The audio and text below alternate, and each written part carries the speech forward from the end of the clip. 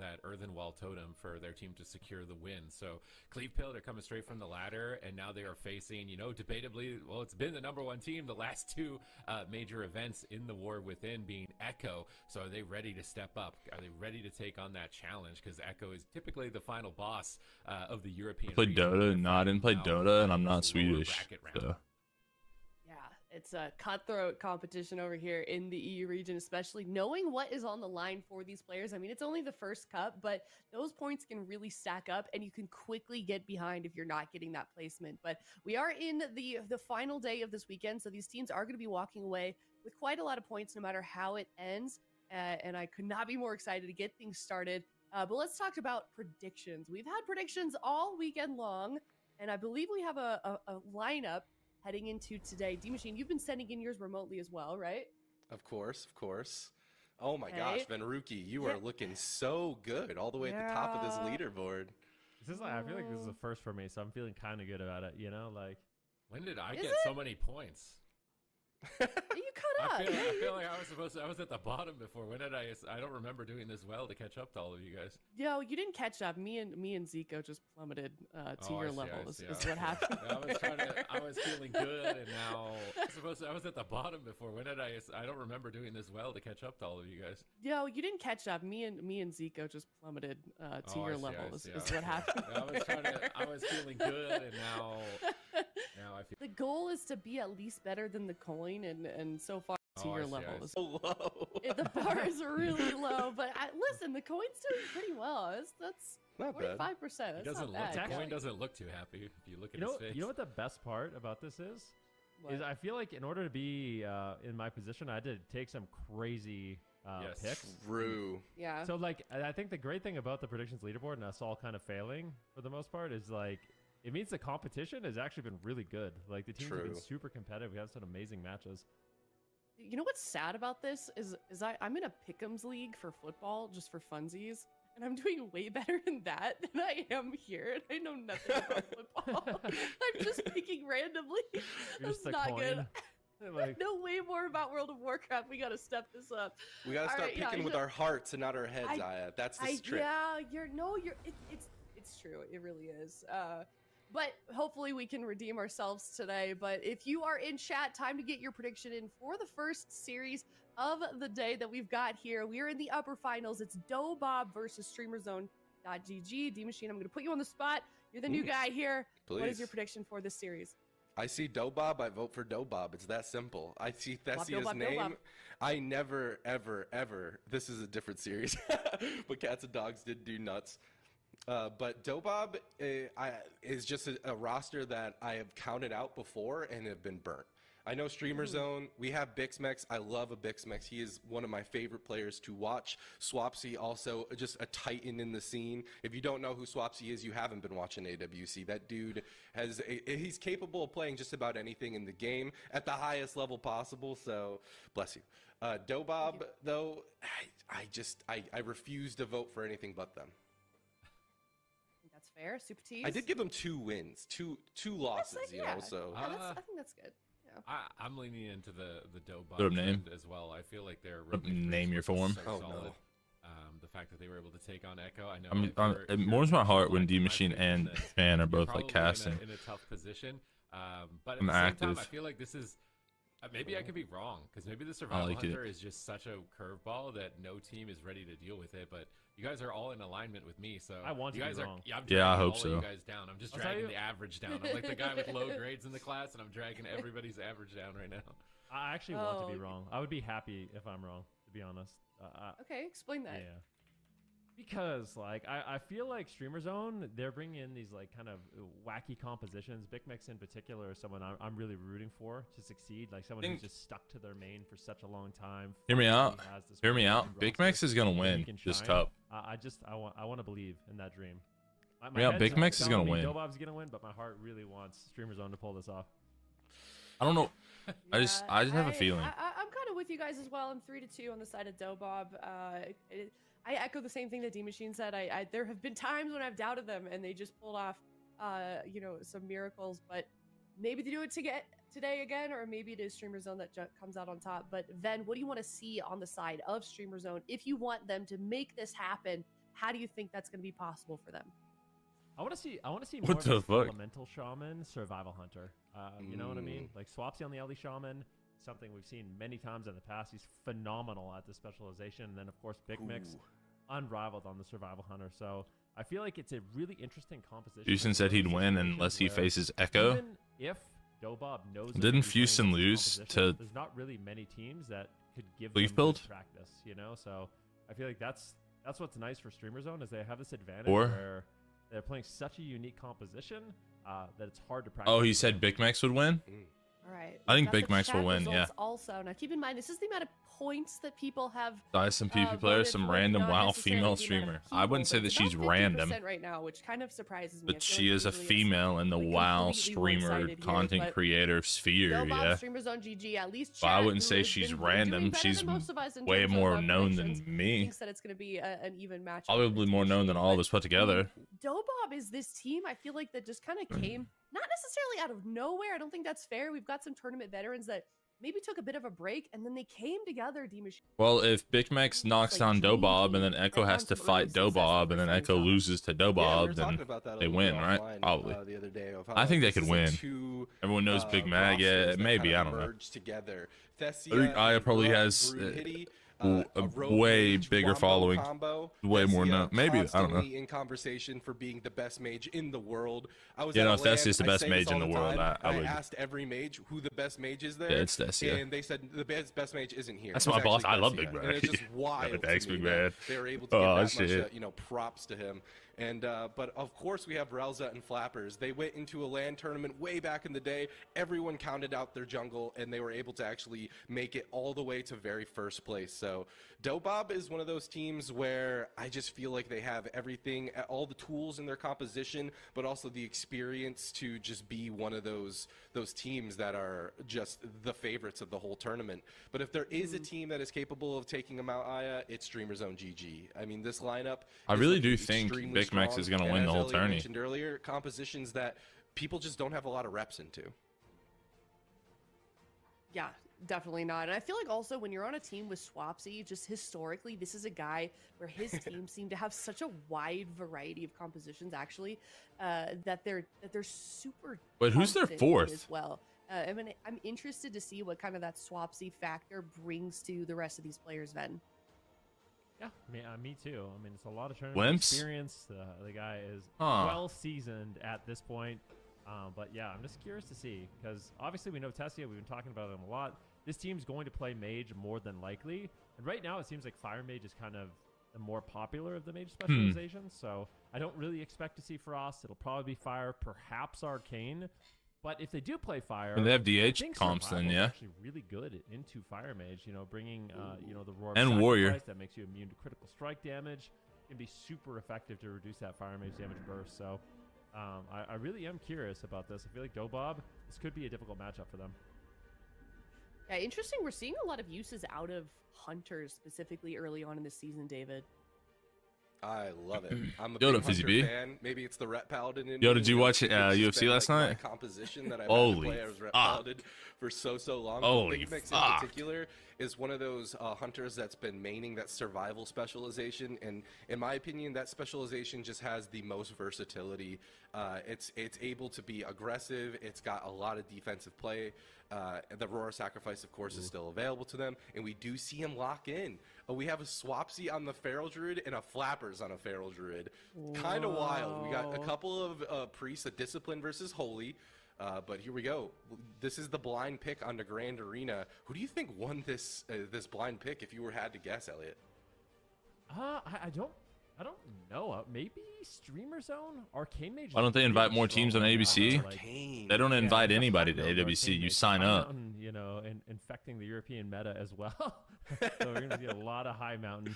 So Swapsy on the Feral Druid is also very interesting. It gives Streamer Zone If more a people lot of could beat these flexibility. teams, then they Swapsy would, did but a they little bit of can't. work with Feral last season, so I'm curious to see how he can perform That against. shit was someone like awesome. Flappers Yeah. here. Poeton. Looks like Holy Flappers will get fuck. opened on right away as Big Mix Rogue and Swapsy are getting really aggressive Rob's here on the crazy. Flappers. Making a swap here onto Tessia. Also, it's going to be very important to shut down some of this incoming damage. One thing to note is Relza is playing that Void Weaver, so a lot of additional cast. Swapsy playing Feral into Flappers Feral is not something I expected. I'm not gonna lie. Looks like it. A nice back and forth. Also, Relzo's Void Weaver disc and Borog's Holy. Both incarnations are down, so a lot of the onslaught kind of dealt with from Dobob Very interesting. and Streamer Zone. I don't know if this is good. Maybe it's fine. Oh, Thessia is also arcane. To get it just yet, but we're all gonna go ahead and mass dispel out that CC. Or actually, there is still an ice block available for Thessia. Why does it look like his character's moving in slow motion compared to Calvish's character and Cubsy?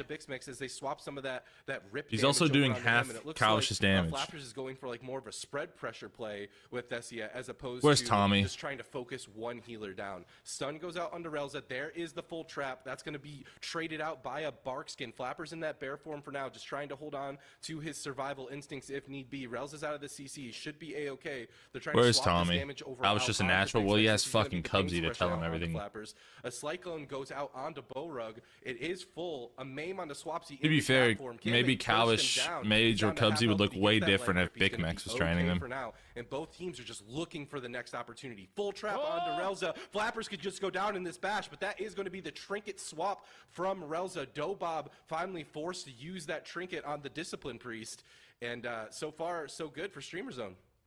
This is looking very good for Streamer Zone. They have most of the pressure, most of the momentum, getting the crowd control, the setups, but can't count Dobob out. Arcane Mage is incredibly explosive, so when that Arcane Surge comes up in just a few short seconds, that's an opportunity for Dobob to win the game and even just kill through cooldowns potentially.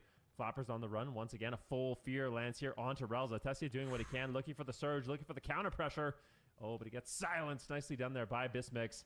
Just going to be really getting a lot of crowd control. Cyclone out onto Relza now, and Streamer Zone are just looking so healthy, so confident. They might get first blood here, and they take down Flappers. They do. I don't know.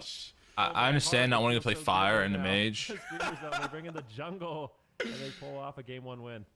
My prediction might be in trouble here, Elliot, but at the same time, it is so nice to see this jungle team busting out a W here. I love seeing a Bixmex catch a W. And to note, Flappers went down and Swapsy's incarnation was back up. Relza had no buttons left, no survival instincts, no Barkskin available for the Feral Druid on Flapper's side as well. That was a very confident win for Streamer Zone ZG. And the question that I have that's popping up in my head is, play RMP now? What is Dobob going to do about it? What composition are they going to have to swap to? Because that did seem extremely one-sided, weirdly enough. Tessia is like the best mage in the game, but that Arcane is like a specific fucking thing. Arcane is like, the more on the spectrum you are, the better you are at it. Streamer Zone, I think Bismix in particular did. And Tessia might be too normal to play Arcane Mage. So anytime he had burst damage available, he's just getting silenced. Anytime he could go for a polymorph, look at this, he gets scattered. So Bismix has really disrupted his burst. There's no way to look at what Calvish played yesterday, huh? Bismix, I mean, they're just doing more consistent damage throughout the match. Tessia had a really difficult time actually getting off that burst and just put. It looks like he's moving in slow motion. Defensive position the entire game. So I feel like Dobob is going to play something else. I don't know what. Radar IO for talents. Does this not work? Look good, and I would be very surprised if we don't see some sort of change. No, I absolutely agree with that.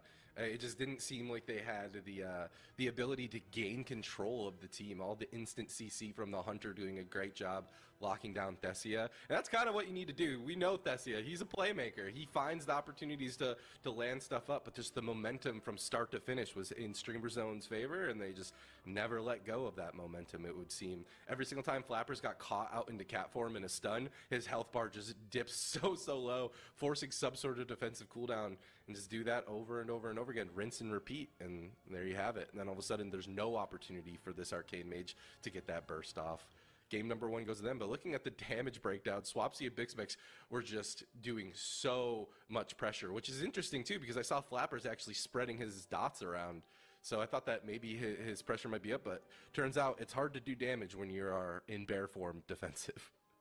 Yeah, it just felt like Swapsy was never scared in the game.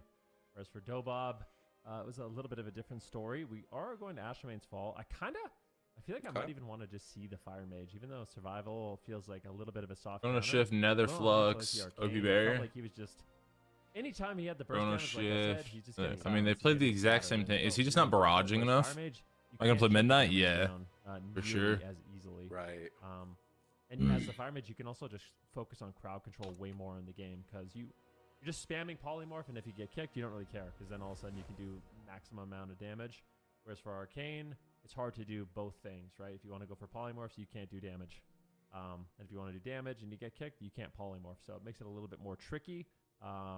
So I'm interested to see what Dobop. Yeah, it's very bold of Blizzard to do it. Either it's gonna save the game. It's make or break at this point. Either it saves it or it fucking kills it. Feels like they might have mind games themselves a little bit. Not a lot of in between. Anticipated a different composition from Streamer Zone, perhaps. But I don't know. we'll see what happens. I guess. Surprised me. Maybe it shouldn't at this point. You know, he could play just about anything he wants to. But yeah. they are going to be going to the Fire Mage, Outlaw Rogue, Holy Priest for Dobob. I think this is better. Them on before. Very, very solid I was kind of sussed out about watching Swapsy play Barrel into Flappers, but I guess it works out because jungle and RMP. I've literally never seen versatility that high. Like Tessia was expecting to be attacked and they just ignored him. So 41, almost 42,000 versatility. 1,000 versatility is literally insane. I didn't even think about that. He has 42k verse. Probably not, right? On a high mountain. I don't think so. What was fucking Calvish? So everyone, like that's kind of the weird thing though, right? Is if you build your character like this, you do lose damage. There's just no doubt about it. Like you're especially for Arcane Mage, Mastery is a really potent damage stat. You need haste to get Calvish is Calvish the same fucking thing? Your Mastery, completely limiting your haste. You're actually not that scary when you're free casting. So, like, if they just ignore Tessia like they did in that last game, his damage output is going to be limited. You only really get value from that versatility if you're being trained the entire game. Yeah, but versatility on a Fire Mage, is it as impactful as an Arcane Mage? Full hate. Wait, Calvish is like a Giga Haste. And everything's like instant, right? So versatility, but Calvish is like a Giga Haste. Fire Mage, in my opinion, versatility is actually the best damage stat for Fire. So yeah, Calvish is Giga Haste. Yeah, Mastery is not nearly as important for Fire Mage in PvP. Oh, he has a lot of verse in some pieces. Wait, what the fuck? So, yeah, having versatility increases your damage the most of any stat, and then you're going to have like a decent amount of haste. So if he wants to play a tank mage, he could play that level of versatility, and I think it's actually. I wish it showed what racials they were. Arcane, it's I don't remember. Yeah. Was Calvish High Mountain Torrent in this? Very difficult to take down with that, cooldown reduction. So, if they're like, "Yep, I'm the kill target," let me just stack this versatility real quick. Yeah, I figured he was High Mountain Torrent, but I want to know what Calvish's stats were. Like, how much haste did he play? This is gonna stack up. I mean, a lot less casting required, perhaps, at least when doing damage on the Fire Mage. We'll have to wait and see how it's gonna pan out for them. Streamer Zone sticking with the Feral Druid. Survival Hunter jungle composition. This transmog, however, I'm not feeling it. Nope, not feeling it at all. What is this helmet? It looks like a bucket. I mean, it's working for him. That's my favorite part about it. The wooden toy helm. Listen, I'm gonna listen to your expertise on transmogs. Everyone knows that you're always drippy. Yeah. I've seen your torrents on stream. Definitely improved over the years. People used to meme that. Oh, interesting. Looks good though. I mean, I think it looks real staff. Good. Yeah. Look at the JPEG on that PvE. Like, what would you actually rate this? For me, I mean, this is like a solid 8.5. 8.5? I give it a 5 out of 10, bro. What? Yeah, it's not doing it for me, man. I don't know. I do like a low profile Mog. Don't get me wrong, but I don't know. I need a little bit more bravado. Give me a little bit more. What do you think about this? This is just a set. This is a heritage set. Is this just the heritage set? I mean, I'm a big fan of the high mountain Tauren, meta that's coming out. I have to admit, I'm already a high mountain Tauren on my monk. I just saw it happening in the tournament yesterday, and I had so much FOMO, I immediately transferred him. Yeah, I've been a Tauren on my mage for seasons now. Like, I know. You're a trendsetter, man. What can I say? I give this, I got to deduct some points because it is a set. I gave that a 7 out of 10. Beautiful transmogs. Just remember, like, it is important to remember that these players, for the transmog, have access to, I think, every item in the entire game. So they can get really creative. It's true.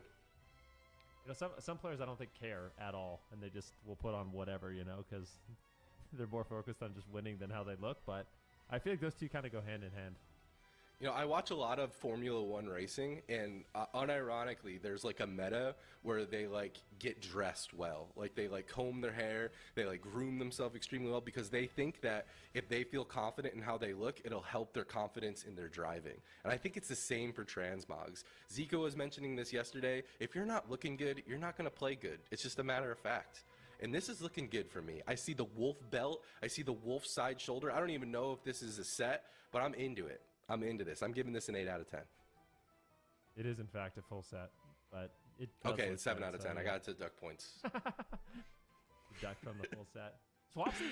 So we could take a look at this as well. Like Swapsy on Feral is something that pleases me. Like we talked about Swapsy being a multi-classer, but him playing the Feral Druid opens up so many possibilities for this team. Normally what happens when you have a team that plays jungle is they're just a one trick. That's all they can play. But all of a sudden you have someone like Swapsy on your team, you have so much more flexibility and diversity with what you can run, and you can enable, you know, Bismix on the Survival Hunter a lot more. So this is going to be a very interesting game to me. Tessia is going to be playing the Dwarf in this game. And I honestly... Get the Root of the Bleeds. I see. Yeah, I was going to say, Tessia is not the type of mage where you're going to be a versus stacking arcane mage that's playing Blink and running away. Like, that's not what we like from Tessia. We like Tessia, the playmaker, the one that's playing aggressive, offensive, keeping the team on the back foot. That's what he excels at. So hopefully we see that version of Tessia in this game. All right, the opener on the Tessia is going to proc that Alter Time immediately. He's not playing around with Swapsy's opener whatsoever. But there's a stun on the Swapsy. He is in cat form. Lots of burst damage from the combustion followed up from Tessia. But where is the CC? The polymorph does land. That's going to force the Bark Skin. But here comes the incarnation. Relza sees it. He's going to jump into that angel form right away to respect that damage. And it looks like Brunhilde is going to be the one who takes the majority of this damage. The fury of the eagle coming out from Bixmix. So much pressure for Relza to deal with. And as soon as he gets out of that angel, caught into a full trap. Bruh is still on the back foot at half health here, but a nice defensive fear from Borug is going to stop some of this damage into a full ring of frost from Tessia to stop Swapsy. Now Bixmix finally taking a bit of pressure. Yeah. Apotheosis is going to be proc. He's going to spam out those Serenities, keep up his Hunter. He's going to be A-okay through this. Fear goes out onto Relza. If there's anything to follow it up, surely this is going to be a defensive cooldown from Bruh. But Brunhilde is doing a great job holding on to evasion, holding on to all of his defensive so far. Nice trap there by Bismix. He's so patient with landing those traps. Gets the Fade out of the way, gets the Holy Ward out of the way, and then eventually just lands it. So I really like how consistent he is there. But under fire right now. Cheap shots coming in. Big damage. Needs to be careful. Polymorph onto Barug. It looks like Bismix is going to greed it. Whoa, but this is super greedy. Use the High Mountain Racial to get out of the smoke bomb. Nicely done there by Bismix. He holds on to his aspect of the turtle and plays it cool. I mean, that was a bit of a dicey situation, but holds on to those really important cooldowns. Amazing. I think he didn't proc the Guardian through that as well. Baraku's got the CC, but he had the Guardian up, and that's all they needed. Both teams not overreacting. Extremely level-headed play from both sides here. Bixmix reconnecting on the Tessia. Maybe it's fine. Maybe Bismix is fine. Immediately pops the Aurora Sacrifice. What if that's how you say it and Woman's saying it wrong? I would just say Bitchmix. Fire Mage. And there's the cheap shot. There's I was calling bitch. Poly, though. Lots of damage. The Aurora Sacrifice is finally down. Swapsy just going to go ahead and use that Bark Skin out of... He just knows that he's not the main kill target. But here's the bash on the Brune. Into the stun. Into the stun. Huge heals from that Guardian is going to keep him A-okay. But that was a couple more swaps like that, Elliot, and someone can go down very easily. Streamer Zone's winning this game, as far as I'm concerned. But we'll see. You don't want to call it too soon. Full blind here on the Barug. Looks like he will sit the blind into a polymorph. Swapsy's just going to tank it out in bear form, feeling confident.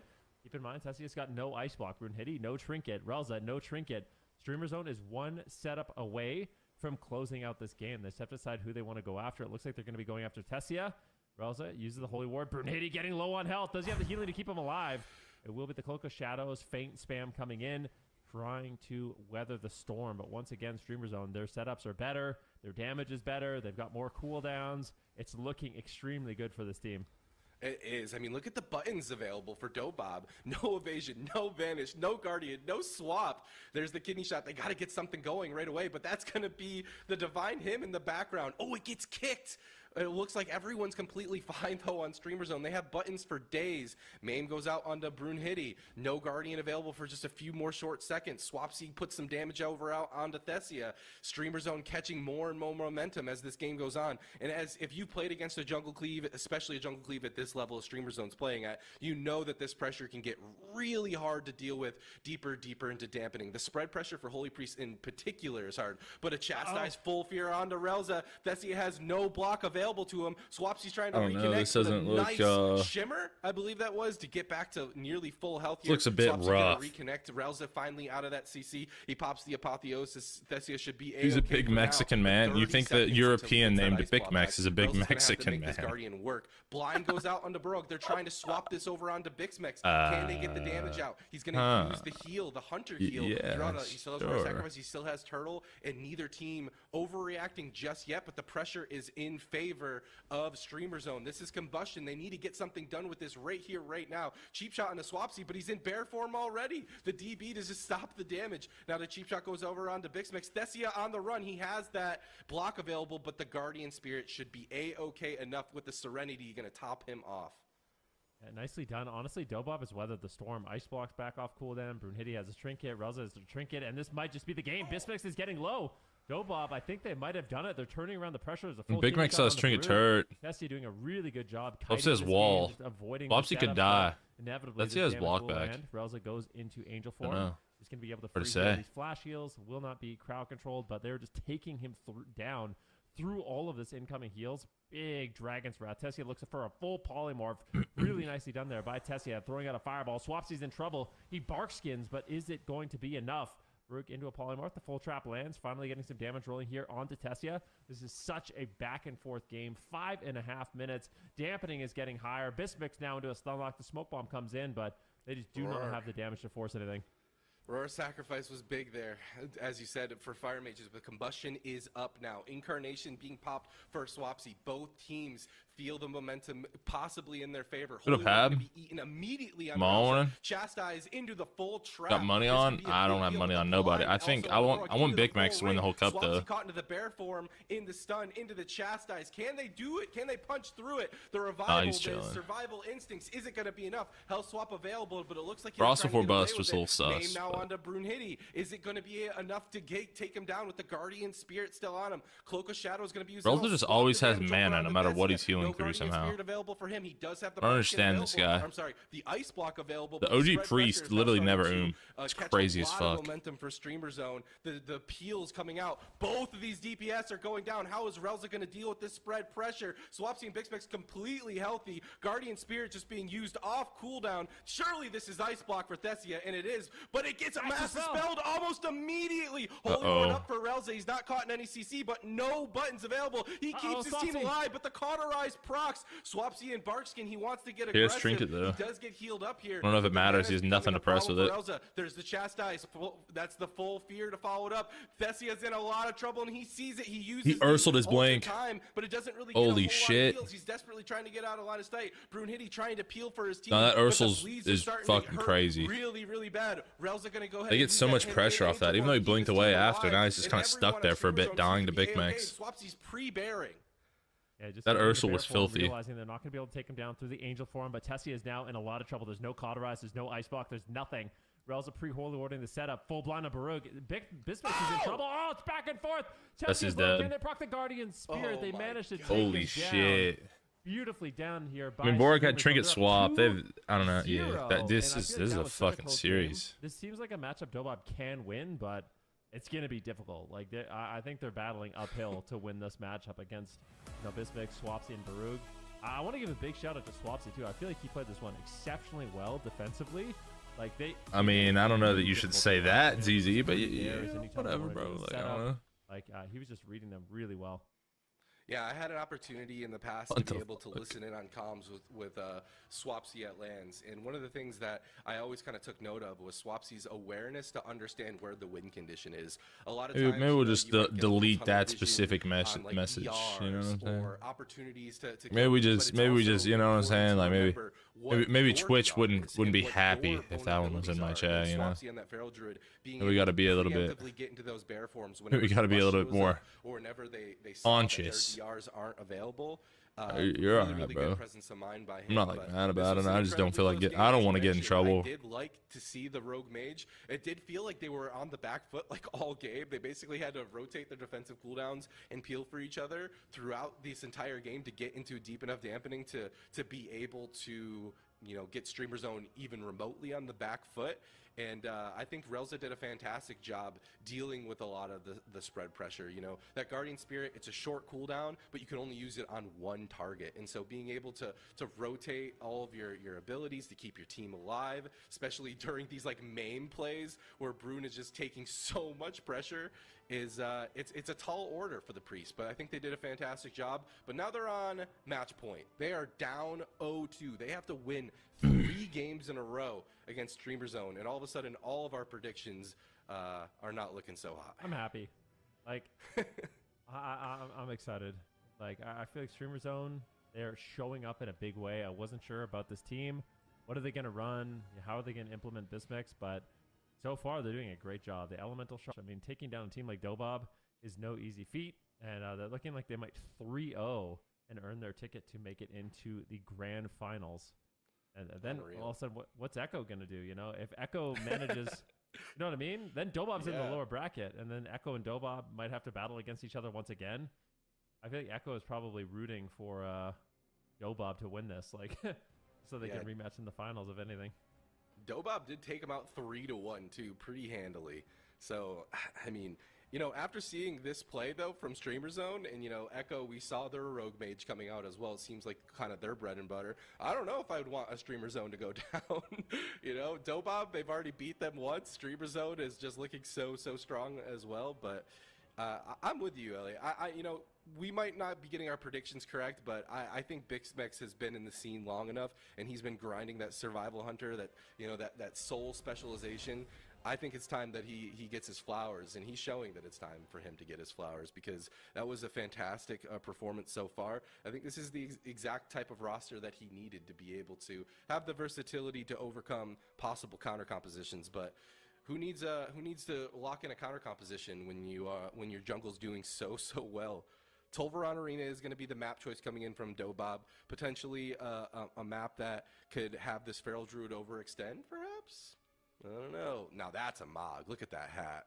That is a fire hat. Wait, really? You like this? I'm pretty sure he doesn't even the have hat's a hard transmog. carrying. I'm pretty sure he literally doesn't even have a transmog. This is just that's the best kind of transmog, man. It's the classic Mog. Okay. Yeah. I mean, it is a nice hat, definitely.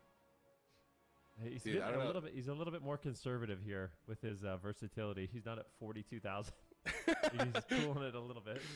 A little bit. I don't know. I mean, Brune Hitty was taking a lot of the goes, so maybe he's able to bring out a little bit of damage. But swapping over to the Arcane Mage, is Tolvaron Arena going to give him enough breathing room to actually get that value, or is Bixmex going to just lock him down again?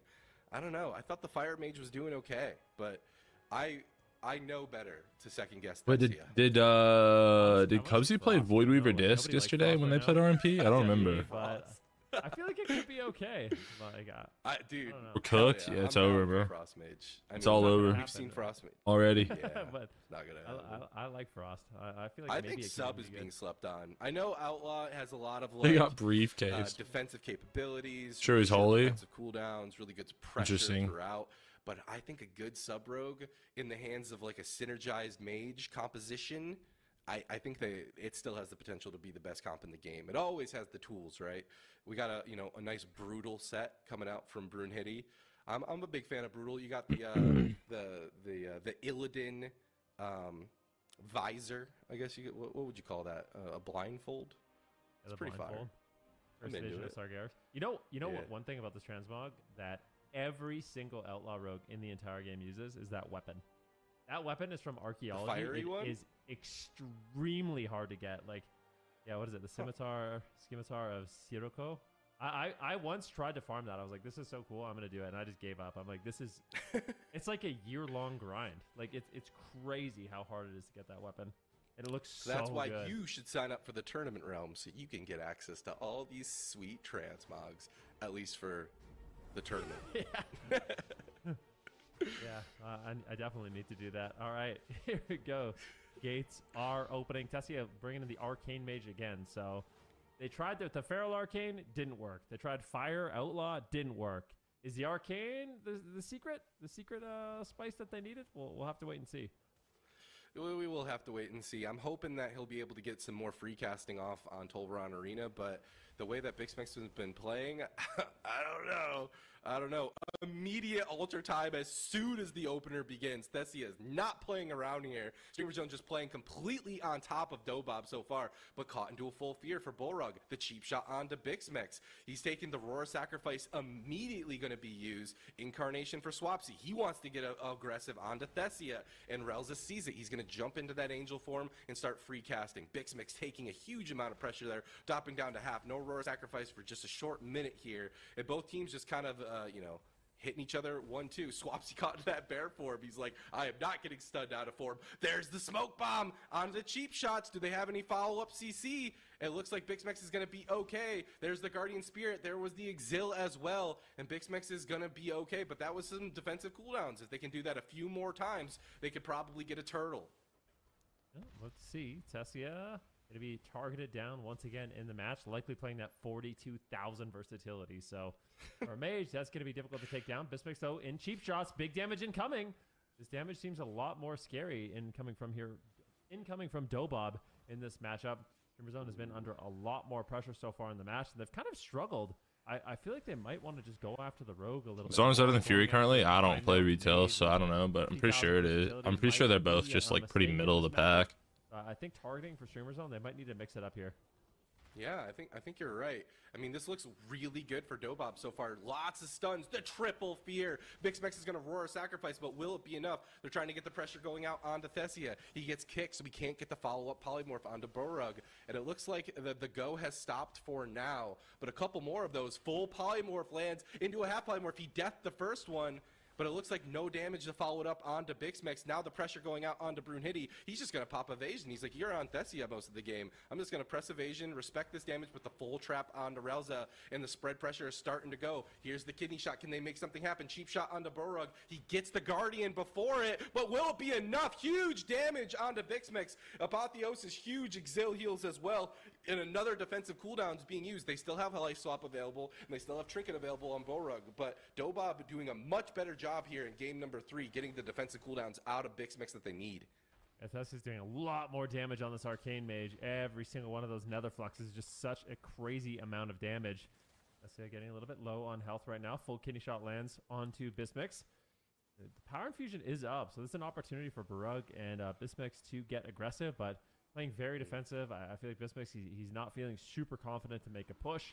Maybe he wants to wait for some cooldowns to rotate back up. Just allow Swapsy to kind of deal with the damage for the time being, get those cooldowns out of the way, and really just take the pressure off of him by playing so passive in terms of his positioning. I mean, in late game, I feel like the jungle has an advantage, right? Just so much consistent pressure, but it just feels like one really good go in like deep dampening, it could be all a rogue mage needs. So maybe this passive playstyle might go back to bite him. The sap following up the blind. Bixmix is just on the run right now. A tar trap onto Brunhilde is going to disarm him from just a short period of time there. Huge heals are going to be caught by Bixmix. Now he wants to get aggressive and jump back onto Thessia. Double Ring of Frost is going to slow them down, however. Guardian Spirit's going to top Thessia off, but Bixmix, he's trying to get in position to maybe get a trap perhaps, but there's the Chastise onto Relza. The Guardian Spirit going to be used preemptively. Full trap lands. Thessia is going to respect the damage and jump into that ice block. He comes out of it though as the kidney shot lands. The counterspell onto Bullrug is if there's any follow-up CC, this could be it. There's no CC needed because he's in that smoke bomb, and that's going to be Turtle and Roar Sacrifice as Polymorph lands onto Bullrug. And Dobob, they're keeping themselves alive. Mike Is looking much better in game number 3. It definitely is. The damage from the Arcane Mage is just way more threatening consistently in the match. Fire, you're only really going to be bursting during that combustion, so if they can shut down the Dust is doing way more damage than he was the time before. Really as bad. I think he's figuring it out. Like, you kind of got to just do nothing. Netherflux, every single stun. Let's do damn and pillar. As bad, but with the we need to get those barrages out. He's moving in slow motion compared to other mages, I think. At least it looks like he is. In this match, so makes these stuns way more scary for Bixmix. A lot more volatile of a matchup. Relza right now going into the divine or into the angel form, looking for divine him just to top off the team, keep him healthy. That was fucking weird. I don't know what binds I pressed to make my screen freeze and try to record it. That was fucking weird. I don't think it's going to end up mattering. Triple stuns coming in at the same time. A Chastise on a Brunhilde to slow down this rogue mage priest assault. Aim on Bixmix, full polymorph on Barug, and Bixmix is all alone once again. Can they take him down? Same time though, Thessia has no ice block, so definitely a vulnerability in this match, but Bismix is just not getting healed. Oh, Finally, the Guardian man. Spirit lands with the Serenity. He goes straight to full health. He weathers the storm, and now once again, Streamer Zone can look to get aggressive. Dude, how much longer can they keep this up? Both sides seemingly doing a fantastic job at just edging out these CC chains to be able to hold on to those trinkets. Holy Ward out for Relza is going to prevent the next go, at least for now. And looks like Bixmex is going to be caught into that cheap shot. Double cheap shot on the Borog. Huge pressure coming out into him. The Polymorph does land, and Bixmex is in a bit of trouble. That's going to force the trinket onto Borog.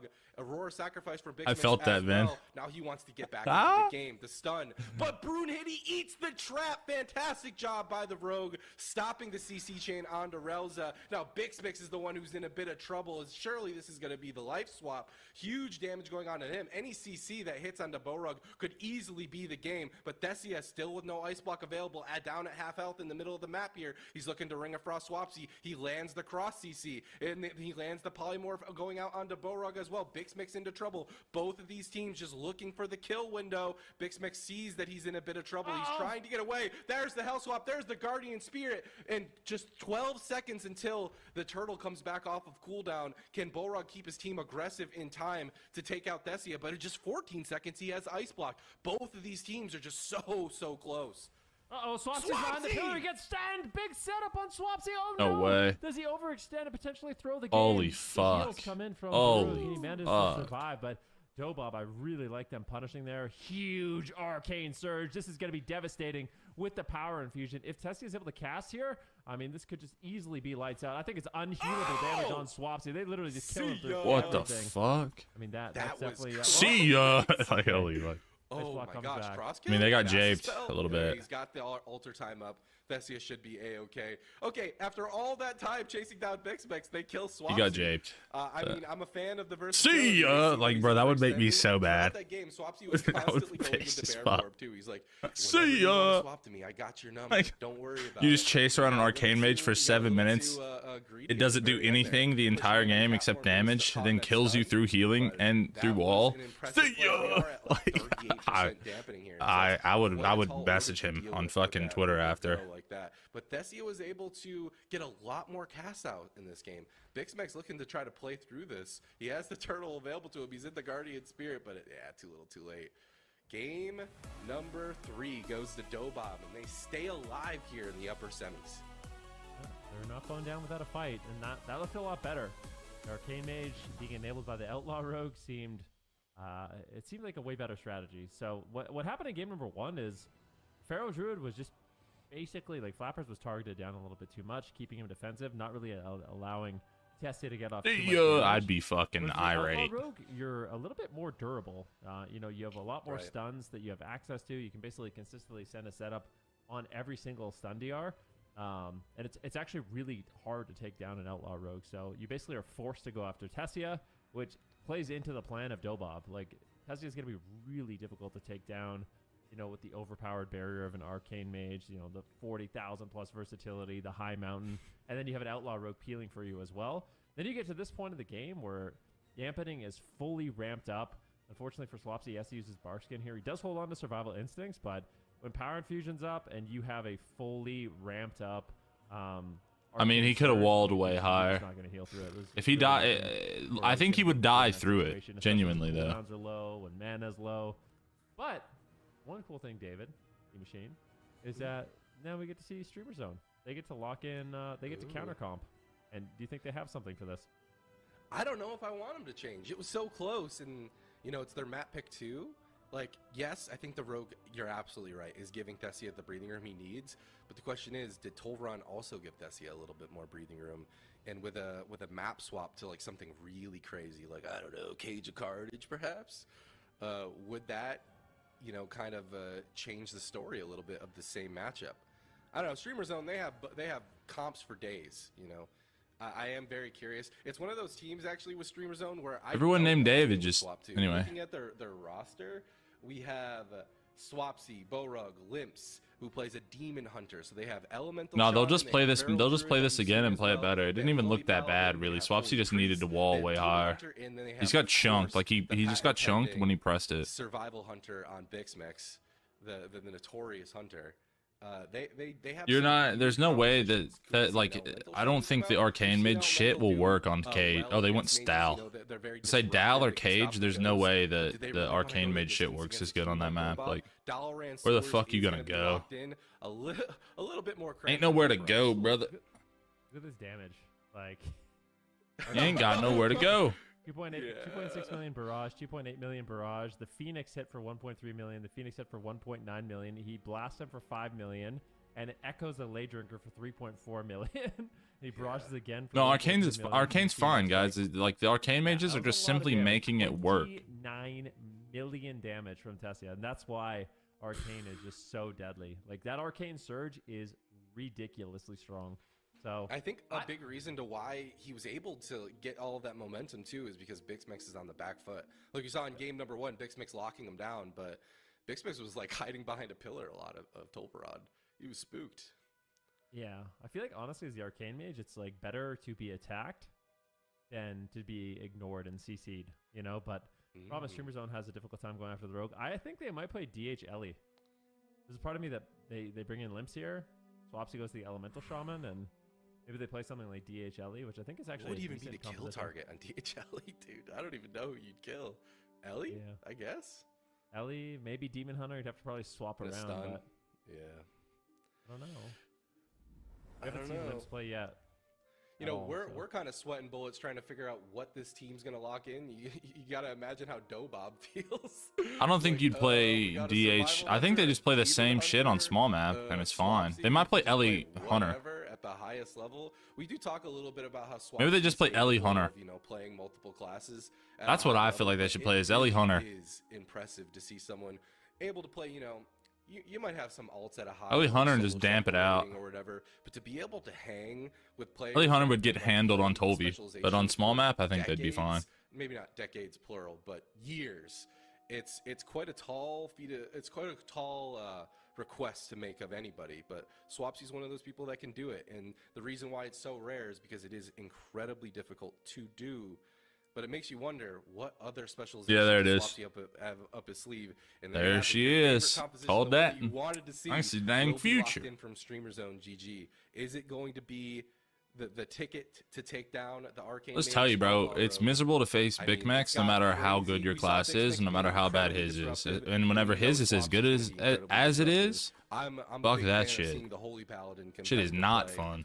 We're gonna have to wait and see if this is the correct choice for this team. What do you think is going through Dobob's mind right now? They're probably chilling. Disarming him on CDs. Options. It's like, okay, sure. Priest, Mage, and then Feral or Rogue. It's like, right. They have a few different Yeah, let me do that. I did not think of that one. To be in Streamer Zones. Disarm his cooldowns. Yes, indubitably. You know, it's like walking into an ice cream store and there's 80 flavors. It's like, oh, what do I do? You know, whereas sometimes just having like chocolate and vanilla, it's nice. It's just easy. It's simple. You know, there's nothing crazy. Only better than Arms Warrior overall on retail. Yeah, it's chocolate for sure. And the other flavor is Feral Druid. For sure. Not just any Feral Druid Mage, Flappers on Feral Druid at that. So Thessia though, the mage to look out for, the Outlaw Rogue enabling him. It's just a completely different game for him. It seems like when he's playing with the Rogue. Yeah. One thing I wanted to say is like, if you told like, also before they buff what particular matchup, like Hunter, Ellie, Shaman, Paladin versus RMP on just like random teams on the ladder, I'd be like, yeah, like Hunter, Ellie, that's kind of a soft counter to Mage, like that's difficult. But when it's Tessia and he's got Brunhilde back, what up, Nick? It's like I don't even know what you just said. Also before they buff, I don't know what that means. Map advantage here for StreamerZone.gg. In theory, the composition advantage. Let's see if they can actually put it all together. Can they bring it to a game 5 here on Dalaran Sewers? I'm giddy. Watching like a high level play like these two teams is just an absolute treat. But this is a much more cramped. Swapsy's still playing. Arena, so and with Bixmix and Swapsy being on these disruptive specializations, I gotta wonder if Thessia is going to be able to find the opportunities he needs to be able to get in there. And it looks like they want to get aggressive right away. Thessia running in there, silence, and looks like Bixmix is going to stop that Rogue immediately on that opener. Kidney shot goes out onto Bixmix, so Swapsy's just trying to light them up. Bullrug looking for the I forget what it's called, the Paladin ability that makes you miss everything, but he actually gets locked in on that. And so Dobob's go does get stopped, but at what cost? There's the blind going out onto Burrog. Huge damage onto Bixmix. He's got to be careful here. Swapsy backing him up. He's going to be A-okay throughout all of that. And it looks like Streamer Zone was able to get through that go with using very minimum. Yeah, Barug, I want to see more of those Searing Glares just to shut down that incoming damage if they can find it. Tessia, Brunhilde. Ooh, Tessia does a good job eating the trap. The double blinding light comes in, but pressure's good. Swapsy probably feels a lot more confident on the Elemental Shaman, just blasting him with lava and lightning, as opposed to being afraid in bear form. This looks miserable. This is Swapsy's revenge here on the Shaman, especially on this map. Tessia's on the run. At the beginning of the game, Tessia actually cast an Arcane Surge just on a pet to try to get the damage rolling early, but it really didn't get anything going. Bixmix gets knocked across the map, immediately harpooning back to his target, and kind of denying. Do winners ever play NA winners? That maybe Tessia and Brunhilde in the cross region tournament when they have it, yeah. NA plays EU. Preemptively kiting here. But that's only like at the very, very, very, very, very end of everything. Not letting each other catch any sort of momentum here. We have the CC stops for Dobob, but also Streamers of GG just have like the off heals and the interruptions. The hand of sacrifice is going to be used preemptively by onto Bixmix. Gamescom isn't EU winners versus NA winners. Gamescom was like a show match. There was like no money for that, I don't think. Bring this game into late game and just kind of like dampen out. That was just like a for fun thing. So far, it just looks like they're focusing very heavily on defense. As I say that, Tessia gets lit up to half health here. He's going to use the Alter Time and sit behind the pillar, respecting the burst damage from Swapsy. But it just feels like whenever this rogue mage is trying to get aggressive, they immediately get stopped. Huge damage going out on the Tessia. Swapsy is not done just yet, and Tessia sees it. He's going to try to line of sight a little bit here while kiting Bixmix. Kidney shot out of line of sight onto Bixmix. He has the trinket available to him. Bolrog caught into a fear across the map. He's going to get on that horse and get back into line of sight. He should be okay. Tessia now dropping. I will tweeted about them. Guardian Spirit. How many followers does their Twitter account have? Finally, a bit of damage coming out. Bixmix is in a bit of trouble here. He's holding onto that turtle, and Bolrog is going to have the opportunity. Fucking let's go, the Wolf Pack. Hashtag Hal. The trap gets eaten by Brunhilde. Fantastic job by the rogue to stop the momentum of this Hunter CC. That was a lay on Hanso, so Barug does make a big trade there. He just didn't have the throughput out of the crowd control and had to make a big trade. Full blind on Barug once again, but Brunhilde and Tessia are low. Swapsy's actually getting good counter pressure. Bixmix is in a little bit of trouble, but feel a lot more confident. He's not going to go down. Evocation here from Tessia. Still just kiting, repositioning, running the entire game, making it such a nightmare for Swapsy and Bixmix to actually take him down. This is exactly what you want to do. You basically want to overextend the Hunter, overextend the Shaman, and allow Brunhilde to just land his stuns, do his thing on the Outlaw Rogue. Browser right now being interrupted. A little bit of a mana lead here for Streamer Zone. So if this keeps up and no one can kill, I feel like the Paladin will inevitably have that mana advantage, which is nice for the side of Streamer Zone.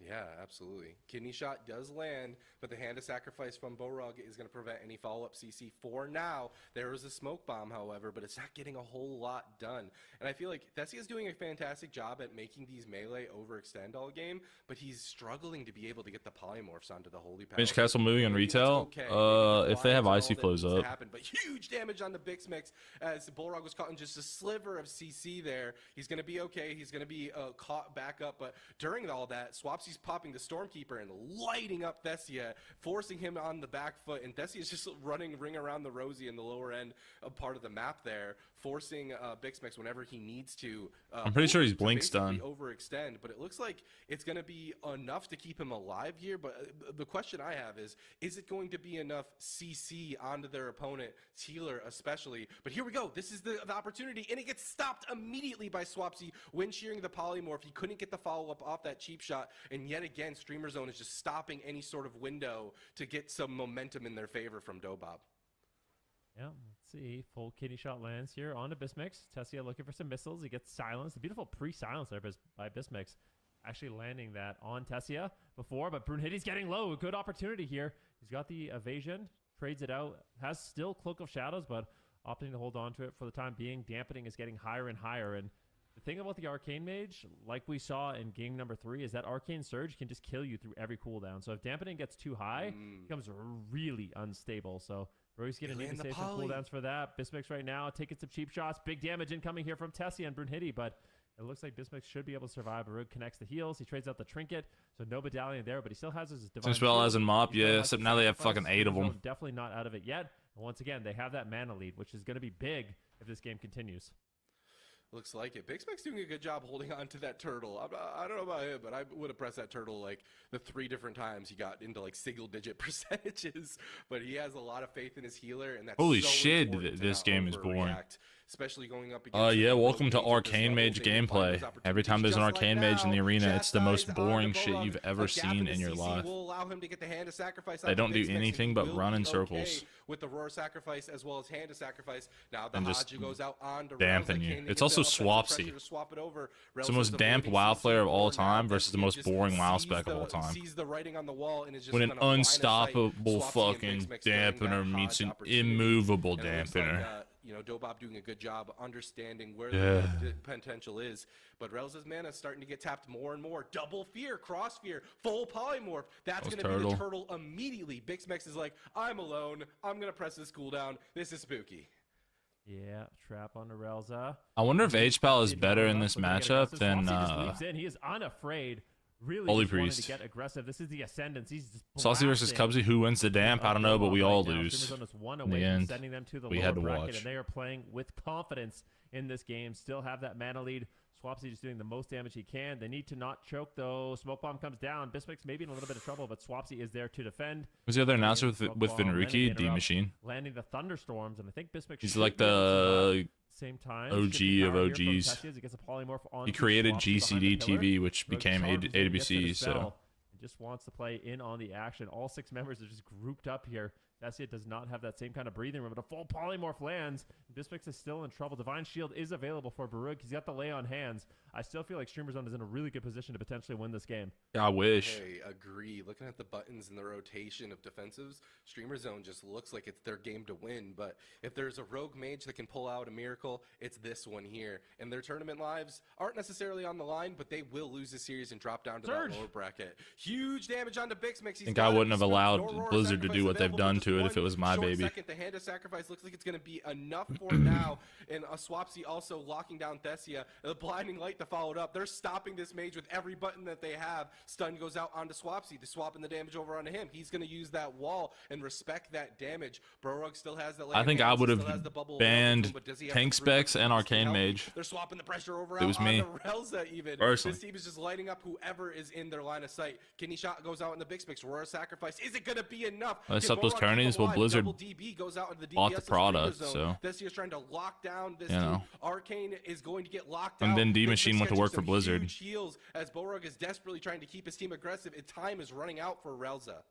Yeah, he's almost completely tapped on mana. Honestly, Swapsy, Bismix, Barug did a great job controlling that Arcane Surge from Tessia. He was really limited on how much damage he was able to do during that Classic Candies might come back too. I mean, making a last-second swap here on a I don't know, maybe as well. Like, he's got no Astral Shift. Hard to say.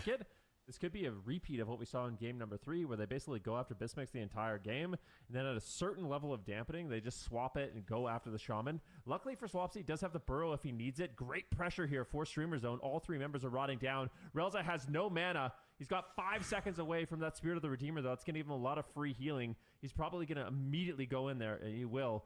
To get that free healing, connects the Ray of Hope. Brunhilde more than likely going to get topped here. At the same time, Dobab is looking to get aggressive and turn the pressure around here onto Swapsy. Barug, not many defensive cooldowns to really trade, but that's the last amount of mana Dobab has. If Streamer Zone could just hold on a little bit more, I think that they could win this game. This is extremely close. It is, but no bubble available for Borug. He has the trinket, but he might not have the throughput, especially at 50% dampening. If Relza can keep his team alive, they might find a window to win here. It's going to be so difficult for Borug to be able to heal through this onslaught. Bixmix now down to half. Relza completely tapped. Brunhilde trying to get aggressive with the adrenaline rush. The Hand of Sacrifice and the turtle and the wall being used. All the damage coming out from Swapsy. If Relza can keep his team alive, all he has is a health swap left, and he's at low health himself. Desi is going to be stopped by the defensive blind from Borug. Can they punch through the damage onto Bixmix? If there's any CC for Borug, it's over. Brunhilde goes down. Dobog cannot find it in Streamer Zone. Looking incredibly strong, bringing out the Survival Hunter Elemental Shaman here in game number 4. Taking it 3-1. Man, oh my goodness. prediction was destroyed. Good. I'm stoked about it. Streamer Zone looking really good here, showing that flexibility we really wanted to see, right? They play the jungle cleave in the first couple of games, and then eventually on their counter pick they can come in on the elemental shaman. It wasn't pretty. Like this is a very back and forth game, but inevitably getting the job done. I think they did a really good job controlling Tessia on the arcane surges, which is just so incredibly important. Shut down the arcane mage, deny his damage, and then Swapsy, of course, is able to trade out his own ascendants, push in, and inevitably there's just nothing left here for Brunhilde, and he goes down. So I think this is a big surprise. I mean, Streamer Zone is the first team to make it into the finals. I'm never going to question them or count them out. Again, this makes Swapsy, Baruch, absolute legends. We haven't even seen Limps play just yet, but taking down Dobob is quite impressive, I must say, and I'm happy that my prediction was wrong. One of the things that I just wanted to mention is, you know, I see a lot of memes in chat, especially when it comes to like dampening strategies. But the thing is about dampening strategies is that, especially against a team like Dobob's Rogue Mage, if you mess up just one time, you lose. You know, if you don't stop Thessia's go, if you don't rotate your defensive cooldowns and have a blimp in your synergy with your healer, you just lose. And then you're dampening them for so long. You know, you're locked in for so long, and then you lose. It just has the potential of just snap my ass as Warrior Mistweaver. It's just something that I've never really been good at, of being able to keep the presence of mind, being able to keep yourself focused for that long. And they have shown that they have the ability to do that, but they've also shown that they have the ability to be incredibly aggressive to be a champion. And looks like they're setting themselves up quite well to be. I'd make you quit the game, Oswald. When collecting those points early season. Dude, I'm so tired of eating my words with these predictions. I'm so tired. I've had enough. I've had enough. These players keep surprising us. No, it's not, David. They're making us look bad. They're doing this on purpose. I'm kind of happy that we all are wrong, because that means I stay on top. You know. That's why you're so happy. You're like, I'm happy about it. I'm happy about it. It's kind of win-win for me, right? I can see the rookie grins in chat right now. Goodness gracious. Yeah, you're right. You're right. Here is thank you, production. That's a great reminder. I don't know if this is updated or not. Oh, Perry. Yeah, I'd fucking report your ass for terrorism too. It's really funny. It's really funny. How about that? How about them apples? Anyways, 0%. This is bad. I know we're down bad for sure, but maybe we can. Do I leap out of all of his goes or just lost? Nah, you beat his fucking ass. Now going to be in a nice and comfortable position on the bracket here. As you can see, they've got that spot in the grand finals. Dobob do have a chance for a rematch, but they've got to get through either Clevefield or Full Smart, two teams that also I don't know. I'd have to watch you play. It's kind of hard to explain. Fantastic weekend, as well as Full Smart. Don't be fooled by the fact that they are in the lower bracket D machine. Yeah, don't also be fooled. So should not be. But you die? Is your healer not healing you? Have had a fantastic Is your healer CC? As well as Full Smart. I don't know. It's not as. I mean, unless you're not playing with a healer. If you're playing Warrior double DPS twos, then. Is actually there because Echo is actually the one who won. Funny enough. You can't beat Mage. Mage can 1v2 you. Knocked down earlier on by who did they get knocked down by? Let's take a quick look at the. Dobob, yeah. So they have to win this team, and then they have to beat Clevefield, which is terrifying. And Clevefield, no slouch by any means. Clevefield, it was not. I mean, I just have to watch you play. I don't know. Both of these teams have lost to Dobob, have to beat each other, then go up against Dobob again. Not a. If your healer isn't CC'd and can't heal through mage damage, then I don't know. All the time. Also, like it feels like just the lower bracket gets so scary in the EU region specifically, and I think it's mostly because or you're not in defensive stance down there a lot, but then just like wreaks havoc down there against one of the two teams. So yeah, it's either Clevefield or wrong. Echo, excuse me. That will be going up to that Dobob competition. So just impossible to know exactly what it is without watching. That is going to wrap up that series, and then we're going to move on throughout the rest of this bracket here in the EU region. So that being said, we are going to head to a break. Unfortunately, it's going to be Clevefield versus Echo coming up next.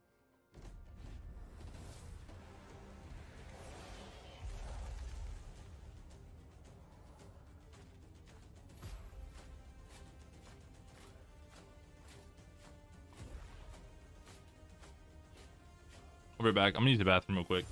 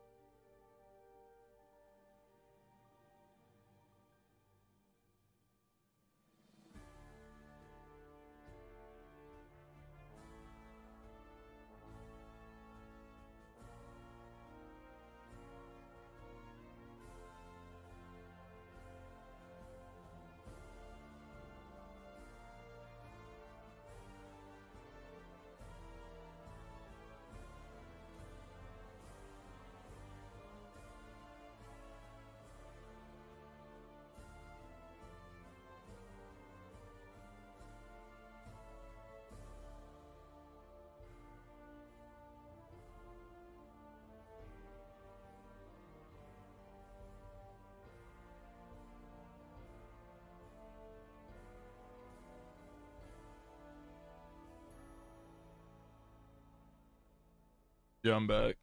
Who wins? Well, Big Max won that game.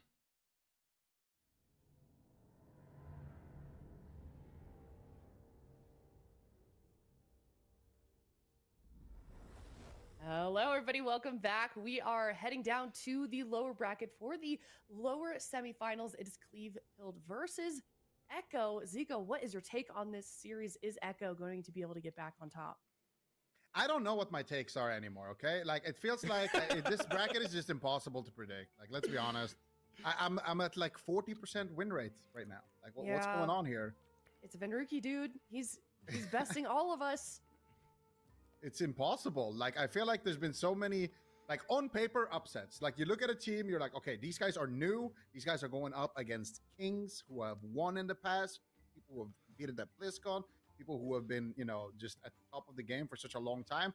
I'm going to go with experience. But then, like, boom, the newcomers are just winning. Yeah, I mean, I don't know. I'm going with Echo with all of that said. But I could be wrong. I could be wrong. The coin is with Echo. I'm going 3-0 in favor of Echo. Okay. Yeah, that's my prediction.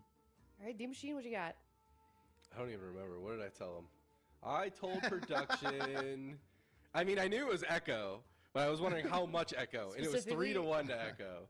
Okay. I thought Cleve-Pilled might be able to take a game. And listen, McWeedy, he's near and dear to my heart. He's a rep paladin. I love him to death. But this is freaking Echo, man. I know that there's been some upsets, but I just don't. I think when Echo has a little bit of pressure, their tournament lives are on the line, they wake up. They lock in.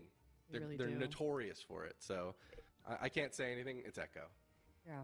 It happens all the time. I feel like the two most consistent teams are Welcome to the Jung in NA and Echo over here in EU. What's the procedure to get my service for VOD review? Echo lately. I just need a link to a VOD. Bracket, and then, as you said, D-Machine just like to the game that you want me to watch. And end up winning. I seen some sort of link that I don't have to download. That way I can click on it and watch it, and then I'll just watch it. On the side of Echo. Yeah, I think they're just farming screen time, honestly. I think. And normally I feel like I've got a pretty good deal on it. I'll just watch. I'll do it for $5 for a game. Making sure that you want multiple games, like now, I don't know. You know, I think it speaks. Or like a time slot. I'm gonna want some money for because, like, you know, stopping my stream and doing all that. Unbeatable. But lately, I'm just like chilling. Been a lot of new teams kind of stepping up and forming. Who wins this cup? I think Big Max wins. Yeah, certainly is. Looks like I really want Big Max to win. 89% in favor of Echo, but this is not the first time, especially here with Echo, that you know, people overwhelmingly. Can you VOD be my trying to pick up a shoddy? Yeah, sure. We saw it earlier with Dobob. I think it was kind of the same thing. Dobob, very strong team, but everybody thought that it was going to be Echo that ended up winning. So Cleve-Pilled, they could be the team to do it. They, you know, have shown that they're pretty strong already this weekend. They did send Under Pressure down out of the tournament completely. So I think they're capable. I think it's going to be difficult for them. It's going to be a long journey uphill for sure, D-Machine. But if you're on the side of Cleve-Pilled, they've got that Red Paladin. We know how strong they are this season so far. What do you want to see from them if we want to see Echo get knocked out of the tournament? It looks like, looking at their composition, the Ret Paladin is kind of like the center of their team. They have Ret, Demon Hunter, and Warrior. Demon Hunter, Warrior, we haven't really seen that a whole lot. You want to get carried like a briefcase? I'd say I have, but might be the composition that they should go with the preservation of Ochre. They can get a lot of, you know, hand of sacrifices. They have the lay on hands. The Ret Paladins, as everyone in Twitch chat has been mentioning, are extremely strong right now. But when we're in a tournament environment like this, they're just not performing the same way as you see in your solo shuffle games. Against a team like Echo, locking in the Feral Druid, the Warlock, and the Holy Priest, or sorry, the Discipline Priest, this is just a tall order, and we are going to see the Demon Hunter, Ret Paladin, Preservation of Ochre, a team that is known for their offensive pressure, their aggression, and that's exactly what we're going to need to see. I don't want Cleve-Pilled to try to take this to late game. They need to make something happen, and it need to happen quick, Zico. Yeah, let's see it already. JT actually forced to trade out his Will of the Forsaken there, as Oles was able to connect with that Sleepwalk.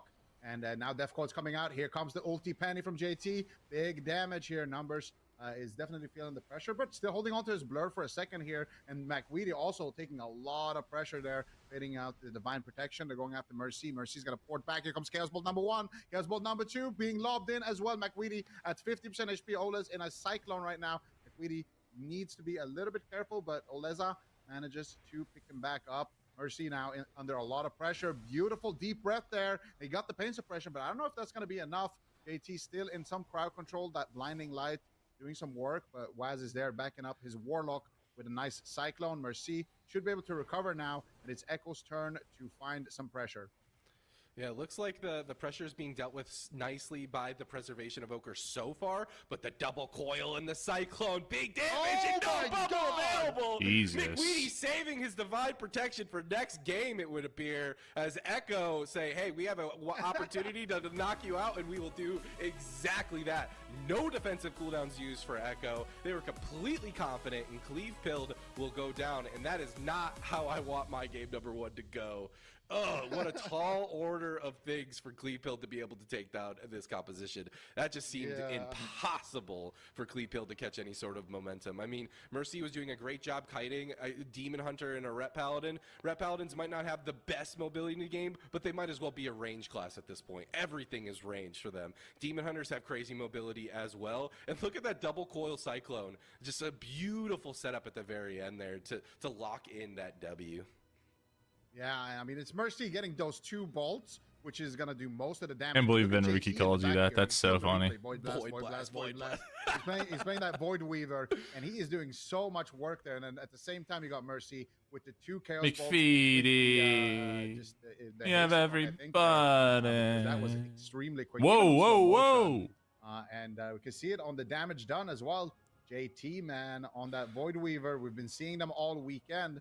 And JT almost doing the same damage as Mercy here. Just free casting there in the back line. I mean, he's at 61 million damage at this point, almost doing 1 million DPS. So it's very remarkable for sure. And then when you have a free casting Destro Warlock on top of that as well, a nice Cyclone there on the healer from Waz. 1 minute, 19 seconds win here for Echo. Basically won in like, what, 2 setups? Absolutely crazy. And, you know, you need to not let that get in your head. You had buttons for days. You had Magic Bop. You had Divine Protection. You had Ward Disc is so disgusting. Yeah, but that guy had every button in WoW and pressed none of them. Like, Void Weaver's disgusting for sure, but this guy had every button and pressed a single button. Losers pick. So that means I mean, he's fucking 80 years old, so I get it, but... After they see... I'm sorry. Which of my 18 cooldowns should I press? But, you know, Cleave Pilled, they don't necessarily look like they have a lot of options here, especially against what Echo is running. And this is kind of reminding me a little bit about the series that we saw with F tier yesterday. We saw Dorito and the Warrior just kind of like running at running at a Warlock all game long. And I feel like you need to have like a similar sort of mentality for the Ret Paladin Demon Hunter. As soon as you lose any momentum, it's spooky. As soon as the Warlock is like offensive, it's just such a deal breaker for the win condition of your team. And so that's kind of what you see with this Ret Paladin Demon Hunter. They need momentum in their favor, and they need a team like Echo who can, you know, cross CC, they can get each other's back, and they have that synergy. It feels like such an uphill battle, but I want to believe in the McWeedy. Let me believe in the McWeedy. Yeah, I don't know, man. It looked like JT and Mercy ordered themselves a McWeedy there at the end of that one. We got the transmogs as well. I really like this. Is my favorite part of the AWC right now. Yeah. The fedora. I like the hat. I like kind of the fishing hat that Mercy was rocking there. JT. What was saying? Too. He was talking about F tier losing while Feed God's in my chat, and Feed God's the healer for Team F tier. He's talking about how they lost to fucking yesterday. You could see Waz only contributing like 1.5 million or so damage, and most of the damage was just Mercy and JT, but. That's the cool thing about these melees that are playing and doing very well with the ranged classes right now, like the Outlaw Rogue, like the Feral Druid, and that's something that you and Ben were talking about as well, just enabling your casters by having a lot of stuns, by having those Cyclones, and by setting up the team.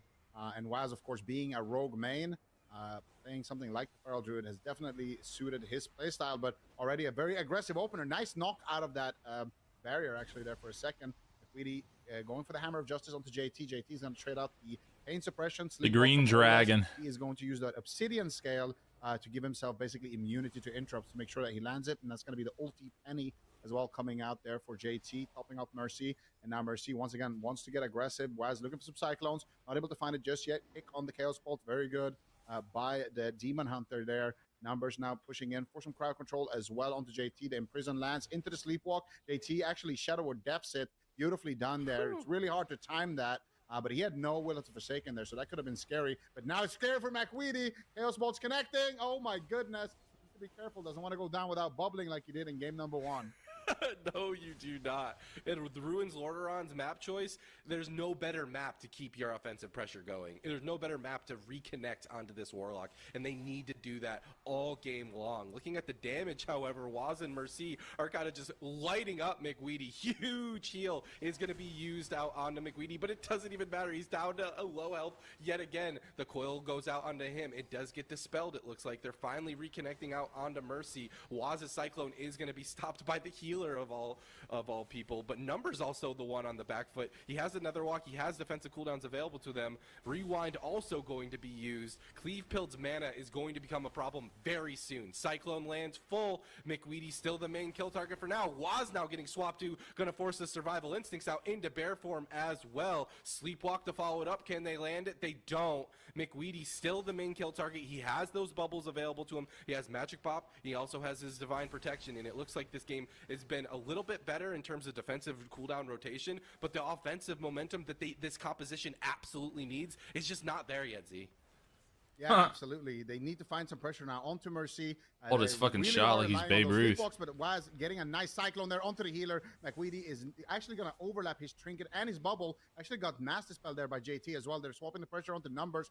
McFeedy. Safety of his healer. No. Now, what are we going to do here? McFeedy has basically nothing left here for a second. Down to 20% HP. Huge damage coming in there. The Entropic Rift is crashing in, and they're going after Numbers as well. Chaos Bolt being casted in the backline by Mercy. One connects onto Numbers. Numbers is going to be able to DPS. alive there. The Metamorphosis. Void Weaver. That was basically every single button that they had on the side of Clevefield, and Mercy still has his unending resolve. JT still has a pain suppression. They have basically every button. Waz is potentially the best target actually right now for Clevefield. They realize this. They're going after the Feral Druid, but when you go after the Feral Druid, you're leaving Mercy open, but Waz is actually dropping very low still.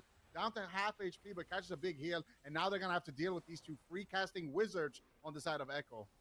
Looks like it. I like that. They like saw Waz behind the tombstone there, so Mercy wasn't able to get too many casts in, and they took advantage of it. But I don't imagine Echo's going to give him too many more of those opportunities. But Waz is a melee. They do have stuns. They can make him overextend over and over again if they play this really patiently. So and they start once EU Grand Finals ends. Yeah. Playing, I think is their only win. Yeah, there's two more series. I think. Wait for this Feral Druid to overextend and play out of line of sight of this.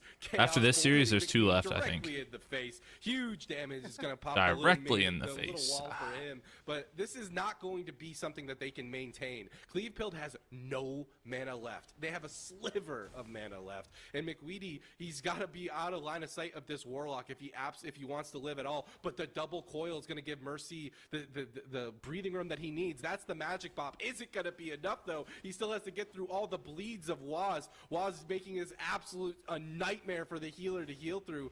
The Preservation Invoker has no mana left, and now dots are going everywhere, and that's it. Echo is going to take game number 2 handily, and Clevefield, they got to be feeling spooked. This is lower bracket versus Echo. This is looking dire. They need to pull something out of their hat because so far this has not been working. Even on Ruins, you're not going to. I like this Green Dragon. Yeah, I think that the moment you have to start playing defensive in this matchup as the Cleave, it is basically kind of over at that point. I mean, you have good pressure onto Mercy as long as you can stay on that target. But the moment you get off of your main target and you start running like this, I mean, this is just exactly what Echo wants, right? They're like, oh, perfect. I can free cast in the backline, penances, smites. I can get my Mind Blasts off. Mercy's like, oh, perfect. I can Chaos Bolt whoever I want. I can double, triple foil. Yeah. I can do whatever I want. And as long as Waz plays that kind of balance very well. I mean, he's a Feral Druid, but he needs to balance his offense and his defense in the matchup. And as long as he doesn't, you know, like get behind a pillar and get stunned, kind of like what we saw with Swapsy earlier on on Tolvir. If something like that doesn't happen, then Waz is just going to be in a great spot to just go in, apply his bleeds, go back, get a heal, go back in, look for a stun, look for a cyclone. And Echo is just in complete control when the game looks like this. So for me, I think we've seen them try going after Mercy. We've seen them try go after Waz. Now, going after the Void Weaver could be actually the play here for Clevefield. That was F-tier strategy. Point. Yeah, these lobbies kind of worked. Like how everyone calls arenas lobbies now because of shuffle. You know, more comps available. We saw them run the Ret Warrior, so that could be something as well for Clevefield. But I really do believe in maybe targeting the Void Weaver, because I think one of the current strengths of Echo is that Mercy is so good on that Warlock. He is just gapping every Warlock right now in the game. And I feel like he's been a very important player. We saw it at Gamescom too, you know. They tried to play their Rogue Mage. It wasn't looking that good. And they locked in Mercy, played some Rogue Lock, and they were just able to pick up win after win and then ultimately win that event. So I think Mercy has been very important right now for Echo. Yeah, I don't know exactly how you're going to be able to deal with that, because you might be used to a certain strategy going after the Warlock. You called it, Z. But that, yeah. They are going to go with the Ret Warrior. I think the Ret Warrior has a better opportunity to chase down the Priest. If that's the strategy that they want to go with, I agree with this composition change. And on Hook Point as well, I think Hook Point is a decent healer chasing map.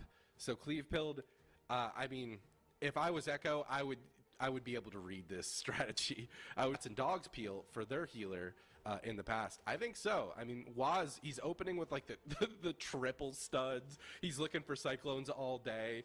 I think that Echo has the ability to peel, but Clevefield, they need to catch that momentum. They need to catch it fast. They need Mercy to be spamming that fear and peeling. They don't want him free casting those Chaos Bolts. So here we go.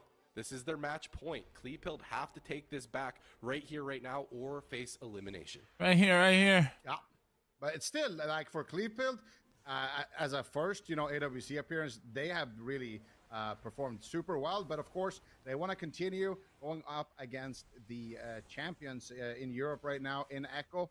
See if they can make it happen. They're not going after JT, so they're going to continue to go after Mercy here with this composition. Get a Hammer of Justice there onto JT, but no Sleepwalk to follow it up, unfortunately. Mercy now looking to return some fire back onto Clevefield. Nice Sanctuary there on the main stun onto Olez. And McWeedy just trying to push forward here, but the Void Weaver in the backline, JT, is actually just ahead of his Warlock right now, just spamming damage. Mercy looks like the healer at this point, like where he's just super far in the back, and JT is actually the one just free casting damage. But nice triangle formation. Warriors taking one Chaos Bolt to the face, two Chaos Bolts to the face, and he will have to trade a little bit of defensives there. Has no more Rallying Cry or Die by the Sword available here on that Warrior, so already no defensives left on the Warrior. Mame stun going out onto the healer. Waz just getting his bleeds up on everyone on Clevefield. This has got to be a nightmare to deal with. McWeedy dropping down to half. Maybe this might be his bubble already. Nope, he catches a huge heal, but now his Warrior is the one who's in a bit of trouble. Everyone just rotting. Waz just having the time of his life, just lighting up whoever he wants. Mercy's going to go ahead and port away, get that Chaos Bull out, lighting up McWeedy. McWeedy's going to use that wall as well as a bit of more healing coming in from the preservation evoker, keeping everyone nice and steady. But for how long can they keep this up? There's just no offensive momentum in their favor as well. Whenever they reconnected to Mercy, it just feels like Dark Pack is available to them, and surely someone's going to fall. There's the bubble. This is Avatar. They need to make something happen right now, or they could easily go down. Die by the sword. Right here. And Echo take it. A very convincing 3-0. But hats off to Clevefield. As you said, it is so nice to see new teams enter, new blood enter the fray. And these guys definitely have shown that they have the potential to go all the way, to hang with the top teams of the region. I cannot wait to see them come back. I want to see them adapt. I want to see them see what it is, what else they can lock into their compositions. Because obviously I'm a Ret Paladin fan. I want to see them succeed. But Echo showing exactly why they have such an infamous reputation here in Hook Point, taking a quick 3-0.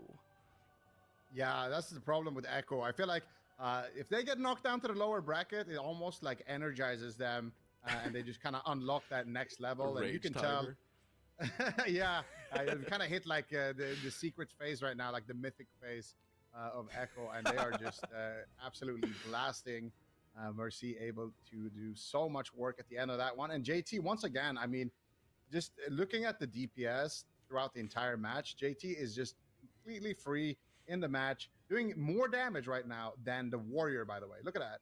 83 million to the Warrior's 80 million right now. No, it's fine. It's guys, just don't, you know, it's okay. It's all good.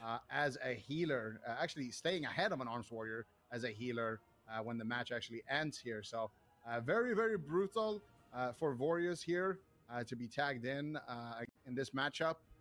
But like we said, you know, for Kleefeld, no, it's fine. Really, it's fine. Really solid tournament, in my opinion.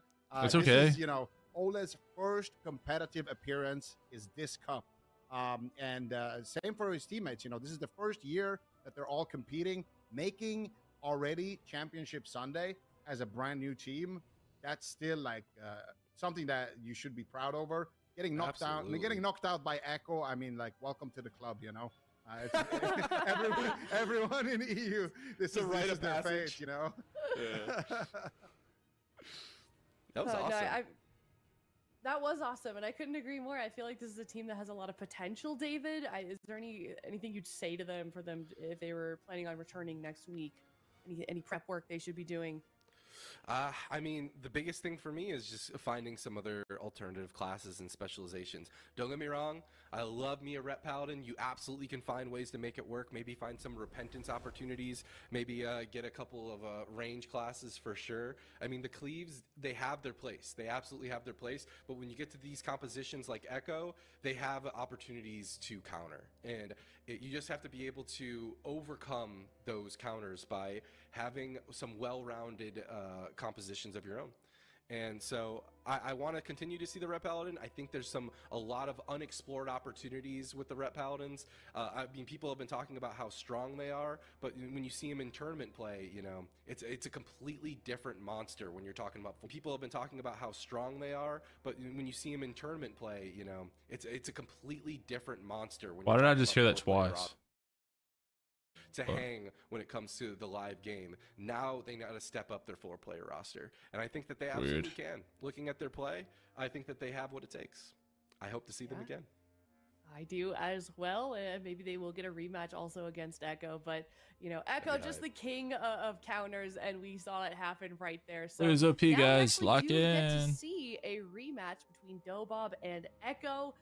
Huge series. Very excited for this one. Here is the bracket. How it's currently shaping up. We've got StreamerZone.gg up there in the grand finals, actually sending down Dobob to that lower bracket. And as you can see in the quarterfinals of the upper bracket, they've already played this game. It was Echo that lost 3-1. However, if time will tell, if we look at history, if we look at the data, Zico, they're gonna lose. They're gonna lose this one on the side of Dobob. Yeah, I don't know who to go with because Dobob looked better on Friday, but Echo is looking pretty good today. But we haven't seen Echo's RMP today, to be fair. And Dobob's RMP did look kind of nice, even though they did get kind of destroyed in that upper bracket. It's still like they've gotten, you know, they've gotten their toes in the water a little bit. They've gotten a little bit of warm up there. So I don't know, man. I think it's going to be a banger series. I think it's going to be not going to win a cup. Close. And it's just gonna come down to I feel like both of these teams, Dobob? you know, they can beat each other. They can go head to head with one another, get the edge in the matchup. Absolutely. All right. Well, before we do go to a break and head to that series, we've got one spell guessing game prepared for us while these players get ready for their match. Are you ready? Nope. Nope. You're on your own, David. Putting you on the spot. Okay, tooltips can. Okay, tooltips. Oh wow. Okay. What? There's like 5 words. Hello. 5-minute cooldown, mana, 0% casting. Wait. This is. I know what this is. I know what this is. Do you? Can I get Z? Tell me, is it Emerald Communion? No. It could be actually. I see mana. I see. I think it's Innervate. I think it's Innervate. Innervate's got a 5-minute cooldown, bro. No. It's 0.5. I think. Oh, they actually is Innervate. I think it's Innervate. Innervate's got a 5-minute cooldown, bro. No. It's 0.5. I think. Oh, they're Actually, is critting Innovate? me. Wait, is Innovate 3 minutes 1.5? cooldown? It's Innovate 3 minutes cooldown actually. Oh, this is my hard. God. Wait, Is there this more? might not be. Is there a second stage of Wait, information? no. This could be. This is evocation. I think. Evocation. Okay, Yeah. well, if this is evocation, you better know this, bro. All right. Come on. Should we Evocation ask for is the a options? Wizard has to know this, man. But it's like increases your mana regeneration by X amount of percent for blah blah blah amount of time. Oh, You can it is evocate. move. It's You gotta can be. move while casting. Yeah. While channeling, your intellect is increased by X amount. Yeah. It could be evocate, Oh. and then it could be a 0.5. Okay. Oh, it could be manatee too, dude. Also, wait. I want Oh, to this is point so something hard. out. I want to point something out. They have a blank before creased. Could it be? Decreased or decreased? increased? Is there room for two Your letters in movement there? speed is decreased by some 20%. Yeah. I don't think there's enough room for Symbol of movement Hope speed. doesn't have movement, right? Symbol of Hope, you have to stand still. Emerald this is hard. Communion, you can move around. You can move around. Dude, if it's Manatee, I'm the one who failed us. Dude. I feel the same way about evocation. I feel like I gotta lock in the Evo, otherwise I'm Go with your cooked, heart. right? Go with your heart. Do you see how it's like blurry, like above mana, Aya? So like, I feel like it's Mhm. all about mana. There's no room for text before mana. This is all about mana. So I think it's either Manatee or so. I don't think it's Emerald Communion. I think it's D or A. Okay. I'm gonna go with Zico? evocation. I'm gonna lock in evocation. I think it's D too. I think it's 1.5 minutes. I don't think CD. Manatee has a cooldown. I think it's just stacks. Am I crazy? Yeah. It could be. What if Instinct it's cast? symbols of hope though? Symbols of Hope is the Holy Priest thing, and I think you can't move with that. You can't move with it. I don't think the cooldown is that long. All right, for I'm going with either. D. I'm going with D. I'm locking it in. It is what it is. I think we should D. All right, I'll go with D. Evocation. When in doubt, go with the D. Go with all right. That's right. Easy clap. Put us on Easy your clap. shoulders, Zico. Chat didn't see it, but D Machine just fully flexed into the camera. D Machine just fully flexed into the camera. I think. Okay. Okay. Yeah. Honestly, all day, baby. Yeah, it's just. All right, so let's see the symbol. Easy Let's clap. see what is it. Oh, okay. Oh, dude, I don't know. These all look the exact. Okay, it's Am not I cool. That looks colorblind? messed This up. looks exactly the same to me. You might be. D's definitely like. Oh, there's more. lighter. There's more lightning There's bolts, more dude. little lightning bolts. Yeah. I think less is more. I mean, these are supposed to be small things, right? Like it can't be too busy. I think it's C or D. But Zico, tell me if I'm wrong. I think D's too like washed out. Right? That was It does look insanely washed cringe. out. It does look, maybe high contrast. is Positive fun, vibes, too. though. Yeah, wait, course. let me I'm think. vibing with A. Like my initial instinct is telling me it's either A or B. I don't think it's B has C. a lot of lightning I don't bolts. think it's D.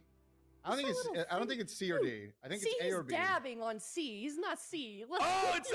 It's either A or B. I don't think it's B C. has a lot of lightning bolts. I don't think it's D.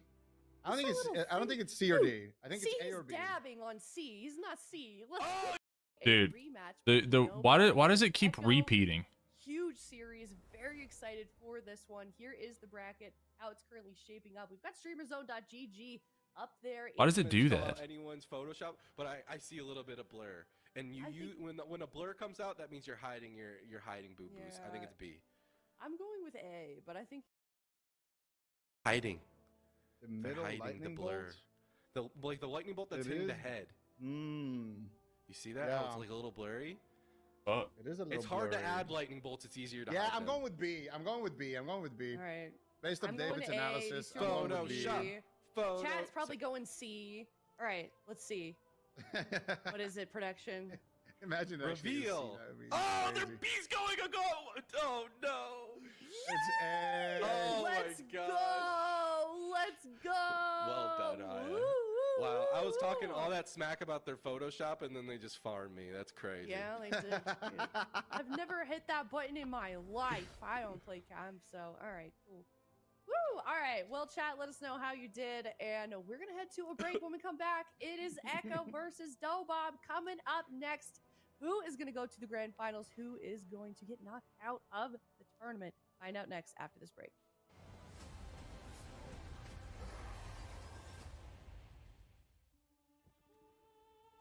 The light flickers, and in its trembling glow, you still cling to hope.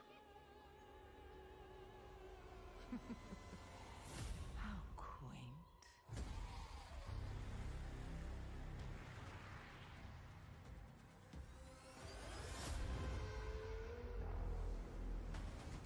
The shadow is closing in. It hungers to devour everything.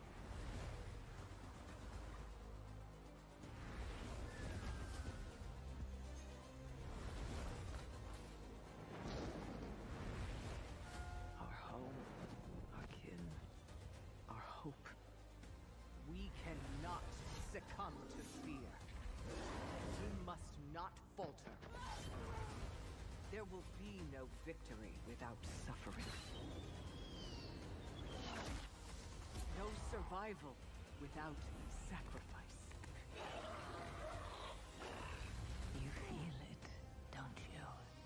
The call of the void, that devouring host, with no mercy, no equal.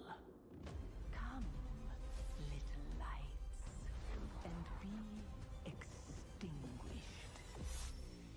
The darkest night falls upon us. But if we stand together, the dawn will come. I call upon you now. Champions of the light, defenders of Azeroth. Summon your strength, steel your hearts, because today, we fight!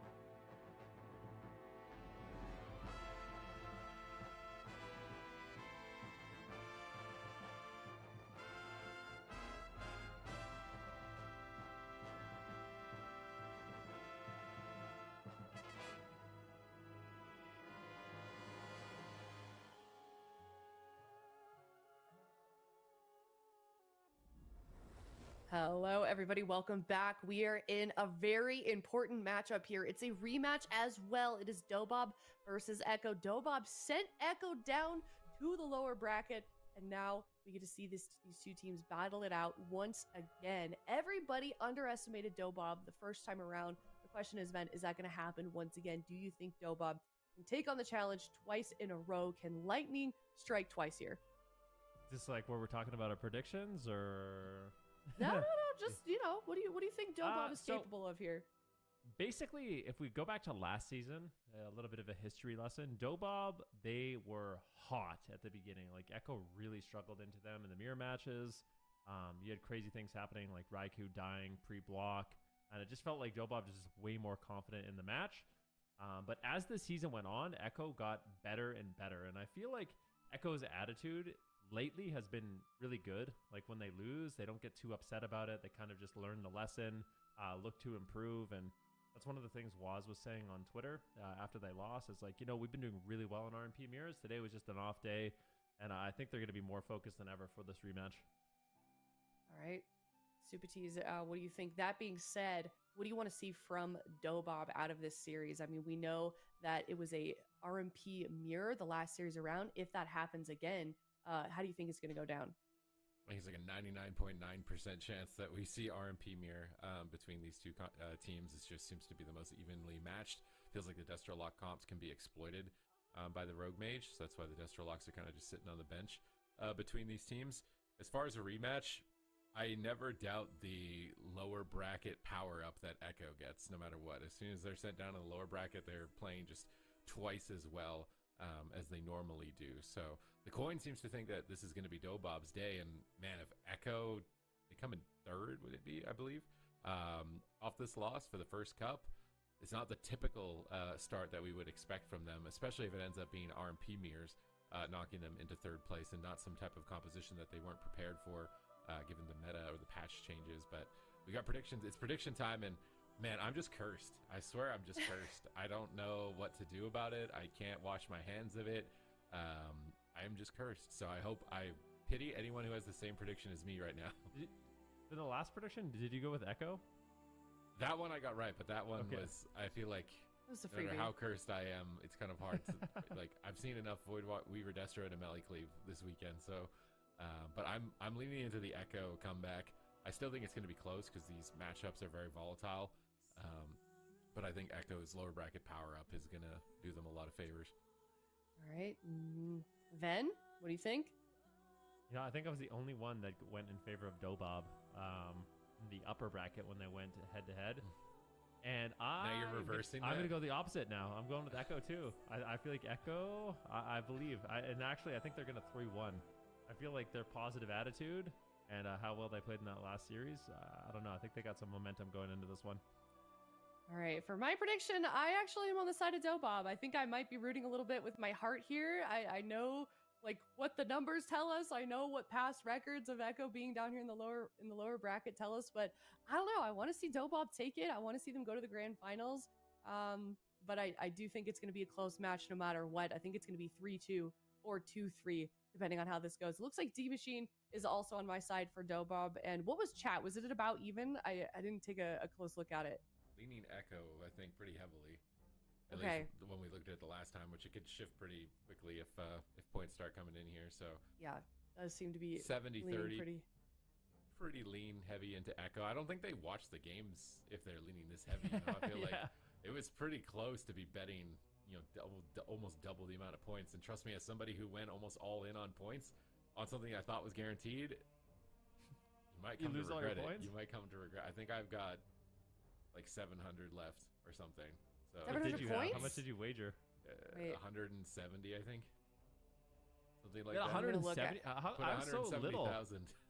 What? I have so little points. Well, how is this even possible? You're not entering the predictions, man. You gotta do the prediction in chat. Zico had a good strat where you can hedge your bet. You can predict on the desk for one team, but then put your points on the other team, so that at least you win. At least you win somewhere. He's such a rat sometimes. Gosh, that's so Zico. All right. Well, it looks like we're going to head into this series here. Okay, this is a big match. Is your top tier commentary?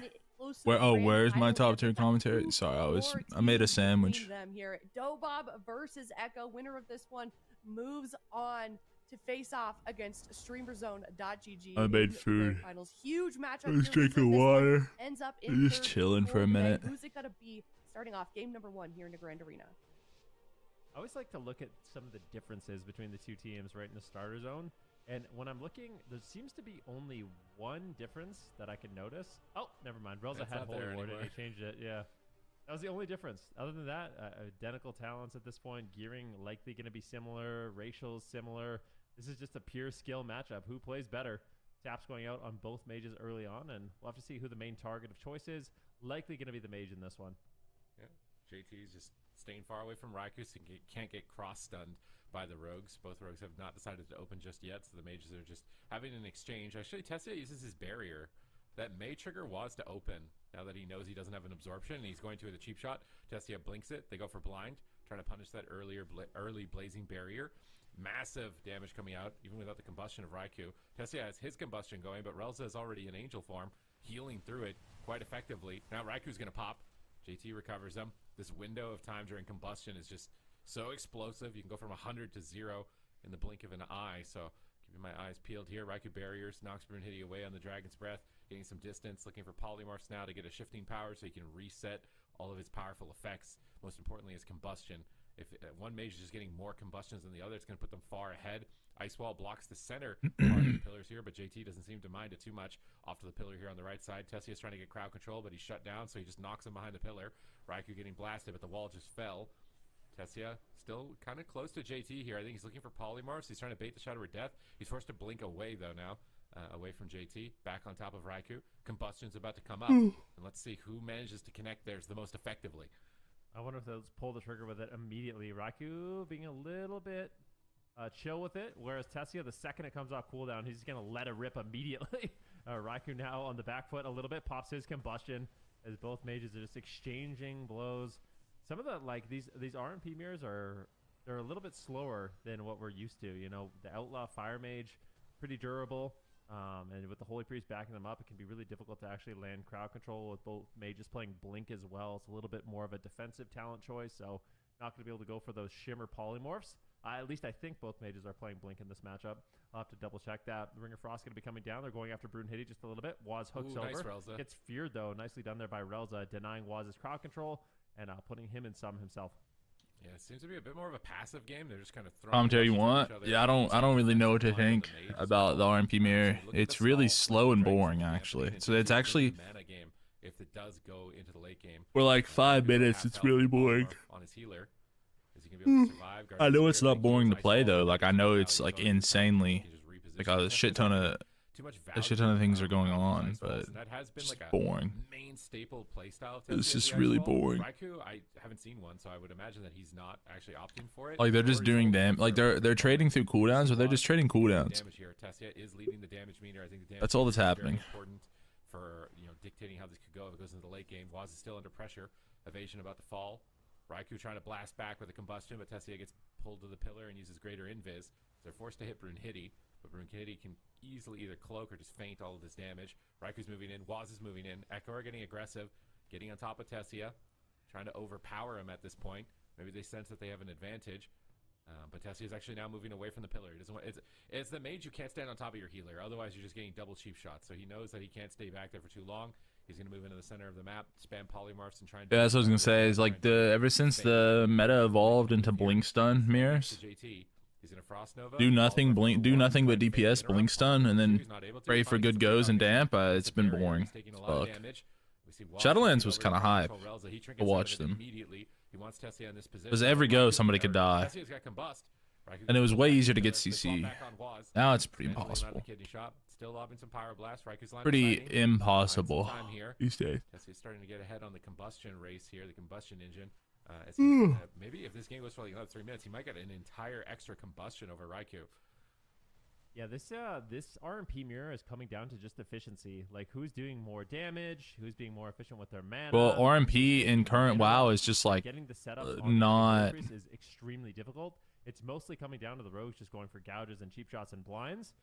It's not what it used to be in terms of like having really good like CC just sucks these days, man. Being honest, CC is dog shit. Doesn't do anything. go after the rogue. All CCs are just nerfed so much that you have to play like this. At this point of the game. I swear they should buff CC back and just nerf everybody's damage by 10%. Tessia's going to be able to find it. Waz doing a really good job gouging, cheap shotting Tessia, and just slowing him down, really denying that crowd control. And that seems to be the name of the game. You look at the damage meters right now. Tessia has pulled just a little bit ahead of Raikou, ripping those combustions literally on cooldown, just with no crowd control, just throwing the combustion and just trying to maximize his DPS. Just orc blink stun. So very conservative. All the matchups are always like this, though. Yeah, true. They do occasionally throw some crowd control into the healer. Dragon's Breath Sheep every once in a while with ice flows. Brunhilde gets gripped back to the pillar over here. Tessia is low. Cleave damage is high. Echo seem to be. It's like Outlaw Rogue and into dampening. Rails is really starting to struggle. It's going to cost him a lot of mana if he has to use Flash Heal in the back. Arcane Mage is giga boring too right now, but using Flash Heal is going to be very inefficient. JT's actually sneaking in some smites to get another Chastise off cooldown while his team is ahead to try and get an advantage here, possibly for a Chastise Fear move. Challenge RMP mirrors like 10 minutes. Big play. Ice Wall tries to defend him. Will he survive? 1 second left. They were it was like different though. He gets the Void Shift to save Brunhilde, but it does seem like Echo are starting to take control of this game. Yeah, playing with confidence. Tessia is getting low. Relza is falling further and further behind in the match. Trades out the Guardian Spirit, but Waz and Raikou just doing such an insane job going after multiple targets here in the game. Brunhilde charges forward, gets a full sap. Nice sap. Uh-oh, Waz is in trouble. He trinkets and cloaks. He has a vanish. Is he going to make the trade? Doesn't look like he will. Wants to hold on to some defensive cooldowns. Just using that hook shot to get away and just reposition. Finally landing a cheap shot here on Relza, but I really like these rogue swaps. For the most part, rogues are quite durable, really difficult to take down. If they're using too many cooldowns offensively, then you can punish them and really get the damage rolling. Well, they are going after Brunhilde now. Waz has blind and Relza has no trinket. Does Outlaw Rogue still just have like millions more HP than people? I actually don't remember. 7 games to this? This isn't the finals. This is lower bracket. There's another series after this. To be fair, Europeans will tell you this as well. EU ADC is infinitely more boring than NA. NA is like way more for fun region, like shit's just happening. Possibly Master Spell, and that's important. The Master Spell is free mana when he's in Angel form. That was very high IQ from JT to extend his mana a little bit further and get that offensive play at the same time. Why is EU more boring? To buy more time on the clock. Because of this shit. Dobob's trying to make a move. You think NA was playing full versatility high mountain before EU played yesterday? I'll tell you one thing, they weren't. EU, NA was not playing high mountain on fucking PR.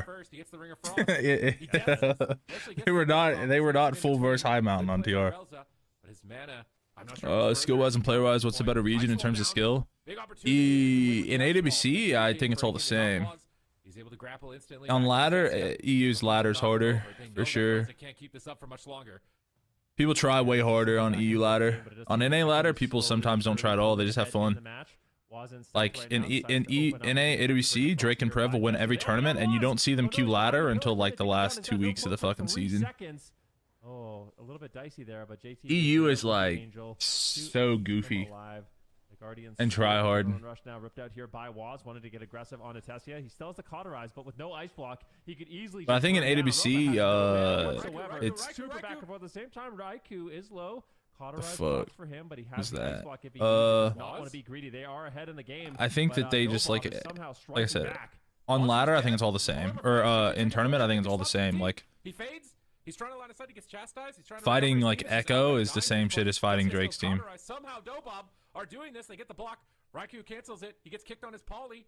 Cheeky move. He's going to get punished. He's caught in a gouge. Brunhilde's moving over. Kidney shot on JT. EU has more yeah, now the game now is when you like start paying attention to the game because both priests are and dampening's high. Alright, Tessia gets blocked back before Raikou. Raikou gets bust back for Tessia though. JT has more mana than Relza. He's going to go for the Divine Hymn to heal around the corner. Brunhilde and a kidney shot. Big swap on Brunhilde. Smoke bomb comes down. I think he's toast. Fuck. There with the bust and Echo take it. But Dobob, they swung to the end. Honestly, I thought Tessia's caught. Yeah, I mean, like, there's no way. Brunhilde had so enough. Far ahead. Raikou gets cauterized procced on him. You know, he's just sitting so low on health. But it took 9 minutes for this game to end, which is why it's a bit boring. then Raikou has to block, and it's just. And the thing is playing these games, it does not feel like 9 minutes. It feels like a 90-second game. It's such a good time for JT. I think he played it really, really well in that regard, and they were able to really just punish Bruno. It's just watching it from the outside looking in where you're like, okay, I'm a bit bored. I mean, you really can't blame him. This is such a long game, so back and forth.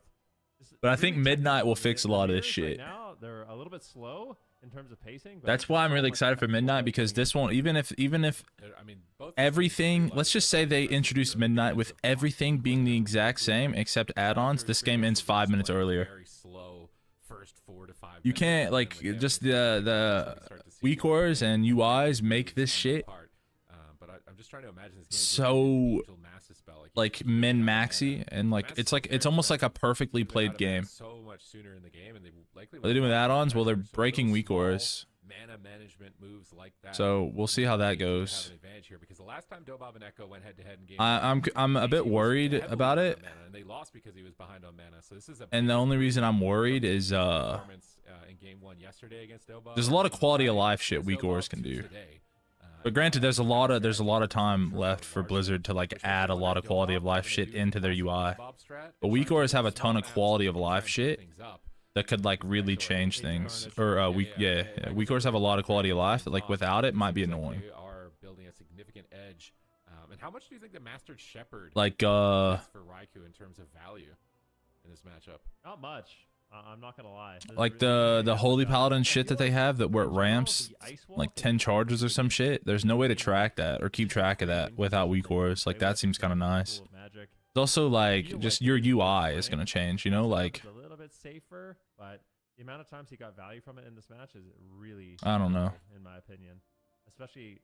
Like, I could maybe see the Master Shepherd if it was like more of an aggressive style match and you're constantly looking for polymorphs in the game, but it just doesn't seem like that's happening in the match. So I feel like Anyone see Nintendo went after WoW, no more pet battles and Midnight? Wait, what? Really? It's make or break? Yeah. I'll be honest with you, the thing that I'm gonna miss the most about no WeakAuras is my mouse cursor WeakAura, where it shows me where my mouse was when I like right clicked and started turning. That way I like having that WeakAura so that I can like easily know where my mouse is before I have to click on a totem is so nice, because I don't have to like look all over my screen for my mouse amongst fucking 28 ground effects and 50 fucking pets. You know what I mean? Like it blends in sometimes. Seemingly like a direct counter into the Fire Mage, but I think BickMix finally has okay, the thing, bro. In this tournament, he is the counter. Like that's what I'm gonna miss more than anything. Is like that's a nice quality of life WeakAura. Like, you know, there's add-ons that like make swapping your talents really easily too. Like, and like it makes it look really clean. Like, I wonder if the add-ons that like Frack, for example, like, you know how like there are add-ons that show you like what your character's enchants are. You know, like what pieces are unenchanted, what your gems are. That way, like when I open my character frame, I can show my stream like what I'm enchanting and gemming by just opening my character panel. That being gone might annoy me. Your strategy in one tournament, whenever you won, was good boy WeakAura when I land a kick. Dude, what the fuck? The loser kind of stew in their defeat, you know, like let them tilt, let them. They claim they're trying to add those in game. Delayed as long as possible. Yeah, I mean, if that's at all part of their plan with taking that long to. I don't know. You know, it kind of feels like this is going to be the match. I don't know exactly what's happening and what isn't. I mean, the game's just an alpha. So, you know, like if they built in their own like proc tracker and cooldown tracker, right? Which that's nice. I just wonder if it's well done, because like, for example, if there are still a million buffs and I can't pick to turn off what buffs I want, and like if I can't show certain buffs and hide other certain buffs, I'm annoyed. Right? Like I don't need to see every single buff that I have. Like if all I want to see, for example, is how many procs left of Mortal Strike granting Tactician I have, and then I have to look through fucking 8 different modifiers, like if it's World of Modifier Craft, and I have to see all of that in the middle of my screen instead of just seeing one little buff, I'm annoyed. You know what I mean? Like I don't. That's all. problem is like we're not seeing a lot of that, right? We're not seeing a lot of polymorphs. But again, like this is all speculation, obviously. Like we don't know and we haven't played. We don't even know what the tier sets are gonna be, like, etc. Doesn't really feel like it's slowed down that much, but it's literally alpha. No, so. Not opting for that, but look really good in game number 1. Feels a bit beta to complain about it. You know what I'm saying? I get it anyway. See if Echo was to win this because they already lost to Doba. People are like pre-complaining to go. They lost, and picking up that first win is going to be really important. All right. All the people I see crying on Twitter are all the PvEers. Game number 2 between Dobob and it's like they can tell that the writing's on the wall. Like they're gonna have to use their eyes to play the game, and they can't just have weak cores tell them how to do everything, and they know that they're gonna suck balls. On the rogue, it gives them a bit of an edge. Whoever opens first is at a disadvantage, as the opposing rogue will be able to cheap shot them and prevent a lot of their. I know it's over. Bringing in the game, and so they're just gonna play it very patiently. Someone in my guild on Classic made a good point though. Waz is mirroring him almost. Losing your losing all the weak wars that help them with bosses. Like this guy's in instant dollars too. He's in a really good guild. Losing all the weak wars that do all of the shit that they do for them in PvE is good. That's good, and it's like Pandora's box. It needs to be closed. But losing the weak wars that make you like LUI type UIs that you've played with for 10 years, that's unfortunate.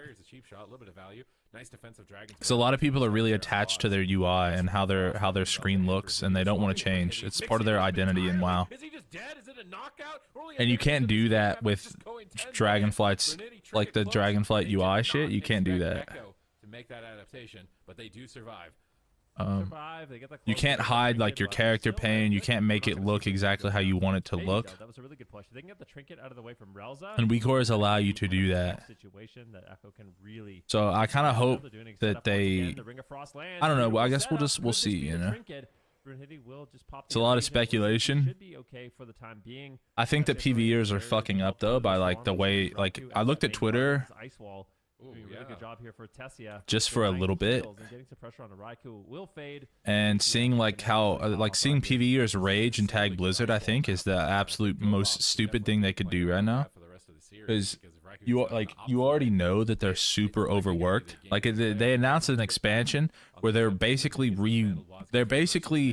making WoW 3 at this point, or WoW 4. Like it's not like like the War Within had to be an easy expansion to make because it's just season 7 of Dragonflight. Like maybe it's not easy, but it had to be way easier than this Midnight shit, yeah? These people are probably so overworked, like, and just frustrated, like they're probably exhausted, yeah? But they're also passionate, but they're probably exhausted, yeah? And it's like, just like crying and raging at them on like on Twitter and social media and forums is probably the worst way to get them to listen whatsoever. Because if you're already exhausted and in a bad mood, and then someone is being annoying to you, you just don't give a like they could be completely right and have a good point, and you don't give a fuck anymore. I promise. Happens to me every day of my life. Now that he's survived, he has his medallion 13. Brunhilde can play with confidence, and he's taking advantage of that. Raikou is pressured. Frost Nova dispelled into a Dragon's Breath, into a polymorph. Dog shit butt cheeks. Yeah, but like, if they make the regular UI better, I don't even think it's bad, if I'm honest. I don't know, maybe I'm weird. I think it's fine. I really do. You've got a tough choice. You just use it for mana, or you try and use it to avoid crowd control. I don't know. I don't dislike it, actually. Waz taking some damage from the combustion of Tessia. Chastised in the open. I dislike how many buffs and debuffs there are. Like, to be fair, WoW as a PvPer, if you don't have better Blizz plates and you don't have better Blizz frames, is pretty unplayable. The only add-ons I think you can say, yeah, I need these in PvP, are like S Arena or Gladius, better Blizz frames, better Blizz plates, and big debuffs. Outside of that, you don't need anything. Like, yeah, tracking kicks is nice for sure. But you don't have to have it. You can't see anything without the Better Blizz add-ons. You just can't. Better Blizz has like... They should just hire that guy to work on their UI for them, genuinely. Because there's so many quality of life fixes in that add-on alone that just solve so many issues. Tessia is still there. Ice Wall. Trying to find it on the center of the bridge, and how is JT going to deal with his ice wall? It's a little off screen. Yeah, there's too much information for the UI. Like, the UI is fine. It's that the UI is displaying the errors in design. JT is still heavily ahead on mana. That's all, in my opinion. Their improvements from day 1 to day 2. and Dobab need to step it up. Really nicely done there by JT. Completely. If Raikou wins on this map, Echo wins the whole fucking tournament. And forced to trinket. Such a beautiful setup. Can they take him down? JT set this up so beautifully by basically baiting Brunhilde around the pillar, ring around the Rosie. Going over my focus frame? Yeah, literally. That's what I'm saying, though. You have to have better Blizz frames to hide all the piss buffs. Shot on him. Really good setup there by Echo. But now it's going to be Dobab's turn to strike back just a little bit. But yeah, I mean, gets ripped out by Tessia. I think that they're in that moment. It seems like Raikou was, and JT will shrug it off once again. Echo. I think they're removing all that though. I do for wonder sure. what the big differences are here between JT and Relza, which is allowing JT to play so much more efficiently in this matchup and have that. They're showing up with buffs. Yeah. Behind the pillar. That is it. Echo. Damn, Echo wins AWC. 2-0. They win Cup number 1. We're in contemplation of a strategy. Echo just wanted to cut you off and end the game. That's all good. Nah, they win now. That's it. I mean, this is the first time Raiku's ever won this map. That's like, and he's beating Thessia. He's gonna have the most confidence going in the finals because Thessia has been his kryptonite for like the whole year basically. And he's beating his kryptonite on this map. Like they can't lose now, unless they get cocky. Like they could get too confident potentially. And their kryptonite map, it doesn't work for them. This is typically the map where Dobab takes it all. Yeah, this was a nice peels here by Tessia, but this is where Brunhilde got feared down the pillar after JT did such a good job of. Yeah, I mean, and at this point, they're playing really good. We can see exactly what happened. Also, like JT is unbelievably good, but there is something to say about swapping your healer that you've been playing. Like they've only played RMP with Meh for like the last 7 years, 7 or 8 years. They played with Chaz whenever Meh didn't want to compete. But they only like really played ladder with Meh. Like it really is hard to swap healers like that. At least and maintain this level of play for sure. I swapped Mistweavers on fucking Mop and I need like a game or two. Felt like Dobab yesterday. And they're the lowest quality games of all time. I went with Echo. It's just because I just their positive attitude just made me want to believe in them. You know, like no, we are doing really well in mirrors. We had an off day. It's all good. We're coming back stronger, and they're really proving that, which is good to see. Yeah, very solid games. Good adaptation to the map. Not letting that get to them at all because Dobab had an insanely high win rate in the previous season on the Cage of Carnage against Echo. So seeing this time around, they've gone back to the drawing board. They've sharpened their blades, and they are just absolutely destroying. They were able to win this one at the 5-minute mark, shave off their time. They're speed running now to try and see how quickly they can dismantle Dobab. And it just seemed like Brunhilde's having a harder time keeping up in this match. Waz is able to just get a little bit more damage squeezed out and edge further and further ahead. Even JT getting a tiny bit more damage. Every little difference counts here. So they're going to go for Runes of Lordaeron. It's going to be a very cheeky map with Ice Wall if you get a good knock, especially like locking the Priest in the starting room or something of the like here. It's just so interesting to see like that playstyle difference between Tessia and Raikou just season over season, and it's like a mind game of who's gonna break first, you know, like who's gonna crack and say, oh, you're right, I should switch to Master Shepherd, or like Creator Clash with Cubsy. Yeah, but other teams weren't even playing the video. Bro, Sidu was on fucking Classic WoW the entire time leading up to that tournament. Like nobody gives a fuck about those except them. They're the only team that practices one. Ice Wall doesn't do damage, so Raiku's going that route, and it's always interesting to see that some players are like that. There's a lot of players who obsess about damage. It's just like they think this is. Yeah, but playing DH Lock Arsham is infinitely easier than playing RMP into RMP.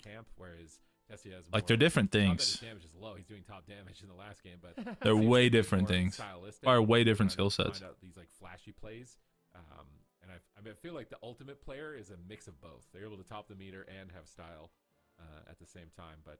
They're taking their time again to lock in their comp, so trying to squeeze out any possible comms. Maybe they also want to talk strategy for the next series if they're getting this close to it, because it looked. Hey, one thing, for like I'm excited as a motherfucker for Midnight. Win, but they were still from I have Alpha yet.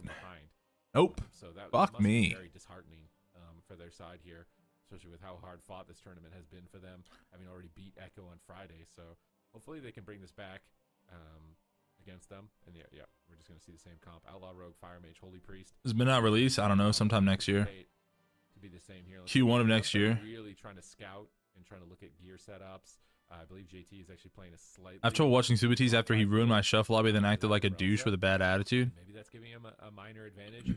Well, as someone who regularly has acted like a douche with a bad attitude after shuffle, if they What happens in shuffle stays in overall shuffle. there. Maybe they throw a complete curveball and play something totally different. Maybe What do just they feel have like though? Feral? Like that's yeah, the curveball? feral mage doesn't seem good. So easy to rage and shuffle, bro. That Like used to be their staple. But with the fire mage and the shuffle is the most rage-inducing thing you can do. of the rogue in those situations, and the durability as well. But they're taking their time, running the clock here. So they have Brunhilde. Hopefully by March. Yeah, I mean by Q1 of next year for sure. Their record was crazy. And don't be good, so surprised if Midnight doesn't end up on the fucking Game Pass being played by Xbox. You're gonna have people using one button rotation, claw that back. playing Xbox in your shuffles. We have 2 weekends after this, so if they meet twice, Writing's on the wall, fellas. You can't download add-ons if you're playing on console. 1 for 1. Dobov have to either say like, man, we're outmatched here. We need something different. And No what way could they it say that. possibly be? There's no Or shot. how do we step this up? Because we're kind of getting destroyed at the moment. Released by March would be a miracle. I think it'll release by March. I didn't expect the rogue to be so easy to take down that early on. Usually it's a race of the Matt called me a pig shit retard for clogging out Thug, then not grounding the 3 bolts that follow. Shuffle to shuffle. I did do that. The Tiger's Peak, yeah. Could be Remember that like it was the yesterday. tournament. If they lose here, they're going out in third. Echo will get to face Streamer Zone, which will be the first time we see them go head to head. Who is better, Rhett, Leon, or Claudio God X? I mean, bro, neither. Can I say neither? They're gonna stick with the same thing. It's very unlikely that the feral mage is. Can I go neither? Too much use here. It may be unfortunate that they. Well, I don't think jungle. If they had a survival hunter, I would say that survival jungle could possibly be. I thought they gave a day for release. I don't think they have a release date, do they? Roster if the meta stays as a fire mage meta. Rex paid a boot. Rex is like, It's a match point. Rex is one of the best Rets of all time. So I'm just Even mentioning Rex's name during some meme combos, like, fuck. Rex is goated as fuck. Rex is one of the best Rets I've ever seen in my life. Probably the best Ret on Classic by a mile. Fucking country mile, too. Not even a normal one. More in the match seems important, especially when the mages are playing so defensive, right? Both of them are building their character like a tank. Maximum versatility. They're both playing Blink. I think Red is. I think Rex is crazy. Rex is like top. Rex, who's the second best Red ever? Like obviously Vanguard's is the best, like undisputed. And you could definitely catch them. You can't say Vanguard's isn't. He's getting rank 1 still, and he has abilities named after him. Last game, where when Brunhilde, for example, is going for those aggressive. But who's number 2? Healer, he gets feared away. All of a sudden, Rex? he's 100 yards away from his healer, and that's a good swap opportunity. So. We'll see what Dobov decides to do. I'm maybe not Rex actually. I don't know if he's been around long enough. It's probably like that. Probably a European. Dang, nah. He plays Holy Paladin. Avenge was like good for like a couple years, like a couple expansions. Pollywog. But I'm to Avenge. I think he just has a job and a wife and a life, and I would say like, there's like some there's 2 Rets I think. I can't think of their names. They play your the Pika Pal guy or Kara. The answer is Kara. Yeah. I mean, is anybody more? I mean, the Kara guy's been around forever, right? When it comes to PvP, yeah. I think it might be the only spec. A lot of other specs. Kara won con. Yeah, you kind of avoid that. Wait, really? When? Rogue, it's actually don't remember.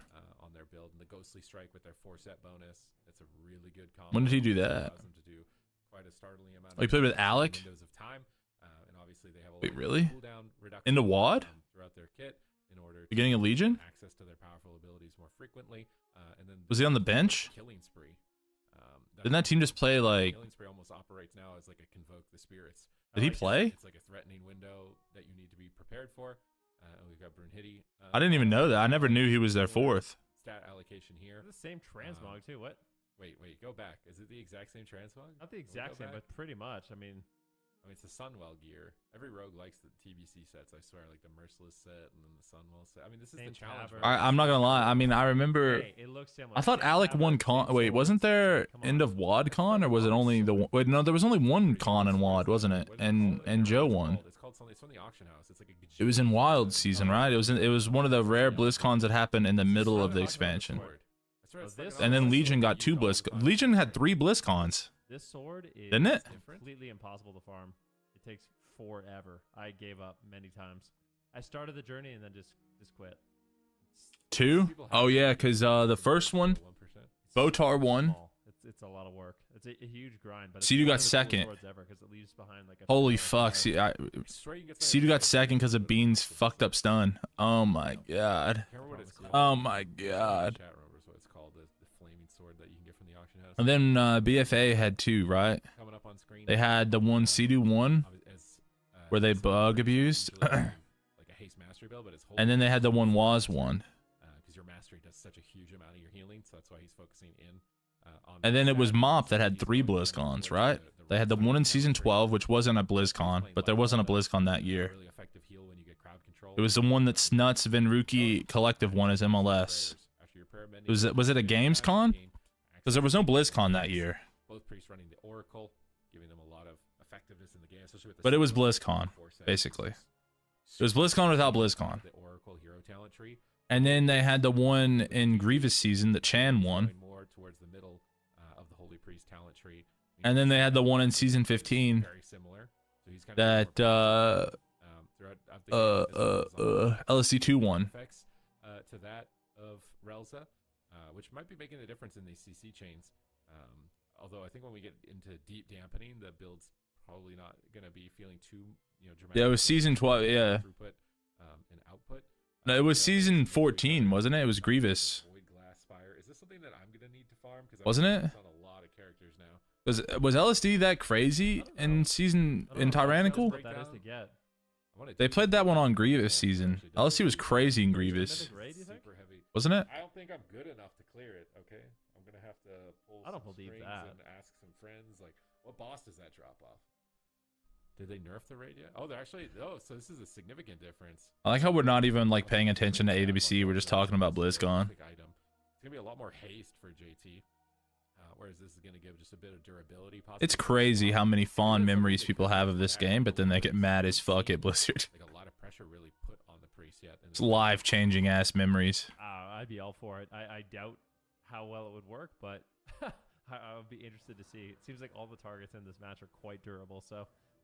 Kind of just pick one of the. All targets are bad. You just have to pick the best of the bad. Pick the best of the bad. All right, Joe Bob.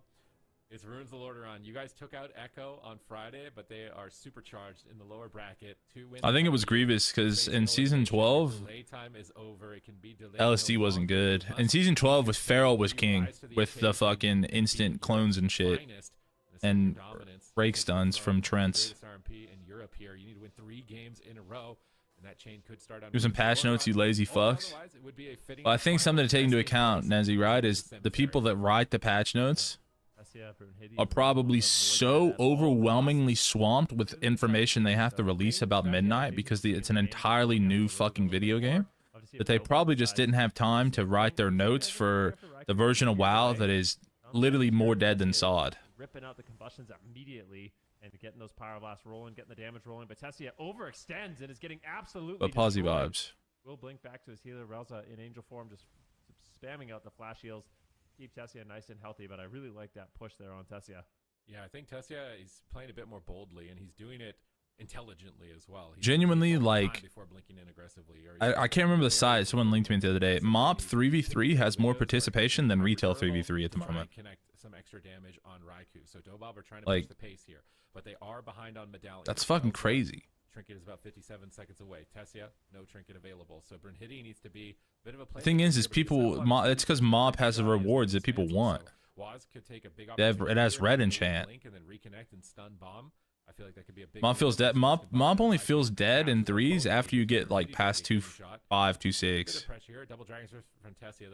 Honestly, up until 2.7, if you play like in the evening, it's pretty fucking active. 5 seconds.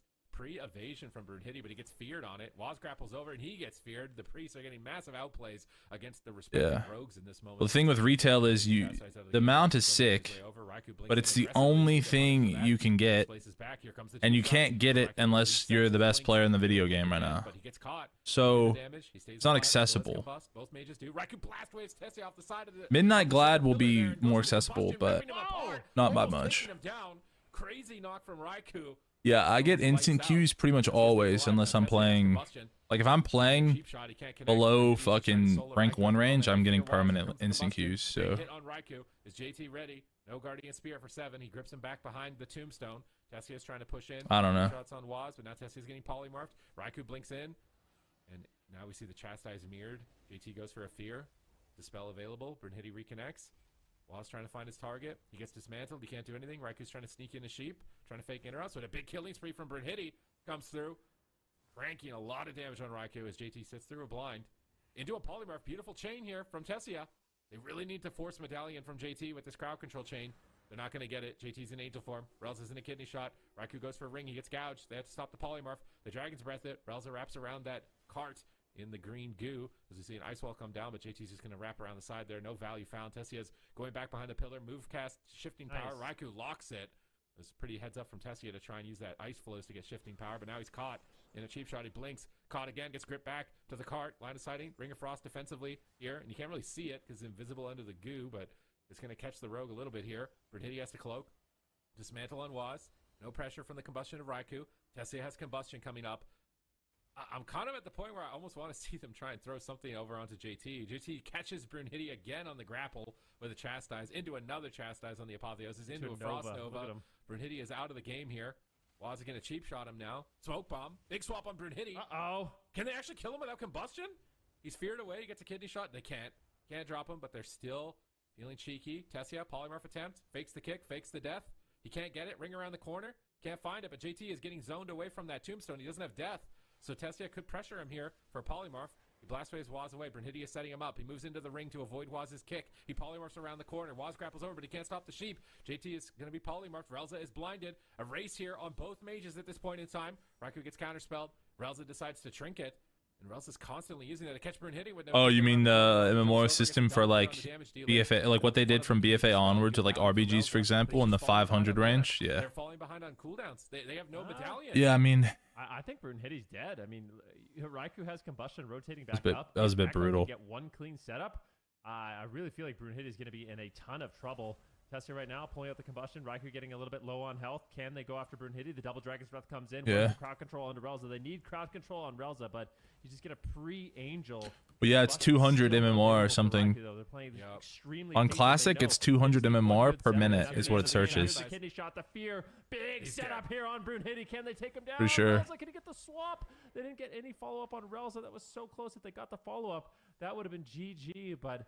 On retail, it's much lower. Now JT's in a polymorph. I think. In trouble. Can he get the master spell on the ice block? Or maybe it's 100 MMR every 2 minutes. Around and win from a position with no trinkets. They got the Chastise to set up. More than once per hour? Yeah. Well, I quit BFA. I quit RBGing's BFA Season 1 because it was miserable. The shit happening in the game, it was awful. As soon as possible. Tessia repositioning. Brunhilde jumps in. Kidney shot found.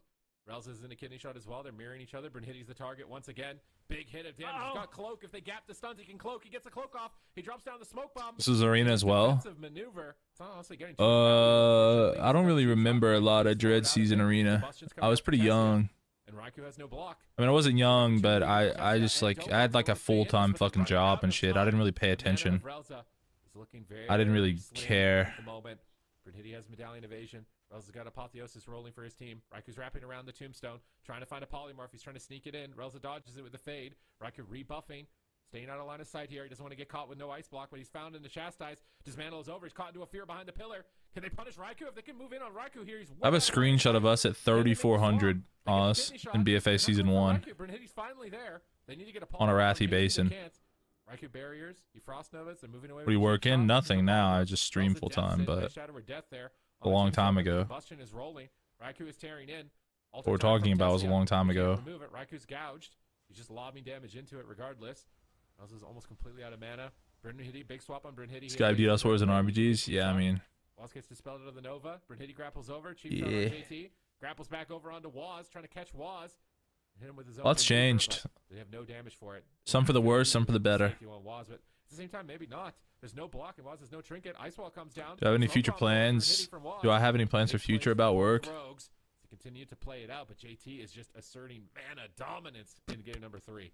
Is really impressive setup here. Somewhat. Once again, Waz rolls over, gets the cheap shot. Raikou in a position. Can he land a polymorph? He does manage to find it. The polymorph lands. Weirdly enough, you know what the dream job is? The ice block.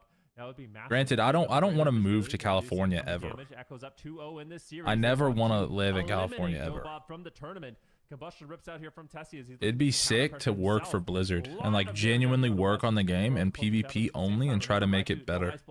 That'd be sick. 5 seconds. Raikou rips his own combustion here onto Tessia. The damage is rolling. It is overwhelming. Dobob, Relza's mana is almost completely gone. And Tessia is forced into his ice block. He holds onto the Cauterize, though, which is very important. But this damage from Echo is insane. Bernidi is also just dying to Raikou at the moment. He has to cloak. Tessia, no block. Relza, 0 mana. Very limited cooldowns. Raikou don't. They want a salary. They don't even have to. The thing is they don't have to pay me a California salary because I don't want to fucking live in California. If they win this, it's nothing short of a complete miracle. They could pay me a Kentucky salary, which is where I live.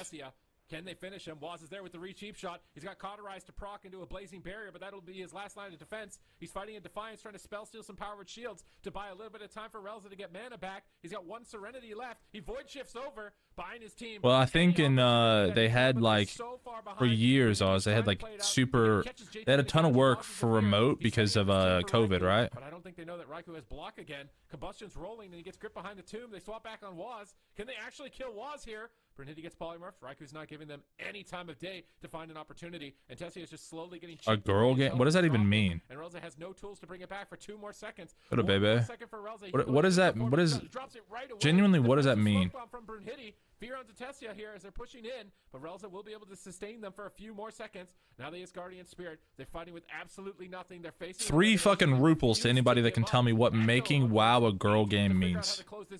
They might swap on Relza. He takes a huge hit. What the fuck does that mean? For his aggression here, as he is trying to move in and close out this game. I don't think Echo can believe that Dobob are alive. What up, baby? Suddenly Raikou, it's Cauterizes proc. What are you? Echo can't believe this. I can't believe. You didn't know ADC was back, or? They're so close to pulling off a miracle. They're just seconds away from getting the ice block. Raikou barriers. Where's the block, man? He's so greedy right now. He's gonna die to dogs. Oh, the Asmon shit. Oh. Ice block. JT has no mana. Dobob defiantly have done it. They're back in the game. Relza got a tiny bit of mana from his symbols right there. And here's the combustion. Watches the cloak right away. I mean, he's just saying what Asmongold said. He's playing out of his mind for 9 minutes, but they've tied the mana. Raikou now has no block, and Dobob are seconds away from victory. The Dragon's Breath, the trinket.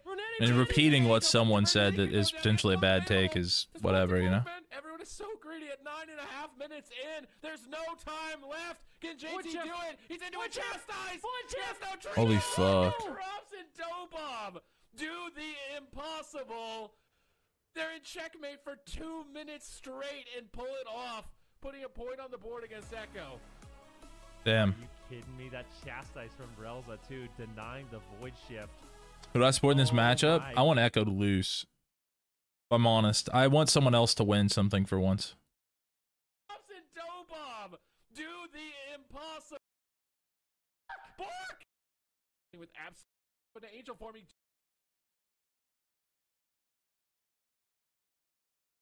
For Relza to get mana back. He's got 1 Serenity left. He void shifts over behind his team.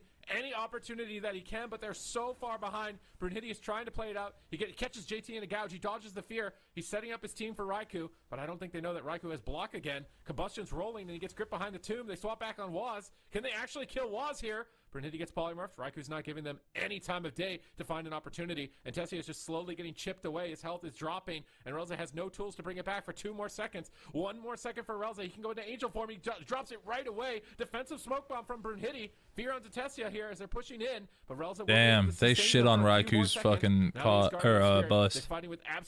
They like walled him off and then fucking gouged. They like bombed.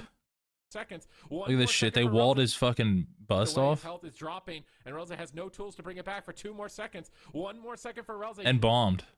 Go into angel form. Oh, wait, they tried to wall off Raikou and Waz. Raikou got through. He bombs, so Raikou can't cast. And Waz is stuck on the other side of the wall.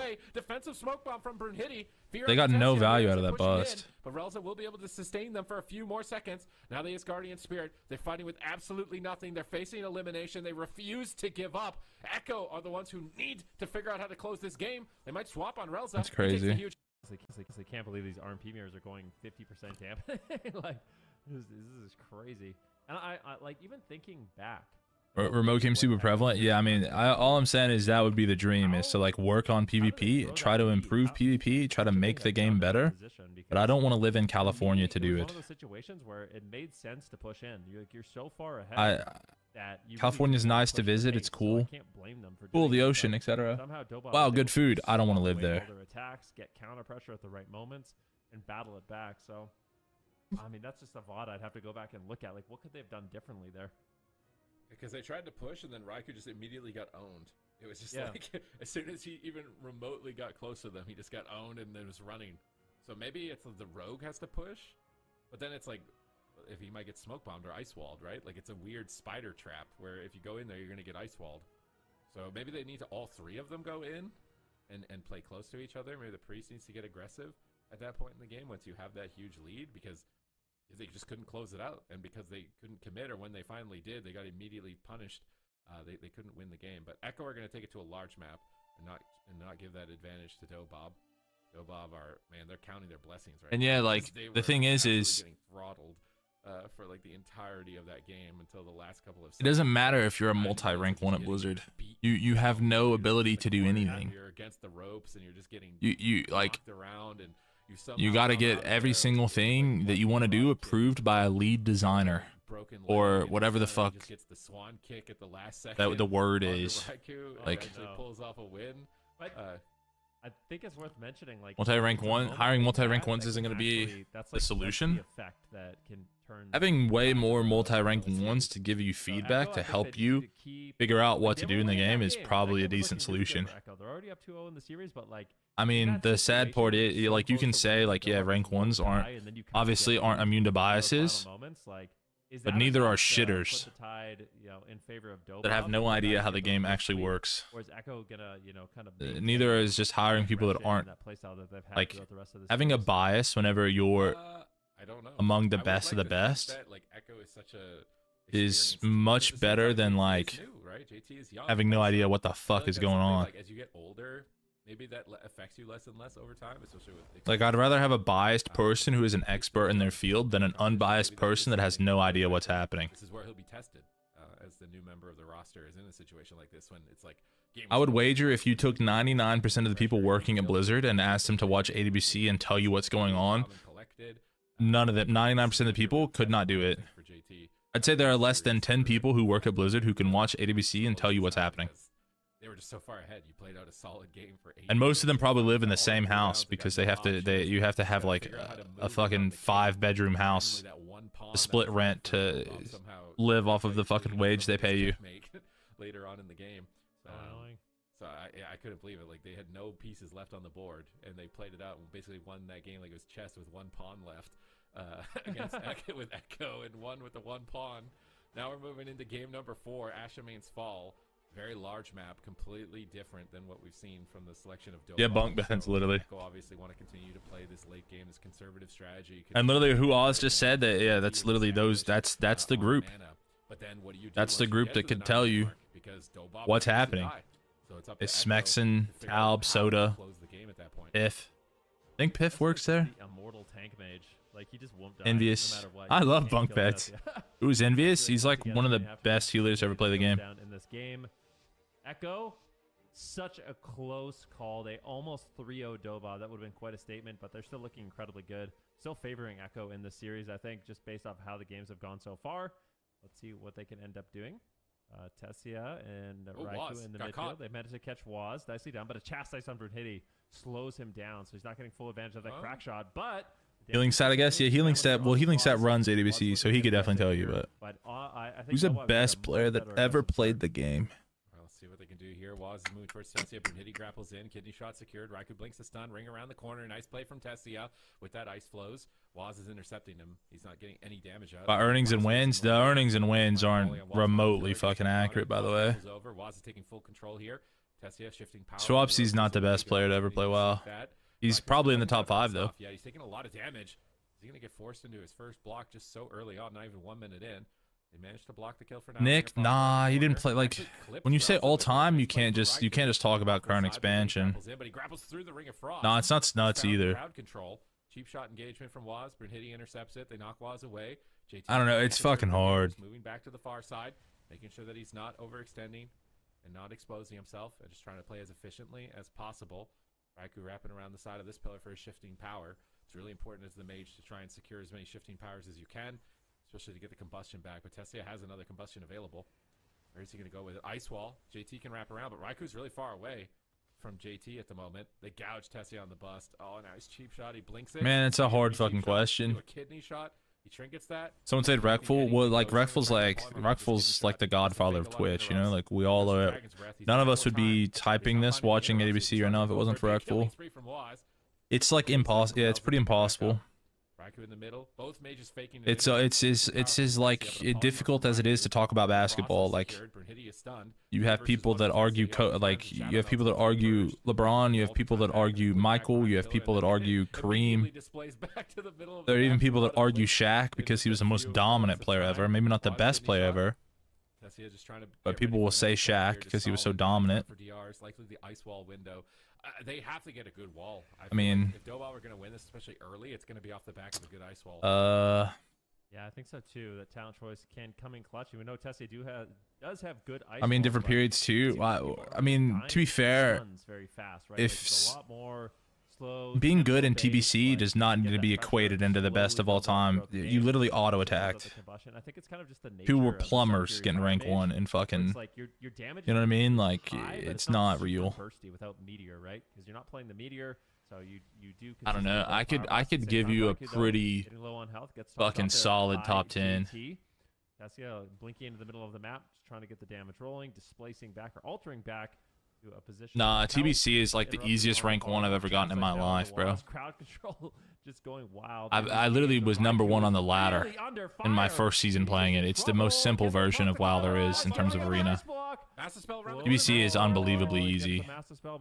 I don't even know if I like that master spell. Was not the GOAT. Weren't there in position to really get too much off because Looney. It's not going to be available for the time being. Ice Wall nicely done by JT, but yeah, I don't know.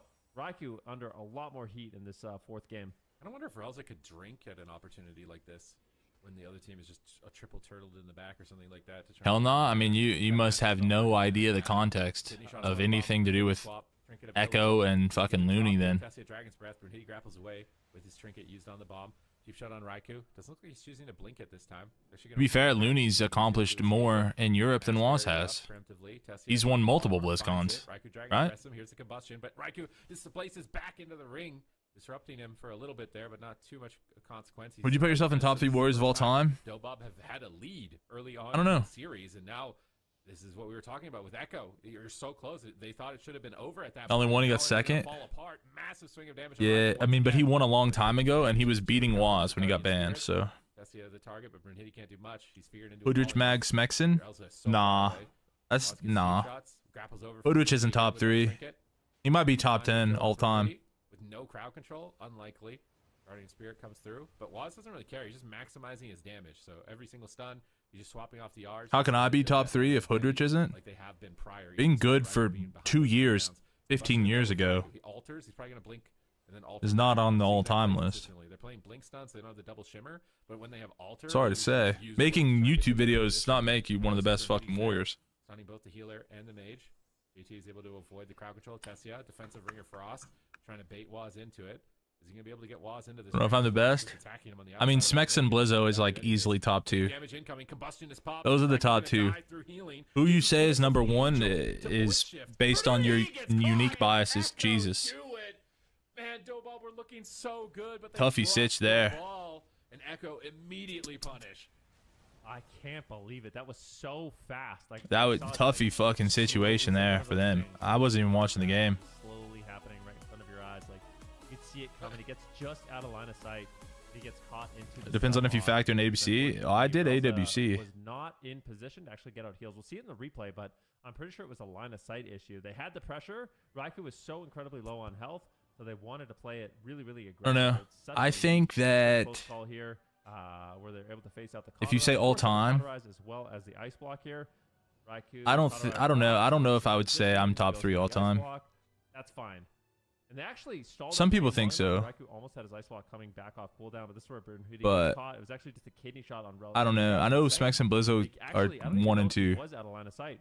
It's just a kidney shot on Relza, cheap shot on Brunhilde. For 3, it's like it's hard. I think it's hard to say me because that's wild. Joe Fernandez Echo, won I'm BlizzCon. a little bit biased because I wanted to see Echo take their shot at Streamer Zone. And like, just is Streamer Zone capable of beating every team in Europe? Because like I was really young back then, and I wasn't very good yet. But I would say 1, 2, 3 is like Smex, Blizz, Blizzo, Joe, or top 3 ever, in my opinion. Perfect position. The last few expansions, I think you could say. Out of line of sight, even though Relza hasn't out, you can't use it through the I think after like BFA on, you could probably put me top 3. I'm not top 3 right now. I don't even play retail. The teams have to play so perfectly to get this game to go 10 minutes. Any little minor error, you're dead much faster. And just right there, grappling one. Like on more in AWC besides those 3, Nerd Rage was pretty good. On their front, but Nerd Rage was pretty good. I don't think can hold their heads down too much. I think this was a very impressive weekend for them, and they had to face Echo twice on the upper and the lower before getting to the finals. So that's always going to be a rough ride. For sure, and they held their heads high for sure. 3-1 is how that's going to end. They're going to be ending the first weekend with 3rd place, so certainly not that warrior in EU that beat the Evoker team. Yeah, it's called a Goat Out. Look it up. To go against StreamerZone.gg. Subtees, the series that you wanted to see. When we looked at the teams in EU for the entire weekend, Sid, is this a team, StreamerZone, that you thought would be in the grand finals?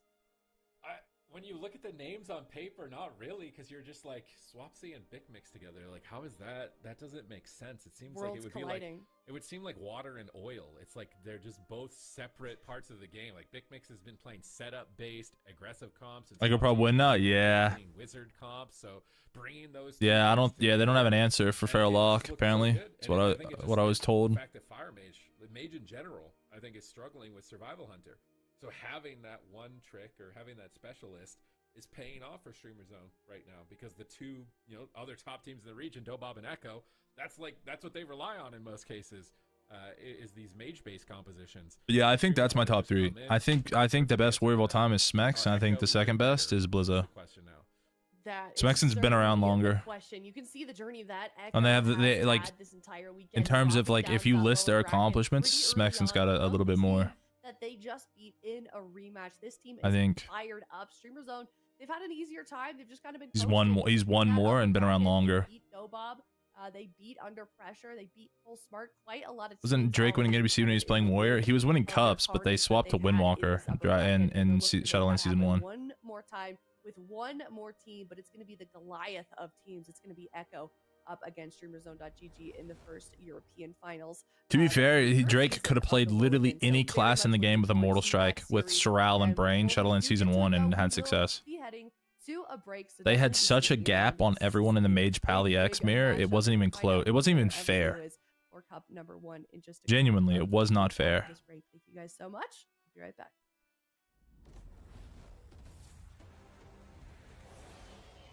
It's like what I said the other day, like in Shadowlands Season 1, I thought I was the best warrior in the game. A lot of people did too. But then whenever I look back on it now, it's like, how do I even compare? Every other warrior has... I'm playing with Soral Brain at the time. Every other warrior is like I said about Smexon. Smexon was playing with fucking Nuked and Born Good. Like, how the fuck are we supposed to compare that? That's the most uneven comparison of all fucking time. I have the 92 Dream Team. And they got the fucking men's pickup league after work. Like, I don't know, bro. Didn't Nuts compete on Warrior in Shadowlands Season 1? Yeah, you got hammered. Nuked matches Soral? Yeah, you're on fucking drugs. And you're rage baiting.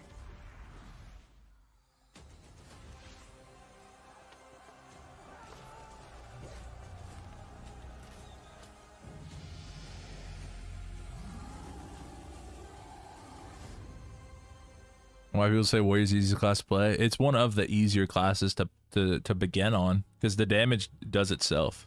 That's why.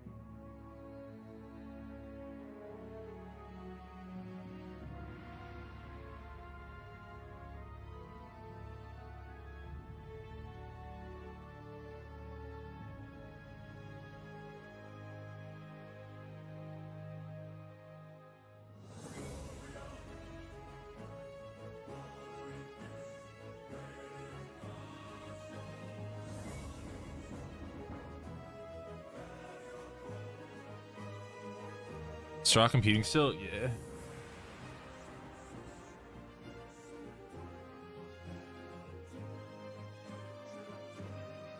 Who your top 5 for mages be?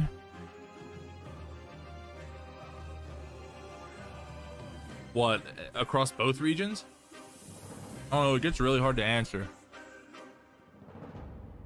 I don't know enough about Europe all time. Maro, Raikou are obvious. Sorrel's obvious. Jaw's obvious.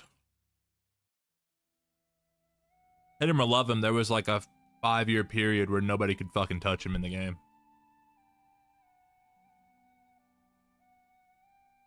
If I'm doing Justin A, Sorrel, Wealthy Man, Jamili.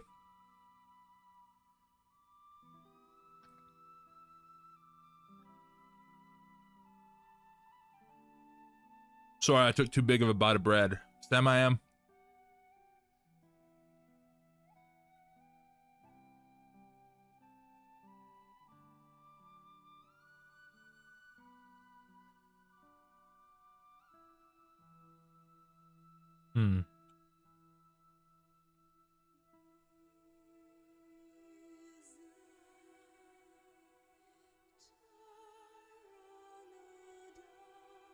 Ben Rookie.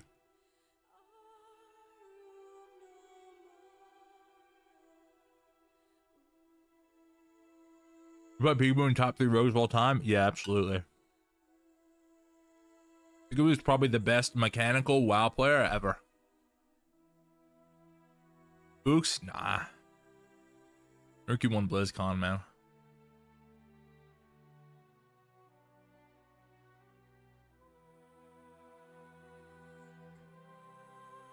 Calvish another 2 years. Calvish is insane, but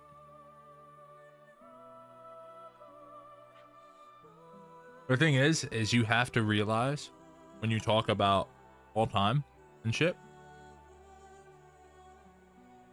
by all rights, Peekaboo's team won that BlizzCon that year. 2018 BlizzCon, they won.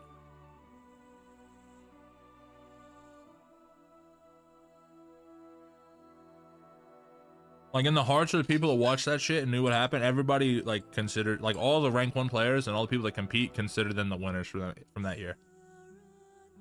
I love fucking Sea-Doo's team, though. Like, they're fucking the GOATs, but,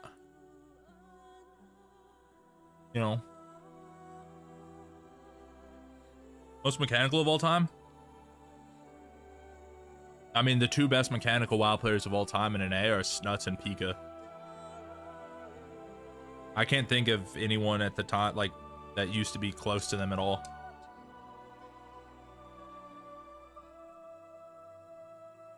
Chan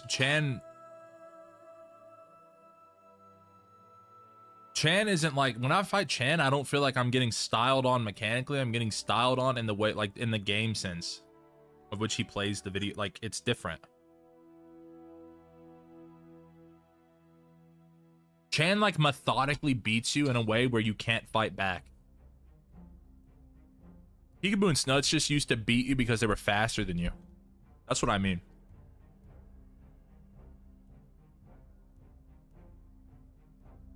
Chan's in the combo for the best player to ever play a game. But there's different types of players. Yeah, Jellybeans is another player who's insane mechanically.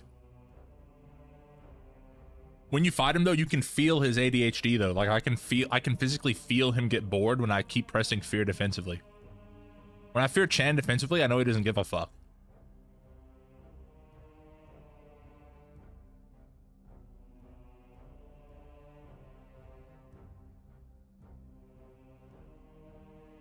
Games today? Ain't gonna lie. I didn't watch a game of the last series. That shit took an hour. I didn't watch a single one.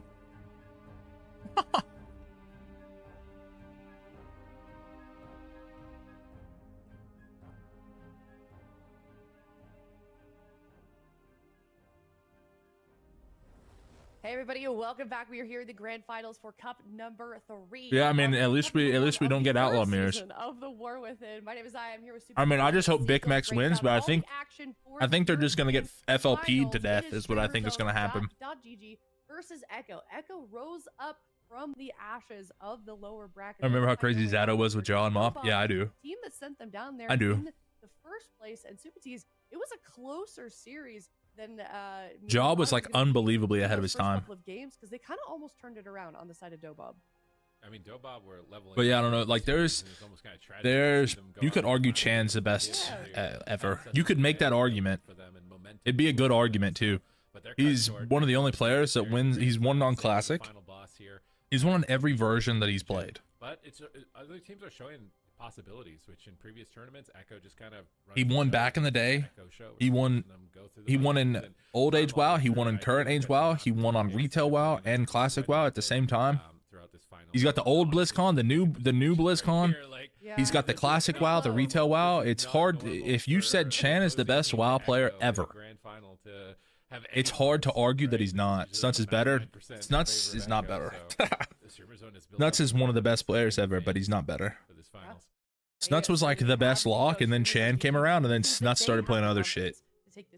Even Snuts would tell you that Chan was better at lock, and that was Snuts' main. Snuts just played everything else really well too. Finally off of the just.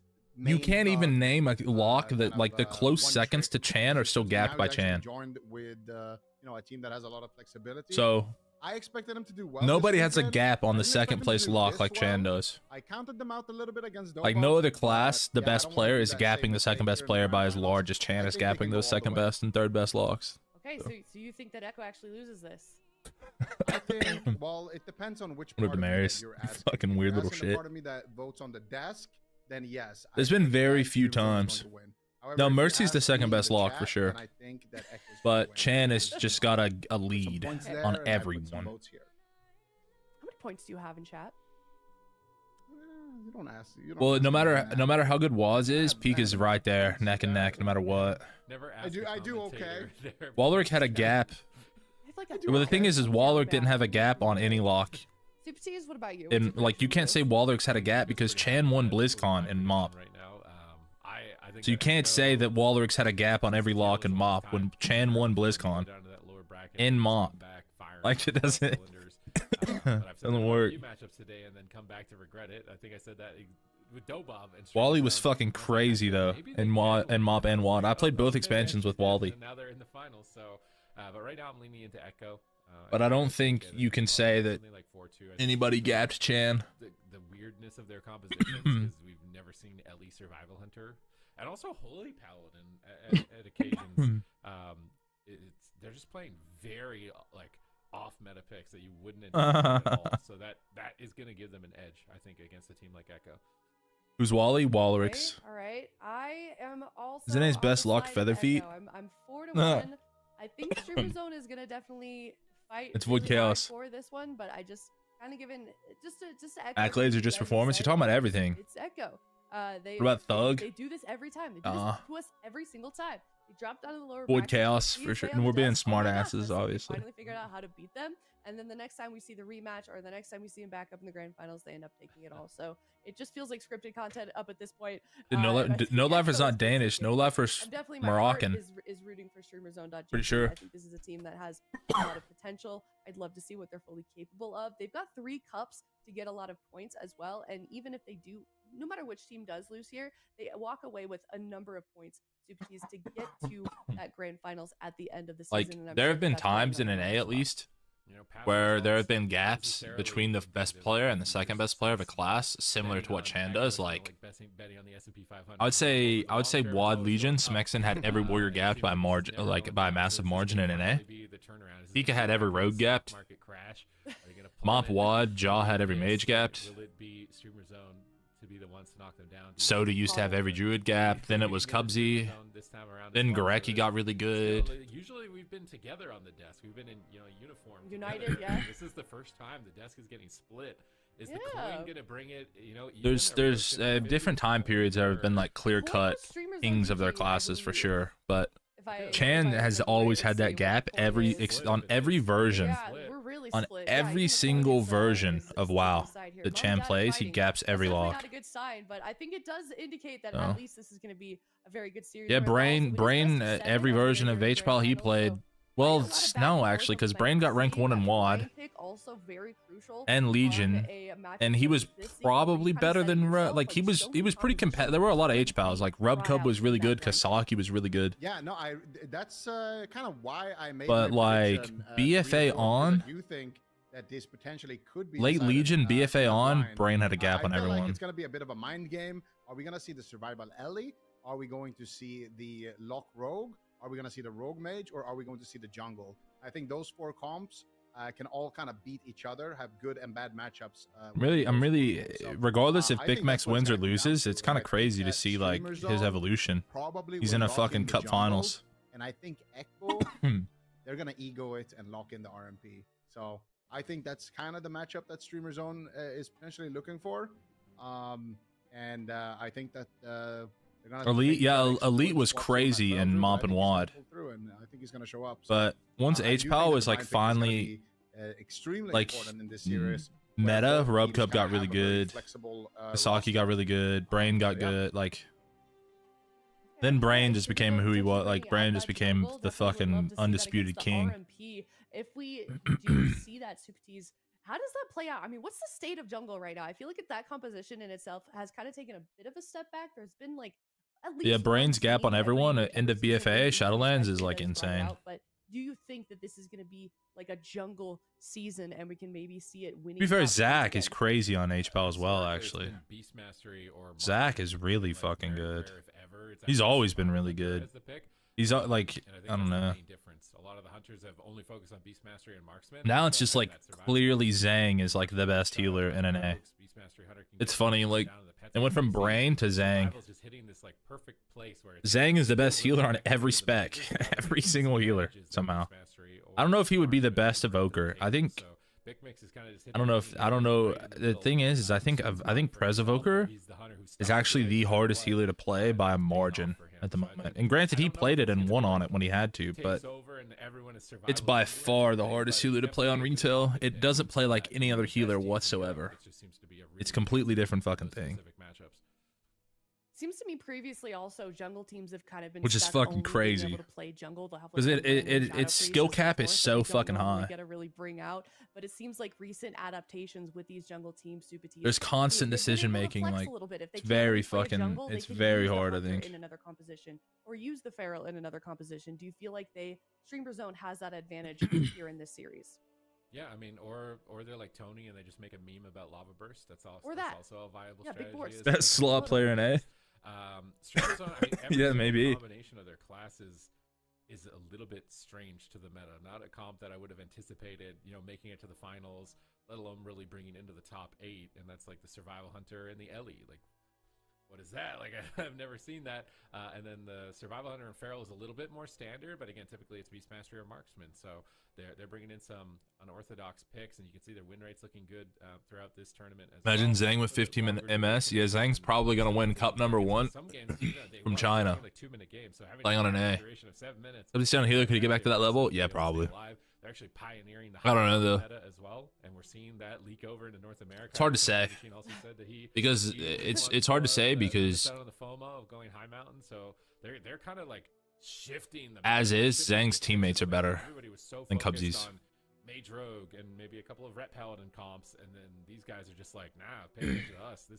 We're leading the meta right now. We're the pioneers. And so even if Cubsy is the better healer, they need to be pioneering something. It'll be really hard to see that he is. Didn't expect. That's the only times we see Echo. Because Zhang has the better team, and they've been a team for longer, way longer. Great. Here is an overview as well of what we're seeing from Echo High Mountain Torrens. Is that unexpected, Zico? Is that a meta that we've seen develop in the AWC just this weekend, or is that something that's kind of leaking into the ladders as well? And so Zhang is insane. I think this is definitely leaking into the live version as well, because I think that a lot of people see what the players are doing in AWC, and then there's like D Machine. He's like, I'm gonna just that looked pretty good. I'm just gonna do that.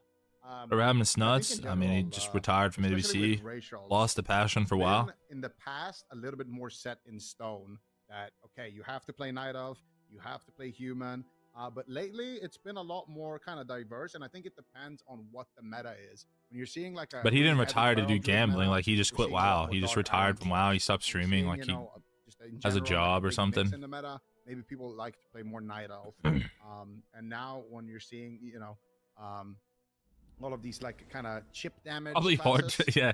After the is getting Bean a lot of fiasco in value. And I think 2017, in the case it of High probably Mountain, broke him a little bit. Ben said it was Big Dam who kind of made that meta over in NA.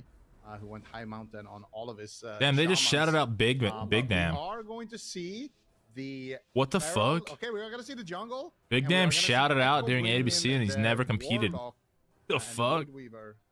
That's kind of crazy. I think Hunter and a Void Weaver is great, actually. I think Void Weaver Getting people addicted to gambling is very cool. How do you get someone addicted to gambling? The game is a great way to shut that How do you do down, so that? can focus on the Warlock and attack him. But Mercy is also a high mountain. Top 8 last cup. I don't know if I've ever seen that before, let alone in competitive When? play in AWC. Oh, really?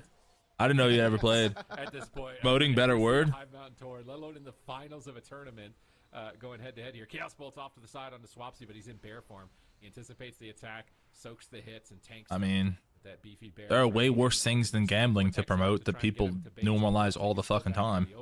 JT is So. freecasting now, though. If he's not crowd controlled, And like, I don't know, if you thought the guy that works for Fansly wasn't gonna gamble or promote gambling, like if you thought he would draw the line at fucking porn, like at gambling, whenever he like literally works in the porn industry, then I don't know what to tell you. Aussie vibes though. Going on Bow Rug. They're kind of throwing something out here. What are they going to do? Cyclone him? They cyclone him low. Void Blast. Free casting JT. Just look at him having so much fun with Void Blast. Off to the side. Just doing so much damage between these freezing traps. And his damage is pretty remarkable, keeping up with Mercy at this point. Cyclones from Waz are really good here. He's got one earlier, but he gets caught behind a pillar. Beautiful catch from Bow Rug. And Waz will trade Barskin and begin to restate. Big Mix needs to be careful here. That Void sphere on the ground is going to explode for a lot. He's going to kite away from it with the disengage. Get back towards the Warlock. Mercy fakes the kick. Chaos Bolt, number 1. Chaos Bolt, number 2. Is there a third one in the sky? Doesn't look like it. It looks like Swapsy just takes 0 damage. It was only responsibility if they get addicted to shit. It's coming from a drug addict and recovery. Yeah, I mean, he's got a lot of extra stats. His wither stacks are maxed, but he gets put into a stun. He can't connect. Full trap on the healer, but Big Mix is on the run. You know, his pet. Oh my god, he actually got it off. He's still gonna proc. I think his Guardian proc there. That was really bad. If they trade the Guardian proc, it's gonna make it a 3. Is promoting it frowned upon? Yeah, a little bit, but people promote things that are infinitely worse for you and infinitely worse for society than gambling all the time, but are more normalized by society. Really good too. He's just doing so much work with the Void Weaver, doing over 100 million damage already, and it makes you wonder. Really, one of those things. Maybe you should have also picked up the Void Weaver discipline. Like what? Alcohol. Right now, you see a trap onto Porn. JT Borg in angel form, trying to equalize the healing a little bit. Mix was at least able to hold on to that turtle, but Waz takes a big chunk of damage. But here comes Mercy, recasting in the back line. And that is the problem right now. Just the 2 casters doing so much work here for Echo. Big Mix actually scatter shots that Chaos Bolt. Really nice. Waz looking for the Cyclone, finds it onto Borug. And now they're going for the freezing trap there onto JT. It connects. They're going after Mercy once again, but he's just going to port away behind that pillar. Borug actually forced to trade out his trinket in this exchange. So not the greatest situation here for Streamer Zone. Well, does it necessarily ruin your life like crippling gambling addiction? As well as the priest trinket. Alcohol is the only withdrawal you can die from. Close out the match. Huge damage there onto Swapsy. Gets the renewal. What are we talking about? Doesn't ruin your life. Yeah, it can end your life. You don't think porn addiction can't ruin your life like gambling addiction? Exactly what you want on the side of Echo. Double coil coming through as well into a stun. Oh yeah, benzos too, I guess. Like, what are we saying? Second one, nice shutdown there from Big Any addiction can ruin your life. Things are looking very dicey right now for Streamer Zone. This is not looking good. They still haven't got people just can't come to terms with the fact that porn is fucking terrible for them because they're like, I like beating off. It doesn't ruin my life. Yeah, but you're not addicted to it. People can like gambling and not be addicted to it. Waz is still low though. Barskin about to end. Big heal, big swap. Nice damage on Mercy. Finally some momentum here for Streamer Zone in the match, but Waz defuses. What the fuck, dude? The mayor is just so fucking weird. Addiction to baconators can make you fat as fuck and give you a heart attack. Anything can ruin your fucking life. He jumps out of it at the last second, but he gets stunned out of form. Now Borug in a Porn addiction ruins relationships. That's probably the biggest thing that comes from it. Again, doesn't hit two. Big Mix is able to You think in the age of OnlyFans and Fansly, that's the only thing that comes from it? You actually think that? JT here. A little bit of a mind game against JT with the Shadow of Death and the Fade. Takes JT's death. Borug is still pressuring JT. You don't think people go broke buying that shit? Feather, but he gets snared again by the curse. He gets the fear regardless. Nice play from Borug that forces the will. They finally force a pain suppression. Incarnation is up. Big Mix is instantly pressing aspect of the turtle. He's not going to fool around with that cooldown. It's a powerhouse one. Swapsy has Incarn available as well. Ruins relationships, stops people from having relationships. To say that it can't ruin your life like gambling can ruin your life is crazy. It's fucking crazy take. That shit does irreparable fucking harm to the brain. But people are like, they're so desensitized to it because they think it's normal. With Brune Hitty, as it was been warming up. It's fucking awful for your brain. There's no argument you could make that it's not terrible for you. At the wrong side sorry. Of the pillar. Borug still had his Void Shift, still had, you know, that Guardian also finally rotated back up, but I just wasn't able to actually access any of those heals due to that line of sight issue. And I don't know, man. This comp, at the end of this match, JT literally had full mana. Like, it felt like JT just... What, porn or gambling? Like, porn. During this replay, Big Mix I know tons of people who just bet on their favorite team, like a sports game, which is technically gambling, where they play a little poker with their friends like once a week. The turtle, Swapsy just getting blasted here at this point, and it feels like a little and bit it's fine desperate actually to chase for that because Big they're Mix just is chilling. down his turtle at this point, and then he goes behind the pillar here to try to avoid those Chaos Bolts. Meanwhile, Borug was in angel form on the opposite side there. And Waz just realizes, hey, this guy is out of line for his healer. We can make a big play here. And Waz is always going to take those opportunities if you give them to him. So a little bit unfortunate here for It's a prime example of porn addiction who's very popular in the WoW PvP community. I like this matchup. I feel like... I mean, hopefully who you're talking about, who I know you're talking about, grew out of that. High up, even though you can have that mana lead and you can have like a lot of cooldowns in your arsenal, you start actually really falling behind on your actual healing. But yeah, I mean, all addictions are obviously being addicted to anything is bad. I'm just saying that there are things that are way worse than gambling, that are way more normalized. Way more normalized, despite being worse. So I don't know how much I like this from Streamer Zone. But the question is, what would they even have to beat this? Alcohol's literal fucking poison. We're just putting that shit in our bodies for fun. I had a long day at work. Let me poison myself. Yeah, no, fuck it. Double melee is just not the move, not the play, which is so weird to say because it's Destro Lock, right? That's usually, I think Mercy on his interview said that why should you? I don't know. This is. He plays a Warlock and he gets chased by melee all day, but I don't feel like I have sympathy right now. I feel like he's just able to do whatever he wants. This seems to be a perfect comp for a Warlock. To just completely throttle these melee DPS. But completely throttle. Yeah, that's what I'm talking about, Supa. Begin to allude to the fact that they want to play some type of melee combination. I don't know if Demon. As Big Max a cow, everyone's High Mountain Torn. It's OP. Borug needs to go disc. Yeah, I was gonna say that. Void with Void. We're leading into midnight. There's a subjective argument due to the fact someone could find porn to not be a problem, but they gamble everything or vice versa.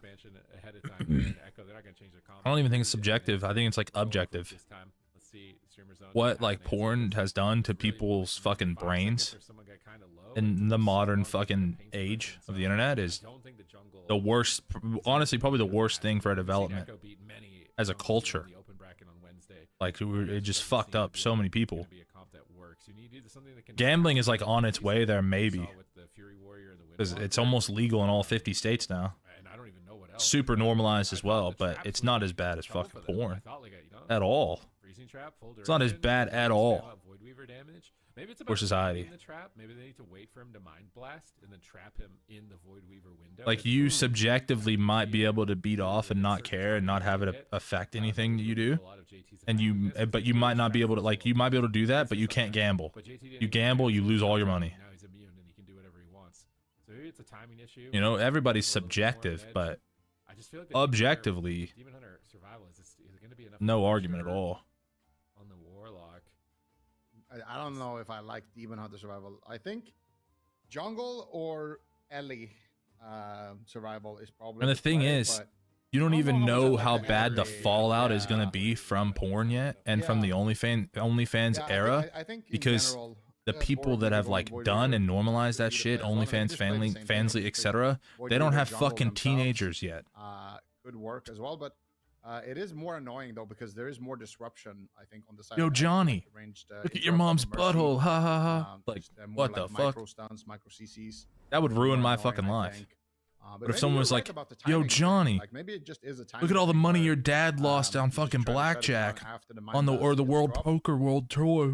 It's like, okay. Same thing here from streamers. But yeah, that fucking sucked. But it wouldn't be quite like them seeing my mom's butthole. Yeah, we'll see. I don't know.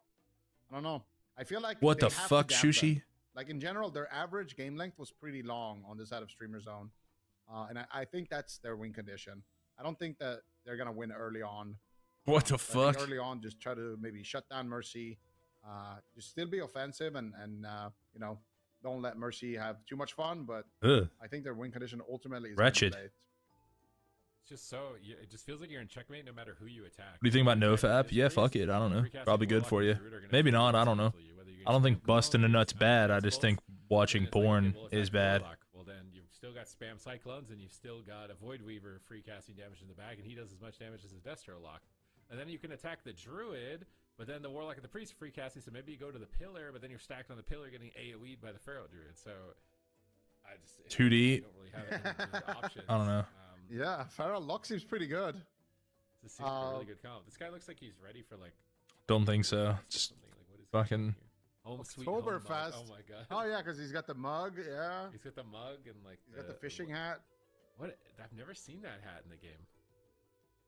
Is that new? Just go eat a cob. Yeah. Fuck it. I've literally never seen that. That's a Brewfest. I don't know. Brewfest hat. We got Brewfest. I don't know. Here in the Home Sweet Home logo. He's also got the choosing butcher to play knife. He's got Fell Fissure, which is interesting. It's a PvP talent in the bottom right there. Well, Fell Fissure is a better Mortal Strike than what Rogue has or Feral has, right? Seems like it would be a bit overlapped with the Feral Druid. It's better. Feral Druid's MS is 16%, right? Would prefer that over something else. He's also got the Soul Rip PvP talent. I think that one's good, just giving him the shield wall effect and then the reduced cooldown. I mean, it's not like he needs to play anything else. Options, I think. He could literally not play 2 other PvP talents. This class cannot fucking die. Value out of like short gate cooldown or the name of the Rift, the Nether Rift, where you can like port your enemies to your port. Imagine him doing that. Like they're just stacked up. On Dalaran, yeah, that'd be crazy. And he ports them, out in the open when they're trying to. Mercy used to run that. He used to run that way back, but it was different. It ain't starts after the series. I think it's more popular to run that when you're playing double wizard. But when you're playing with a Void Weaver, you kind of are playing double wizard. Yeah, you're playing double. I think you should try the Rift. Yeah, maybe. Maybe it could work. But I don't know, man. Streamer Zone. They need to find some kind of win condition here, because Echo right now. We've seen it so many times, right? Where Echo gets knocked down to the lower bracket, and then they just go on this absolute tear throughout the entire lower bracket, and now they're back in the grand finals for Streamer Zone. This is a big opportunity for them, and I do think that just taking their time and trying to figure out exactly how they want to play this is going to be very key. I actually wonder also if Swapsy has been practicing his Warlock, because Swapsy used to be a kind of a main Warlock as well. But anyway, we're going to see the opener here. Waz actually getting scatter shot, so no Cyclone being casted there, but Mercy actually going for the Fear. Gets the full Fear onto Borog, and already it's going to be some trouble. JT in the backline just spamming damage already with the Power Infusion as well. Swapsy dropping to about half HP in the opener, but Angel Force like right through, here, though. and they're going to be able to recover. Mercy, though, dropping very low, stun into trap. And they get the Fear actually out of the stun. So with a Forsaken, I think, or I don't know if it was Deft actually, but either way, Mercy had to get the pain suppression there. So good pressure from Streamer Zone. You gonna play Wad 3s if they do it? Yeah. But Swapsy's still in trouble. Now that he's knocked off the side, JT goes for Ultimate Penitence. Look at that damage raining terror from the sky. Borog struggling to heal through its pressure as it's hitting all 3 players. Double Fear, Chaos Bolt's incoming. They're swapping healer, maybe even Borog's pushed in. I feel like he needs to. They need trap into Fear. But I feel like it's a timing. I feel like they should be stun trapping. And there, right here, there's a great Fear on the Mind Blast. Just crowd control the Void Weaver during the Void Weaver window and limit their damage output. Almost treat them as a DPS as opposed to a healer. I feel like that could be a win condition for them. Just crowd control the Mind Blast windows. Yeah, just CC them on their arcane surge, basically. Yeah, exactly. But Mercy right now, casting no. 2 chaos bolts onto Borug. Borug forced to trade out his trinket and his GS in that position. JT though sitting through a full trap, no trinket available. He actually sat through a fear earlier though without using that Witless Forsaken. He did use his fear just now though onto the DPS, so Borug potentially could push in and look for a fear of his own. Once his team stabilizes, Waz down to 50% HP. JT gets the Mind Blast off. Borug taking so much damage, he can't actually leave the pillar. Really nice punish in terms of. When we send Touch of Death, yeah, basically. Anytime he pushes in and allowing JT yeah, to do basically. so much damage. Swapsy on 1% HP. I'd be stuck on an island with Pika or Was. Just yet, but Swapsy manages to survive on his own. Still down half about. And Borug just trying to keep them alive with Apotheosis active. Symbols of Hope coming through as well. Borug manages to top his team here for a second. Actually catches a kick. And now Mercy, another 2 Chaos Bolts onto Big. Probably Pika, yeah. Probably a way better time. Finally in angel form and probably way better time. Imagine a rift when they're all turtling back there and they just get pulled into the middle of the map and then you just finish them off. And they can't hide here. But here comes another Void Weaver window and they don't have Freezing Trap. I swear he's trapping him. And then JT just pops Mind Blast. You think Waz has any survival skills, bro? I don't think he can trap like this. Mercy finally taking some hits. But you know what Pika's survival skill would be? He's a millionaire, so he'd call us a fucking helicopter. Way too much damage for his Guardian Spirit to not have proc. Waz gets punished as he's pushing in. They got his medallion. We'd get out of there. Instincts, but he's got Incarnation. They're stacking up. Waz is going to be bleeding 3 targets. Yo, Civil. Down. Mercy's moving in onto the left. Big Mix has to trinket. He pops the turret. Waz also has no survival skills. Pet died. It's such a liability as survival. Your pet is so easy to kill. He has to trade that just to get his pet back in the fight. 3 minutes on that Guardian Spirit. Borug is coiled off the pillar. Swapsy is dying. JT's free casting. Big Mix needs to get control of him. Nice. JT fades his binding shot. He grapples for the trap instead. But JT deaths it. So he fades the bind. He deaths the trap. I don't know how you come back from that. Like, he's got 2 pain suppressions. He's so far up on mana. He's going to be free casting. It's like an eye with Metaphors and Crusader. Right now. They'd kill each other in a day. At all here. It should be lights out. Swapsy pops Barkskin.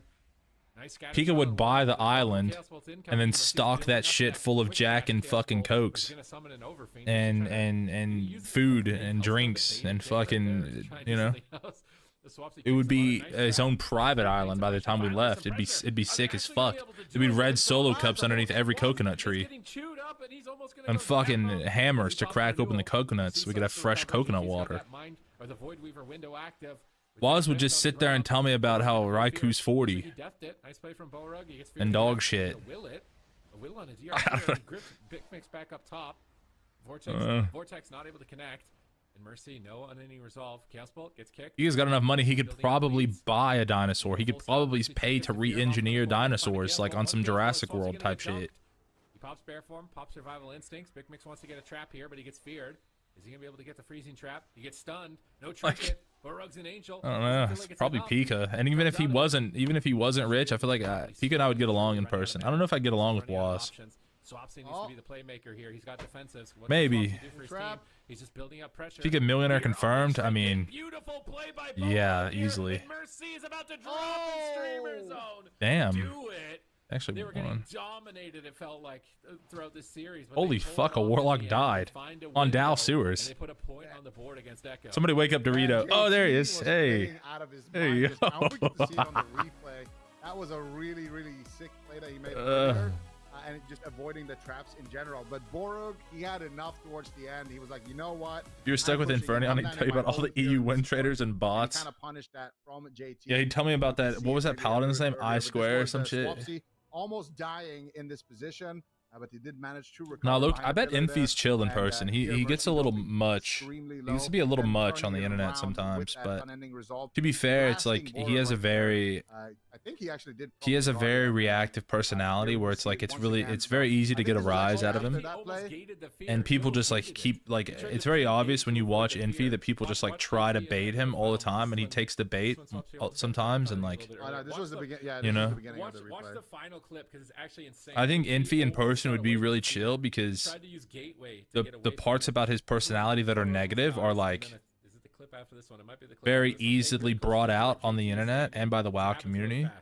So JT, he presses gate and he gets feared on his but in real life, I think he'd probably just be chill. He almost got away from it.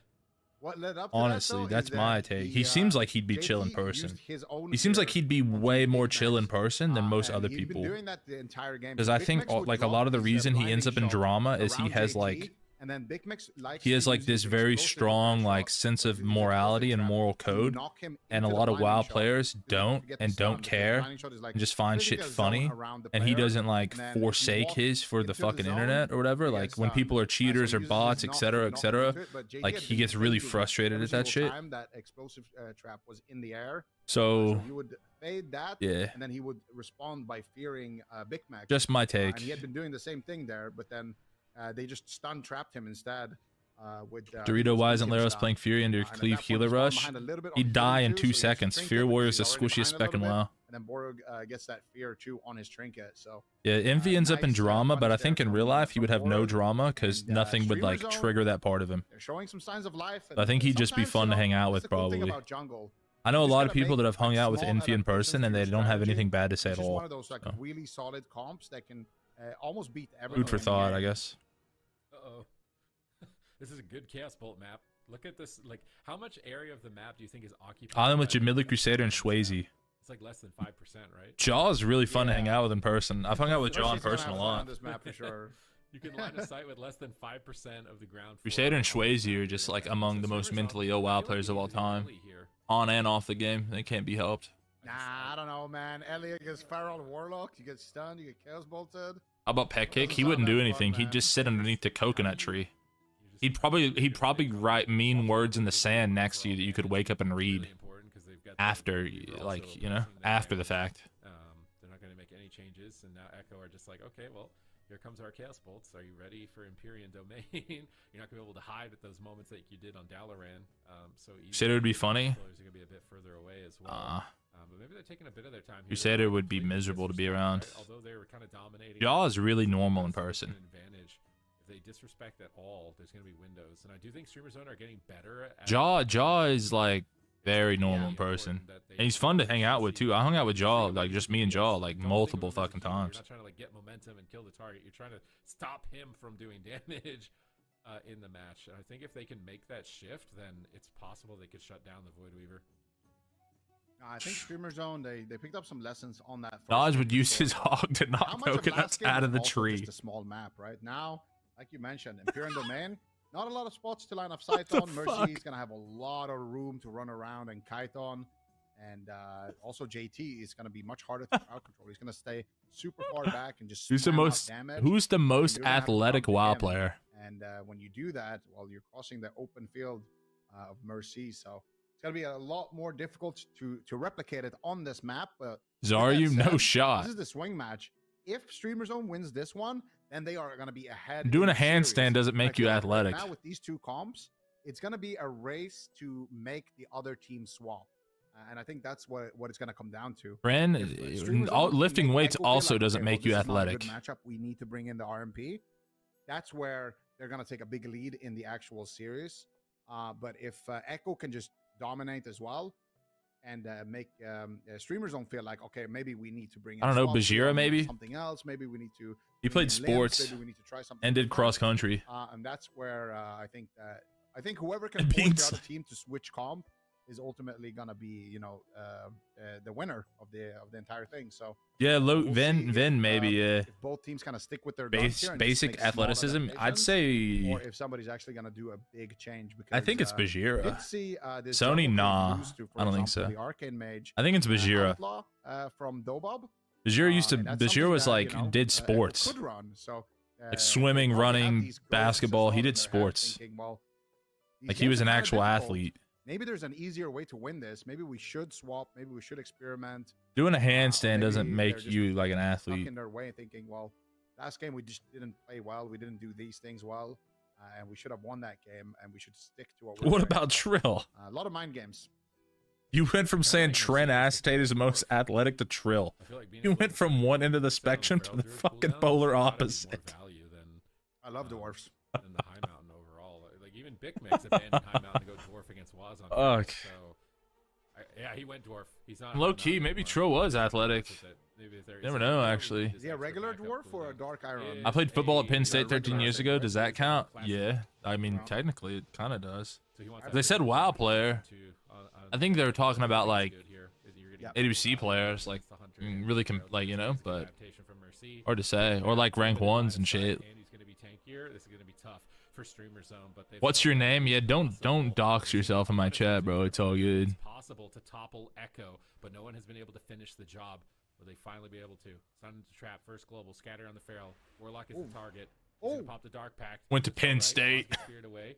Borug not able to get anything else going for his team, and now he's actually spell Play see his silence. He can't really capitalize with swaps. He's taking a huge amount of damage right now. Caught in a rake stun on the Incarnation. Waz is swapping. Mr. Cutie was my father's name. Mix is also playing the Mending Bandage. I'm not sure if that was an adaptation from game number 1, but it will allow him to remove. Who is the most autistic WoW player?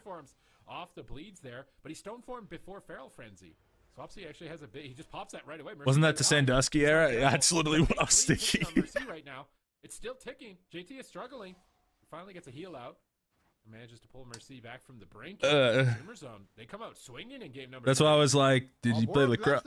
Anyway. JT, it's full. He has no Will of the Forsaken. Had to use it in the opener. Most autistic. Some damage. Mercy now finally caught up in a stun. Here comes the damage. The jungle creep was trying to heal the situation with some cyclones. Nice grip there. JT gets full stun into a full trap. Hubsy. And Streamer Zone is all over Mercy. Nice port though with that demonic circle back to the pillar. And you can tell, like, the map having a lot of room is definitely paying dividends here for Echo. Just non-verbal playing WoW. Beautiful fake cast, triple Chaos Bolt Cataclysm. Dammers, he's up there probably. Dino, maybe, but I don't know. I don't know that. Into the open field, looking for more Chaos Bolts, lobbing two. I don't know that Dino. I think Dino just likes twos, so maybe he likes twos because he's on the spectrum. It's hard to say.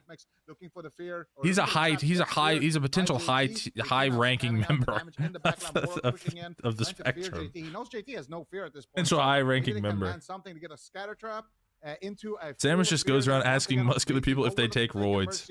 Trying to kite, realizing his healer is out of the game. What the fuck? Nice cyclone onto Borug. Does Cubsy actually like? And now finally, Mercy is going to recover through that CC chain. So his map is doing a lot of work. I don't even know how to explain Cubsy. Onto Mercy, it is going to be a lot of damage. JT free casting in the back line. Swapsy, 2 Chaos Bolts, Coil as well into a third. He's a very quiet person. Look at Mercy just and he smokes weed and he's just chilling most of the time. Oh my god! Oh my god! What a fucking stomp this game was. Jesus Christ. That was a lot of name any normal rank 1 player. Short amount of time. So Mercy pulls Vajira, same play earlier on. Venuruki Across the entire circumference of the map, and then he flips the switch and just goes turret mode and just transformed into Bastion. I'd say Vajira is the most normal rank 1 WoW player. You guys need to run, bro. Why aren't you running?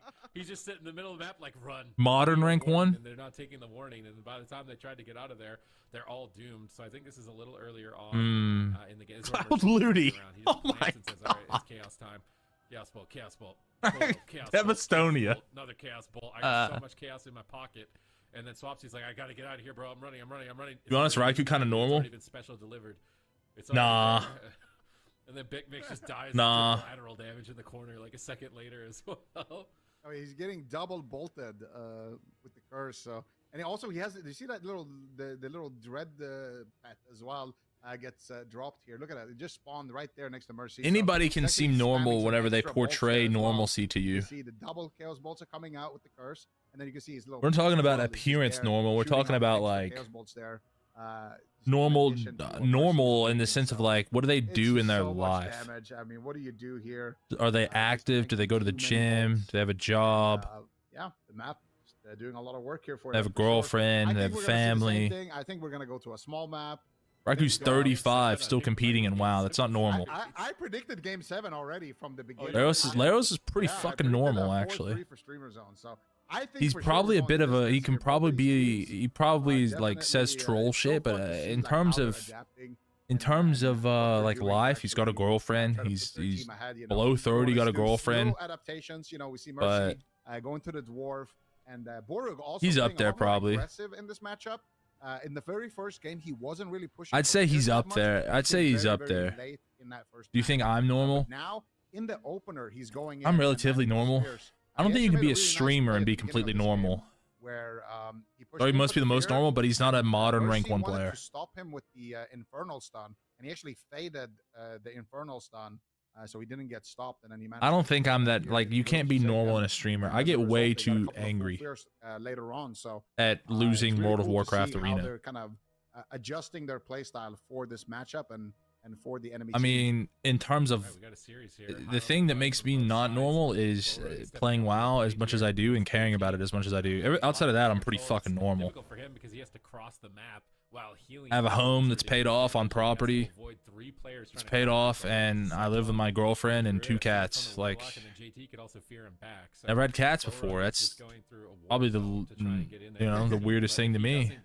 But so he's gotta avoid every landmine. I'm a fucking rager on WoW, and I take shit way too seriously. I don't think that's very normal. Yeah, I mean, I work out and I'm active, but stressful game for Bo. I put way too much focus on WoW and things on the internet. I let things on the internet bother me too much. Then he could definitely deliver victory to his team here. We're going to Hook Point. Good small map.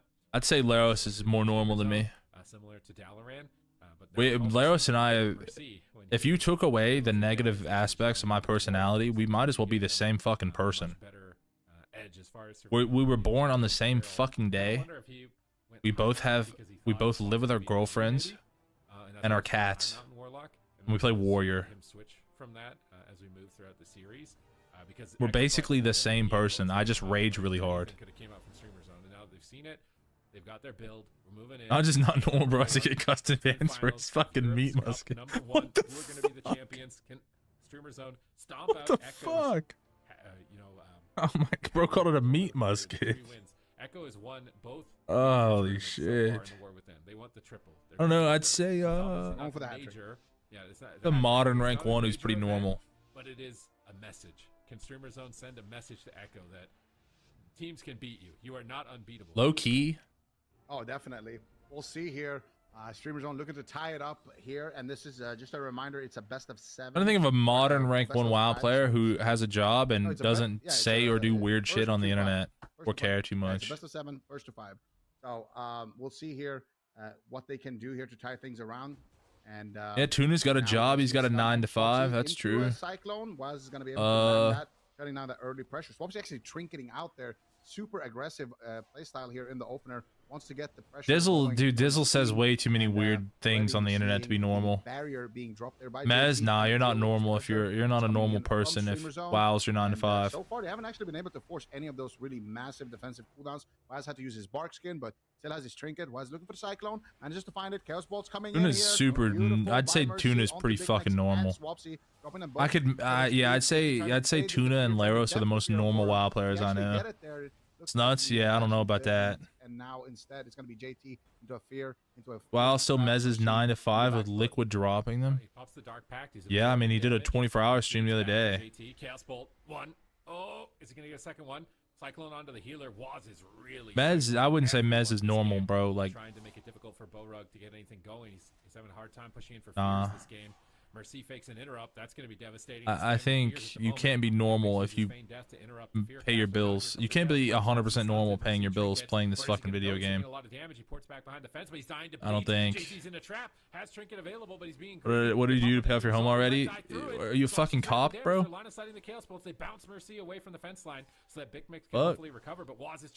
You asked 8 times, I didn't answer the 8th time. Like, what the fuck? They're trying to build their momentum. Streamers, I think they have it. They have a chance. They have a chance. You have a job and not have personality issues or emotional issues. That's the thing is, I've seen Tuna rage. He's going to port far away from JT if he does. Big Mix feign deaths the Chaos Bolt. I don't know if I've ever seen Laros rage. Like really rage. They're getting ready for the attack. Maybe they're trying to bait Waz. Like I don't think I've seen Tuna crash out on people, but I've never seen Laros crash out on anyone. Like being a little frustrated at losing or something is one. I've never seen him crash out on anyone. Oh, but Mercy's behind the pillar, out of line of sight for a second. Not enough damage to finish him. He relays his gateway. I think he relayed his portal as well. No, his port's still behind that fence line. I've seen Tuna crash out a little bit. Mix, but it looks like Borug was ready for it in angel form. Recovering swiftly. He ports behind the yeah, he just has normal ass hobbies and lifts weights and a girlfriend and gets rank 1 in every version of WoW. He's pretty fucking normal. Getting ready for the push here. I'd say. I've never seen him crash. I've crashed out on Laros actually. Big Mix is the target. No trinket available. He might have to pre-turtle. These Chaos Bolts are coming in again. Big heal comes out.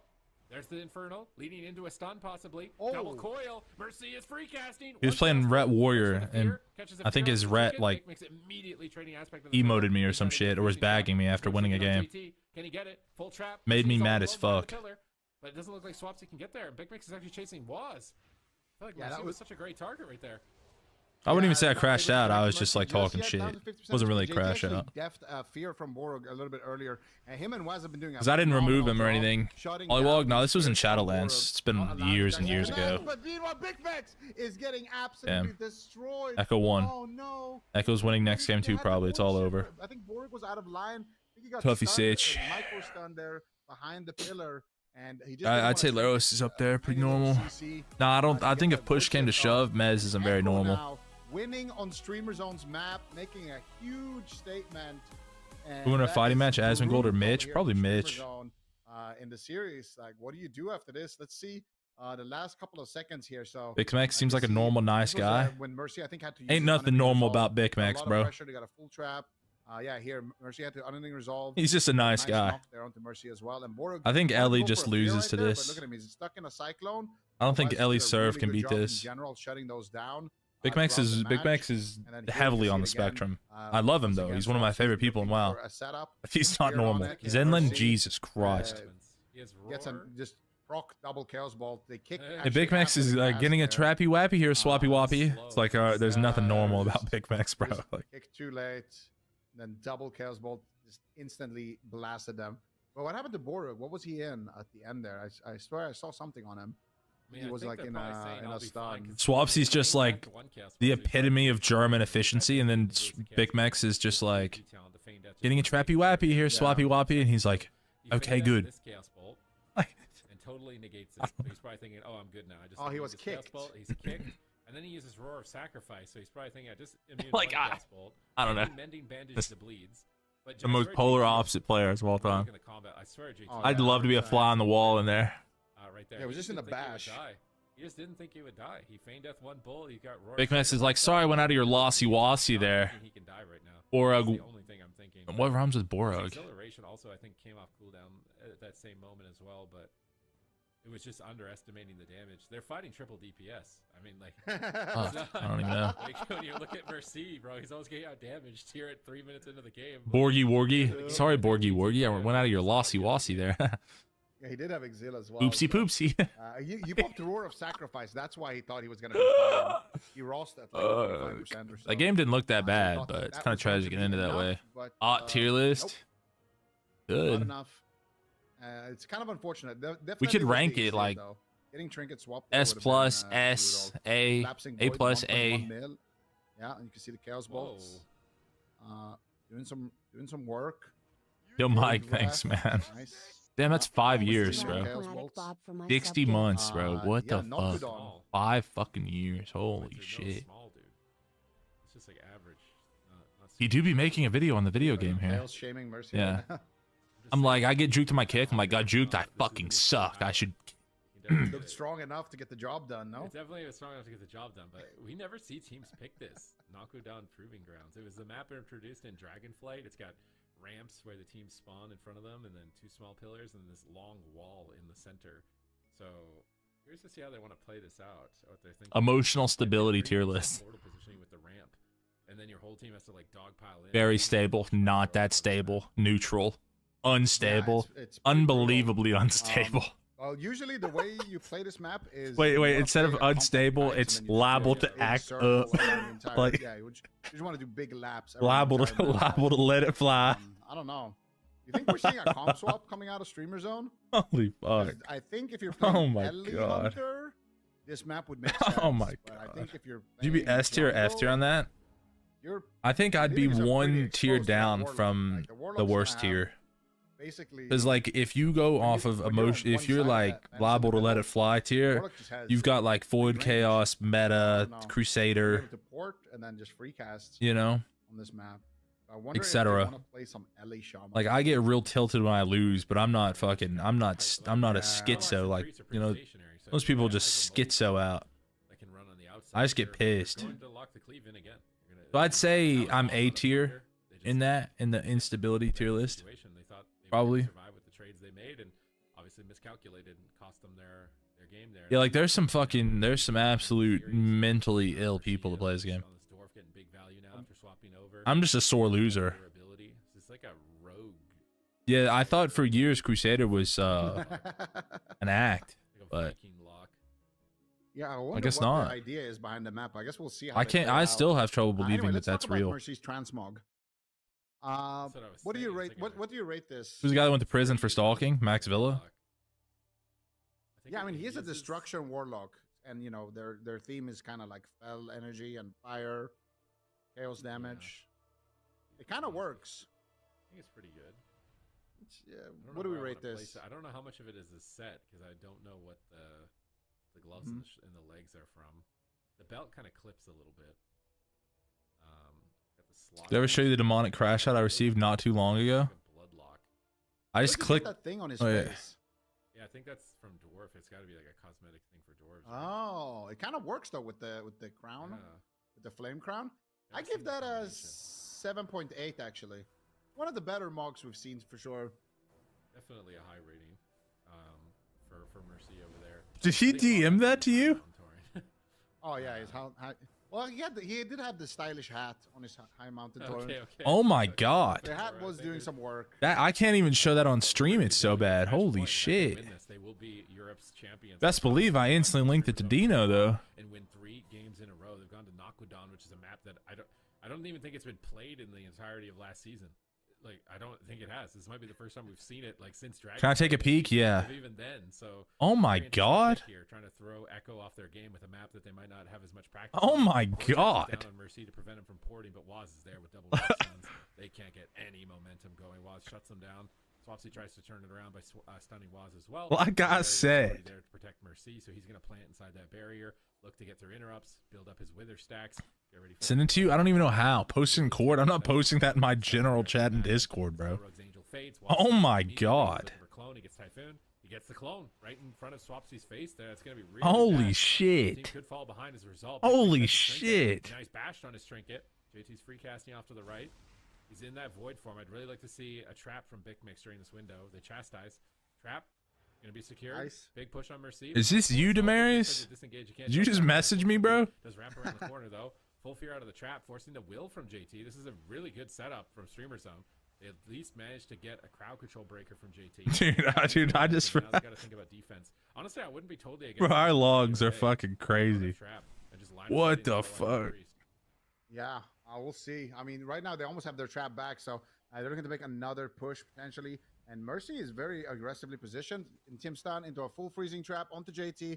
And Boro get there for the follow-up fear. Now let's see. Waz wants to play spoilers here. He's not going to be able to. He had been, yeah, the like I said, he'd been going for a minute. Might be finding himself in a cyclone. They're actually going after Waz. Good lord, that is a fucking crazy message. And Mercy is going to be the target of choice. Holy fuck. Connect just yet on the side of Streamer Zone. Now here comes the coil onto Swapsy. Big chaos ball being lobbed out. 1-2 is going to connect. Oryx in a cyclone. Swapsy though managing to shrug it off, just using the renewal there. Big Mix down to half.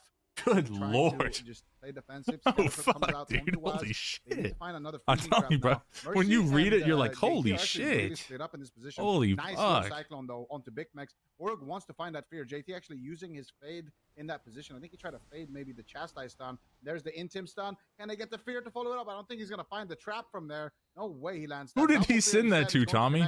And Big Max should be able to trap out of that as well. He manages to find it. Waz gets interrupted on the cyclone as well. They're going after Waz. Mercy as well, though, taking a lot of damage. Mercy actually using that big health stone.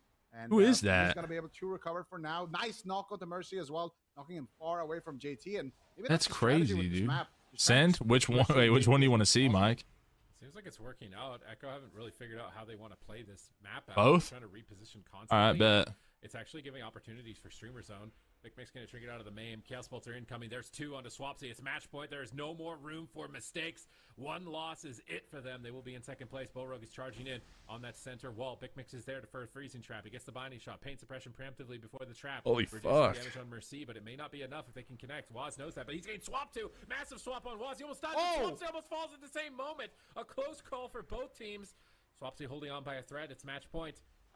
He thought he was going to be winning the game right there, but he almost went down to Mercy's Chaos Bolts. Void Weaver damage coming in from JT. Swapsy's trying to run for his life right now with no trinket. Bigmix gets caught alone. It's insane. It's actually an insane fucking screenshot. What is it? I can't show you. I'm sorry. I actually can't. Where's the trap? I would get in trouble. He gets the freezing trap. Now they need damage, but Swapsy is maimed. He can't do anything. I could tweet it. About it. Swapsy down. Bigmix is soloing Mercy right now for his team. Can Bigmix pull it off here? Waz is rotting. He bark skins. Nice interrupt over onto JT, but now there's no interrupt. Give us a hint. I can't. He's gonna Chaos Bolt. Chaos Bolt gets scatter shot, but that's scatter. Bro, what the fuck? There's no bleed. Swapsy needs to run. He needs to get out of there. They're all casting on him. He's in bear form. He's trying to bark skin. He's trying to boldly go where no Feral's gone before against his Void Weaver Destro lock. As it looks like Bigmix wants to get a freezing trap. He has to fake a lot of. You know when you click your friends list on Discord and it says active now on the right side? Bigmix Chaos Bolts are flying in. Somehow, someway, they're alive. Full trap on JT, but he pre-paint suppresses. Bullrug is moving over a fear, but he's going to get intercepted and feared away. But he got his fear secured. JT trinkets it to try and keep this going. Swapsy has nothing.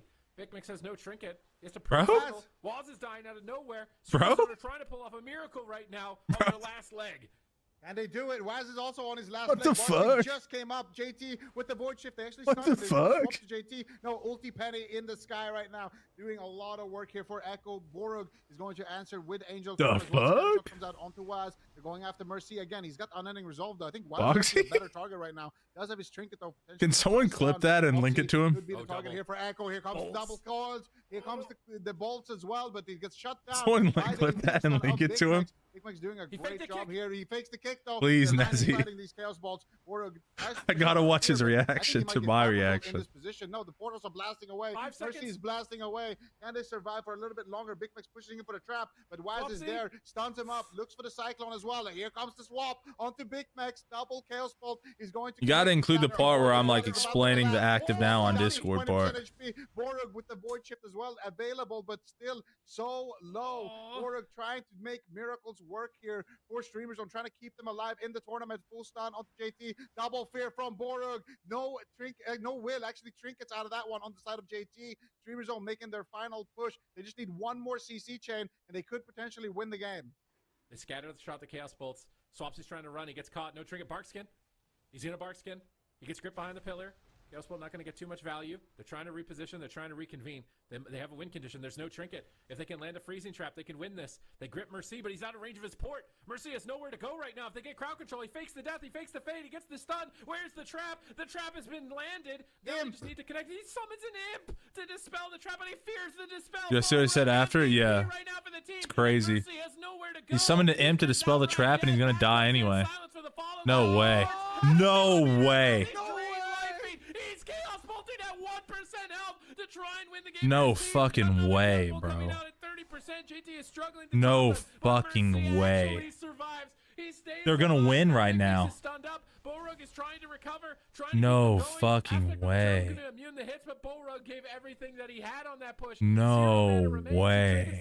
He's got Angel for one more push. Borug's team has one more push left in their pocket. Can they pull it off? JT just deft the trap as well. No fucking way. Their kill attempt did not net them a kill. JT Mercy is so fucking good. He got will. He just had to use it though on that fear. Maybe what the fuck? Big damage onto Waz. No way. No. Swapsy's dead. He's not dead. They stun Mercy to try to shut down the damage. How the fuck is this game? Into a freezing trap, but he defs the trap or got imped. I'm not sure, but either way, Waz down to 50% HP. Oh my god, what a game. Wait, Swapsy's dead. Trying to get the cross kill. Can he get one more? Swapsy trinkets out. One more Can they get any more damage off the Swapsy? No way. No way, bro. Falling behind around the pillar. Mercy like the Terminator. Can they get any what the fuck? Keep his team alive. The rate of fire might just double kill. No way. Get off the fucking pillar. But he's gonna kill Borug here. Dude, he did. Dude. Bro, this guy's casting first aid. In the fight. It looks like what the fuck? What the fuck? But I don't think you can get any closer than that. Wait, Mercy has wall. Oh my god. Oh my god. Wait, Mercy can kill them. Wait, Mercy can kill them, bro. Actually. If they pull this off 2v3 at this point, it would be legendary. Borug can die. Boro got his symbols off. Oh, he got a little mana though. He has swap still. No way that Mercy can do this. It would go against all laws of physics for Mercy to win this game now at this point. But they were all dead. You just need one crit, man. Just one crit, it'd be over. They'd be champions right now, and they wouldn't have to go through this again. But walls. His port's there on the top side. He could port and Chaos Bolt Bullrug twice. He ports. Oh, he got stunned.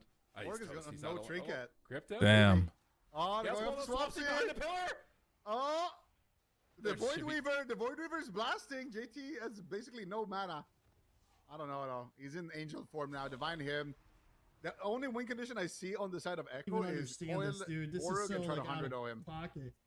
He's got one of the best Riptide songs there is, for a couple of seconds here in terms of trinkets. There's the coil. He's not Magnus, gonna. I'm having a meltdown. I don't like Stunned by Swapsy. I don't think Mercy is gonna be able to do. Nah, you can't, dude. Fuck, that was a crazy game. Swapsy chomps him up. Little Resi Res on the petty pet. 3-2 now for what the fuck?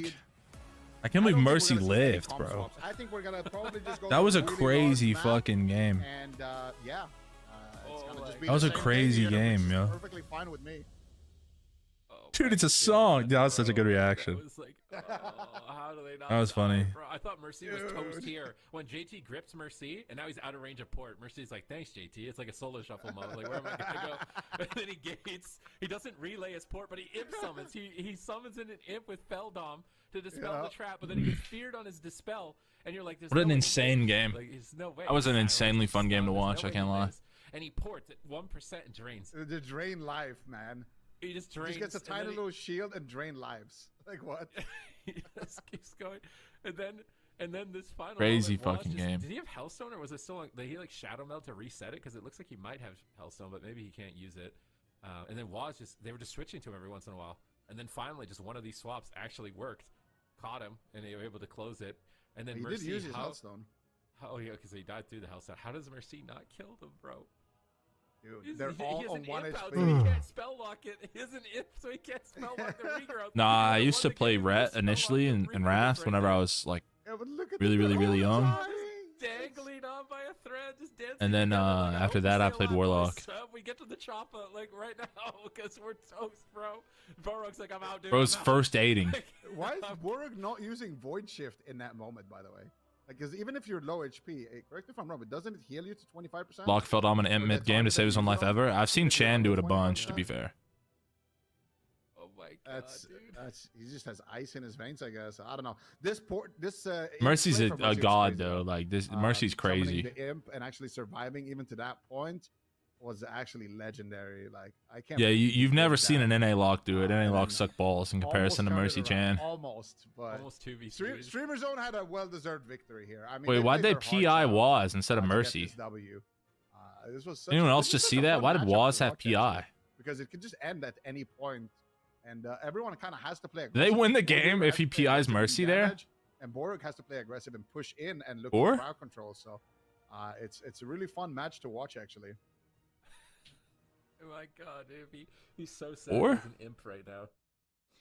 I mean, it kept him alive on the setup earlier, but if they could have just kicked one regrowth, it was over. Just one of these regrowths.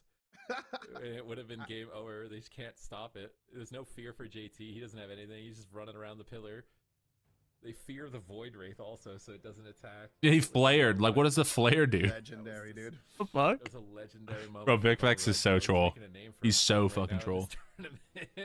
Going up against Echo, but here we go. It's the Sands of Tolvaron. Ego PI? I don't know. It's the Sands of Tolvaron. He PI'd Waz instead of Mercy. I swear if he PI'd Mercy, Mercy killed them. I swear it worked. I swear it worked. I don't know though. You just pick these weird maps that no one ever picks, and it gives you a little bit of an edge because Echo don't know. He's just pressing the buttons, but then he could press behind the pillar. On the classic maps that get picked most of the time, but they probably get 0 games played on those random maps, and it gives your team a little bit more of an edge. He was video gaming here. He was making a video on the video game. You know, are they still? They're gonna do it again. They're gonna do it again. I think they have to. Echo are gonna do it again, and can Streamer Zone take this to a game 7? Are we going the distance in Europe's Cup #1? Echo finally. He was just drawing attention to how they were all 10% HP. He flared it. He's like, look. And the comps are locked. Look. We're going in. There's gonna be no turning back in a second here. As soon as those gates open. This guy really do be video gaming here on the video game. Better finals, honestly. Just streamers doing what they can. And what a debut for this new Streamer Zone roster, because the old Streamer Zone was, you know, with Kazu and Tony, but this is a completely different roster here. You got Swapsy and Big Mex combining forces. You know, Swapsy, former teammate of Echo, Big Mex, always just kind of playing his little thug cleave, being a bit of a one trick, but always you know, excelling very, very I need some water. I'll be back.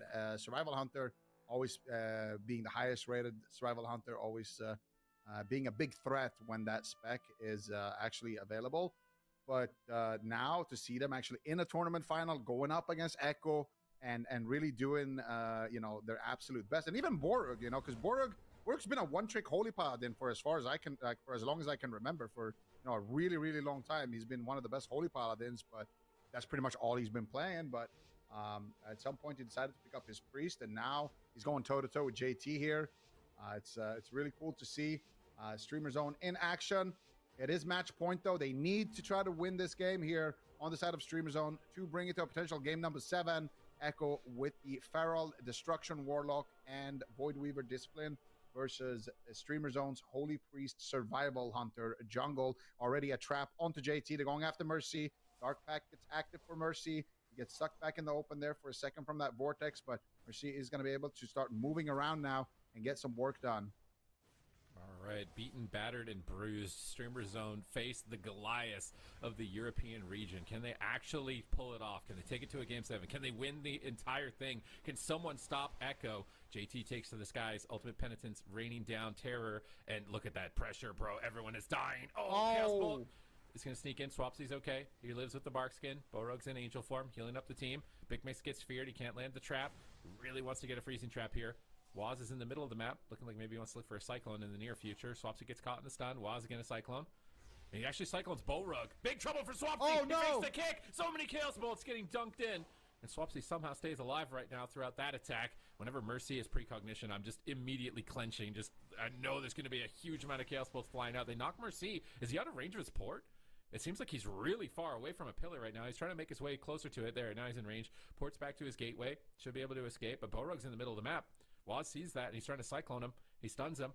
No trinket. Swapsy in trouble. Big Mix in trouble.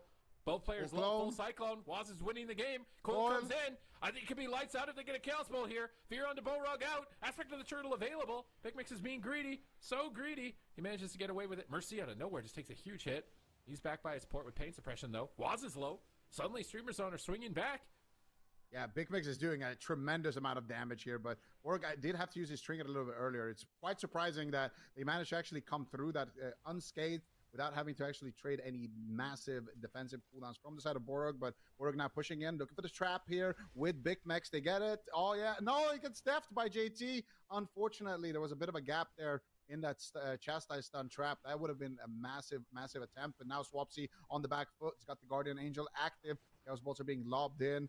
And we can see JT in the back line just spamming out the damage as well, doing a lot of work here for his team. Cataclysm being casted out, but now they're making a push again here on the side of Streamer Zone, back onto Mercy. The Spider Sting coming out there onto Mercy, and they managed to actually get a full trap, I think, onto JT. He gets stopped there by Waz. Beautiful stun there by Waz, actually, on that stun trap. And Swapsy might just die here. They got nothing left here in terms of Guardian. Might need to use the Void Shift instead, but looks like they will be able to recover with just a renewal and the Bark Skin.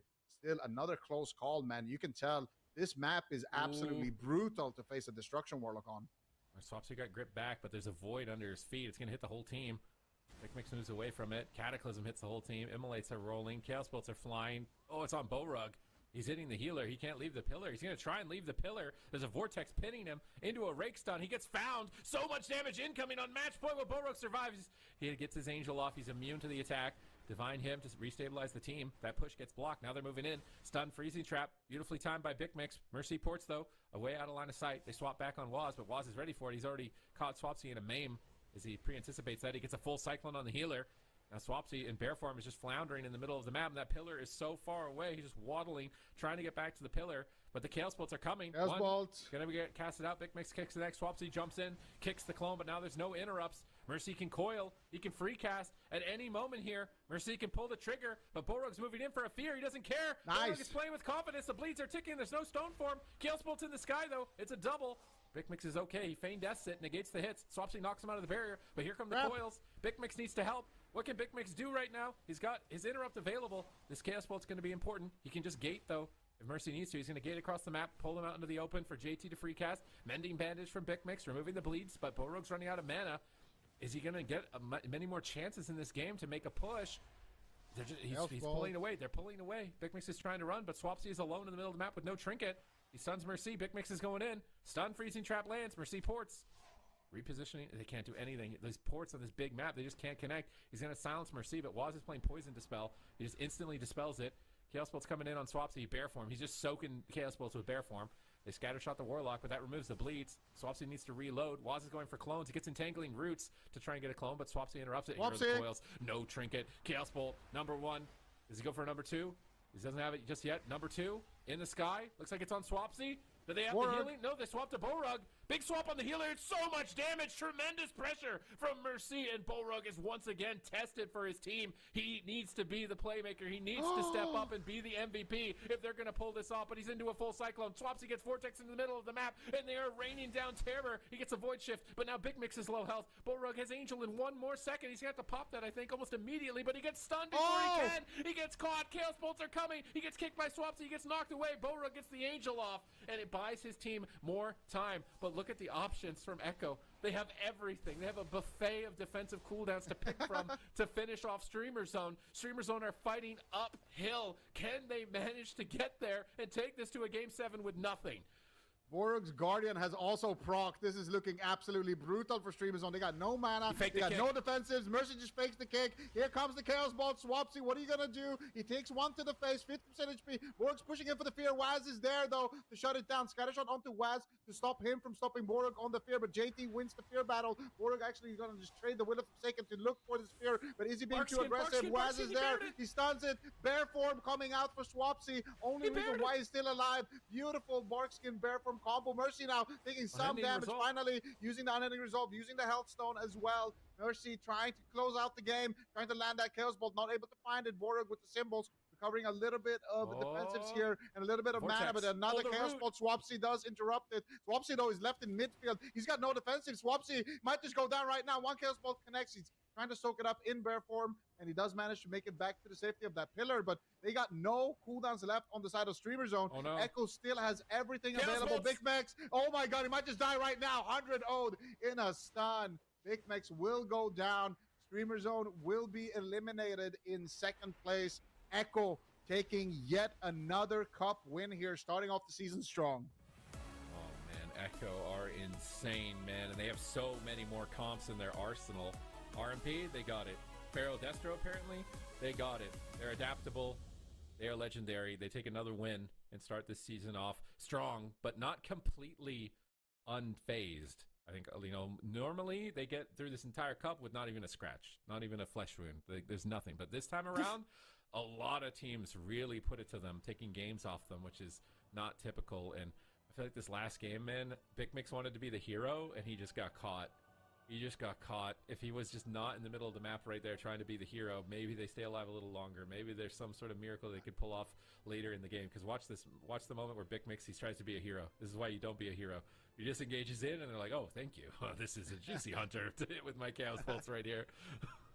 Yeah, but at the same time, his team has got no mana. They've got no defensives. They need to do something. Like, if they all just stay behind the pillar, they're just going to lose as well. So it's a bit unfortunate. But I think ultimately Big Mix played a really solid game. The only really big mistake that I saw from him was that he missed a kick at the beginning, but it didn't really matter too much. But I had to thank some Chaos Bolts as a result of it, because he kicked too late, like after the cast. But yeah, at this point, I mean, you're basically in checkmate here. He actually died. He had Ross up as well, but not going to be too effective against those Chaos Bolts. I think he pre-walled when he disengaged.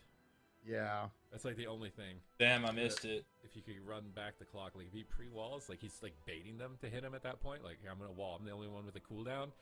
I'll pre-wall, jump in. They'll fall for the bait, and maybe we somehow killed him or something. But running in just and then it starts after this naked like that. Merci will just say merci and thank you for the double Chaos Balls and the Void Weaver damage. and just kind of get dunked on. But I think that was really well played from Borug and from Streamer Zone, and they are a serious threat. Considering, like, I didn't know what to have for expectations going into this, because it just seems so weird. The names on this roster have never crossed paths like this, so I didn't know what to expect. But they were very entertaining. They put up a lot of good fights here against Echo, and I'm excited to see where they go moving forward into Cup 2. What is the name of like those episodes where they have like characters from another show in? Oh, like crossover? Like yeah. Crossover, yeah. It's a weird crossover for sure. But I mean, Streamer Zone GG kind of proving what they are capable of when there were so many questions in the beginning of this weekend, and they went toe to toe with Echo. I mean, 4-2 is definitely not bad, but I think the score doesn't even tell the entire story, as you guys just saw. They put up an incredible fight. And here is that bracket for you. Echo winning the entire thing, Cup number 1, with first place, walking away with quite a lot of points. And then Streamer Zone GG going to be placing in second, with Dobob in third, Zico. Yeah, definitely a solid European bracket. I mean, most of us probably expected to see Dobob in that top 3 and Echo in that top 3, but Streamer Zone having as great performance as they did this season or this cup really Stream is effing sets the pressure for the other teams this season as well. I have 0 dropped frames. You want to have those breakout performances. You want to have those top 3 finishes to try to secure your spot for the finals later on after all the cups are done. And there's some really, really strong teams, that we didn't see perform too much. And I'm thinking about Under Pressure specifically. This is a team that I definitely expected more of. So they're probably going to go back to the drawing board, and we'll probably hopefully see them next weekend. Thanks, Mike. What they can cook up as well. But yeah, overall, Sid said it at the beginning of the weekend. This is probably the best European kind of bracket that you could have expected or that you could have wished for. And it definitely delivered. Yeah, they certainly did. I mean, and if you look at past seasons, like the winner of this cup could be somebody completely different from weekend to weekend. I feel like there's all these teams that continue to surprise us. They come in at the last second. Supatees, make a run for it, get into that top 3. So I think that's the coolest thing, honestly, about AWC, because between both regions, the players continue to step it up and surprise us cup after cup. Yeah, this was everything that I dreamed it would turn into. I think the only thing is, like Zico said, is maybe a little bit more from Under Pressure. But it was great to see new blood coming in. Cleve Pilt making it into the top 4. Like, for AWC is still so old, and obviously has so many teams with so much experience that it is still possible for new teams to get into the mix and to take out some of the biggest names in the competition and rise to the occasion, which is setting up North America in a great spot for that as an example. Yeah, kind of interesting also how we're seeing, we were talking about it a little bit earlier, especially with like High Mountain Tour and Zico, how these regions are kind of already sort of adapting each other's strategies. Is there anything that you have seen in addition to that, or anything that you expect to see in terms of the regions kind of copying each other? I think it's going to be more about the meta. I think we're probably going to see this Feral Destruction being played by more teams for sure. I think right now we only really saw it a little bit in the open bracket in NA and over in EU from Echo. I think Welcome to the Jung ran it as well a little bit. But yeah, I think this is going to be probably for next weekend, a comp that they definitely pick up on. And we also saw the Dwarf come out as well as the High Mountain. I think we're going to see more Dwarfs if we see more, jungle / Destruction Warlock Feral. Okay. Is there any comps you're going to be looking forward to seeing perhaps next week, Supatees, that you wanted to see more of this weekend? I think YOLO Inc. I feel like their Affliction Warlock Rogue. That's what I'm looking forward to in North America actually as well, is the Cats and Dogs. That comp, I think, it looks really fun when it's able to get going. So more of that. I think Buff Mistweaver had some fun Mistweaver comps as well that were cool to check out. I'm curious to see if any of these teams like stretch anybody into a different type of matchup, like if Dobob can discover anything that forces Echo to not play RMP type of deal moving into week number 2. Things like that is what I'm keeping my eyes on. Awesome. All right, well, with that, I believe we are now joined with JT from Echo. Hello, can you hear me? Hear me? Yeah, I can hear you. How are you doing? Perfect. I'm excited. It was a super insane day, coming from the lower bracket, of course, and I'm thrilled. It's insane to win the first cup with the new team. obviously it's a great feeling. Yeah, I mean, leading up to this weekend, is this how you expected to place? Like, where was your head at before the games actually started? I mean, I think I was very confident in our team. I definitely went into the cup thinking we are gonna win. Of course, Friday went a bit bad. I think it wasn't our greatest day. I mean, obviously, Doba played insane. They played super well. Even though I think we could have taken maybe more games off them if with a bit of luck. Like, yeah, I think Friday wasn't maybe our best day, but today we showed up and brought it back. Yeah, I'm actually really curious about that. I mean, you guys were able to have an RMP mirror once again. Like, what were the major changes that you kind of did between the first time you played against them versus the second? What kind of went on behind the scenes there? I mean, nothing really. I mean, nothing really is super in particular. I think everybody maybe just had a better day today. I think I didn't have the greatest day on Friday, that's for sure.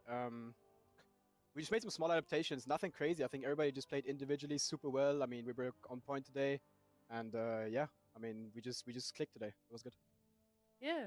What's the integration been like? Obviously, you're the newest player on the roster. How did they find you? What was your experience playing with them or against them previously? How's that been going for you? I mean, it's obviously big shoes to fill. I mean, Mei is an absolute goat. I always have the most respect for him. But outside of that, I mean, they picked me up super well. They're super nice. We have great synergy, I think. No AHK allegations today, or I'm just kidding. I'm just kidding. Together. We saw us win that as well. I'm just kidding. I think we're pretty on sync. We're pretty locked in. Yeah. Leading into this series in the grand finals, did you expect Streamer Zone to play jungle, and what was your plan to tackle that initially? I mean, expect them to play jungle. I guess, yeah. I mean, I think they did very well with jungle into Dobob, of course. We played a lot into Streamer Zone on ladder as well, and they kind of struggled into our comps. Like, we were very confident to their team. They're great players, but I think we have good matchups. And well, I mean, the jungle, it wasn't unexpected, but I also thought they maybe could have played their survival Ellie. They played that a lot, but I mean, they just stuck to the jungle, and I understand them. The games were not easy, but yeah, definitely. I mean, they almost got that cross kill on you guys. What was kind of going on behind the scenes there? What were the comms like? Do you mean the knockout game? Yeah. Yeah, I mean, the knockout game was crazy, but we were so sad because it was so close. Obviously, Mercer lived super close right before, and then we were like 1 second of living. I was 1 second of recovering the entire team. I mean, to everybody who knows how Void Weaver works, you know, if the Mind Blast goes off, we're completely fine. But yeah, I mean, it was super sad. And then they were all both 1 HP. I mean, it was unlucky, but thankfully we won the next game and brought it back.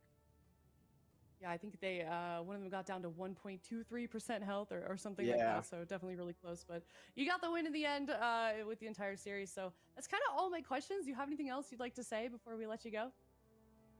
I mean, nothing in particular. I mean, shout out everybody, shout out the team, shout out everybody supporting, shout out my girlfriend, shout out my family, shout out everybody.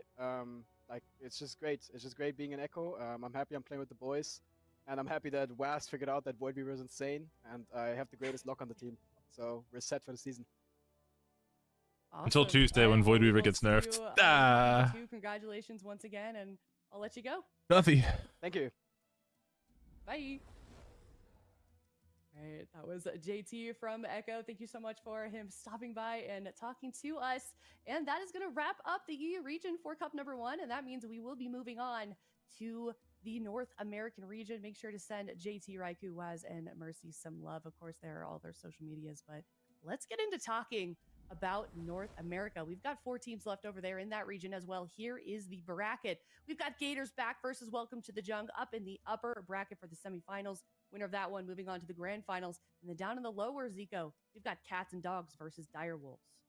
Yeah, I don't know. I think Cats and Dogs versus Dire Wolves. Like, if you have that matchup like out, you know, like in the forest, I'd have to give it to the Dire Wolves, right? I feel like Dire Wolves just have kind of comp advantage over Cats and Dogs. It depends on what breed of dogs, but I think in general, Dire Wolves probably a little bit overpowered in that one. Yeah, I'm really looking forward to it. Cats and Dogs, you know, we haven't seen them too much yet on broadcast. We did see them yesterday go in that nail biter against F tier. Dire Wolves been kind of struggling a little bit in the open bracket, but they're finding their footing with Mez on that DK, and then Gators back versus Welcome to the Jung. I think that's the matchup that we're all waiting for. I mean, that's just going to be absolutely insane. Whiskey's new team versus the reigning kings in North America.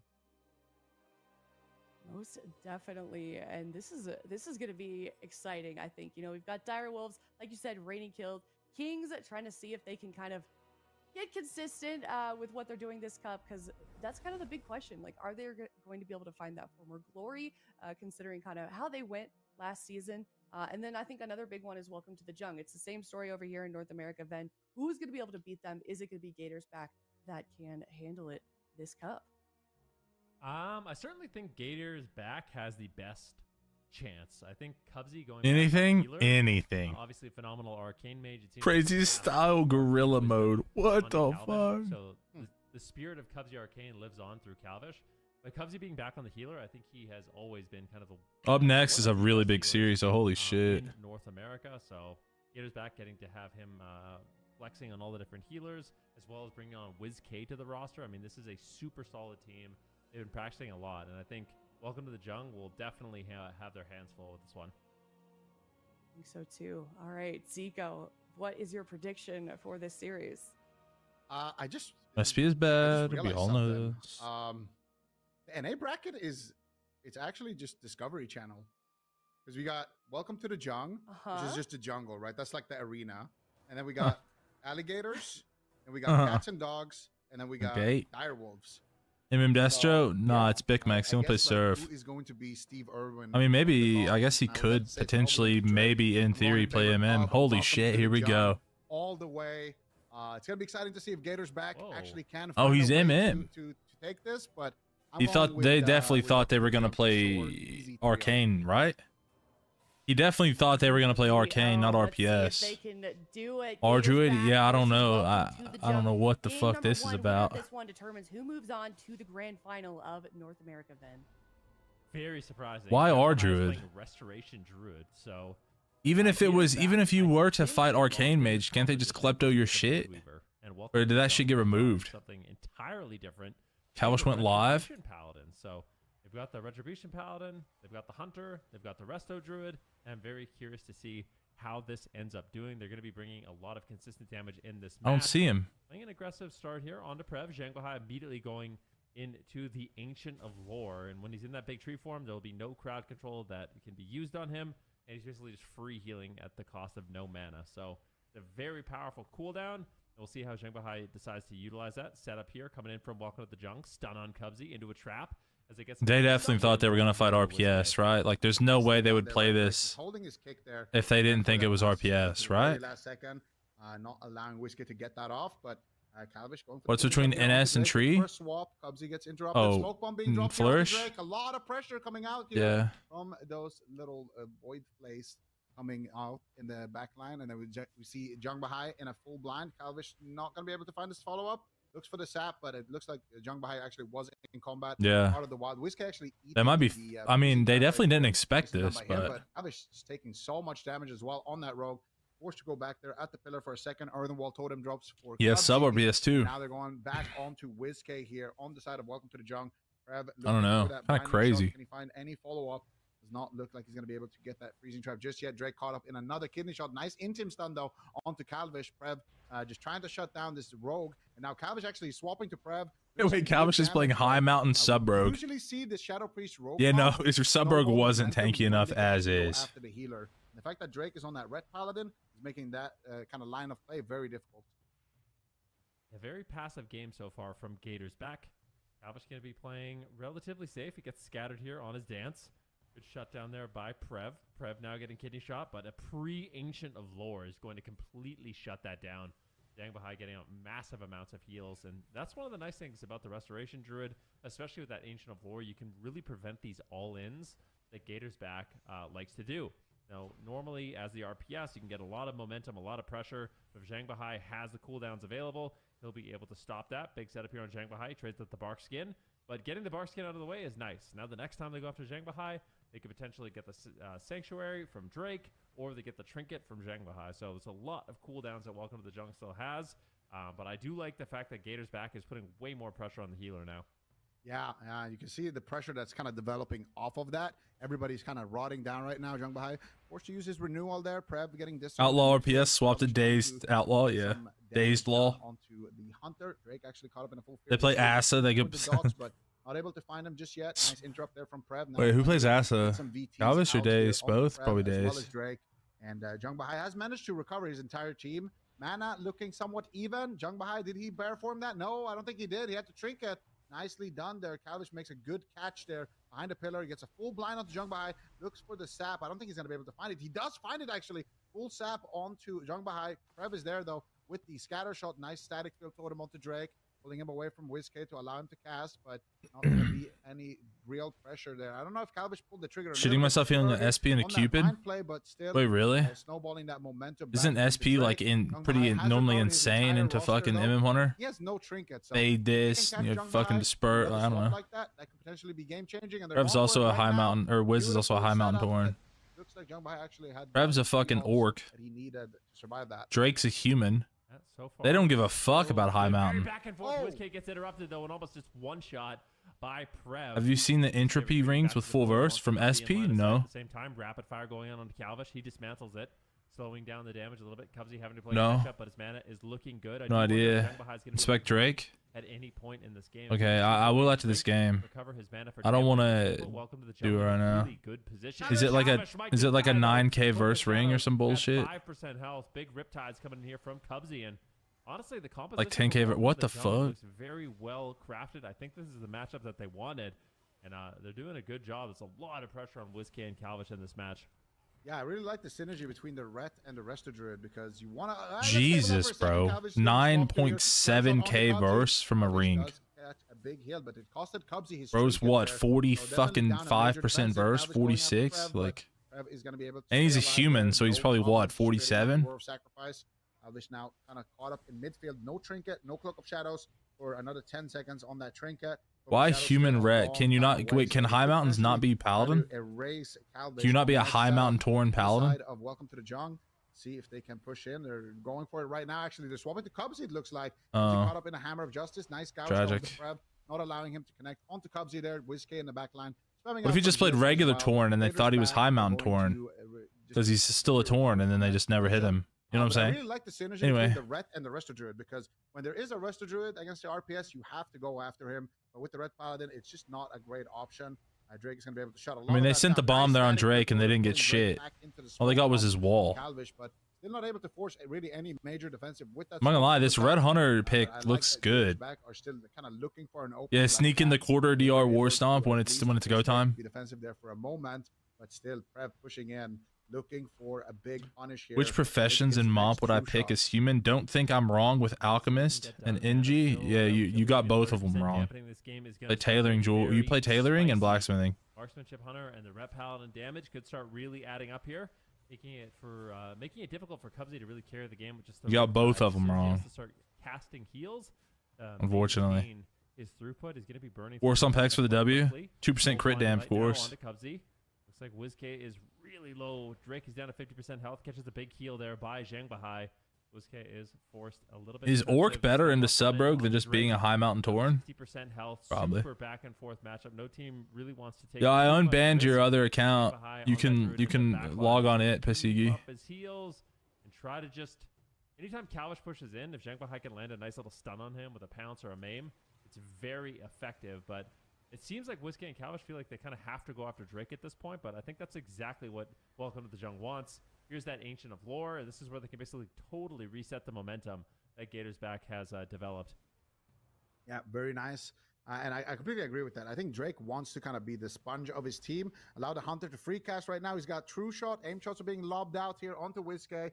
WizKid realizes the danger. Series is this first series of the day. And it's just to line of sight, that dangerous moment there. And now Calvish here with the Shadow Blades. Looking for an opening, but I do semi-final, I guess. Winner goes to finals. How do you go? Echo one. Get maybe a fear onto Drake and then stun Jung Bahai and look for an opening. Course. Like that, because what they're doing right now obviously is not going to be working out for them so far. It's just going to be all about Welcome to the Jung. Finding the pressure, going after Calvish. Calvish actually trinketing offensively here to get aggressive onto Drake. Could work actually with dampening being a little bit higher, going after Drake, but So far, Drake still has all of his defensive cooldowns, including his trinket as well. Going after Cubsy. Big swap onto Cubsy. Oh, shit. Gonna trade out the Astral Shift. Calvin's getting cleaved down as well. So much damage onto everyone on the I thought Gators. Ardruid was the Gators worst are healer in the gonna game. It looks like the best healer in the game. Whiskey trying to move away. He doesn't want to stack on the same pillar. How does fucking Welcome to the Jung, Kawhi, etc. always win with the healer that is viewed as the worst healer in the game? Ardruid's the worst healer in the game, but it's looks insane right now. Somewhere off screen. But it looks like HPAL was the worst healer in the game, but Brain won everything. Nice stun there onto Calvish. Big damage coming out from Prev. Defensive blind. Prev actually trinketing out of that defensive blind. Drake getting absolutely crap on in the back line there. How's NA doing? Well, this is the finals. I don't know. And the Iron What do you mean, how's NA? I don't know how to answer that. NA is playing against NA, so they're winning and losing. I don't know. Like they're doing okay, I guess. With the stuns. He can do that because he's playing that Wild Stalker, building up combo points. It's just really easy for him to get into cat form, roll over, and get that maim stun. Big damage once again. Arsham going is crazy. I mean, he has more mana than Zhang right now. Down defensive, trying to force something here from Drake, but he still has every single cooldown. Like good games or still being NA. NA's always good games. NA's always good. NA's always fun to watch. They do some wacky shit. WizKid's forced into the dispersion, 50% dampening, and I feel like deeper into dampening like this, it's nice to be the Ret Paladin that has like, those immunities that you can trade, especially the Ancient of Lore as well. Like I feel like Welcome to the Jung, this is a really good spot for their team to be in to win this game 1. Yeah, I mean they still have all of those major defensives, right? So they're gonna be able to make a big push with them, but they might not even need it actually. Look at Whiskey, he's just rotting down here. I mean, they're about to get triple killed by Prev sitting on this pillar. Feeling very confident to push in, but Drake has to be careful. If he pushes in behind the pillar and line of sight his healer, they can definitely punish him and force a bubble. Did they stun him behind the pillar there? Actually, they knock him behind the pillar with the static field. I mean, Zhang is just simply playing to not play, and it's good as fuck. He is always in line of sight, and look at the mana as like well. if he played Void Weaver Disc, they'd have to play the whole game. Like someone would have to be in his line, right? The mana lead. And Cubsy now, he's got nothing. But now it doesn't matter. On a healing wave, Calvish could just fall right now. He's got the cloak. He's got the watching Cubsy lose to his own strategy of doing nothing warms my heart a bit. It looks like Drake is going to recover as well. Rapid fire's coming out, and I think Welcome to the Jung has kind of done it at this point. They just need to find a little bit more pressure, and they can probably topple the Gators. If they can't get dots on Zhang, they have the Spirit Link Totem. And they can't go Zhang. Like he has no tree now, so it could be sus, but it looks fine. Drake's just kind of playing. He has every button walled that. I don't know that he should have went back there. Are you kidding me? Imagine this game made sense though, and Lay on Hands was affected by dampening and healing reductions. Like, holy fuck! Imagine if he could die on his Lay on Hands forb as well. Probably just bubble here if I get low. Super tanky in this situation. Holy fuck! Gators back may have weathered the storm. They're getting pressure, but at the same time, Calvish, no Cloak of Shadows, imagine. no damage, no nothing. Drake he's just back here AoEing them down, and he doesn't give a fuck because he can just, I can just bubble. For another 18 seconds without ascendance. I seen him fake everyone's kick. Whose kick was he faking? Still alive. They're still stable. He wasn't faking anyone's kicks. He was just out of kick range. There's a Divine Shield. But they've done it. They get Lay on Hands, they get Divine Shield, and now Drake could actually die. No one was in range to kick him. I mean, Gators back, they might be able to actually win this. I mean, Drake has no bub. It's a bit sus now. Whiskey's going to have to trade out the dispersion. Man, Cubsy is such a legend. But look at Calvish. He might just die right now. Whiskey with the Void Shift trying to save the day. Master Spell coming out. Whiskey and Calvish both rotting down. Drake pushes in for the finish. It's bub a bit sus. I mean, maybe, but he also just like got to play. For the Gators, they were not able to. That's Cubsy Nadoom, a Restoration Shaman. This looked like a good matchup. To be fair, Calvish was like 5-1 or 5-2 into them on ladders this matchup. There was a Cyclone at the end actually that secured the match for them with Cubsy. Abused Blink Stun. Well, every other mage was an arcane. On the end, because Jung Bahai, he has to play defensive. He can't really go for too many of those, but. Kicked him. I will kick him and spear him and maybe fear him, and then he died. So Cubsy, they get the Hodge onto Cubsy. He pops the Lay on Hands here. Drake just rotting down way too hard. Prev gets in. The rapid fire, they get big damage, and then there's the bash, and they get. This looks like a good match. Yeah, I mean that's good comms actually. Into Night Elf Hunter that has 25% verse. This looks all right. I think actually Jung Bahai, I think that was the only Cyclone I saw him cast the entire match, but the one clone that he casted won them the game. Oh, really? I saw like 2 VODs, and they lost twice and won like 5 or 6 times, I think. So I think maybe they thought it was a fine matchup. I figured Prev wanted this matchup in case they tried to play Arcane Mage. But if all they have is Arcane Mage and RPS, and this comp can beat both of those comps, then they might be a bit fucked. Gators back what they wanted. Playing Season 2 tier? Well, wasn't Season 2 tier like supposed to be better than Season 3 tier? Like that was my understanding, was that the Season 2 tier actually helped him. They were losing with that. That's why I was like, oh, okay, this maybe isn't a good matchup then if he can't play this. In this composition too. Like it looked really good. But I don't know. You know, Druid is like, it's one of those healers that not a lot of people are playing right now. But in this exact situation where you can just sit back, you know, he's playing. There's no way just AFKing on the pillar for the last 6 minutes of the game is good. Really struggles to get pressure. I feel like this is just perfectly crafted. They definitely just need to run at Zhang and Prev. Like, there's no way. We have seen a couple of Druids this weekend, but have we actually seen a Resto Druid pull out a win? Because I feel like Resto Druid has been looking a little bit underwhelming this weekend. I feel like it's been all about the Void Weavers, the Holy Priest, a bit of Prez Evoker. But here we're seeing Resto Shaman do really well, and we're seeing Resto Druid do even better. With Bugbear. I wonder what the Gators are going to lock in. You want to hear what I want to see? We're probably not going to see it, but I actually think it could be good from the Gators. I'd love to see. What do you want to see? I want to see Outlaw Rogue. Why would you pick Tolvaron Arena to fight MM Hunter? Why? Why do you want that? Because I feel like they were actually winning on damage. I feel like they should just pick small map and get Zhang involved. It's just the sub rogue. I mean, sure, it enables him to do that, but I feel like an outlaw could do the same. Like, and also, I feel like you don't want to play sub rogue. Yeah, I feel like you don't want to play sub on Tolvaron. Double caster into MM Hunter, they're gonna get their fucking heads blown off. One-shotting them, and I don't think it's that easy to do when Jung Bahai is just playing 800 yards away on the other side of the map, and he's backed up by a Red Paladin as well. And you can cheer on Calvish directly, by the way, at twitch.tv/Calvish. You can also purchase Midnight, any edition, directly at midnight.blizzard.com. So yeah, fun facts for you guys. Good I beat the production on that. Easy clap. I think you lined them up. They dunked it, you know. You set him up. Is BM still good or MM meta? Really I think they're both good. His point of view, it's super fun to watch, but I'm sure he's going to be waiting to decide what to do for a composition. They're going to be going to Tolvaron Arena. It wouldn't. I don't know. Maybe they play Arcane RMP. Outlaw and Arcane on this map are pretty fucking crazy. Yeah. I think they play Arcane RMP, but I don't know how. Yeah. Oh, there you go. Arcane Outlaw.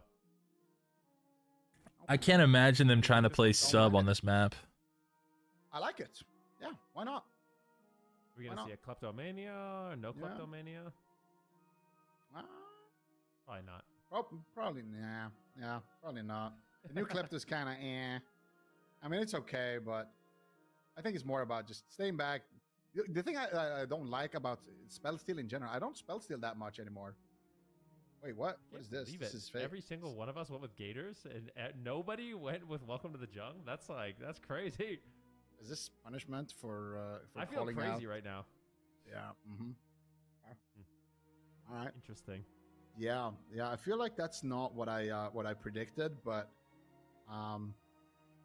yeah, maybe. I like Arcane Mage, so what? Wait. Apparently, that is actually exactly what Zico predicted. What? That's fake news. That is fake news.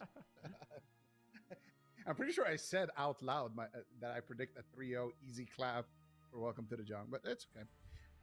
We'll go with this. So, Arcane Mage. I love Arcane Mage. You do? Yeah, and I love about it. I love when an Arcane Mage can sit back and do a lot of damage. And a comp like MM Hunter Wrath, they don't have the most amount of range interrupts. They can kind of force you back to the pillar and stop you from, free casting damage by, one-shotting you. But aside from that tiny detail, I like Arcane Mage in this matchup. What about you? I don't mind it. Yeah. Arcane Mages right now, the build a lot of the Arcane Mages play with the new PvP talent Netherflux. and some of the new talents that they're picking up, like Lay Drinker. Basically, their Arcane Blast do insane damage. Every single time they, throw out that Nether Flux and they cast Arcane Blast, they can essentially one-shot, especially if they get crits. So that's the nice thing about the Arcane Mage is every time you surge, you can just win the game by default by yourself. Or if you get lucky crits, you can also just win the game by default by yourself. But welcome to the Jung. They're one of those teams. They're kind of masters of defense, and they know all these different windows that they can lose. So I think they'll be prepared for it. I think it's going to be another one of those games that it goes the distance. Like, I think that last game was the longest game we've seen this season so far, and I think this series is going to be the longest of this weekend. That's my guess. Like, these teams are both. You think for it to be the longest of the weekend, it would almost guaranteed have to go to game 5, right? Or you just think per game? Well, I guess I'm thinking like the average game length, but maybe. Okay. Maybe it will go to a game 5. I think it's going to go to a game 5? That's not what I predicted, but I don't know. My prediction right now is looking a little bit. Who's that Windwalker that's stat bug? I think this is where chat might walk away with a win, but I don't want to count Gators back out just yet. Yep. Did you ever imagine seeing Kalish playing a Mage in ABC while also playing RMP? The blind pick feels in Shadowlands? I don't know. No, not the really. other compositions. I didn't really see him making it out of the one dance shitter fucking Sub-Rogue stage. Which was, I do think I'm honest. Voidweaver. They were playing the Voidweaver jungle and the Voidweaver Warlock Feral as well. Yep. So Nick was actually playing the Destro Warlock. It gives Welcome to the Jungle a lot of options. So winning that first game, basically almost guaranteeing, not guaranteeing, but almost guaranteeing in game 5, you're gonna have that compositional edge. It's a big deal for Welcome to the Jungle. Yeah, definitely. Especially like you said, they have such a well-rounded roster. Jung Bahai can play literally any healer. We've seen him on Shaman in the past. We've seen him on Resto Druid now. We've seen him on Void Weaver. We've seen him on Holy Priest. We've seen him on Prez Evoker. We've seen him on Holy Pilot. We've seen him on literally every healer. So having a healer who can do that is so key. And then Drake just kind of being the melee expert, and even with Nick, just having 2 players like that who can basically play everything, just gives them so much flexibility. And even Prev, I feel like I expect to do well, but didn't. Kind of a one-trick Shadow Priest / Boomkin. But we've seen him on a lot of different things, over the last couple of seasons. We've seen him on Warlock. We've seen him on Shadow Priest. We saw him just now on Hunter. He's played Ellie. He's played Ellie. Yeah, he was super solid on the Ellie during the Ellie meta. The only thing we haven't seen him play is Mage. But he has Nick. I don't know. Yeah, no, he doesn't need to play Mage because he's got Nick. When? Play Mage. You know what else he never plays, even though like what time period? Infamous for it was Boomy. I can't remember the last time he played Moonkin. Even during when the meta was all about Moonkin Rogue, he wasn't playing it. He still didn't play, yeah. Yeah, he didn't play, and they still were winning. So it's kind of crazy. Maybe he's taking a stand against it. He's like, no, you know what? I'm not playing Moonkin. I'm gonna win anyway. I'm gonna beat everyone on. There it is. There's the receipt. Legion, BFA, Shadowlands, one from each. Welcome to Legion. I don't really remember. I quit the end of Legion. Just to give chat some insight, the way we format it normally. Come on. In BFA, who do I expect to win? So I'm going with production on this one. What? That's a technicality, bro. It's not a technicality. That's how we do it, and you know it. No. Production deserves better, Zico. You can't be doing this. No, because my previous prediction was Echo 3-1. So I don't know. And also, I said it out in the BFA. I thought Team Liquid would do way better than they did. Easy clap for Welcome to the Jung. They're gonna 3-0. So I don't know. That's technicality for sure. Production, we're gonna have to agree to disagree on this one. Well, we changed it. Well, can I change mine then? That's not fair. Shadowlands. Wait, did you actually predict Gators 3-1? I thought Peekaboo's team would do way better. Crazy. There we go. We're locked in. Now we're locked in. What? We're locked in. We're together. I thought the move would do better. The world, man. Us against the That's world. not true. All right, thank you. I need points, man. I need points, okay? Same. You have enough points to spare, bro. No, I can't let you catch up. We're in this what? together. You can't just change our Come on, predictions like this? That's crazy. We were roommates, man. We got to win together. That's not what I heard yesterday. That is not what I heard yesterday. I'm changing my prediction to Gator. No, I'm just kidding. Oh, remake. Oh yeah, Get back in the game fast. So how do you think this is gonna go? Like In Dragonflight? Because I think it's going to be a lot harder for them. Like In Dragonflight, I think the I expected Nick, whenever he was on a team with Calvish and Kearney, I thought they would do well. I thought they would do insanely well. I think if they play that passive. Didn't TL win the last BlizzCon essentially during BFA? No, they won the first one off the back of a bugged ability. A bugged interaction. The last one, I don't even know if they got top 4. He will be able to outdamage the rest of Druid heals. I think so too. I think it's gonna I thought Nick, Calv, Ernie as like a 3-man core. He's gonna take over the game. I forget who their fourth was. It was like Tuna, or maybe it was. I don't know if they had a fourth after Tuna. I could easily see the blind pick being. And Dragonflight, I thought they would do way better. Truly win I think they would. I thought they would do better than they did. Never make a mistake during Arcane Surge. If Arcane Surge is active and you're not interrupting or Arcane Mage, I'm so used to it being. 40 wasn't that the War Within? Or was that the end of It's crazy, bro. Dragonflight? I don't remember. It's not fair for us because it was Gordy. Copying his transmog, he's also a Tauren. Like he plays the exact same. I'm pretty sure obviously he's revealed all the secrets. So. Sure. I thought they would do better. You know what?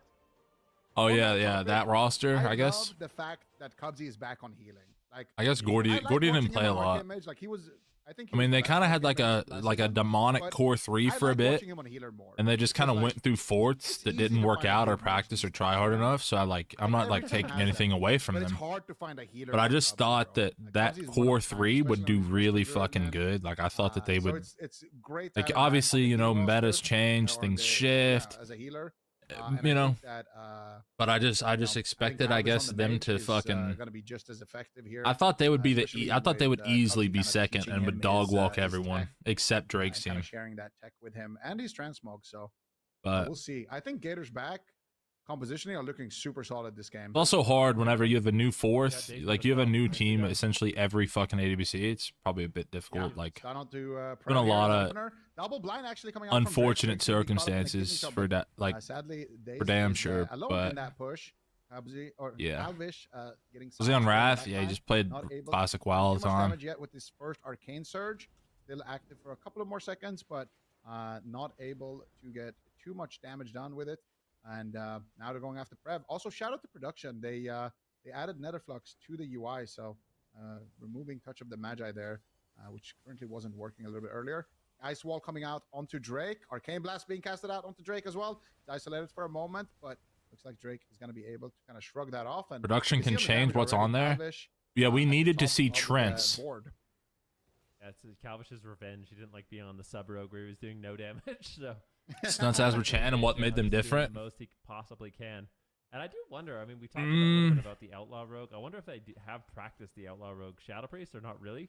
I don't know everything. The pressure seems much better. Chan is still the same version of himself that he was back then. As well, so just better than everyone. Oh, wow, the others not so much. God, are you kidding me? Almost just getting absolutely one-shot, and I guess that's the dynamic. Azra might have been the best player to ever PvP if he didn't get himself fucking permabanned. At any moment, you could just explode. So I feel like Gators back is going to be looking good for them. It's going to be looking like they're winning. Asbjorn Wad was a demon. After that, so they really have to avoid that. Yeah, I don't know. Here comes Arcane Surge. Nice pet stun though to interrupt it. I was still looking for it. Pretty decent. Like he's obviously been good, really good. Like high level rank 1. Getting a lot of work done there. Not like he used to be. I mean, there's a time it seemed like he was going to be the best player in WoW. Going for a stun and just trying to just play very defensive. Dave's gonna suffer through that stun, but manages now to finally make it back to Drake. Calvish still recasting in the backline. Killing spree coming out onto Drake as well. Nice Iron Bark from Jung Bahai. And a stun onto Cubsy. Into a Cyclone, actually. Jung Bahai finding it. Last time it won them the game. Now Dave's going to have to trade out his Cloak of Shadows. So good pressure. If they can find those sneaky Cyclones, that could definitely be a win condition here for Welcome to the Jung. Because I don't know. Chan also like 40? Game, no. Strategy is going to play out for them. I'm not early 30s, maybe. Maybe just 30. Have elapsed in this game. It was almost 12 minutes in game number 1. Calvish now taking quite a bit of damage, just trying his best to weave in arcane missiles while sitting at the pillar. Full Hammer of Justice on Cubsy into a full trap. Dazed on the run. And pressure is a lot better here for Welcome to the Jung than I really expected. This blinding light, this is a big all-in. Dazed could die. Looks like Cubsy will be able to keep him alive. Trades out the Guardian Spirit. Throws in a big Serenity. Dazed gets topped off, but honestly, welcome to the jungle. They're looking a lot stronger in this game. And this is the exact same position where you have this team of Gators back, just sitting at the pillar, kind of hiding, looking for a few moments. But Jungle High is just never in any crowd control. So their strategy is basically just to one-shot and just kill through healing, which is going to be a difficult thing to do. Yeah, especially with all of these kind of hard stops defensively that Welcome to the Jungle has available to them.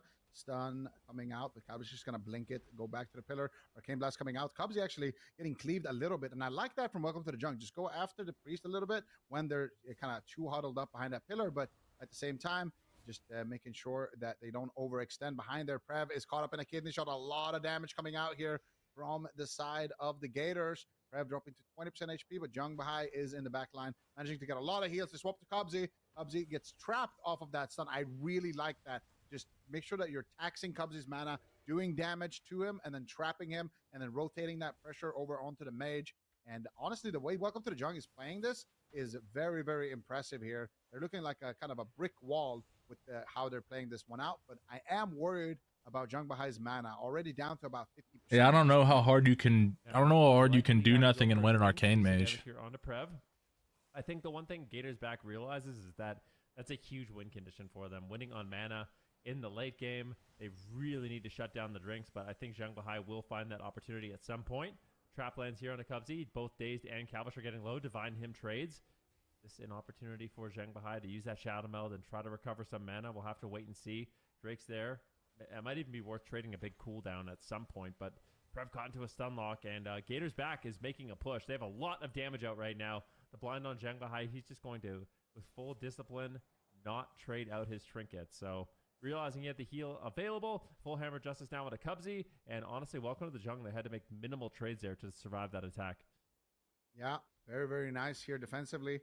But that Arcane Surge is going to subside shortly. Oh! Calvish taking a massive hit of damage there by Prev, but Prev caught up in a kidney shot nowadays, looking for the follow-up cheap shot. Not finding too much damage, but just making sure that they're attacking. Jung Bahai looks like he is trying to drink, potentially. He should Shadow Meld somewhere. I'm not sure, actually, if he's able to recover any mana right now. Oh, he's drinking. Or I think he's drinking for sure.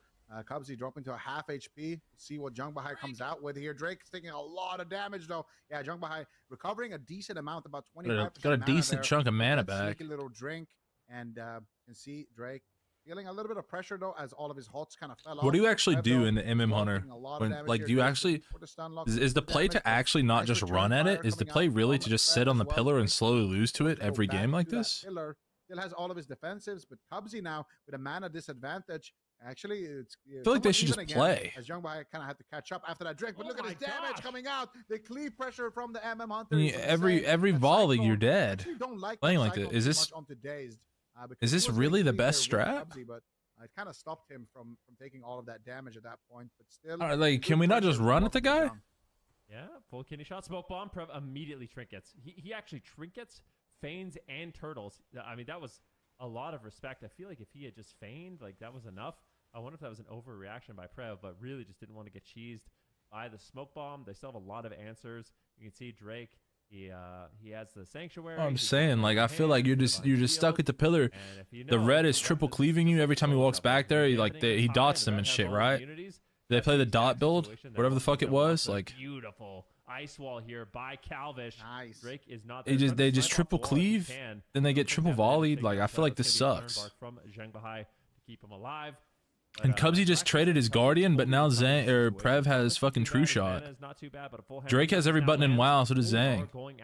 And they blinded his True Shot, but they're just trying to CC it, which they will, but still, I feel like this could be bad. This could be like hard on Cubsy's mana bar. Like, Daisy's about to fucking die. I guess but he like A-pots after it's over. I don't know if he had A-pots before, but doesn't A-pot make your healing free? That next Arcane Surge or is available here for Calvish. He gets caught is that only Guardian, or is that only Angel? He's going to actually be able to free cast during that, potentially. Dazed Dog gets caught up in a stun, full Hodge onto Cubsy. Bring an evade. Realizing the danger is in, trades out the evasion. Is it through here to try and win mana bar, just letting Palm bounce? Well, that's what I'm saying, is like, you're going to need to be a little bit more mana efficient if you're trying to AFK them down on the pillar. Now swapping over to Prev. 50% mana reduction. Yeah, like he just natty. Like they kind of CC'd most of True Shot, but he kind of natty healed through it at the end there. One thing that I've noticed that a lot of mages do wrong is they pop that Arcane Surge in too much of a defensive. It's all in the game to a point where hots aren't enough. Is where the Phoenix yeah, but then there's just but then it's Paladin and dampening. You know, it's like the fucking, it's the brain strat. You know, where you have every immunity going into dampening. Like, yeah, hots aren't enough, but like, pop a kidney and send it. Giga Tree. I think he actually recovers. You just have immunities. Lay on hands isn't affected by dampening. Like, this is gonna be a long imagine they commit everything on Prev and then they just lay him. So nice. He gets knocked into the open by Prev. I don't play retail and I definitely don't play Blitz, so I can't tell you, bro. Sorry. They make the swaps on Cubsy with the Hammer of Justice. Take full. Is Calvish not playing Klepto? Damage out, and then they just trap him out of it. This is where Cubsy falls further and further behind. At the same time, like all Holy Priest has is healing too, right? As well as the survival of the so like, isn't there just going to be a point where, of defense, but a huge hit of damage like here, forces out the ice where block, the Holy Priest just can't top him anymore? They are all just out. All it takes is one instant aim shot. Like, high. Cubsy's forced to trade out his trinket into a follow-up stun. I don't know. Have a trap. I mean, these binding shots are just absolutely lethal. Arcane Surge gets kicked. Alva's trying to do what he can to get some damage rolling, but Prev has True Shot now and Trinket. If he gets the Arcane Surge off at this point of the game, he could triple. Doesn't the volley go through pillar? I don't know if it still does. I think it used to. Damage off at the right time. So. Oh, I don't know if it's this version. It's like, is it Sentinel, right? Yeah, or is it for those drinks as well? He's kind of putting a lot of pressure on the Gators. And here I don't know. Talent, yo, what up, Swinky? How you been, bro? Where volley auto applies explosive shots? Yeah, like. Blessing of Protection is going to come out there onto Prev. I don't know, man. This looks fucking terrible. And it allows Prev also to get a He's dead. True shot. Look at his damage. Triple blind, triple cleave. And there's no way they lost like 2 games in a row like this. Like. And the thing is it took 45 minutes for these 2 games, the 2 video games, and then the 20 minutes in between game 1 and game 2. I mean, what do you do if you're the Gators now? The strategy did not work whatsoever. Guys, listen, I know we have Cubsy on our team, but we can actually press the W key. We can actually play to try and do something. We can do it. Very good. And especially the way they play it. I swear, Drake is... I don't know. I think just die if you play versus Prev MM. Melee in the entire game. Like, his position, so what do you do? Just sit at the pillar and wait to die for 11 minutes? Like trade cooldowns. He's so greedy with his cooldowns too. And welcome to the jungle. I don't know. I don't see. They know they're gonna win the game. I don't see like the entire game them rotating for 5 minutes with our druid. I guess I don't know. Any kind of moves. And then right when they know you basically guaranteed lose, all 3 of them just charge in. They're like, yep, this is the moment we win. And they're just so well calculated with all their decisions. I mean, yeah, 100%. I know that it's like a Giga AIDS, but it's also like entire game. But as soon as there's no way the strat is to sit here and wait to lose. This looks hopeless as fuck. They've had 21 minutes of gameplay to try and do something besides AFK at the pillar. Like, this is nuts. Of course, it feels like you're dead the whole game when you let a MM Hunter just cast on you for free. I just realize how insanely good they are. Like why this team is just so incredibly dominant. It's always just some. I mean, obviously, it's not that cut and dry, right? Like, you know, it's obviously not that simple. But I feel like we could just try. You know, like we could try to play the game and not just get AoE'd down for 11 minutes. I just want to say, people right now, most people would just clobber Prev 30-second win. It's a little bit weak. We're not seeing most talky ass message I've ever read in my life. In the upper finals. Holy fuck. Keep in mind, Gators back have not lost a even worse actually. Gators back had not lost a single round. They didn't drop a match to anybody. Not one round, not one game. They were undefeated in this tournament. And now welcome to the jungle. They're making the Druid look good, the Ret look good, the Hunter look good. Nice. Doesn't Daze play DH? Yep. I think Daze DH would die in fucking 3 seconds to Prev. I don't want to say underdog specs, but definitely in the case of Resto Druid, something that a lot of people have pounded out, and now they're on match point.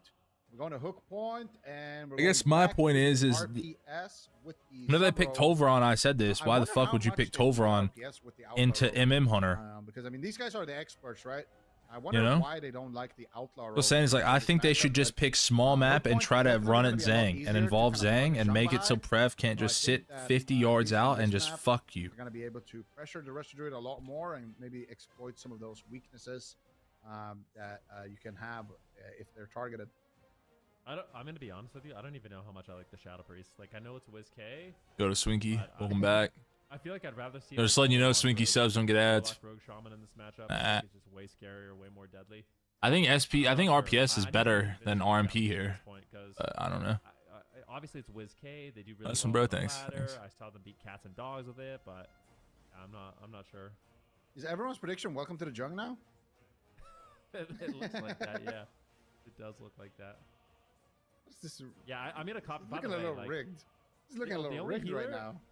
I'm gonna be honest with you. The only healer I haven't made and geared to play in solo shuffle is Resto Druid, but I'm making one tomorrow. Okay. Just based off these games, Jangbahai has inspired me to pick up the Druid, the Giga Tree. The Giga Tree. I like that. This build. Why pick it then? Yeah, I'm copying this build 100%. I don't know. Maybe. Don't copy his mugs though. His mug is kind of. I don't know. Let's see here. Drake. I like Drake's mug. Okay, wait. Let me see here. He's got the that polearm. Where's that polearm is super low drop. Wait, it's no, from. Don't tell him. Oh, this is a quiz. It's from Legion, right? From the last boss. Yeah, what's his name though? Oh, I don't remember. But it's in that raid that only had like 2 bosses, right? No. Or? Yeah. Hey, it's from Legion from the last boss. All right. Yeah, it's the boss before the world gets stabbed. Yeah, that's his name's Argus. We're such noobs, dude. Argus, Argus the Unmaker. Argus, yeah, it's Argus. Yeah. Okay, the helm is that Crown of Eternal Winter? I think so. And the rest of the gear was Paladin tier 3 set. I don't think that actually is Crown of Eternal Winter. Crown of Eternal Winter is the one that has like the frosty phase, right? I think. Yeah, it has a frosty phase, but it like it has after a while. It's like it looks like that, and then it gets the frosty face. But what's the helmet? The Crown of Bloody Secession. Okay, I don't know what that is. Never heard of it, but looks good. Yeah. Drake might have. Doesn't look as good as Crown of. Doesn't look as good as Crown of the Eternal Winter though. I think you can get that in the shop.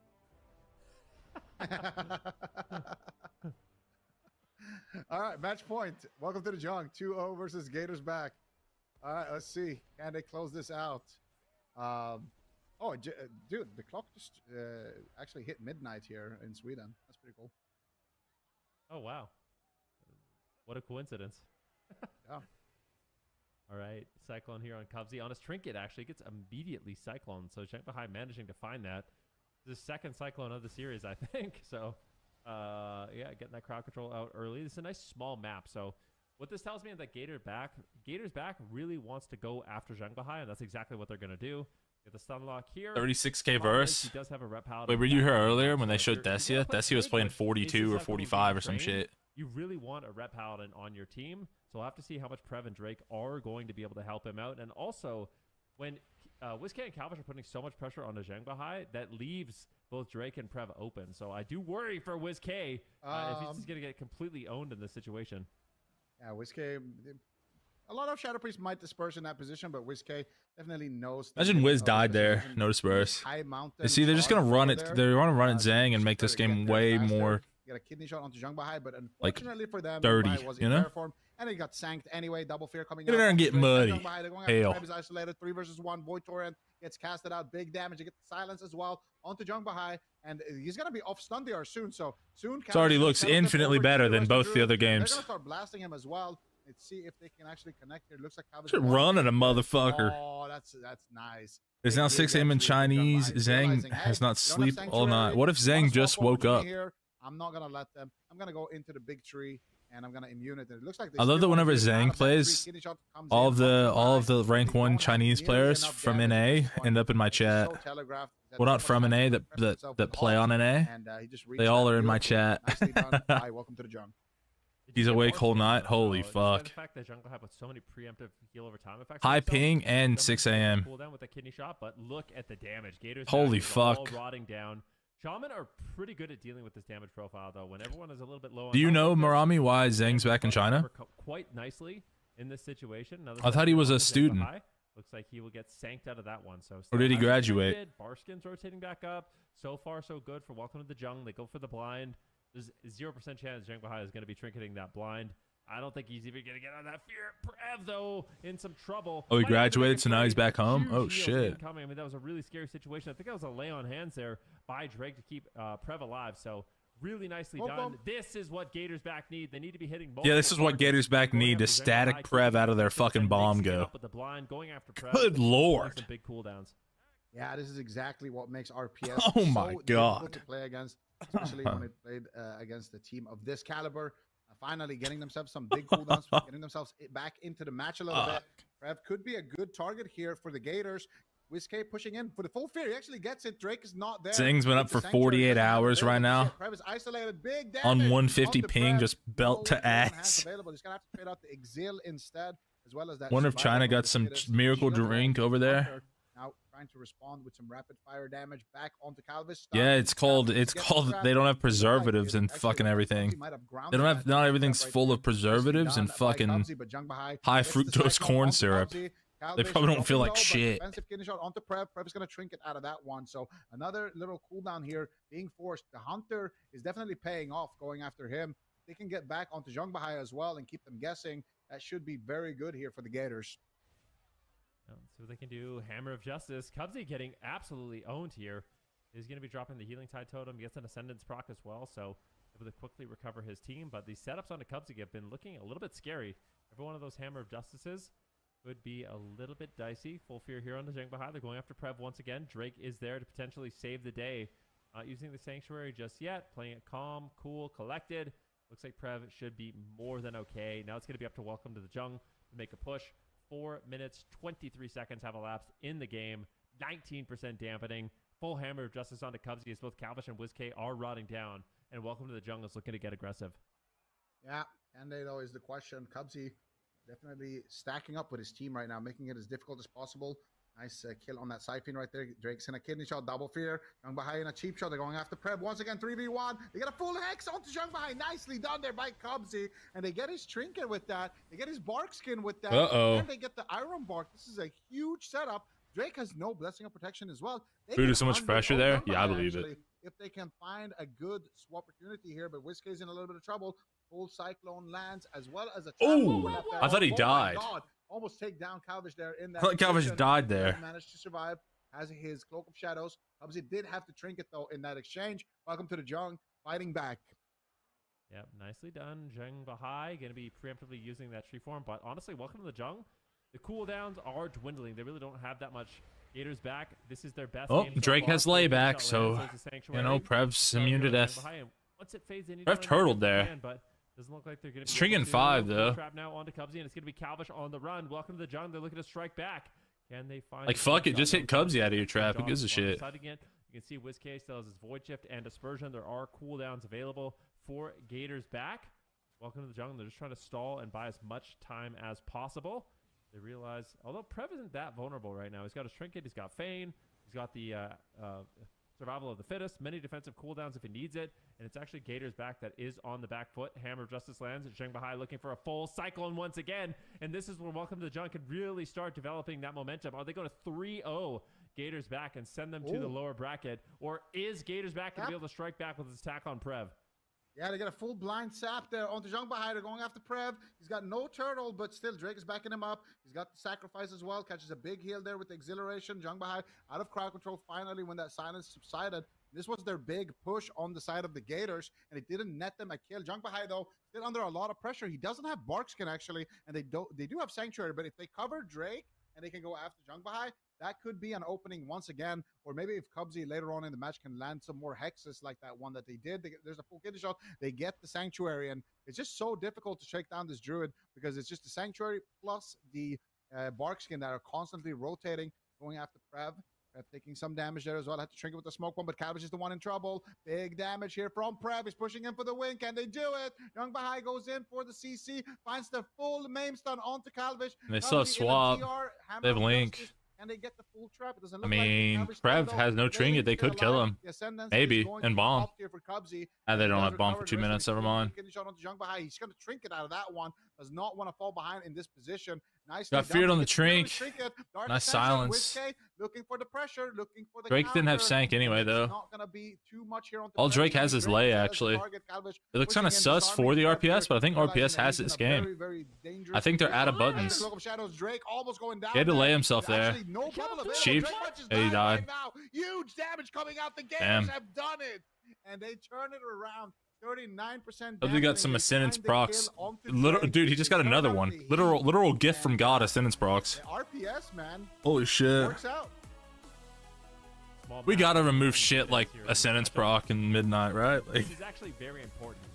Gators back needed to win this matchup because we're winning. Never I mind. think it They forces proc Welcome to Ascendance. We Jungle to lost. stay We on the lost. opposition. So I really like the way Gators back played this one. You really need. Yeah, now they go Empyrean Domain. That's the weakness of the. But actually, you don't go Empyrean Domain versus Cubsy because he wears sunglasses because he has an eye issue. So you actually don't go MP because you can't flashbang him. He has glasses on. Yo, Gus, thank you, bro. This is where Drake. I can't believe they kill him. They literally kill him. Through everything. Appreciate that. He lay on hands as himself and Ironbark's up. They kill. They him nerfed twice through MP. Ironbark. All right, I'm back. This was actually a rare mistake from Welcome to the Jung. So in that moment at the beginning there where Cubsy lands the hex, you can see it right here. Cheap shot onto Jungbahai into a full hex.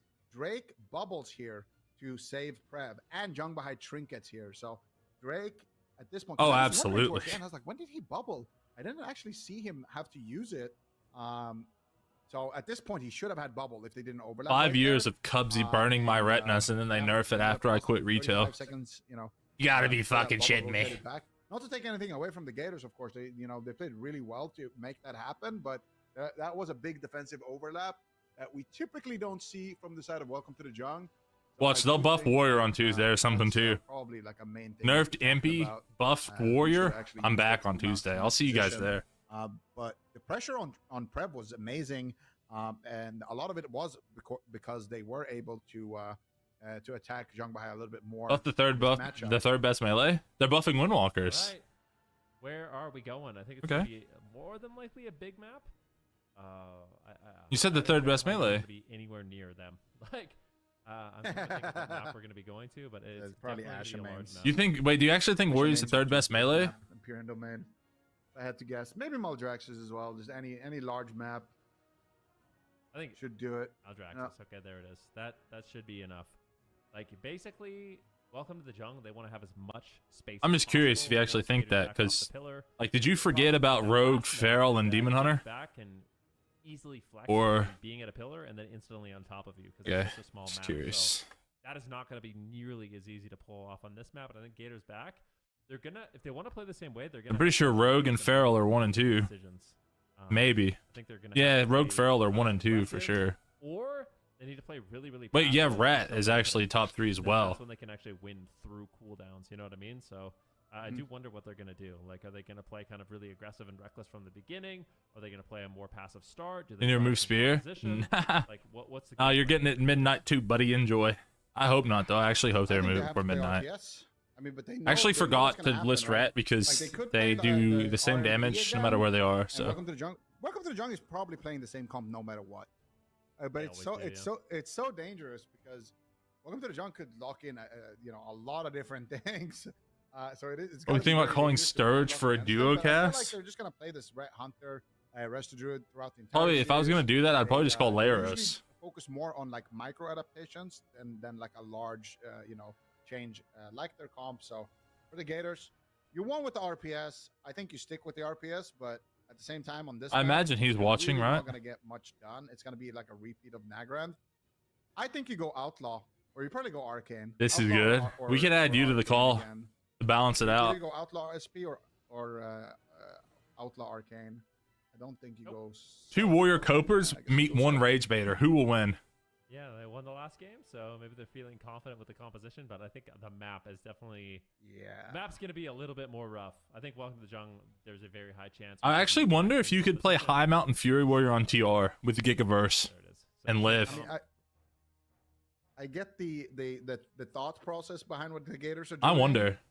But like, I feel like the chance to win like that is so low when Zhang Bahai is going to be able to drink. I think you die instantly on ladder, but what about on TR? Like we saw in Nagrand. And now this is a transmog that. What about 50% verse warrior? What is that? Is that tier 6 Oh! from TVC or is that season 3 set? Yeah, this is the season 3 Maxing off set. the top fucking they kinda share the turnbuckle. same look. So that's the Vengeful set. The hat is absolutely Cubsy beautiful. always has good hats. I love that hat. I love that hat so much, actually. And what is that Yeah, weapon? Cubsy, he's known for his hats. He always has a nice hat. That's actually the weapon from this season. Yeah, it's really nice, actually. Yeah. Sick. And the shield from the season too. Yeah, that looks. I mean, they don't match with the rest of the mug, but I really like the hat. I like the little eye. What are they called? Eyepiece, the monocle. Yeah, I just worry that on ladder at really least, nice. I wish I had a monocle. Like, Fury would Me just too, die like- because low verse. I want one of those. But I think monocles that High you have Mountain in your Fury, pocket, you know, with like a chain attached to it. with Gigaverse, maybe can live. that's Because you would still just do the most fucked up dam, probably. What? Right?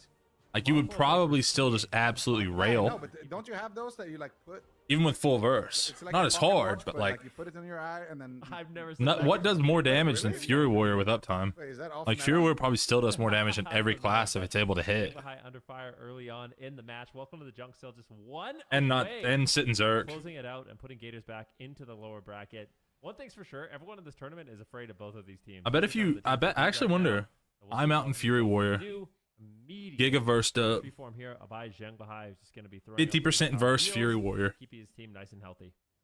Yeah, and Whiskey Mountain going Thane to too, get for even massive more health. stamina. Going for the massive spell on the trap. Can he get it? No. Drake is just a king when it comes to landing these interrupts. Whiskey forced to do early dispersion. Nice opener here for Welcome to the Take Jungle, Shockwave but off it's going bars to because Zhang Bahai 2 in the seconds back stun line. for Scatter some shot fucked onto up Calvish, reason. slowing him down with his rogue shenanigans. Prev, meanwhile, free casting onto Whiskey. Whiskey pushing in without the dispersion. A little bit scary, but they actually blind Prev here. Just to shut him down, but that wasn't on his true shot or anything, actually. So just blind Prev just to allow Whiskey to kind of push in and get dots at this particular moment. Dots on basically everybody. I think on that's the side worst of part about not Jump. playing anything Now that looking for the clear. They but get the Colossus jump Arms behind, Warrior. Sanctuary coming out as well. Whiskey pushing in. He wants to get Shockwave there is on fucking that 2 Sanctuary. seconds. Maybe go after Drake or Prev, but Calvish is going to take a little bit of a beating, but the Earthen Wall Totem is doing some work for Cubsy, and they will recover on the side of the Gators for now. All right. I really like One in my chat yesterday, Max, said that we should skip the next next 2 versions of Classic, which are WAD and Legion, and go straight to BFA. And then cross the map as soon as possible. Calvish creating a lot of solo pressure right now. I thought of you instantly. Shot does land. Zhang Bahai still I was like, yeah, I bet Maxlaw would love that idea, and Nesper. He is just not making himself a target. One of the more difficult healers to take down on this map. Every gushing rogue in WoW loves that idea. Zhang Bahai as well. You need BFA back. Not Clarity R. Clarity R wasn't like Max. You had gushing 6 months before everyone else in a 7-month season. Like, what are we talking about? At some point, Gators back are gonna have to make a move. You had that shit 0.1, you little PvE geek. Yeah, let's see if they can do it.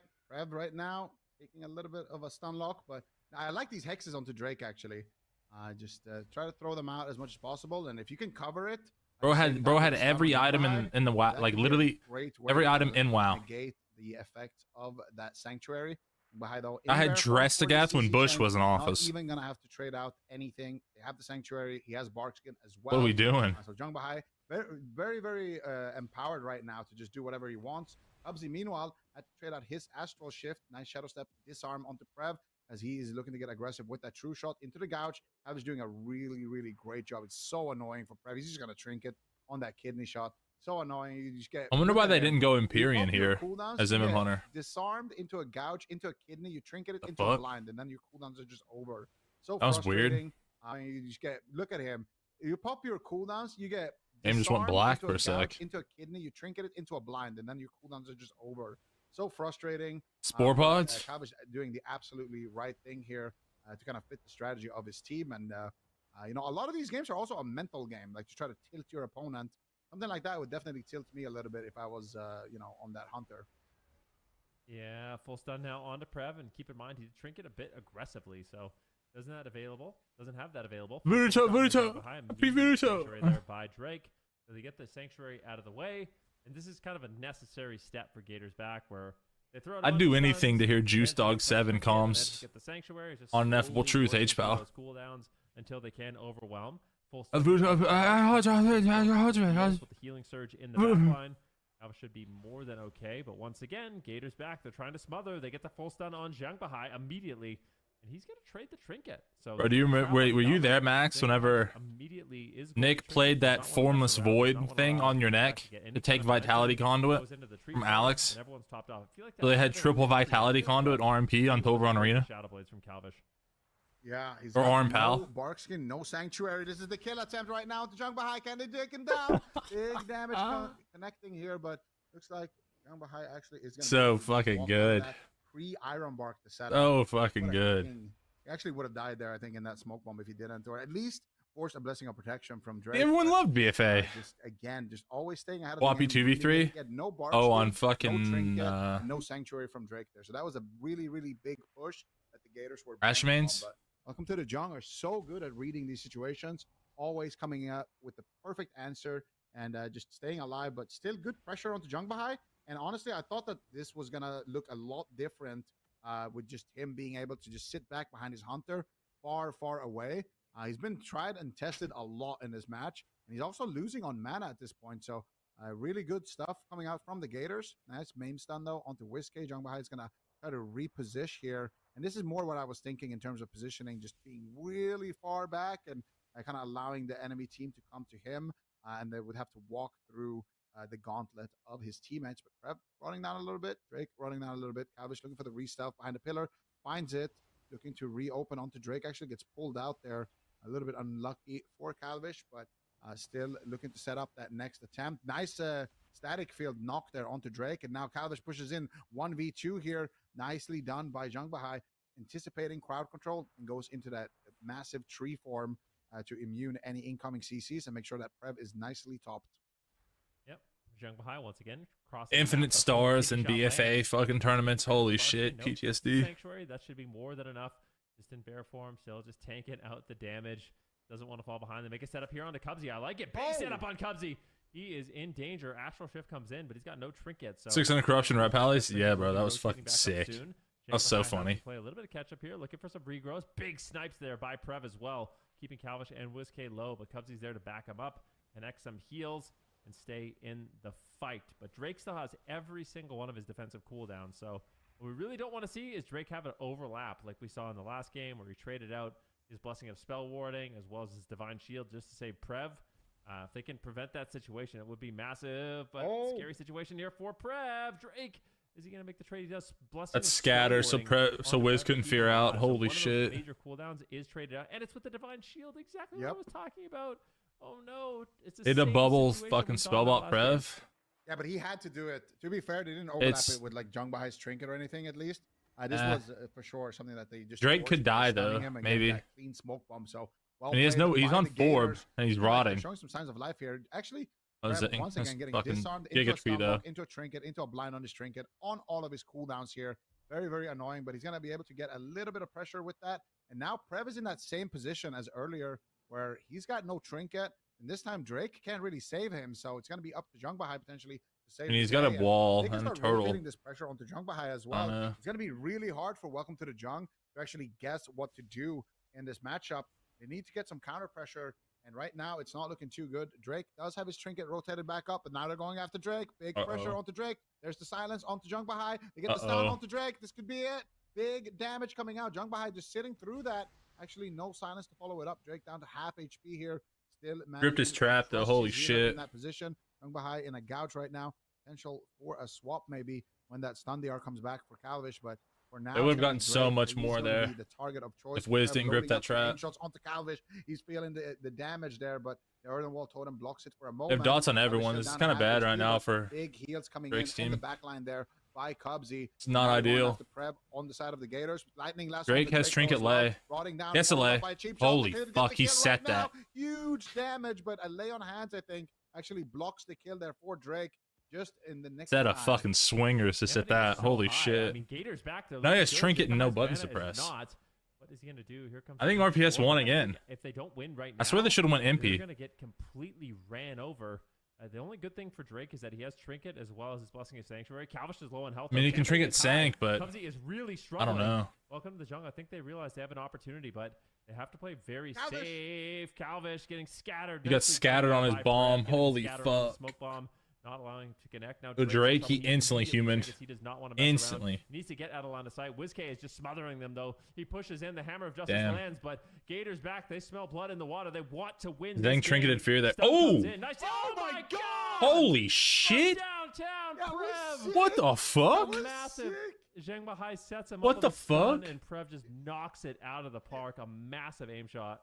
What the fuck? Gets feared, and he trinkets the fear, melts, rake stuns the rogue, and sets up the kill instantly. It happens so fast, and Prev is just lining up the damage. And you know, this is gotta be so satisfying if you're Prev. The entire game, every time you pop a blue shot, you're getting gouged, you're getting stunned, you're getting blinded, you're getting disarmed, and finally you get to blast this rogue to the lower bracket. Oh, that was satisfying to watch, actually. Even as somebody who doesn't like Hunters a lot, I definitely felt the satisfaction that Prev must have felt in that moment. But look at here, look at Zheng Bahai. So they get the cheap shot onto Zheng Bahai into the full fear, and then here, look at the Druid. Trinket gets a heal off, Shadow Meld. What did Prev hit? Oh my, it was instant too. Oh my gosh, Prev, that was a proc too, an aim shot proc. Like there's nothing he could even see or do or react to. Just, good night. I'm sure that's, if you play WoW, I'm sure that's happened to you before. Like Prev dealing devastating amounts of damage in that situation, that's for sure. Sadly, yes, I have been one-shot by pre-cooldown. It happened once or twice. What can you do? Not much. Look at this shit. That's crazy. They actually played really well on the side of the Gators too. This was aim actually shot proc. Best game, I think. They had no rakes done. Damn, Wiz was kicked too. He had swap.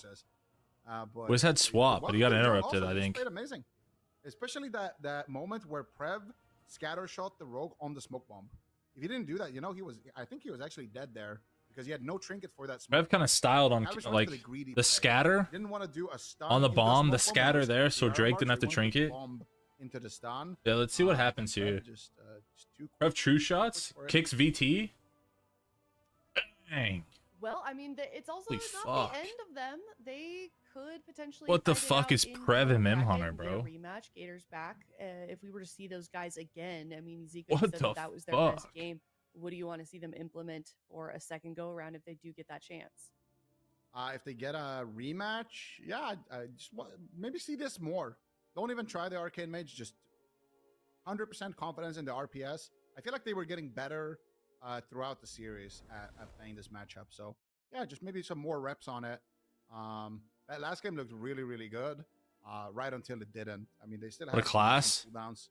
I mean, it's more so the everything else that he did. Right, he's scattered, so Drake could he scattered and saved Drake. He scattered Calvish's bomb. Like he kind of played insane. Watch Max's clip. The freest points. Oh my god. Oh my god. Oh my, I'm gonna dance on him. I'm gonna dance on him. Hash him, hash him. Maestro. Maestro. Oh my god. You fucking bitches! Thanks to that free win, you garbage place! We killed that guy extremely slowly when he was dead. They're telling me I'm dead, I'm dead, I'm dead, I'm dead, I'm dead, I'm dead, dead, dead, dead, dead. Buddy, you actually dead. I'm actually dead, but... Leo? Wait, kill the mage, kill the mage. Rogue, rogue, rogue. No, kill the rogue. Yeah, I might die, I might die. Oh no. Kill the rogue, buddy. Oh my, dude. Kill the mage, go kill the mage. Yeah, I can't kill him. You need to shoot him, you need to shoot him. Yeah, yeah, yeah. Dude, this game is so bad. This game is so fucking bad. Dude, he's gonna double link. Oh no. Dude. Oh my god, I actually died. Your BM's about to fall. Just kidney him. Kidney him. You have to kidney him. Oh, you're dead. Run. Just get a reset. I just got for no reason. Holy fuck. The freest points. Oh my god. Oh my. Holy fuck.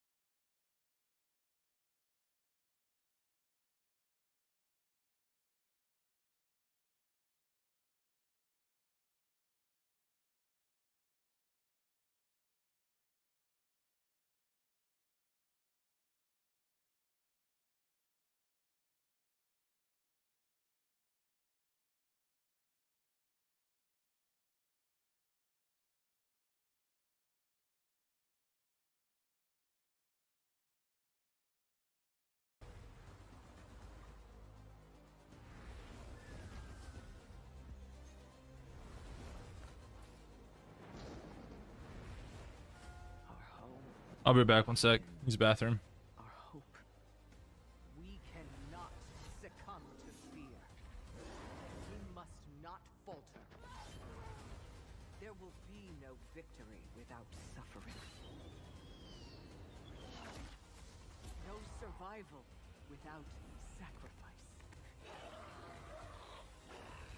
You feel it, don't you?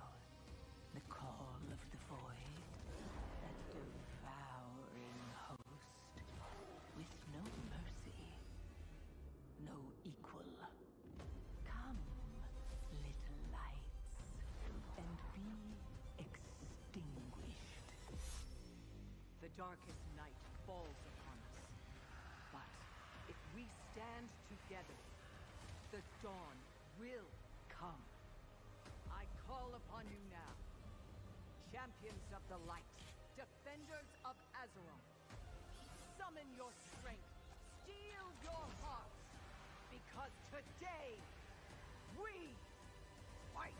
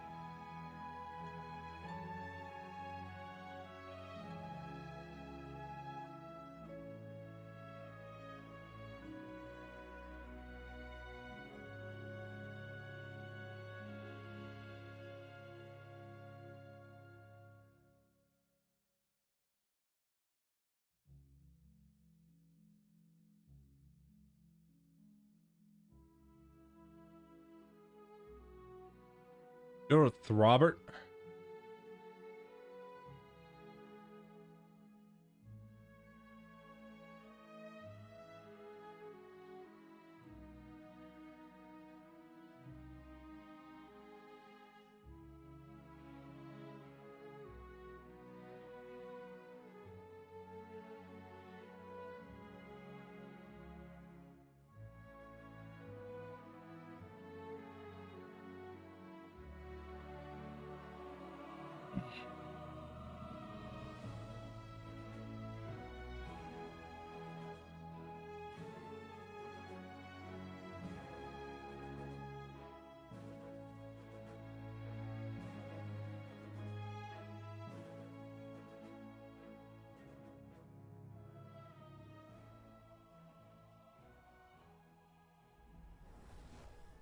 Welcome back, everyone. We've got 3 series left in the day, and we are going to crown our North American champion for Cup number 1 by the end of today. Very exciting stuff. There are Cats and Dogs versus Dire Wolves up next for this series. Winner of this one moving forward in the lower bracket to face off in the lower finals against Gators Back. So pretty important matchup, especially considering those points that these teams need early on, even to get into that top 3 or into that gauntlet, David. And it's the old dogs versus the new here. It's Dire Wolves versus Cats and Dogs.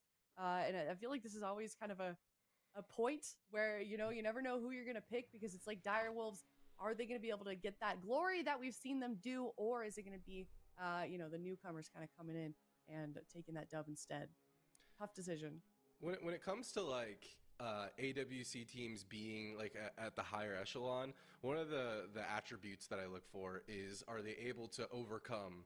Are they able to bring something back and adjust? Cats and Dogs being the team that knocked down the Direwolves originally to the lower bracket to send them on this lower bracket run, makes me want to look at Direwolves. Don't they just play DK Hunter now? Still have what it takes. We've seen this team forever. I mean, I think you said it, Sid. They're like one of the oldest rosters in the AWC, at least in the NA scene. And they got knocked down by these. And do they still, like, I think you said it, Sid. They're like one of the oldest rosters in the AWC, at least in the NA scene. And they got knocked down by these. And do they still have it in them? Why does that happen on only the YouTube stream? This is the bread and butter. Trail and be able to Your shit twice. Awakens continuing to play in the back. Here's that Void Weaver. He does get Scorpion stung on his Mind Blast. I like that timing. Smoke Bomb comes down on Mez with no Icebound. Deciding not to trinket. Ooh, very reckless move by Mez, but that Death Strike just topped him. Yeah, he seems to be okay regardless. But, Trill popping the True Shot aura didn't really feel like they got a whole lot done either at the same time. So Awaken now caught into that stun. Any follow-up CC could be trouble for Mez. He's going to use that AMS, and he uses it on himself defensively, which means he can't use it onto Sea-Doo to prevent any CC later on. But I think that was the right call because Mez is still in a bit of trouble. The double coil. Yikes. Mez is so far away, and Sea-Doo cannot get there. And Cats and Dogs, What the fuck? we saw this previously as well. Awaken is top damage. He was a second ago. When he died, Awaken was top damage.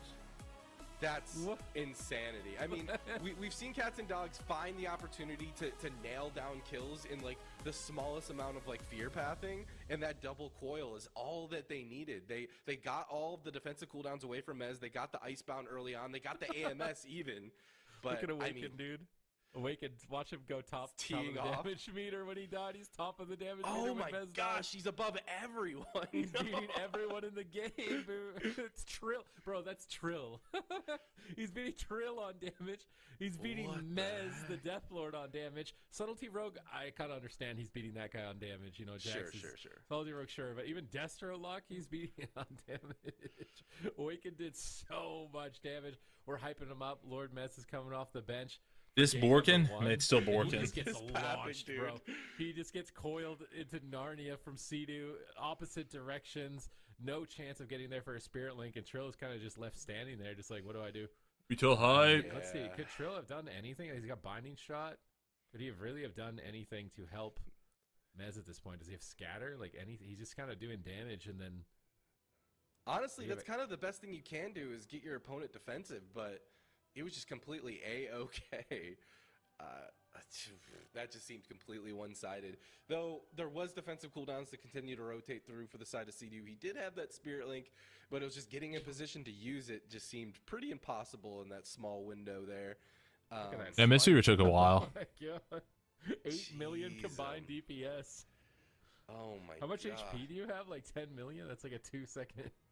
Can you imagine if he was holding that AMS through that too? He'd just flop. Damage contributed 20 million, 15 million. Dude, look at Twitch chat's prediction. They're just all in on Direwolves. Yeah, I predicted Direwolves too, and now I think I'm regretting it. Oh, I did not. Oh, look at that. 3-1. I'm regretting this really bad. Listen, right I want to believe in this team. This team, they're near and dear to my heart, as you could imagine. They just have so much history. But Cats and Dogs are looking like the new kids on the block, and they've shown in the last series, especially against F tier, that they have the ability to find those kill potentials, and they also have the ability to be defensive. And I just think that they got their number today. Ashamane's Fall is going to get locked in. Are we going to see a team comp swap? What could they play? Like, they don't have a disarm. Is their problem? Like, no disarm for a Subtlety Rogue seems bad. Like, you just don't have the peeling required. He just gets all of his setup guaranteed. It just felt like that Jax could do whatever he wanted. He could just set up the team, and then Awaken was just doing max damage. They didn't have enough pressure to actually force him to really do anything. So, I mean, I feel like they are probably going to change their comp. I think, like you just said, like the Moonkin MM, maybe that's kind of their double caster comp, and they play that on large maps. Whatever happened to this team's rogue mage, man? Sam I know he's got that mage. We've seen Trill on the rogue. We've seen Sea-Doo on the Holy Priest. Oh, Boomkin Rogue. I think it's good. You have disarm. They just need something. They need something to stop Jax from having free reign on subtlety. It's just not going to work. And Boomkin Rogue, I think, is a pretty big staple. They're keeping Sea-Doo on Shaman, Grounding Totem, Disruption for the Warlock. And Hex, I think, is actually really strong in this matchup. There's no way for Cats and Dogs to remove it. There's no decurse. So if Sea-Doo is able to get in position, get Hexes, Cyclone will likely soak most of the interrupts. Was he about over Arsham here? Team with stuns. I think this is a good shot by the Direwolves as far I don't as even know. Selection, because a lot of the other comps they've played so far, I'm not too sure of. Yeah, I mean, played a lot I don't doubt it's going to damp. Throughout the entire expansion of the War Within, and look at the #1 played comp, like you just said, it's RMP. Like their most amount of games played in this expansion was as RMP, and this is the type of situation where you would expect it. Like it was threatening the Warlocks in Europe so much that they weren't able to run those types of compositions. I mean, it doesn't really do much when Sea-Doo just sits 80 yards away and doesn't press wind shear one time. The whole video game, probably not very useful. Dragonflight. Time is moving faster as we get older. And like Dragonflight feels like it was yesterday, and now it flew by, and now I'm like, maybe they didn't play that at any point in the War Within, and my memory is still lingering in Dragonflight or something. But I do think Rogue Boomkin is a good combination here. They tried to run the Hunter Death Knight, see if they can Zerg down the Warlock, and yeah, it's just not happening. It is not happening. It's hard, to like make a judgment call based off of a game like that when you still have the buttons to rotate through, but it really just didn't seem like that was the answer. As much as I love Lord Mez on that Death Knight, we don't get a lot of Death Knight, representation. So when we see them, I cherish them dearly. But we're switching back to the Boomkin. I don't know why they don't play Windwalker DK and train the Void Weaver disc. In this lower bracket series, What would Leap Boy do? Versus Dire Wolves, a rematch. Can Dire Wolves bring it back? Can they beat the team that originally knocked them down here in Cup #1? And here we go. Let's see this Rogue v Rogue mind games. Trill looks like he was running directly at Jax. I thought that they might have been able to find each other there. But Jesus. The sap goes out onto Shards to start things off. Cheap shot onto Awaken to follow it up. Sam Am sitting in an earthen across. You didn't get the you weren't here yesterday, were you, Nick? And Sam Am I feel like he knows that he might be the best kill target, and so he's just staying so far back, forcing Jax to run across the map. There's the cheap shot over out on the Sam Am. The cheap shot goes out onto Sea-Doo. Can they follow up the CC? They can't. Yeah, there's a bit of context to me saying Jax, that. The way backline taking a huge amount of pressure is going to catch that big cooldown from his Discipline Priest. Awaken kidney shot out on Awaken, Cyclone onto Jax, Shard completely alone. I had to slow down to say nothing. Up on Awaken, Sam Am finding the opportunities to get in there, but Shards is going to port out of line of sight from now, so Trill's the only one on him for now. He's at half health. He's not trading out too many defensive cooldowns, if any defensive cooldowns. Dark Pack's already back. Jax caught into that the disarm trade from both of these rogues. This is Incarnation out from Sam Am though, but it looks like he missed the bomb. He gripped him on the bomb. 1 millisecond. Nice life grip from Awaken. He's got the damage. He's got the utility. He's got the play. What is NAAWC, man? #2 and #1. He really came. Watching Awaken and Jax play for top 3. Possibly for the win, but Sam Am fakes an interrupt. He gets a Cyclone on Jax. Holy fuck, my region sucks balls. Now they're going after Shards. Kidney shot over onto the healer, but it looks like Jax is just shadow stepping away. He's finally caught in a cheap shot. They're going on Rogue. Looks like he got soul ripped by the Warlock, though. That soul rip is going to reduce a lot of damage from Trill and Sam. They decide to Cyclone Shards, go after Awaken a bit. He's got that Void Weaver activated here as that collapsing Void is going to get larger and larger as he spams Void Blast in the corner. And it is going to collapse on Trill, but I don't think Trill is too worried about it in this position. Nice. The goats of an A, literally. Chaos Bolt around the corner. It's going to clip Trill. Sea-Doo playing a passive game in the back for now, anticipating their next move. Looks like it's going to be on Trill, but actually he gets feared, and they killed the Tremor Totem. That was a nice play from Shards, catching Sea-Doo out of position, and now Trill's in trouble. Another fear from Shards. He's carrying into the double coil, and that Sea-Doo got that Nature Swiftness off just in the nick of time. Trill's trying to get back in it as Shards. I just wish Team Liquid gave a fuck. Kidney with the dome from Awaken as Sam Am looks to get the Cyclone. He's juking all sorts of kicks and he does not get it. Beans on toast. Dogs to stop that momentum in their favor. And yet again, Dire Wolves is pushing in to try to get aggressive onto Shards. Shards is going to go ahead and port back, and Trill is going to push in. This could be really spooky as soon as Jax gets out of that. There's the kidney shot going out. Cheap shot goes out onto Sea-Doo. Sam Am going to go ahead and trade up that bark skin. gouge onto Shards from Trill to stop a bit of that. Stop a bit of that ongoing pressure. And it looks like both teams are just kind of using DRs to slow each other down and to live another day. And I'm just waiting for those DRs to be used aggressively. Shards now down to half health here. Awaken is desperately trying to get the damage out on top of keeping his Warlock alive. But Sam I Am just is so confident. Look at his positioning. We saw him in the beginning, like across the map, and now he's just in their face looking for Cyclones, looking for Goes, but he gets caught in a cold kidney shot. The Earthen is going to go down from Sea-Doo. It's going to soak up a bit of that pressure for now. No CC, but the swap over out onto Trill, the disarm to follow it up. It seems like Sea-Doo not caught in any CC is going to be enough to keep his team nice and aggressive for now. And the positioning from Direwolves just feels so aggressive. I kind of love to see it. Yeah, they're trying to make some moves here, but they're getting blocked left and right. Another killing spree on Shards. That one's going to fully connect, break through some of those absorption effects. Full blind, Sam's dead. Dying through Barkskin, dying through his trinket, dying through Sea-Doo's trinket. He gets stunned on his trinket. Sam is just flopping. He's not a high mountain, bro. He didn't get the memo. You're supposed to be a high mountain, Sam. Gotta get off this night elf. What are you doing? It's a new meta. It's a new age. We're not night elves anymore, Sam. You're behind the times. Shards is lobbing chaos bolts out. Sam Up 3 DPS in the arena is a fucking healer. He's got Spirit Link. He drops a healing tide totem. Now they might swap onto Trill, but Trill's just getting it in there. Cheap shot. Oh, a Hex. Finally, we see a Hex from Sea-Doo. He needs to be abusing that. Finally hexed the team with no Hex to spell after 4 minutes here. Long duration crowd control. Probably only realized he could do that because one of the slot pop-ups has a rogue in it. Maybe looking for a swap on him, but they got Awaken on the left, Void blasting. They're going to have Shards out of the cycle on the right, Chaos bolting. They got Jax bouncing around in the mid, looking for a restart. I mean, if you have hands, Void Weaver Disc sucks balls. Moving into stun targets for his 2 casters to do something. We see he ports on top of them with an Infernal. That was a cheeky play from Shards. That's a lot of confidence to port right into the team. Sam shuts him down with a Solar Beam. Sea-Doo repositions, but Sea-Doo's dying to Awaken. What? Yeah, that's right. That's right, Lee boy. How come they're not hitting the Void Weaver Disc? Everybody is dead on their side. Sea-Doo has Ascendance rolling. As Windwalker DK. Awaken is on fire. He's awakened in this series versus the Direwolves.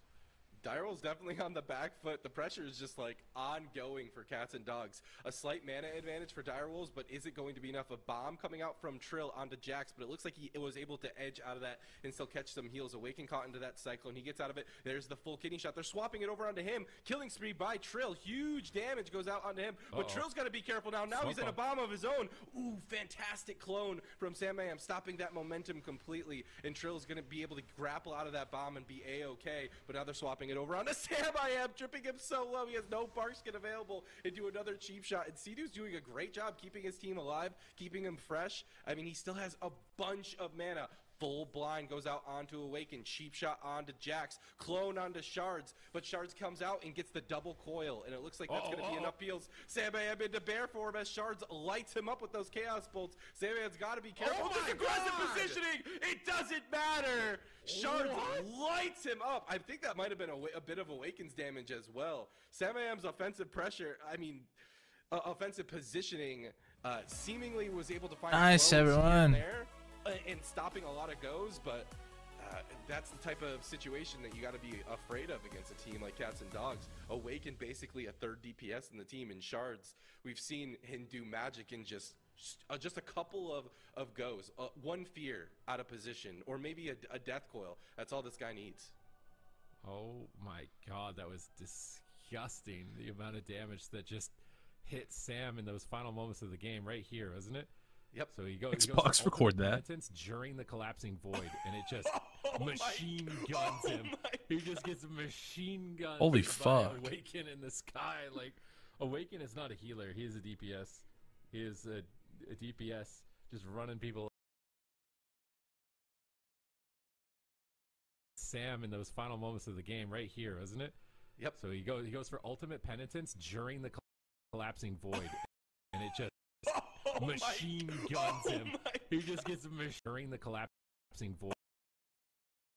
I mean, maybe we could have kicked that bolt or grounded it or barked it or linked or fucking trimmered out Trill so he could stop it. I mean, you know, we had some buttons here we could have maybe pressed. You know.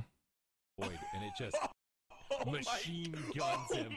He just gets machine gunned by Awaken in the sky. Like, Awaken is not a healer. He is a DPS. He is a DPS just running out like offensive and defensive strategies in the AWC before, and the best offense or the best defense being a good offense. Yeah, I wonder if it was the 7 Chaos Bolts that hit him. No, it was ult TP for sure. A serious amount of damage, like we're seeing Awaken do, beating Trill's damage right here in this game number 2. That can really change the momentum for your team dramatically, and that can change positioning. It affects so many other things that might not be intuitively, able to be, appreciated in the moment. Awaken, though, they're gonna just I mean, it's basically up to Direwolves to figure out how to deal with this sub-rogue Destro Warlock Discipline Priest composition for Cats and Dogs. What are you gonna do here, Direwolves? Like, what are you gonna do? What are you gonna do when the Cats and Dogs come for you? When it rains cats and dogs, what are you gonna do? When it rains cats and dogs, at some point it feels like a rainy map. It's got to be a cleave. I would think it's got to be some type of cleave. Maybe they try a Disc Priest rundown type of composition. Some type of warrior. Like, how would Warrior Death Knight do just running down a priest? A knee slapper from Super. Did like really get close. I mean, they brought Cats and Dogs the distance. They brought him to game 5 going after Awaken. So, and I know Direwolves has the cleave in the back. They have a lot of experience cleaving. Super D's beef with you? Yeah, I remember that. Yeah. DK again? I mean, that just back in the day. Work. What type of double melee would you imagine? Outlaw Rogue DK?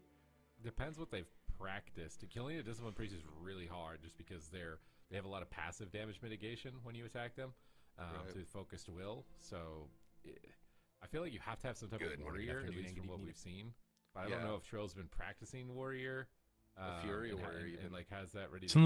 He sounds like a clout chaser. Guy had an ego, had his ego crushed, decided to throw. Okay. Maybe really bring the Fury warrior to bait them off Mez. Yeah, I mean, I think they can annihilate any spec in the game as this. I don't even know if you bait them and then you're just dead even as a bait. Like, they fought really hard to get here, to get to Championship Sunday, and they're gonna bring back in Mez. They're bringing back in Trill. Sea-Doo will be on a Holy Priest though. Okay. Is a bit different than the Restoration Shaman. A little bit better recovery, if you get crowd control at a distance, and it's also an extra crowd control DR. Right, we saw how important Borug was in North America, in Europe, with him getting fear out of trap. Having that extra 6 seconds of crowd control is vital in terms of their team to find victory. So I think this is likely wise from Sea-Doo. The Resto Shaman does really good at like small chip damage where you can just spam Riptide, but these big chonker Chaos Bolts, it's not so easy. As a Restoration Shaman, so look how cute Awaken is. It's such a terrifying damage. Wait, so what even happened again? I don't even remember. Look at those eyes, though. Those are the eyes that have stolen souls. Like, oh my gosh, it's giving me ventriloquist dummy. It's terrible. Thanks for tuning into another Super Tees video, and in this one, we've been accused of some drama. There has been a tweet made about me of a comment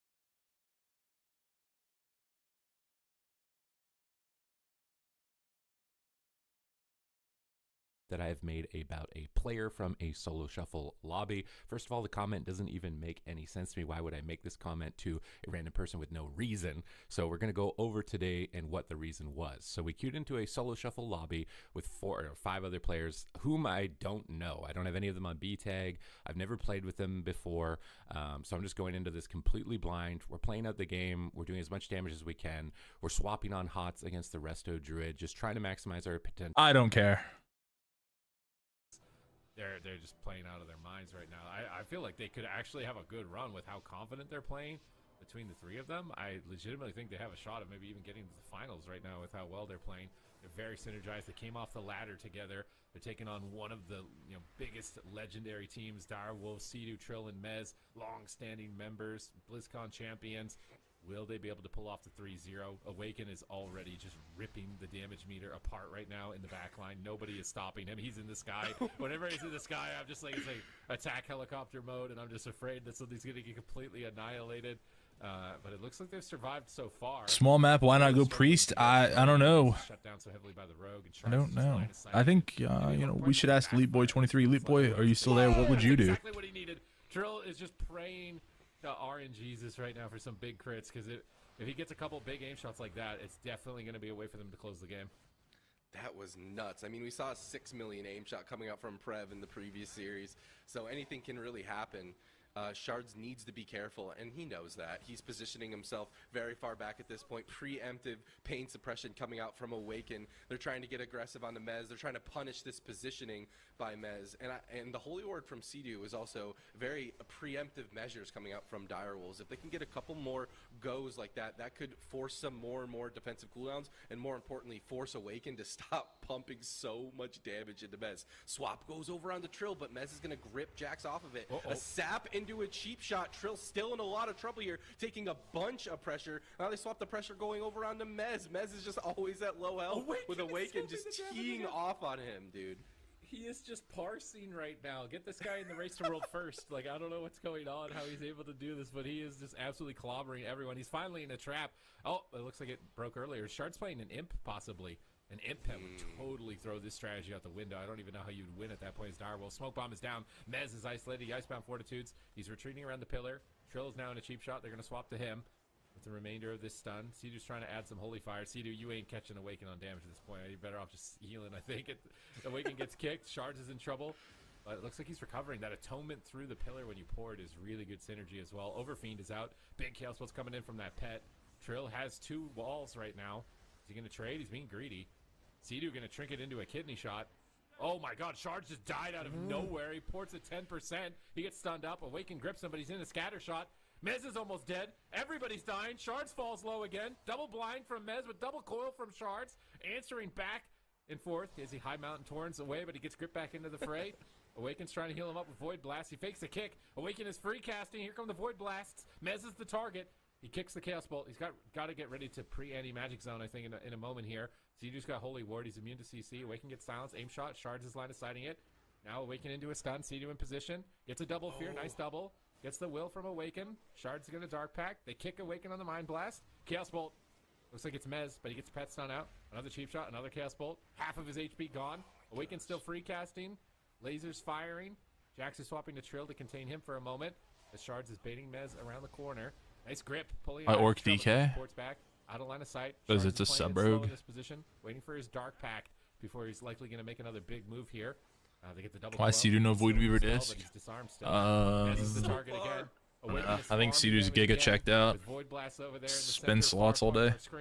Looking for a fear. I don't think he has any idea what's going on. Double blind, but Sea-Doo AMS Sea-Doo to avoid the fear, and now Sea-Doo fears Awaken back. So maybe you can get some momentum here into a stun trap. Gets the full trap. His teammates said yesterday after their series that he was already doing slots in the call. So he may be vulnerable. Shards is free casting. He got a precognition.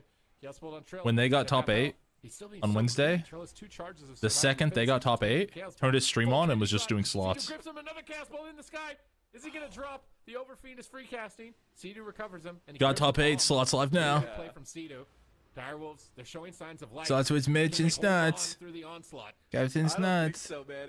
AMS already chewed through. Mez caught. Lock in. Sea-Doo has Guardian Spirit, but he's in a gouge. The coil! The pathing on the coil! Shards gets interrupted by the death grip from Mez. Sea-Doo finally able to get some heals out. AMZ gonna be dropped as well as Mez finds life across the map. Disarm from Jax onto Trill is gonna stop a lot of pressure on the Shards as well. Sea-Doo in the background getting that Divine Hymn out, keeping his team nice and aggressive. For yet another go. Shards is in so much trouble as Mez reconnects. Dark Pack gets popped. Awaken doesn't have. But why is Sam a joke? Or Void Swap. If they can get what did Sam do? If they can get the damage, this could be it for Shards. Sea-Doo still positioned very defensively, regardless of the positioning of Mez behind the pillar. Hell, did they do the character models?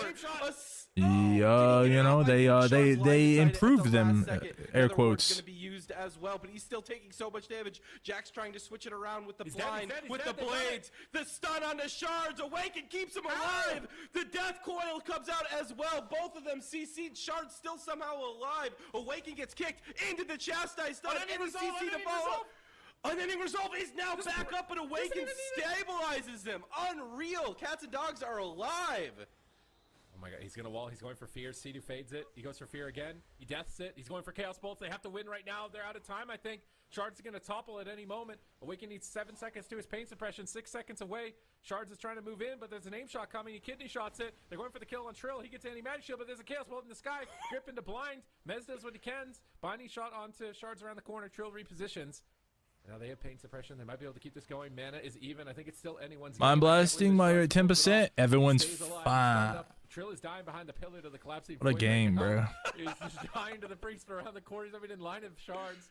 He's at half health. He's aim shotting anything that comes in his line of sight. I feel like at this point you need to just do damage. Awaken gets silenced. Big rapid fire on Shards. Aim shot. Holy fire. He ports it. Jax can be the target. He gets caught in a chastise. Big swap volley is down. Big aim shots. Nice Infernal stun. Looking for a Fear. Gets kicked. Void Weaver free casting. Awaken is tearing in. Kidney shot. Nice grip. It would have been a Chaos Bolt. Certainly an Icebound Fortitude. Jax is trying to restyle, but Shards gets gripped into the fight. He lays down a gateway, and Gate's out of there. Stun on Awaken. Where's the trap? There's still no trinket. He pre-pain suppresses. Trill's in trouble. Stun, no trinket. Sea-Doo is a smoke bomb. Is he in the bomb with him? He has to cancel it. He's dead anyway. Oh my god! And Cats and Dogs do it. 3-0. Advancing to face the Gators. Wow. Unreal play by Cats and Dogs. So many moments Shard could have easily fall. But Awaken keeps his cool, keeps his team alive. I love to see the Holy Priest coming out from Direwolves, but it was too little too late. And they will take this series eliminating Direwolves and moving on in the bracket.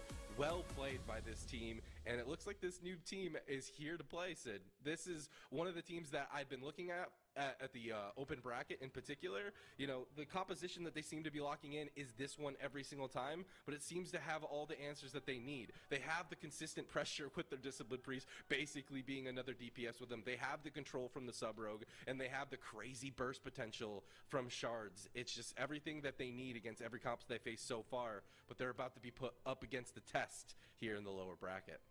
Oh my god, this bomb. He literally is on the edge of it. He canceled his Angel. I can't believe that. Look how fun. Can we just like slow that down like 4x slow speed? Because I swear Sea-Doo's in the bomb, but he's literally, it's just like a millimeter of space. He's not in it. And he can't heal Trill. Like, look at the, there's no way that he's out of the bomb. It looks like Couldn't predict the Sea-Doo slot fucking tab. 1%. I'm assuming both reticle heals are also on cooldown. Oh my god. Probably didn't want to press a button here because he wanted to speed run back to slots. Like this miracle moment on Shards, even Friday, Thursday. Look at this bomb. He's literally on the edge of it. Jax could not get it any closer, any tighter than that. And then Sea-Doo can't get in time to swap him. And Mez can't do any of his legendary peels because of the bomb. Insanity, dude. Insanity. I'm telling you, these rogue priest teams are my favorite teams to watch. Like, that's actually, it's such a fun comp to watch. With just with one how they coil, set up and they find a win damage. condition. Yeah. Look at this dude's health. What the heck? What an incredible series. Mez is so mad that he's not dead right there. He just like kicked the healer, blinded the healer, off-stunned him. He's trying to finish him. He just can't. Jax kills him in a bomb. 1 millimeter, just like a sliver of space. And okay, the Cats and Dogs, man, the newcomers coming off the streets, man. These guys got street cred, coming out of solo shuffle, making a roster together, and making a run for it in the AWC. So swapper slot. You think that it's not possible. Even the legends can be challenged here. He's already in the call with Captain's Nuts, probably. They got to fight the Gator, the return of the Gator. They got to fight Cubsy. But I'm actually a bit worried about Cubsy. I don't know. They've got a good RMP, though. I guess this is where we'll see. Can the Warlocks beat the RMP? Yeah, that is definitely the big question with Gators back. That is, of course, Cubsy, Calvish, WizKid, Days team, and I am for sure curious to see if they can knock that team out too. I mean, they defeated Direwolves, a classic staple here in North America for AWC, and now it's another one. Awaken top 3, holy motherfucker. 2 series in a row also, and we know how much momentum can kind of play into some of these wins here. Here is what the bracket currently is looking like. We are down in the lower. Just saw Direwolves get knocked out 3-0. Now Gators back versus Cats and Dogs is going to be that next up series. And whoever wins this, David, gets to move on to Welcome to the Jung.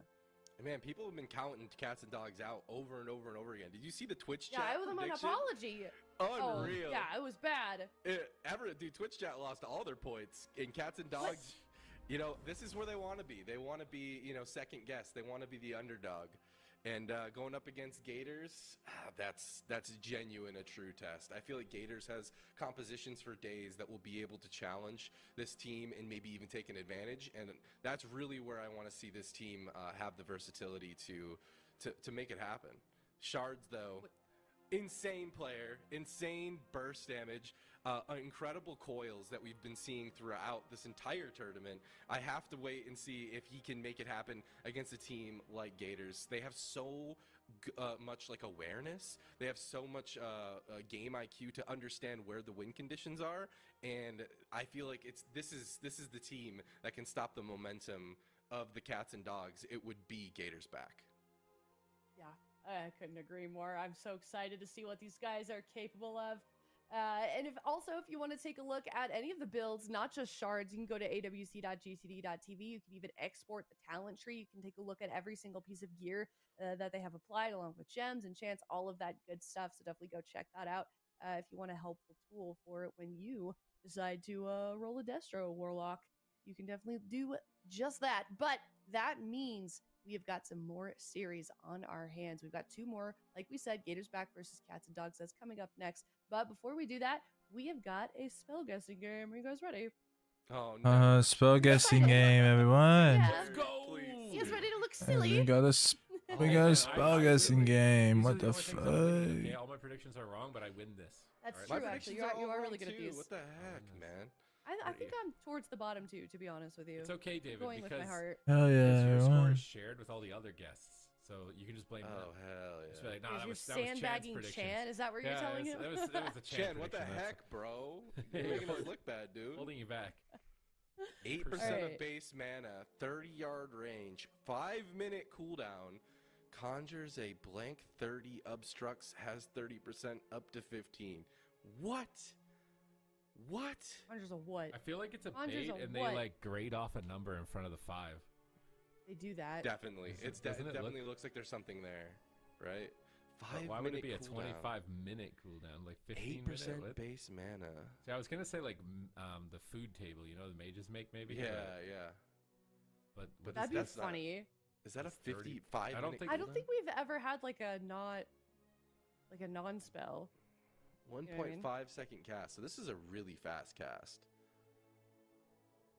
Ice Wall Is is it the only thing that 8% of seems base obvious. mana? Ice Wall's Seems not like- a I mean- 15-minute cooldown though. Yeah, that it's not. It can't be Is that. it a then. 1.5 minute cooldown? Hell obstructs vision. Is this a player housing item or something? No, I don't think so. Can you imagine? Conjures a blank, 30, blank, obstructs, blank, What's has 30? 30%, blank. For up to 15 seconds. So it lasts Conjures 15 a seconds, blank- I think. If I had to guess. Ice Oh. Wall, I think, is a solid guess, but is And it Ice has Wall 30 8% it of has- base mana? And it has 30% of your HP. Yeah, that sounds good. It's Ice Wall definitely is not a way 5 more than minute 30%, cooldown. I think. Yeah, but maybe there's a number grade off and it's actually 15 or something. Okay, so Ice Wall is one of the options, so we'll take that. Oh, I wait, think what it could the only hell? be. Is I this don't an know. Yeah, old but you can spell? see where it's Like a grayed out in Ice front of Wall is 5 one of minute the here, because options, Ice Wall's so like we'll take that. 1.5 minute. Oh, I wait, think what it could the only hell? be Is I this an don't old know. spell? Is this like a... Because Prismatic Crystal was a... one since None of Legion these- Remix is coming up. Is Which it a one of Legion these thing? is a... Which Oh, one of they're these is remixing Legion? us right now? I don't... Maybe. None of these are a 5-minute cooldown. Yeah, I don't think it's 5. I think it's 1.5 or something. We're getting Yeah, baited with the 5, yeah, maybe. 1.5.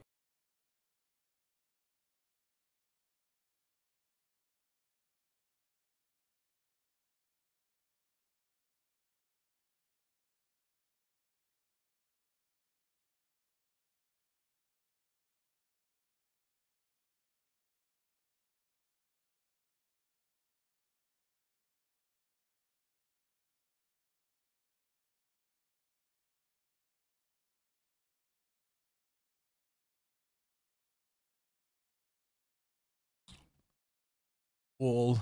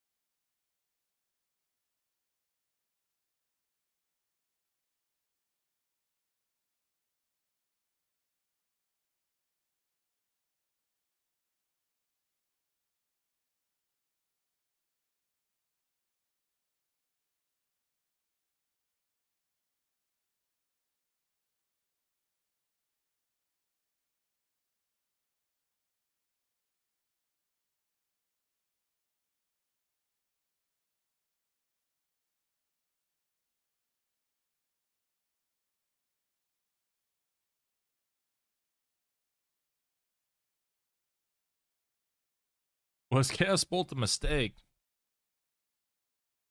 I don't know. Whatever disc was.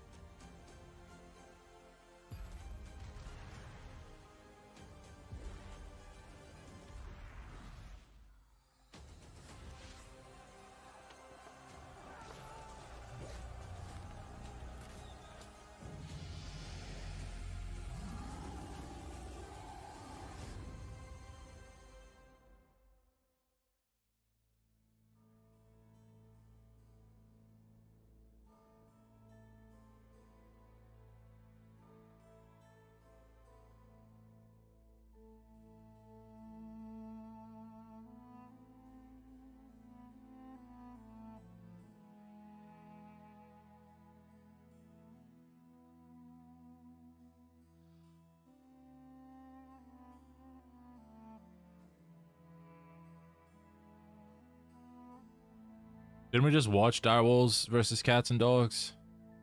Aren't we watching Cats and Dogs versus Calvish? Or no?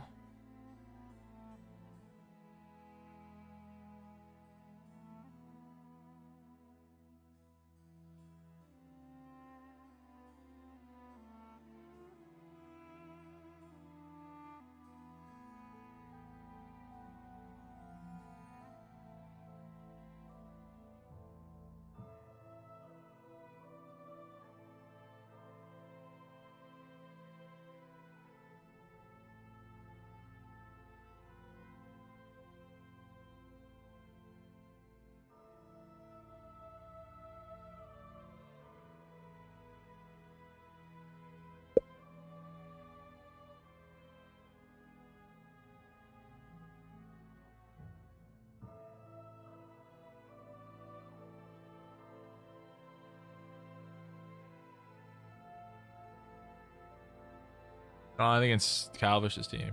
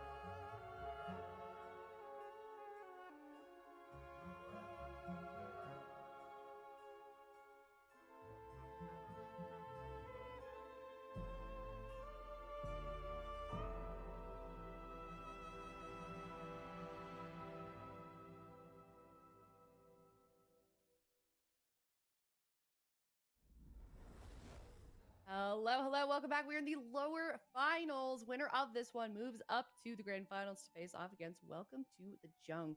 Two very strong teams. One we just saw annihilate Direwolves, Cedar's team. Mid tourney, so they're gonna rerun it. Yeah, he's gonna. Returning players that are. Sybil, thanks, bro. Yeah, they're gonna run it back. They're gonna run it back. Yep. Cubsy back on the healer. That's what it is. And yeah, they've been looking pretty good today. Big Chuck, Charles, running a little bit of RMP. But Cats and Dogs, man, these guys have been looking hot, awakened, doing actually top damn in some of his games as a healer. So it's definitely gonna be a clash in this one. All right. Well, giving that, what is your prediction for this, Seiko? I'm going with the Gators. I think if there's somebody who knows how to shut down these Void Weavers, it's gonna be the Gators. I think they've got what it takes. Thank you, Sybil. I really appreciate it, bro. It's gonna be Truly. like a super easy road for them. I think the Cats and Dogs are gonna pick up at least one win. All right, Super Tease, you're cringing a little bit. That's mostly just because I'm holding in a sneeze, but I'm Oh, also sorry. I'm also on the side of the gators as they're lurking in the waters. These cats and dogs get too close to the shore, and it's going to be a quick little chomp on their side. So I don't know if Zico's too excited about that prediction, but he's going to be exactly the same as me. And I got that last prediction wrong, and Look like it did for Mop. Yeah, it should. She's on the bottom of the ladder. Yeah, he was on the fucking Chrome Discord with Captain Snuts, spinning it up. Unfortunately, I'm 3-1. Auto spinning during the fucking games. Have a great series, but I think kind of what just echoing what you guys said. I think that Gators is going to be able to pull this one off. Venruki and D Machine, are they in agreement? Ricky's not making any weird predictions. Ooh, Hey, Team Gators. Almost, yeah. Let's see. Where is chat at for this? Chat in the coin. Then we'll really know how cursed we are for this series. Okay. All right. Okay, we're all Team Gators.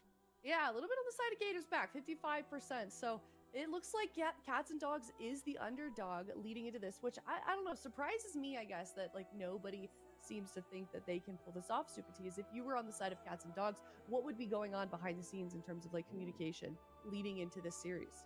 The coin thinks it is. You know, the only one is the coin. Only the coin. The firm believer is the coin. Sometimes that's all you need. Coin has not been wrong. Side. I mean, I think Cats and Dogs are playing really well. They're very synergized. They're getting good setups, good offensive plays, obviously insane damage output.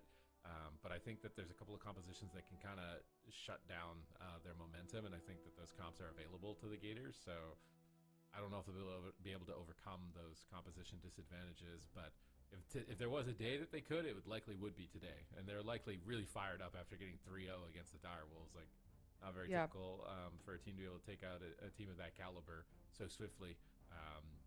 So yeah, this has got to be their day, but it's going to be uphill. You mentioned compositions from Cats and Dogs. Which comps are those that you think would be best for them to pull out? I mean, I think Rogue Mage is a good one as just a baseline. But even Shadow Priest Rogue, I think both of those could be good compositions for shutting out the Destruction Warlock, keeping their momentum, staying on target. We also saw them play that matchup, actually, as Shadow Priest Rogue Shaman against, I think they already played against Cats and Dogs in the open bracket, actually, and beat them. And they just killed Awaken every game. He just couldn't get anything going. So I do believe this is a rematch. All right, let's see what they can do here. Lower bracket, lower finals. The loser of this one will be ending the day in third place. Game number 1 here on the Grand Arena is Gators back versus Cats and Dogs, Zico. All right, Gators back versus Cats and Dogs. Let's see. We are going to see the RPS coming out from the Gators. And we are going to see a Boomkin on Shards. That's so fucking funny. Assassination Rogue. Is that actually true, Alex? Definitely a bit of a new. No, my save variables for retail aren't in Discord. Learning a lesson from what happened earlier. I don't have a WoW sub on retail, so I can't even log in to check what my UI is. I know you love Boomkin. I can't even log in to like see if my UI is up to date or anything. They've been getting absolutely destroyed. But so far, a good opener here for the Gators. They did find Charge, got a nice sap onto him. Whiskey got his dots rolled up. I don't. My WoW sub for retail, my retail account is completely canceled. Onto Cubsy. Cubsy dropping quite low, but just trades out the Astral Shift. Doesn't have to trinket or anything, and he's gonna be able to shrug that off. All right, Awaken is just Void Blast. Cast nuts. Wrapping around the side. I don't know how much he's going to enjoy being a high mountain into an assassination. Boomkin ass a rogue. Shot. We see them switching. Is this good? And this is the pressure that they had in the open. I feel like this sucks balls. They blind Awaken so they can't dispel. They're just cleaving the whole team. WizK is tearing in right now. They sap out of the blind. Shard is dying through Barkskin. He gets a Cyclone on Calvish, though. The cheap shot WizK. Jax is chasing down Cubsy. They want to swap to Cubsy again. I think it's just maybe kill the Shaman type of game for them, but they're all dead. They're falling behind as a result of that extended crowd control chain. They are trying to swap to Cubsy once again. They Solar Beam on the Shadow Priest. Big Star Surge is incoming. Cubsy's got Healing Tide. He's looking fine. Like he should be able to walk this swap off in the near future, but Jax is still just chasing him down. He popped Deathmark there as well. And there's actually no stone forms. There's no bleed removal. So Jax could get a lot of value from this Assassination Rogue throughout this game.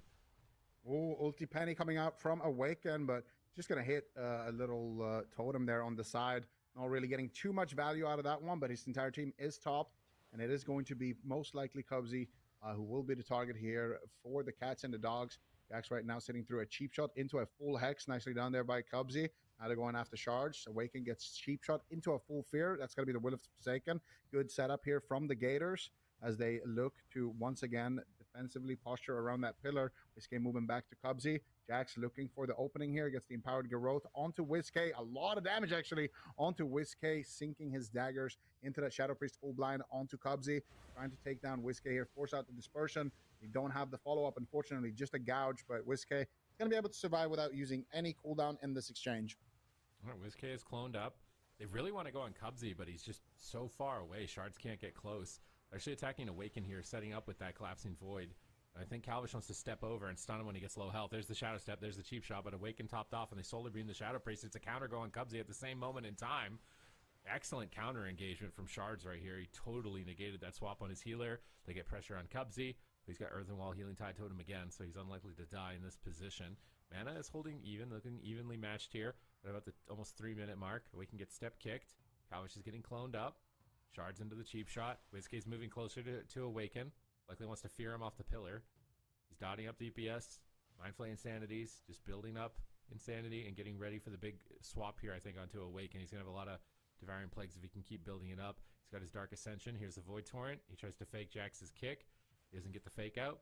Awaken in a blind. Shard still has cooldowns, but Whiskey's dying. Smoke Bomb comes down. Big Star Surges. He trades out the Dispersion. Smoke Bomb reversal on Shards now. Big pressure on the Boomkin. Is he going to drop? So much pressure. Almost going down right somehow. He holds on to dear life with that Bear Form and that Bark Skin. And Awaken still has 2 Pain Suppressions. So he survives that attack. No Smoke Bomb threat from either side now. Yeah, I think he actually had to trinket a gouge at the end of that just to get that renewal off. So Shards had to use all of his cooldowns, but now Whiskey gets interrupted. He's got no dispersion, actually. Nice Spirit Link by Cubsy. Now just swapping to Cubsy as well. Big bleeds coming out here. Beautiful stun there by Calvish onto Jax, shutting down this assault. It's looking very, very dicey, actually, for the Gators right now. Cats and Dogs may have found a good answer to this RPS. Getting triple bleeds right now, getting a lot of work done. A Death Mark is going to be available for Jax in about a minute. And he is going to have that Kingsbane as well right now. So Jax has blind too. He can do a lot of work with that. There's no dispersion on Cubsy or on Whiskey and no trinket on Cubsy. They could blind Cubsy and potentially go after Whiskey here with the Kingsbane. See if they can get some work done with that. Jax right now knows he has them exactly where he wants them. Can they push in and potentially secure the win? Healing Tide Totem is going to drop for the Gators. And Jax right now not going to be able to overextend too much as Awaken gets caught up in a kidney shot. They're doing a setup onto Jax on the side of the Gators, doing a lot of work here. Actually swapping to Awaken as well. Beautiful trinket. Pain Suppression gets silenced on his trinket as well. Awaken taking so much pressure. He's going to have to use the Void Shift onto his Moonkin, but his Moonkin can now be a target. They're swapping to Cubsy. Huge grip though. Gripping him out of that Solar Beam. Whiskey MVP place there, saving Cubsy. Cubsy gets the Astral Shift, and the Gators should be able to recover. All right, nice plays from both sides in this position, and they're still evenly matched. Jax, big swap, Pain Suppression, going to be enough. Triple Disorienting Roar from Shards, disrupting some damage there for a moment. Awaken repositions, but he gets silenced on his Mind Blast. Looks like he faked the Wind Shear, though. Cubsy into a Cyclone. Calvish, no trinket. Where's Jax going to go with the next kidney shot? Cyclone on Calvish. They want to go Cubsy. He's got no Astral Shift. He's got no Earthen. He's at half health. He's trying to jump to the pillar. He manages to get back, wrap around the backside of it. Jax is going to move in here pretty quickly, though. Cubsy manages to top off, refreshing their Earth Shields. He's got a lot of Farseers out as well, providing him some instant healing. Lasso on Jax around the corner. Kidney shot on Awaken. He gets disrupted by the Disorienting Roar.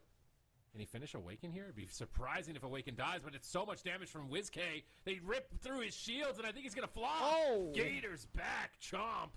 First point on the board. That was a really close game, though. I like what Cats and Dogs brought to the table here. They had that one swap there onto Cubsy, which was really nice, but Whiskey just a little bit too good right now. Manages to prevent that from actually getting them a kill.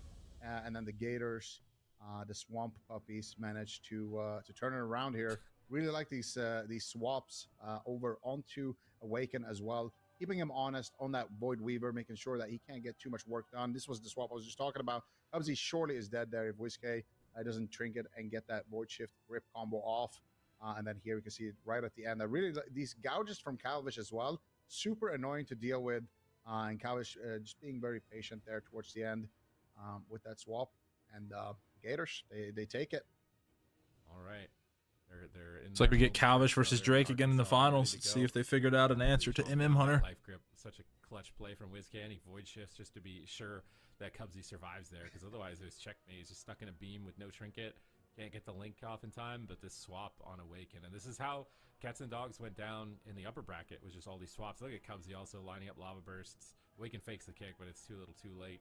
He's going to get minced, and they're going to move up 1 point in the series, but they're very evenly matched in this matchup. Now, Gators Back don't have to play this matchup if they don't want to, right? So let's say they blind lock it because they're more worried about the Destro lock composition. And then we see this matchup again. But Gators Back could switch to RMP if they wanted to. I feel like an RMP would just demolish Assassination Rogue Boomkin. Yep, definitely. They have some options, but I think that they were kind of expecting this on the side of Cats and Dogs. So I think we might see the same thing. We're gonna go to Hook Point. Gators Back. They're gonna have yep, Cats and Dogs running the exact same comp. I kind of like this comp. I usually don't say that about Boomkin teams, but yeah, the Gators, of course, they're gonna have. Would you say that they have home field advantage on Hook Point? I mean, they are Gators. They have kind of the swamp or like the water to work with. They got a field buff like Magic the Gathering or something, like a zone buff. Yeah, it's like they're in the Everglades, in the Florida Everglades. I mean, maybe slightly. Boop. What, everyone's obsessed with this Fire Crown. I feel like it's just so overused. You think so? Yeah. I like the daggers, actually. What daggers are those? They match very daggers, well. aren't they? They look like Algalon daggers. Observers, Umbral Shiv. They look like some Elgalon. They're Algalon weapons, but I think they have a weird enchant on them, like a cosmetic that's making them green, like a Necrolord. Yeah, enchant. they look absolutely sick. Actually, they work very well with it the. Doesn't show the cosmetic. They work well with that transmog. I like it. I like it a lot, actually. One of the better mogs for sure. The crown gives him some minus points. I do agree, but the rest of the mog was fire. All right, Gators Back here. They're ready to go. They're making Cats and Dog look like Captain Hook in game number 1. We'll have to see if what happens here in game number 2. This one literally has, like the shark ready there to eat them up. Calvish looks like Peter Pan, bro, with the green mug too. Peter Pan. All right, Cats and Dogs, are you guys ready? This is it. The clock is ticking. Time is of the essence. Jax is just sprinting in. Doesn't get a stab. He's just going to garrote. Calvish is there. Just going to immediately meet him with a gouge.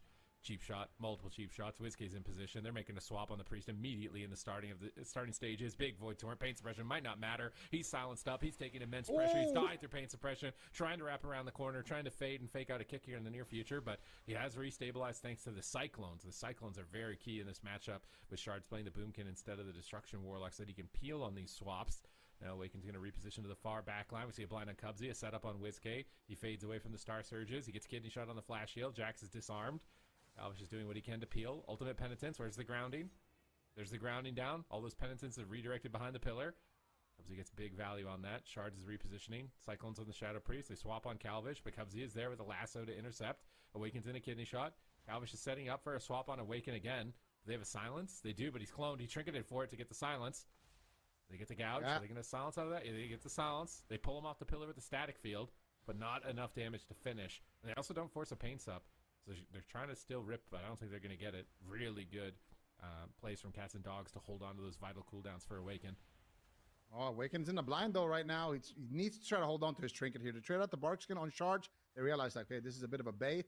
They just want to try to get Awaken's trinket so they can get back onto him and try to take him out like we saw in game number 1. WizKid is rotting down a little bit. Awaken in a kidney shot. Are they going to go after him? There it is. Kidney shot committed. And they're going to actually use the pain suppression onto the swap. Beautifully done here. Awaken has almost no more cooldowns, so he's going to have to trinket and paints up. He actually paints up so early there, but he still has to use his trinket. And now Awaken's got nothing. He's going to have to pray that he can survive a stun lock and then get his Void Shift out, because he can't combo it with his trinket. He could yeah, Wiz is kind of railing a little bit. I can't lie. In a smoke bomb, big attempt here coming through. WizKid, he's actually going to greed the dispersion there. Actually just sits through that entire chain, uses the Desperate Prayer, manages to come back out alive. Cubsy, though, in a full Cyclone, but they're still pushing forward here, getting aggressive. Awaken manages to get some damage off, finally topping off his team.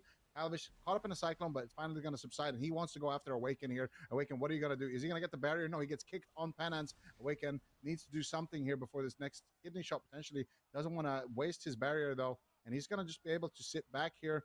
Pain suppression rotating back up in 15 seconds, so they have a big window here if they can connect on the side of the Gators, but doesn't look like it. They're playing good defense on the side of the Cats and Dogs. Jax now in a gouge, looking for potential here onto Calvish as they continue to go for the kill here onto the Priest. Awaken caught up in a kidney shot. He's got the pain suppression rotated back up, has to immediately trade it. Is it going to be enough? That is there going to be a silence out of these stuns? There's a full Psyfiend as well, channeling damage onto Awaken. The silence was there as well, but looks like Awaken is going to be able to stay alive now. Counter pressure on the Calvish. Nice Cyclones from Shards amidst that exchange, getting the Cloak of Shadows, but they still have a lot of options. Trinket Void Shift, Calvish Trinket Evasion, Cubsy has Trinket. Awaken, I guess, has Medallion at least. He can Trinket Barrier. He's going to reposition even further away and bait Calvish deep into their clutches to try and pull him out of line of sight. And there's the play, but he can line of sight Cyclone now with that fence, so he might come to regret positioning here. Barrier comes down. He's going to line of sight on the fence, but he gets pulled off with a static field from Cubsy. He edges the corner of that barrier, but he gets bounced back quickly. He's kicked on his Dark Reprimand. Big setup on Calvish. Kidney Shot connects. Void Blast incoming. Shards can't get the Cyclone, though. Cubsy is just not letting Shards do anything when he's trying to set up for a play to win the game. Earthen Wall Totem's down. It looks like Cubsy's pre-Earthen Walling himself, anticipating that he could be the target here, but there's no Vanish available, so Jax can't really do anything. Oh, Smoke Bomb incoming. Jax gets blinded. Calvish steps away to avoid getting crowd control, but Jax just trinkets. But Jax now with no trinket could be a target, and he still has Dance Blades. So I do think Calvish could make a swap here at any moment onto Jax. He's just getting blasted by Whiskey. Whiskey's already ramping, getting ready for that swap, I think. He's got a lot of Tendril procs right now. Mind Flame, but Calvish actually gets clipped by the kidney shot first. Solar Beam is down. Cubsy gets out of it. He's trying to wrap around the corner, but he gets Cyclone. He trinkets. Calvish is taking huge damage. But Cubsy manages to restabilize. Jax knows he can be the target. He's trying to re-stealth because he doesn't have a Vanish. He's trying to get a subterfuge for his Garrotes, but they're not letting him re-stealth. They're setting up on Awaken. Kidney shot, but he managed to line of sight Whizk right before the stun. It's a really good positioning from Awaken. They get a Cyclone on Whizk. Calvish is going to solo him? There's no way he solos him. Jax is there. They fear. In-cap Roar. Where's the Cyclone? No Cyclone. Kidney shot on Calvish. Whiskey's there, though, for a double fear on the kidney shot. Just insane counter engagements from both sides. Ultimate Penitence. Trying to get some damage out. Nice Cyclone with no trinket. Shards catches Cubsy out in the open, and they almost clock Calvish. Yeah, they get the Void Shift there from Whiskey, and Whiskey has to use Dispersion as well. Things start spiraling out of control here. They clone the Dispersion as well. Nice. Shards is doing such a great job right now. Can they get anything onto Cubsy? Doesn't look like it just yet, but Jax has that blind. They could easily blind Cubsy here and potentially close it out onto Whiskey or even Calvish as well. No one has any defensives. Cubsy has to maybe preemptively drop a Spirit Link. There's the full blind, full kidney onto Whiskey. Do they have any follow-up though? Can they get anything more? It doesn't look like it. Nice defensive maneuvers there. Whiskey gets a fear onto Jax as well. Charge taking a lot of damage here in this exchange. Caught up in a cheap shot. Calvish trying to return the pressure back onto his team. And Jack's going to get caught up in a cheap shot as well as finally the Gators managed to survive that very dicey situation. But guess what? You're leaving Awaken free casting in the backline now, no longer being pressured like that. He's going to have a pain suppression rotated up. He has his trinket. He's pushing in for a triple fear. Big damage potential here. Can they get the Cyclone as well? Half Cyclone onto Cubsy. Can they close it out? Whiskey is so low. He's got no Void Shift. Cubsy manages to get a huge heal there as he comes out of that CC chain. Now Sharge in trouble. Cubsy looking for the Hex out of that blind. Beautifully done. Awaken's going to have to trinket. Is he going to be able to make it over there in time? DR Fear comes through. Calvish is there. The silence is there. So much damage and CC. I'm not gonna lie, I haven't paid attention at all to this series. Right on its head. The smoke bomb is clutch, and the Gators are back. The Gators are back here. It's I feel like I don't know, man. Like, Cats and Dogs are getting so close. They have these really good moments, but then just one good swap or a bomb, and then they're just so far behind, and it seems so much more difficult to recover. And I feel like Shadow Priest is a good counter into the Void Weaver because it's so tanky. It can actually like tank triple DPS by itself, unlike a lot of other classes. And then the Shaman doesn't need to be as scared, so he can focus on just grounding and disrupting all the utility that's coming in. But this play right here from Shards is excellent. The low clone on the Dispersion, negating the healing effects of it. But Cubsy just had so many great Nature Swiftnesses. He just topped them off. He's even in the bomb casting lava burst just to make sure he gets 2 lava. Hey, he might not have died. The silence was about to end. Like those 2 lava bursts, I feel like those are going to be in the kill log at least. Like if he didn't get those, he might have lived there if Cubsy didn't smoke bomb. And he also went, or sorry, if he didn't lava burst, he went in the smoke bomb so he couldn't get like solar beamed or cloned. So like that was actually a crazy little play from Cubsy to just run into the bomb and add some damage. In that final moment, not getting 2 tunnel vision. Like, watch Cubsy. He gets a hex. Yeah, he got the hex, in the bomb. Lava, flame shock, lava burst. Look at him just slow channel lava burst melee range straight down his throat. Like, here you go, shards. Here's a lava burst. Here's another lava burst. I swear if he didn't do that, he might have lived. And then the collapsing void hits right at the last second. So this is definitely a team effort. WizK is really shining in this series. Carrying on the utility earlier on with those grips to save Cubsy, and now just damage overall. Definitely a vital player, not getting caught off guard here. One thing maybe is, I don't know if maybe he shouldn't have left a pillar when he dispersed here. But maybe he just wanted to stay in Cubsy's line, or he wanted to push in on the other healer with it. But regardless, this is really good. Look at that root on Jax too. Cubsy rooted Jax so he couldn't get in the bomb either. I swear Cubsy carried that last play by himself. And the 23 million damage, his damage might not be as big as Awaken, but it's not the size. It's how you use it. And he used it to win the game in that last second moment. So obviously his damage output is going to be more relevant here. I actually want to see the death. Does it seem hard to care about the series for everyone? 1.5 mil. Chat turned into a fucking ghost town. Yeah, you had 6 minutes. No one's saying shit. I ain't saying shit. No one else saying shit. He had 3 lava bursts, and then I guess he had some, I don't know, dot sticking or something. Flame shock ticking. And he also landed the hex. I mean, the hex is also super important. And the root. Jax trinketed the root to try and get back in. So we're gonna go to Dalaran Sewers. Gators back are not backing down on this composition. They're gonna be locking it in again. Cats and dogs, are they all bark, or do they have some bite here? Can they put a point? Let's hear for Cubsy, the most boring player of all. 1 or 3-2. Maybe they just bring shards back in. I just feel like they got demolished last time they tried that. But it just feels like the Boomkin is honestly looking okay. Put up shell. It just feels so eyes are closing slowly. Credit to Gators back. They're just such a stacked roster of players at the moment, and this composition seems to have their number, and they're just going in again. We're going again. Boomkin. Oh, Jax is subtlety now, though. He's not playing assassination. It's going to be a lot more bursty, a lot less consistent damage.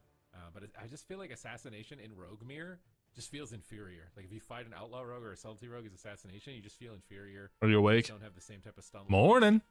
And pressure for your team. So I actually think this is Clown 9. Jax, Yeah, miss it. To switch on to subtlety. I think the assassination in game 1 was kind of cool, just trying to cheese the shaman, see what he could get done there. But now he's going to make that swap over. We got the WizK Mog. I think this is a recolor of a set from TBC. It looks like the yeah, it is for Karazhan. It's a replica of the Devout Mantle. Oh, yeah. Wait. Yeah, it's just a classic. It's a recolor. A recolor, and yes, I want to say there's a mod like this in Auchindoun too. I swear it's blue in dungeons. I remember because my guild made me farm it on my paladin before going into Karazhan. And yes, I know you're talking about paladin and cloth gear, but they made me wear cloth gear. I remember there was that shoulder exists in like a light blue color. I remember I farmed it before I had tier 3 shoulders, and I think it dropped in Caverns of Time. The other version of that, but it's a pretty good mog. I mean, WizK, he's a shadow priest. He's going with the purple theme. I like the staff too. It kind of matches. What do we rate this? The tattoo, the green, I don't know. I guess it's like Incredible Hulk, like the purple and the green. But like I feel like the belt also doesn't fit at all. It's like wrong. Yeah, true. Like really wrong. Belt is a little sus. The staff is cool with the set. It's cool, like the modern staff with the old school mod. But the belt is not good. The green on the face is not the greatest. Not the greatest. I feel like if he had purple tattoos, that'd be great. I'm gonna give this a. It's also a full set. 6.8. So wrong belt, full set, 4.5. 4.5? Okay, I'm lowering my score to a 6. A 6. I'm giving him a 6. This is the worst score I've probably given, probably of the whole tournament. So what do you think? This is? Oh my god, that's brutal. That is brutal. Okay, Shards though. Shards, he's rocking full set, but the tattoos match this time. Okay, the tattoos are insane though. Yeah, tattoos and the antlers. He's rocking the full tier 3 druid set, and he's rocking, what is that, Tabard of Nature, I think it's called. Yeah. And then his weapon, Venom Reaver. The weapon looks real nice. I like that weapon. Can you still get it's that, a full... or did they take it out? Because it's like a ZG. They like brought it back in like a ZG thing in Dragonfall. I don't know if you I have no idea if it was a timed event. I might have to go and farm that. Honestly, I need to make that weapon in more colors. I want like an ice version of that and like a void version of that weapon. This is a full set, but it looks nice. Like the extra details that he did, it looks real nice. We need to have like a default score for full set. What's a default score for full set? Like 6.5? And then if there's like a little touch on it, you could give it like a 0.5 to a 7 or something? I would say this is for sure a 7. Like, I think honestly, I think the full set is what tanks it's a classic set. Is your bias showing? No, it's a classic set, which I think it's a great looking set, but it's still a set, right? So it's not that much creativity that went into it. But the creativity with the tattoos and the weapon do add a little something.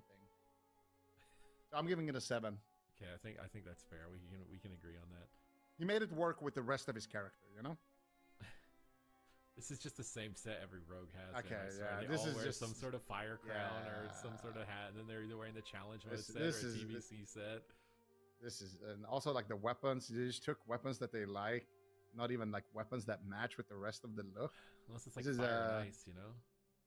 Isn't this the weapon from Magistus Terrace in TBC? Called Time Slicer? Might be. It could also, it could be a Wrath of the Lich King dagger from Nexus. Oh yeah, maybe it is actually. I don't remember. I have that dagger though. It's a pretty cool looking dagger, but it doesn't match the rest of the set. I mean, come on. If you're gonna go with those daggers, you at least go with the Polar set. You know, like use the bathroom. I'll be right back in a sec. Frost resistant set that you used for Nax. Like, I mean, come on.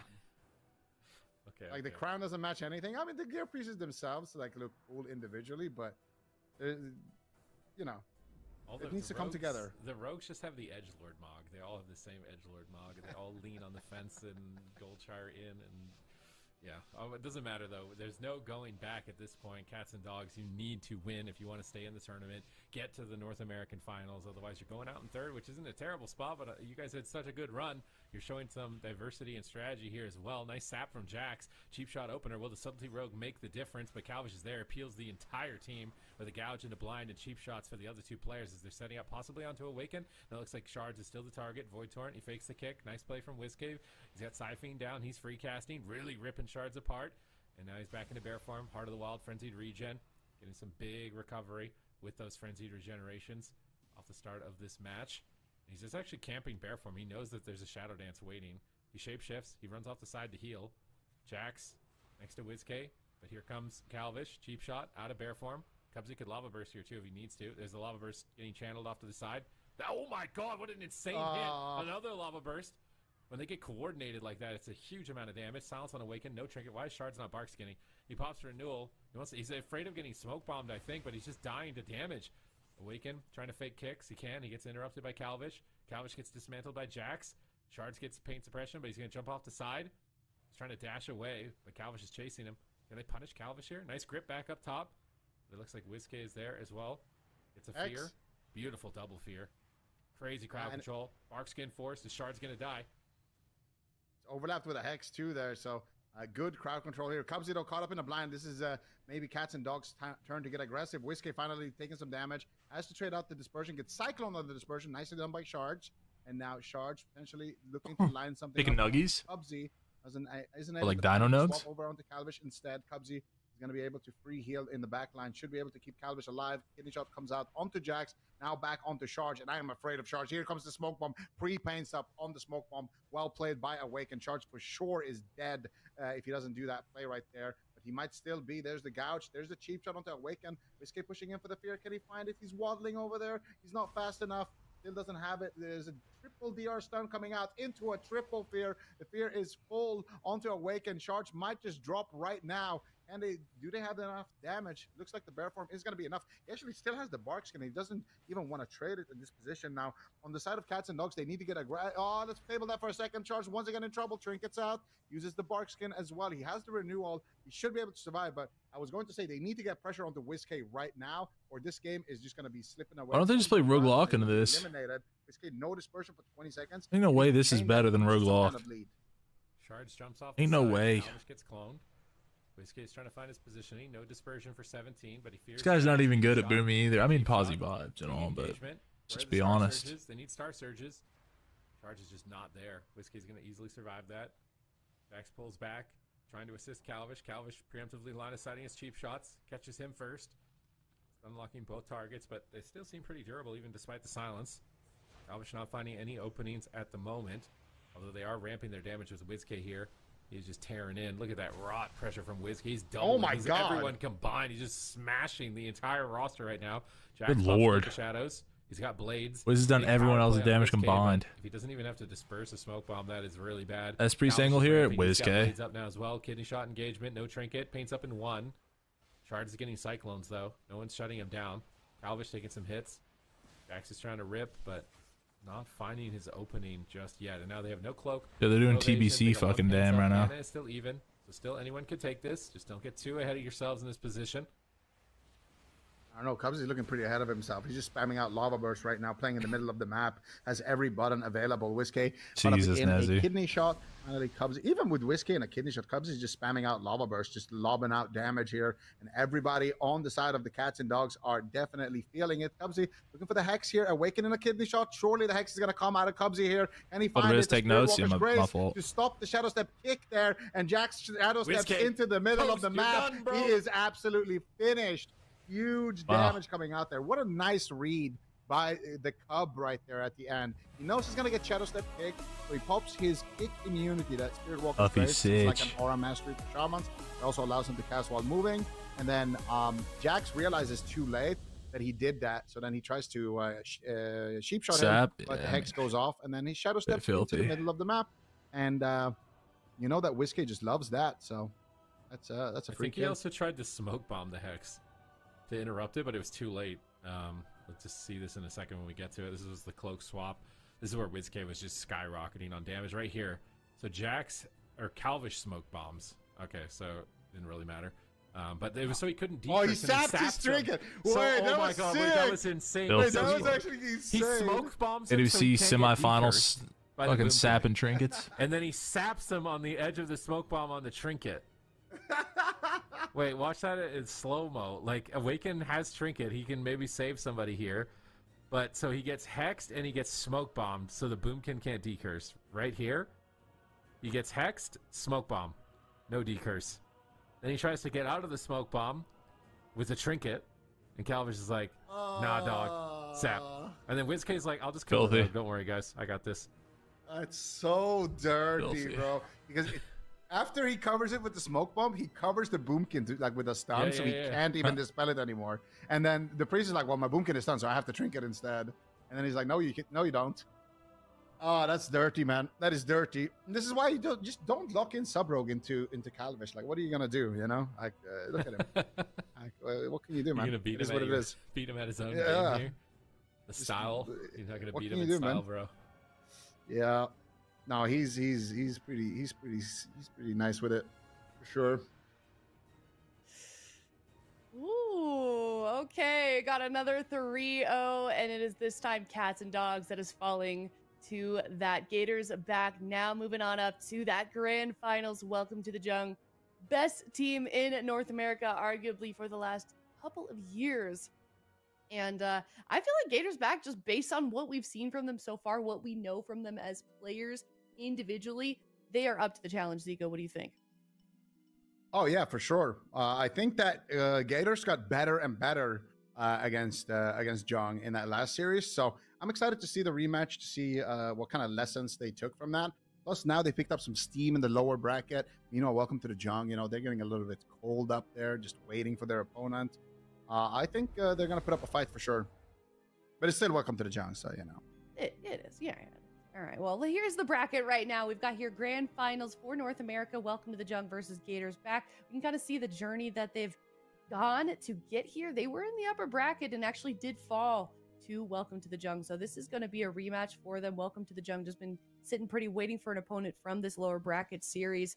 And we're going to have Cats and Dogs finishing out the weekend in third. So pretty good in terms of points as well. We know how important those are. These teams are trying to get to the top 3 by the end of these first 3 cups, or they're going to be sent to the gauntlet. And just based on what we've seen so far, Super Tees, I don't think that's going to be a very fun place to be in the gauntlet with the pool of teams that we have in both regions currently. Not with the level of competition this season. I don't think, like, you have no, even if you're the #1 seed in the gauntlet, I don't even think it's guaranteed that you would get out of it. The competition has leveled up significantly here for season 3. All the biggest teams are being challenged. Gators back, they're going to get their rematch. They've seen what Welcome to the Zhang have deployed with that Ret Paladin Hunter, so it's possible that they've been able to theory craft something, amidst all of these other series throughout the day, and maybe they can actually take them out. Or we're just going to see Welcome to the Zhang continue their reign of domination. But yeah, it's been an impressive weekend. I feel like these are some of the best games. I say that every tournament. How is that possible? Am I like selling out, or is this genuine? No, like, because I feel like I'm being genuine that the game is actually insane every time, and I'm like, this is the best tournament ever. But I say that every tournament, I'm like, is next the final? Yeah, next series is the final. I feel like I'm with you. I feel like this particular expansion, especially just like season after season, cup after cup, even like within the individual AWC Cup seasons, I feel like these teams ramp up. The compositions get more bold. The players get more bold. We get new players and teams coming in that are kind of like shaking things up. So I'm with you, Super Tees. I know it's easy to like sound like a broken record up here, but I don't think you're wrong. I don't think that's an inaccurate statement at all. So we're going to head to a break. When we come back, it is Welcome to the Zhang versus Gators. Back, it is the finals of North America Cup #1. And for the 3rd season of The War Within, we'll be right back. See you soon.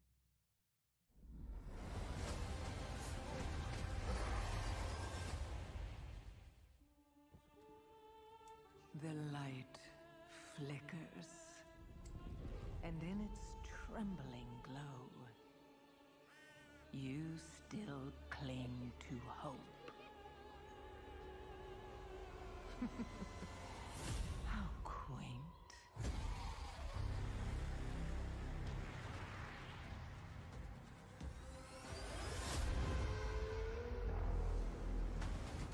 The shadow is closing in.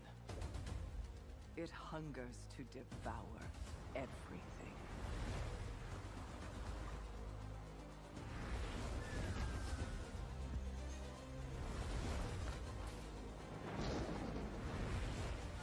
Our home, our kin, our hope. We cannot succumb to fear. We must not falter. There will be no victory without suffering. No survival without sacrifice. You feel it, don't you? The call of the void, that devouring host, with no mercy, no equal. Come, little lights, and be extinguished. The darkest night. Yep, somehow a Ret's gonna win and a Feral's gonna win both classes that don't work. I know, it's kind of crazy. Come. I call upon you now. Champions of the light, defenders of Azeroth. Summon your strength, steel your hearts, because today we fight.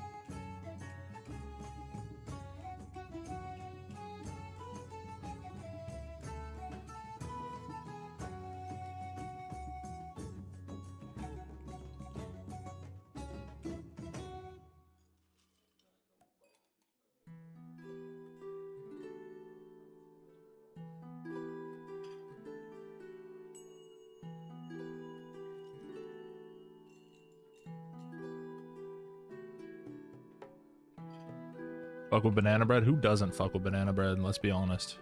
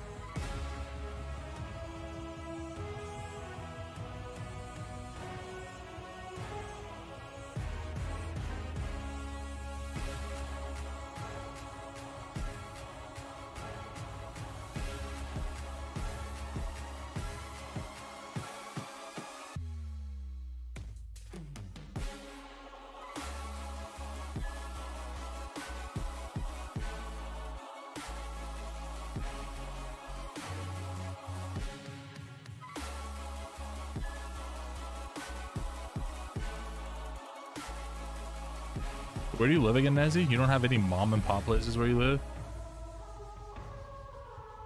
10 minutes from your house for that goated banana bread? Holy motherfuck. Florida?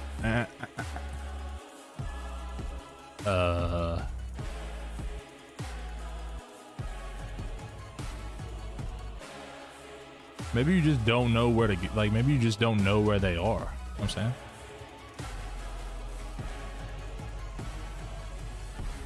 Everything about that, or?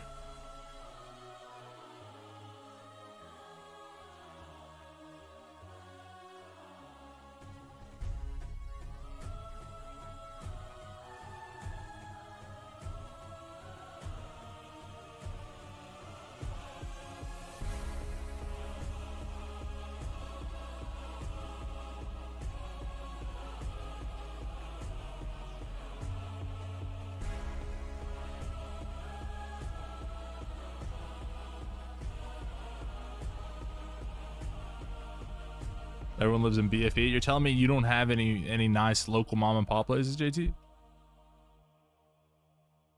Out in fucking Texas. Ain't got no dang old mom and pops out in Texas now. Yeah.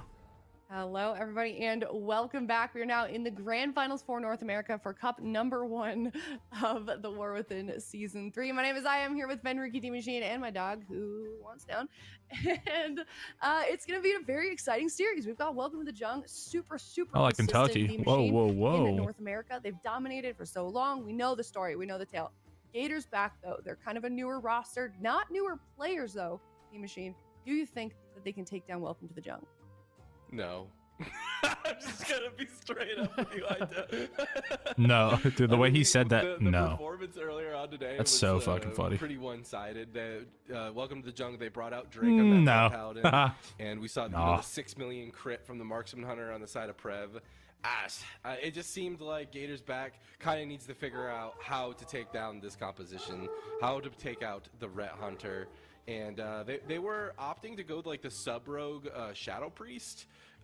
Someone's dog barking. Did you hear that? A little bit of success, but I don't know. I'm not convinced. We'll just leave it at that. All right, we got multiple dogs interrupting the stream here. They're excited to see this series as well. The cats and dogs, man, they got knocked out, and they're all in Navy. Yeah, it's true. Yeah, it's yours. They're trying to make a comeback. I miss your dog. Okay, well Ben, I think what's your prediction? I remember like the first time we ever recorded, you were just like hammed up, walking around with your dog through your neighborhood. I feel like you're also gonna go on the side of Welcome to the Jung, but am I wrong? I'd love to be wrong. I went Gators last time, and then mid-series I changed my prediction. And I'm hoping yeah, what was that, by the way? Hello. I'm not counting out Welcome to the Jung ever again. That's like, yeah. If Welcome to the Jung is playing, I'm gonna go in their direction from now on. So I'm going 4-2. I think Gators will pick up some wins, but D Machine made GCD TV, so basically made AWC. All right. D Machine, what is your prediction then? I think I predicted the exact same thing as you, Elliot. I think I did 4-2, and yeah, I did. Amazing. Look at us. Yeah, we're so smart. Wow. I did 4-1 for you Jung, might, so. you might be better. That might be better, honestly. Maybe If the last series, the last matchup was like any foreshadowing. What the fuck did I just read? We're all not counting Welcome to the Jung out. There's just. Everyone's been saying the Ret Paladin's so overpowered, and Welcome to the Jung is convincing me. I mean, everyone changed. Nobody believes anymore. Nobody believes anymore, dude. I think we all believe in the Ret Dream. Like, I think all of us are cheering for the Ret deep down. The Ret Dream, I think, is dead, Ben. This weekend proved it. This finals, Ret in the finals. Like, what are we saying? Yeah, I mean, well, okay, in the right hands, but it's well. Always has to be in the right hands. Yeah, Shell. Right. We were actually. You know what holding someone like a briefcase is, and have you ever done it? His own league, obviously, but the coin! Oh my God, the coin 4-0 for Jung. The coin's Ret's rigged, insanely OP. That's crazy. I think the coin might be rigged. What is that? I think there's a human behind the coin. Is there a physical coin somewhere? I'm gonna need to inspect this coin. It's behind weighted. Behind every coin. What's the loss right now? All right. That's right. I think. So no. So you don't know? What is going on? Dude, what are we doing? Broke the coin, dude. I'm confused. I can't help but notice that it looks like your pink light. Nezzy, could you explain it to her? Background. It looks like I know. Like, I was what getting briefcased is. To look like more like this color. I'll do it. I'll do it during these games. Yeah, so it can match a little bit because that's on accident, but it does look kind of cool. Yeah. You need a walk or something? Is he alright? He's just excited. No, he's never done this before. Really? He's like usually as soon as I start like comforting him, it's over. But he's like he's really upset. Rufio he's howling. He I think really he's wants mad you Gators back. The Gators. Yeah, he needs them to have a comeback or something. All right, do it for Rufio in the chat. Do it for Rufio. Do it for Rufio. Oh, he's excited about that. He's excited. Oh. All right, well, Gators back. I mean, what do we think they're kind of talking about behind the scenes, Ben? What do we think they're going to bring out in the blind pick? I mean, obviously they're up against quite a lot. I'm sure that they know that they're the underdogs. So how do you even handle that as a team in this type of position? Well, I think the good thing is Gators back. They managed to learn some lessons from the last time they went head to head, playing much more aggressively on Zhangbahai. You can't really play a passive match. But yeah, I think that's probably the main takeaway I have. All right, let's see if they are up for the challenge game. Number 1 here in the finals for North America. Cup number 1 here in the season 3 of the War Within. Kicking off best of 7 on the Grand Arena. It's Welcome to the Jung versus Gators back. Okay, the gates have opened and we're already following Drake the Ret Paladin, the Lord, out immediately. But look at the positioning for Calvish and WizK. They're not messing around. They want to get aggressive. Hodge goes out onto Cubsy. WizK is the main kill target for now, but the cheap shot onto Drake. Who would win, Echo versus Jungle? I don't know. Zhangbahai is already in that Tream form, however, just keeping his team completely A-OK as Gators back try to push in with this aggression so far. Prev caught into that disarm, though, on the True Shot Aura. So much value. Hard to say right now. The gouge. He's not just getting a whole lot done with it. Cubsy's not really able, or not forced to really trade anything up, but the offensive cooldowns for Calvish didn't really get anything done on the other side. The swap over on the Zhangbahai. The cheap shot into the silence. So much damage. Is the Barkskin going to be enough? It is. But, oh my god, a couple more swaps like that, and that could easily be curtains for Welcome to the Jung. Yeah, I mean, that was a close call. Zhangbahai playing it cool, though. Doesn't overreact in any sense of the word. Calvish is there once again. Looks like Zhangbahai's going to try to cross, but, oh, nice. They gouge him into the static field totem. It looks like he is able to get off into bear form, though. Does manage to escape. Not really using too much, dispelling off some of those dots, but WizK putting on a lot of pressure. Prev getting a little bit low here, too. A full blind on Zhang. Nicely done here by Gators back. They're playing a very aggressive game. This is exactly what you need to do. WizK is no stranger to this composition. He really needs to summon, you know, the essence of the move with Gators back. Play aggressive, keep the enemy team guessing, and so far they're doing a great job. Hodge on the Cubsy, easily just going to get mass dispelled by WizK. Bro said Shot aura yippee. being used, going to get cheap shot up on it. He's trying to get this damage rolling, but he's the one who's caught in the back foot. Prev dipping down to about half right now, just a Horrify from Zhang. Prev's still going to be catching quite a bit more heals, and Zhang just feels completely fine to not... There's the Iron Bark. He's going to use it right away, but this is the swap over onto him. Barkskin's going to be used. He's in the bear form as well. Every swap seems to have that Barkskin available to them. It has such a short cooldown. They need to find a window where he doesn't have it. Swap damage over onto WizK as Drake lights him up as well. The blind from Drake is going to stop Cubsy, or going to put Cubsy into a very short CC here.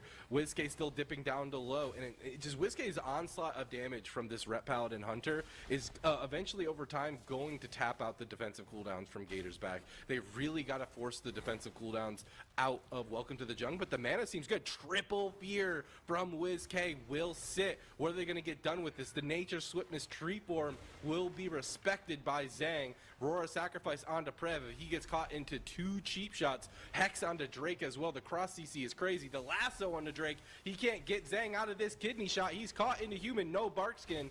It is going to be enough, however. They swap the pressure back over Cubsy onto WizK. WizK so low, but he's going to catch a huge heal from Cubsy. Cubsy actually was... Yeah, he got low. They're making setups on Cubsy, and WizK had to trade out his Void Shift, so that's not going to be available now. That's why he's low.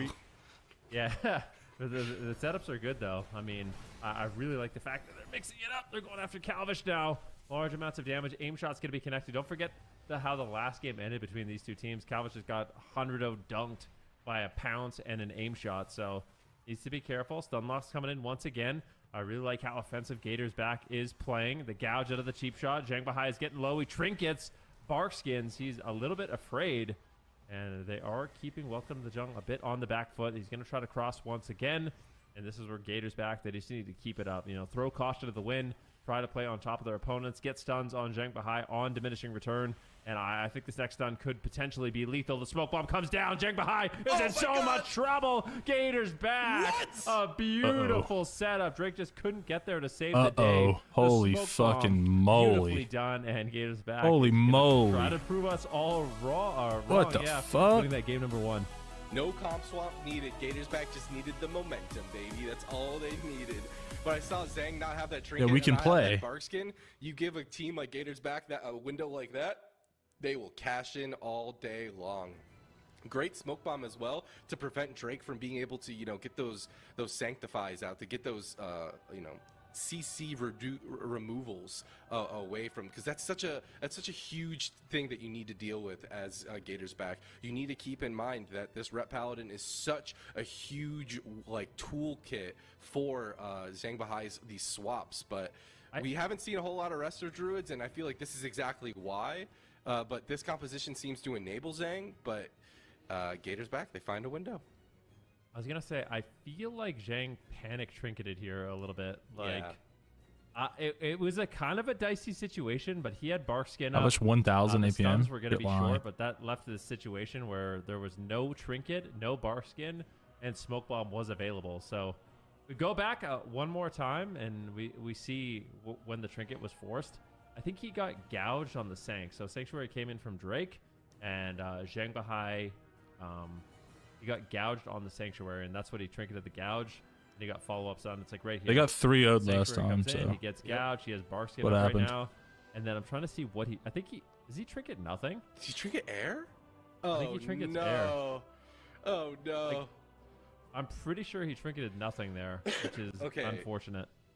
For Gators back, that's got to also feel bad for them. Obviously, it feels bad for Welcome to the Jung to lose like that. But also, for your win condition to be trinketing air, especially in the hands of Zhang, this guy doesn't make mistakes often.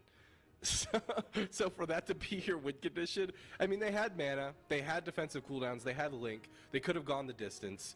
But game number 1, that's a big deal. That's the blind pick going in favors of Gators back. But it looks like both teams are most likely just going to continue to lock in these two compositions. We got the Shadow Priest, Sub-Rogue, Restoration Shaman for the side of Gators back. And I'd be really surprised to see anything but the Ret Hunter Druid. Yeah, so if we take just take a step back and look at the match, or look at the score between these two teams on the day, I think it's 3-2. In favor of Welcome to the Jung. So Gators back, they pick up their second win. But I will say the games are getting better. I feel like Gators back, they're getting more confident in the games. Every single time they play, it's getting more and more convincing that they can actually win a series. So I do wonder, like, are they going to just keep powering up? Is this a matchup they figure out? If Welcome to the Jungle loses this next game, do they have something else prepared? Like, I do wonder about that. I feel like they must. Looking at the compositions, do they have another composition prepared that they're confident in is another question, though. Gators back. I like that they decided to just play guns blazing. Like, as soon as the gates were open, WizKay was like on their opponent's pillar, like immediately. I do think that is a good call, especially if you're trying to position yourself as the caster to be willing to make swaps to the healer, your opposing healer.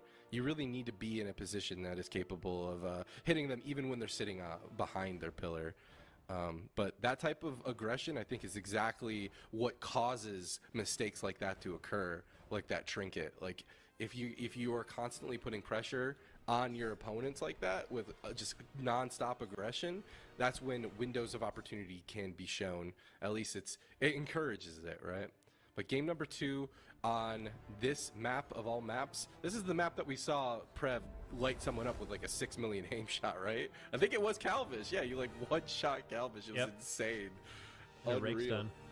So a little bit more open of a map. But again, I want to see that aggression. I want to see Gators back get in Welcome to the Jung's face. All right, here we go. Gates open once again. The name of the game is Gators back has to pressure the Druid. And Zhang Bahai basically has to survive like 50 setups in a row. Like, he's going to get trained down. It's going to not be easy to live. But Zhang Bahai is just such an incredible healer. If there's any Druid that's going to be able to do it, it would be him. Ouch in the meantime, taking a big hit of damage. Full Hammer of Justice is going to land. It's going to be Dismantle and Cloak of Shadows. Calvish is not messing around in the early stages of the match. And Zhang Bahai doesn't want to fall behind, just immediately pops that Tree of Life. Okay, I like it. It's respecting the blades. It's respecting the offensive pressure from WizKay as well.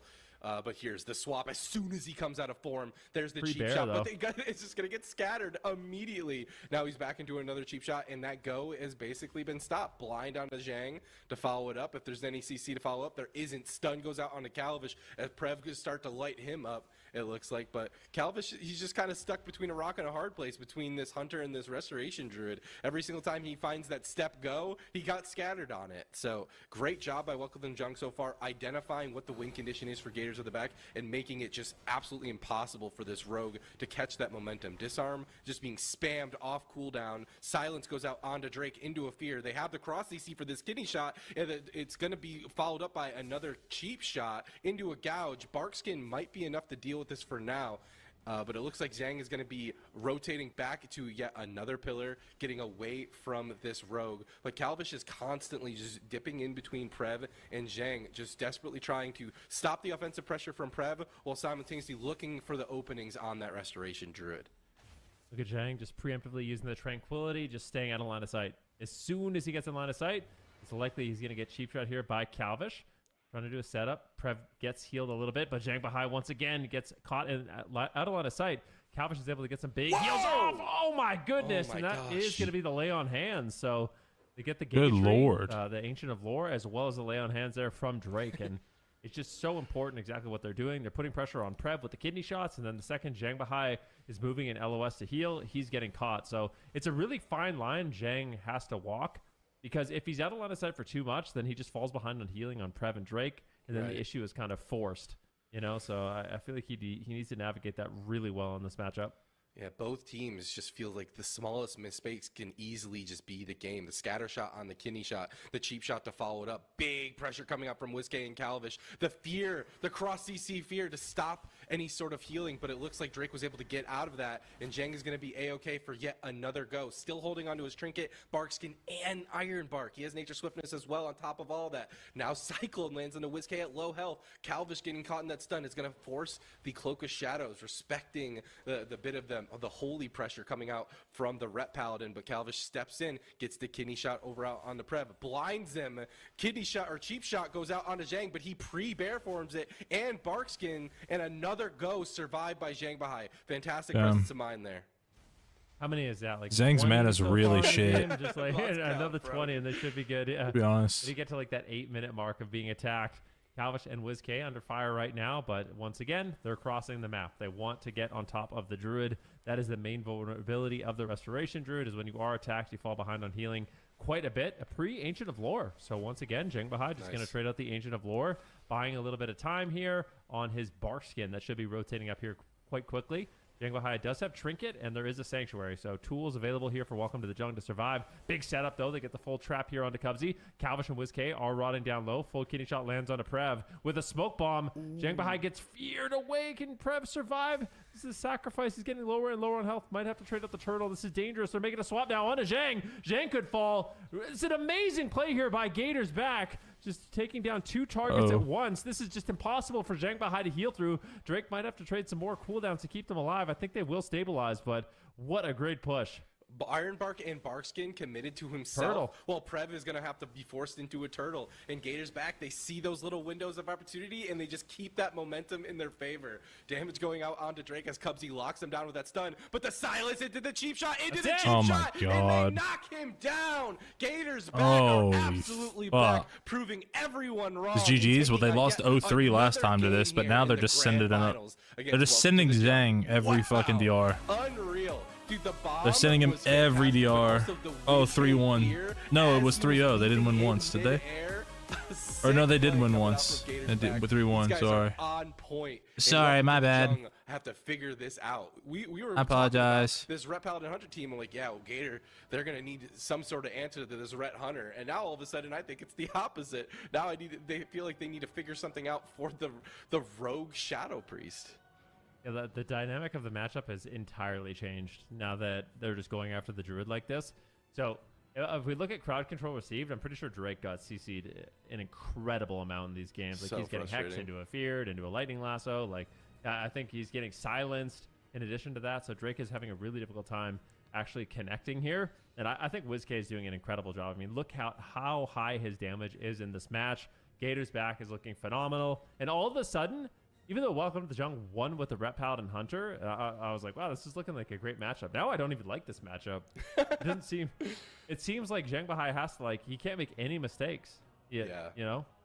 Absolutely, yeah. I mean, we saw one trinket in the last game. Must be cheating. Killed him. But in this game, I feel like he was rotating pretty well. And he was even using Barkskin and Ironbark on himself, and it didn't matter. He was still the main kill target. Saying just lives in the U.S. But, no, he was here for school. He was here as a student, but he graduated, so now he's back in China. It forces this Restoration Druid to try to swap those hots over, and that small gap in healing can absolutely be punished. There's a silence to follow it up. He's in bear form as well. Man, what do you even do at that point? I mean, you already went through your lay on hands. You already went through your Roar Sacrifice. You went through your Trinket. It's not even like they're using their defensive cooldowns inefficiently. It's just this isn't legal. They fall behind in momentum. Gator's back, showing us all that they can make anything work with this composition. Now, here's the interesting thing for me is Welcome to the Jungle, do they feel like they've just been making mistakes and they're going to lock in the same thing? Or are they going to play a different composition? Because they what are you saying, bro? Compositions that they could run. You know, they're like the Void Weaver. I don't know if Void Weaver's really even is it even rage bait? Like it's just Nick on the dumb. bench who plays the Destra Warlock. We know Prev can play all the different casters. Drake, primarily playing that Pharaoh Druid. So some options here. Is this the time for Welcome to the Jungle to experiment, or are they going to risk a lot? Because if they lose this next game, Gators back is going to be up 3-0 in this best of 7, which is a tough spot for Welcome to the Jungle to be in. You can't be there. You can't come back from that, or assume that you can come back from that. I think you're right. When you said that I no longer like this matchup, I agree. I feel like especially at the very end there, I just didn't see a win condition for Welcome to the Jungle. They made a swap to Cubsy at one point and caught a little bit of momentum. Calvish was taking a whole bunch of pressure, but this new offensive positioning feels like Cubsy's also available for those links if need be, and he didn't even need to use it. So I feel like we logged the Void Weaver disc and we just blow someone's head off as Red Hunter. I know they have so much in their arsenal. But the what are they going to do if he just logs Void Weaver? Are they still going to try to train him? That they have in front of them Hunter just pelts them? I don't know, maybe. And at this point, they have beat him 3 times with the Ret Hunter. So this is one of those moments where you need to figure out what would make the most sense. And they're going to swap to Jungle but with a Holy Paladin and a Marksman Hunter. What's your knee-jerk reaction to this, man? A little bit of a surprise. I think it's going to be. What if Pharaoh wins both regions? Zhang on the Paladin.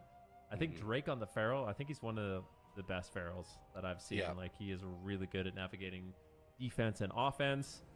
Prevalent the Hunter has been looking incredible as well. So I'm not sure how this matchup goes. We haven't seen it so far this season, but I don't mind it. I think it could be okay. Looks strong. I think so too. Yeah. I don't foresee this going into too deep a dampening, but if it does, what's your guess? I mean, what's the over under for you? Dude, my money's on Welcome to the Jungle. I think that this composition. But I mean the dampening. Oh, I'll say 38%. I think it'll end at 38% on the dot. That's my over/under. I don't think it's going to go too deep, but I do think it's going to go decently deep, just because these healers are so good and they're going to be rotating through their defensive cooldown so well, and the cross CC from their opponents to peel. Just when you're at this high level of play, it just seems like the game continues to go on, no matter how explosive things get. But Calvish, he's looking pretty handsome as a high mountain Tauren. I'm a big fan of the rose in the mouth. Tauren Rogue is something you just thought you'd never see, right? Because it's like you literally, both versions of Tauren, like the high mountain and the regular Tauren, have stuns, which is the last thing on earth you need. You know? But I will say, I do feel like this AWC is going to change the meta. Like, the amount of versatility we're seeing on these players and playing high mountain, I feel like there's going to be a massive shift to Horde and high mountain and just all out versatility. Dude, look at the double up tattoos on Calvish's arms. I'm pretty sure it's like that's like a chest piece or something. And then the red paint. Piece. Yeah, dude, I rock that thing. That thing's sweet. He's looking quite romantic with that. With that rose. The production keeps like, hey, check it out. This guy's running the force set or whatever. And I was like, yeah, but did you see the rose in his mouth? That's funny. All right, trust the transmog for the chest. Can we see that one more time? Oh, we're blind. Yeah. Yeah. There's a lot of words in this tooltip in our defense. You like his weapons too? You know where those the weapons are the least interesting part for me. I'm not gonna lie. You know where those are from though? No idea. From WoD challenge mode? Cartel uniform. That's pretty dope. WoD challenge mode? Damn. Yep. They look nice, huh? Now that I see the effect, it's pretty good. So give it out of 10. What's Calvish's score? Calvish always has good transmogs. I'm going to go high, 8-7. Like yeah, 8-7, I was thinking like 8. I'll go a solid just 8. I think there's room for improvement. I think Calvish, especially with the high mountain, I think this is a new meta that he's going to have to adapt to. But so far, so good. Up 2-0 against Welcome to the Jungle after getting 3-0'd by this Ret Hunter composition. The pivot to the jungle, however, is this going to be the correct thing? The correct composition for Welcome to the Jungle to bring it back? I think it is. I genuinely do. I think Feral Druids right now, their pressure is crazy. Their control is really good. Cyclones is a lot to have to deal with on top of it all. The Ret Paladin defensive pressure is cool and all, but when you're at this high a level, I think the Restoration Druid was a liability. And now it's not going to be that anymore. Calvish getting caught into a Hodge immediately. Kidney Shot goes out into Zhang. It looks like they're still trying to go Zhang Bahai, even though he switched to the Holy Paladin. I'm not sure if I like that strategy. Drake just starting to get his bleeds up. Huge damage going out onto WizK. Static Totem's going to peel that Feral Druid off of WizK for now. Cubsy dropping Drake into a lasso, stopping this momentum. A blind, I think it actually got broke into a fear. And Calvish is the one who's on the back foot throughout it all. Ooh, can Prev land the trap? He needs to land the trap. No, I think it was a precog. Unfortunately, wasn't able to do so, but I think part of this is Drake doesn't want to be hexed anymore. He's sick of being hexed on the Ret Paladin, so he's looking for Cyclones of his own. He's able to slow down WizK. Beautifully done, but at the same time, Drake is getting low on health. The scatter comes in. Cheap shot on Zhang. Gator's back. Still has good pressure in this match. Zhang is struggling to keep them alive, but he still has pretty much every single cooldown to trade, just being really, really patient with it, and that's what makes Welcome to the Jungle such a difficult team. They're not going to overreact to these situations, normally making pretty much perfect trades. WizK now getting low on health, needs to be careful. Dark Ascension is going to get cast out. The burst damage is available. They're going after Drake. Zhang behind needs to separate from Drake, or Calvish is going to do a really good job getting those stuns out. Big stun, though, on Calvish. Prev in the backline, throwing in some huge aim shots. Kidney shot now onto Drake. Silence on Zhang. A beautiful setup once again. Calvish follows it up with the cheap shot of his own, making a setup onto the Paladin. And now there's pressure on multiple targets here. But it looks like they weather the storm. Zhang should be able to keep them alive. Out in healing, just kiting away, dispelling off the dots when he can. And it looks like Welcome to the Jungle will survive. I like to swap on Sack. I think that was a solid move. I mean, Zhang is going to be taking the damage, immune to CC during that anyway. So more swaps onto him during the sack. I guess they don't even need to wait for the hand to sacrifice. They're just putting in the kidney shot now. No cross CC, however, is going to allow Drake to get WizK put into this full cyclone, and Calvish is basically just soloing Zhang behind the pillar. He seems to be A-okay to deal with this for now, but here's the fear going out onto Zhang. The trap going out onto Cubsy as well. Both healers caught into a bit of CC. Wait, what? There. Sorry, I'm like listening to something. Drake's the one who's on the back foot. However, he's forced into that bear form. Is this going to be survival instincts? He's holding on to it as Zhang does have his wings up. It looks like Drake's going to be okay. He keeps going into the cat form. This is so scary. He's bro's so like low. fucking dead. He had to get laid there. What the fuck's happening? Drake gets stabilized just a little bit, but Calvish is waiting to go. There's the blind. There's the cheap shot in the Prev. They're swapping over out onto the Hunter. Big damage from WizK is going to be stopped finally by that Maim, and both teams just slowly stopping each other's opportunities for setups. I mean, just absolutely incredible. They get the trinket, the lay on hands. Zhang's now silenced. Prev is low, Drake is low, but Calvish needs to be careful. Keep in mind, Calvish has 0 cooldown, so he can only trinket out of a stun, but has no vanish, no evasion, no cloak of shadows. Cubs is going to need to keep him nice and healthy. WizK does have the void shift if he needs it. Gators back, continuing to make an offensive push, and they are just smothering Welcome to the Jungle. They are not allowing them to breathe in this match, putting out tons of pressure. Just not allowing them to get comfy at the same time, though. WizK is getting low. Prev going for a one-shot, and WizK is forced behind the pillar. Big heals incoming. Calvish in the middle of the map. Does Cleanse a week like Insane versus SP? Finally, Welcome to the Or do you just get AIDS? Getting comfier in the match. Zhangbahai is basically full mana, so that is one thing they have going for them in this match. I don't think it's going to come down to mana, but it is nice to know that you have that lead. Constantly. Yeah, it's the throughput that I'm worried about for him, honestly. Like, he has the Blessing of Sacrifice back off of cooldown, which will make a nice opportunity. Yeah, but he's just fucking perma horrified, right? Like, that's kind of annoying. They've been doing a fantastic job of just that. Right? Like, he's just CC'd half the game. Like, Drake's HP is just going down. As well, he should be A-okay. Still, this is wings just as well, perma CC'd. And the gouge, the cross CC is crazy for Gators back. Now the kick goes out on the Cubsy. He couldn't get the follow-up CC, and Drake now trying to punish Calvish for this aggression. Big damage, big bites goes out into him as he gets caught into that stun. Blind I don't think he gets the VT. Cubsy, wait, Zhang, and it looks like Drake's going to be for some reason I thought swapped back over to with the kidney shot. Looks like it's still, it's kind of annoying, right? For now. But looks like Gators back. They don't feel like they can continue this onslaught of offensive positioning. Torn's good. Yeah, High Mountain Torn's really good. Yeah. Here, but I'm just waiting for Drake's DR to fall and him to get stunned behind the pillar. But the full clone lands out onto Cubsy. Drake caught into that gouge to follow it up. Calvish is in a lot of trouble here. The bash in the middle of the map. The life grip from WizK will get him out of line of sight from Prev. But that was a scary moment for Gators back. I mean, it definitely was. Welcome to the Junk feels like they're getting more comfortable in the matchup. It's not as scary, but a beautiful static field totem brings Drake deep in enemy territory. Calvish goes in, gets the cheap shot into a full blind. Drake request Cologne is Ardruid. How is he supposed to? Bar skin, Zhangbahai doesn't overreact. Because he's getting trained by RPS. That was a bait, right? And he's the only cast on his team. I don't know. Hope he trinkets his blind. They have all their kicks all game. They can't do it like big aim shots, and Prev is there to potentially close out this game. True shot or coming up in just 15 seconds. Calvish is low on health. He eats the trap. Scatter shot onto Cubsy. And right now we see Gators back finally in a bit of a defensive position. WizK pushing forward, trying to get something rolling. Sacrifice lands here onto Drake, and now Drake can be feeling very confident to make a push. It looks like it. WizK caught in the middle of the map, down to half. Cubsy going to top him off A-OK. Prev caught into the disarm on top of it. Both teams just stopping their goes every single time. I wonder if they want I haven't seen in a while. Swaps over out onto Zhangbahai. If so, WizK needs to position himself in a way that he can go with his rogue.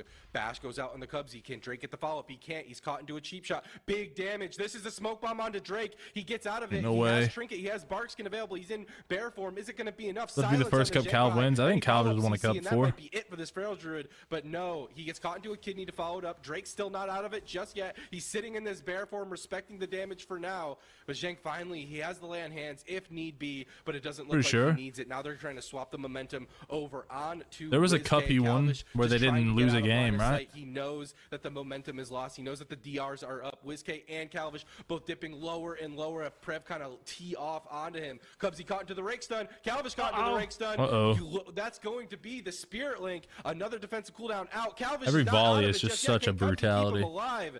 Drake still pushing in at half health here. He's got to be careful not to be in cat form. He's in the bear form for now. Surely this is going to be a lay on hands at any moment. Cubsy slowing down Prev's damage with the lasso. Drake catching huge amounts of heals. Calvish still sitting on that pillar. He knows that the momentum's not in his favor just yet. Bash goes out onto Cubsy. Can they land the trap? No. WizKid grips away from it. WizKid, though, he's got to be scared. He's down to half. Cubsy with no Spirit Link, no trinket available to them. And welcome to the Jung.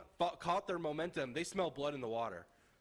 Yeah, definitely not looking bad. The Divine Shield, the lay on hands, the sacrifice. Calvish is low, but a setup incoming.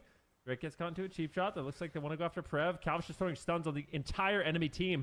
Survival of the fittest comes in. Drake's low on health. He trades out the bar skin at the same time. WizKid is low. Needs to make sure he gets that dispersion off. He gets scattered up on low health. Zheng, even though it was scary for Welcome to the Jungle, there's so many cooldowns available. I feel like they're totally safe. WizKid is forced into the dispersion. Calvish is just getting absolutely owned. And Welcome to the Jungle strike back. All right, that looked way better. Looked a little sus at points, but that looked way fucking better. Like, way better. He died at 40% dampening, but yeah, that consistent pressure. In the beginning, when they were going Holy Paladin, it looked so much stronger for Gators back, but as the game went on, I just feel like they couldn't overextend without feeling like they were getting punished. And Welcome to the Jung are not going out without a fight. They are taking back a point on the board with this jungle cleave. And now all of a sudden Gators back need to figure it out once again and go back to the drawing board. I really do think that it could just be a matter of changing the strat up. Yeah. I do. I wonder Holy what Paladin Gators back is going to do. Play? I don't know, man. I think it's hard to take down. I think the problem is, like, Drake on Feral is such a nuisance. Like, he's really good at landing clutch stuns. Like, when he's playing his Rep Paladin, it's just, what is he going to do, right? Like, he's just getting hexed. Like, the difference, even though Rep Paladin brings so much utility in this exact matchup, when you actually see it play out, I mean, he's just getting stunned into a hex. He can't get out of it. And then what is he going to do? Hammer of Justice to peel? And it just gets dispelled. Like, there's not that much. Whereas the Feral Druid, you're literally immune to hex. And you're the one stunning. You've got Cyclone. Nobody can really do anything about that. Like, it's just way more disruption when you're playing that. I think it's definitely the comfort pick for Drake at this point. Definitely.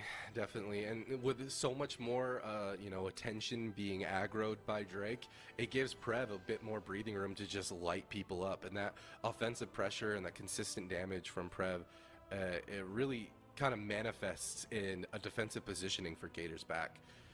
So it's one of those much different series here in the grand finals than what we saw in the upper finals. Both teams just kind of playing mind games with compositions, going back and forth.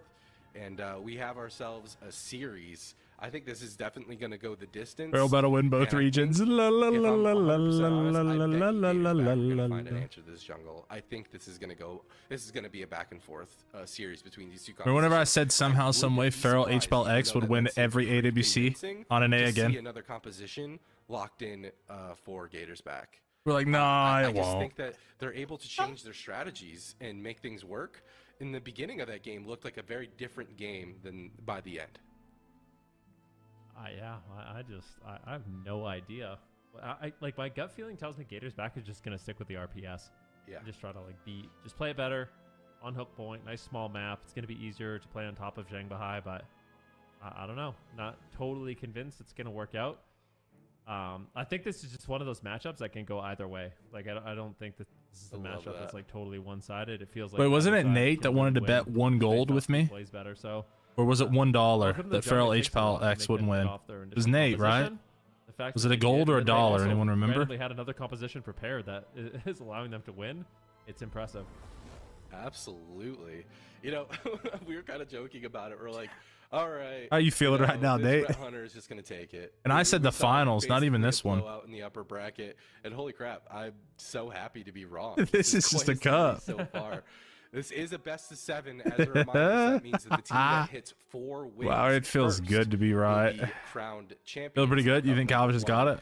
And early on in the cup season, you need to be farming those points. You absolutely need when your team has this type of easily. momentum, Okay. You have to capitalize. Yeah, sure, Nathan. Who knows yeah, sure, what Nathan. will happen in the later cups? Who knows what balance changes will roll in? Who knows what strategies will be figured out? I mean, in this tournament alone, Gators Back have like basically overcome the Rhett Hunter composition from Welcome to the Jung and have changed. Raise it to 2 gold. So we are going to see the jungle locked in yet again. I mean, maybe they can play RMP, and I don't think they can even play RMP. I think it's all over. They're going to stick to their guns and play. I think it's all over.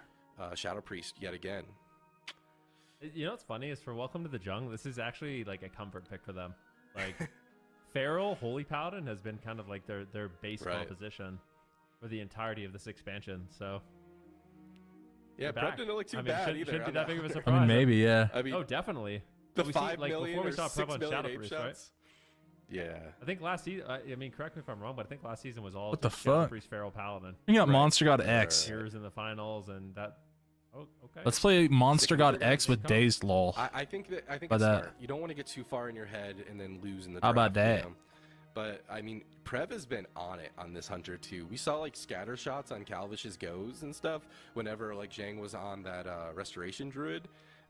Definitely no slouch on the Hunter at all. This is a really long AWC day. Is a map that's a bit smaller than. Why does every series take forever? Hyperion, you can be caught out in the open a little bit more, which gives a bit of an advantage to the Marksman Hunter. So we're gonna have to see if the map really plays any sort of role here in game number 4 versus Gators Back. In terms of a strategy shift, I didn't like the Holy Paladin goes by any means, but I'm curious. Do you think Prev is a kill target that they could look into? We saw them go Prev when he was playing with the Rep Paladin a little bit, and they were able to get some defensive cooldowns out from him.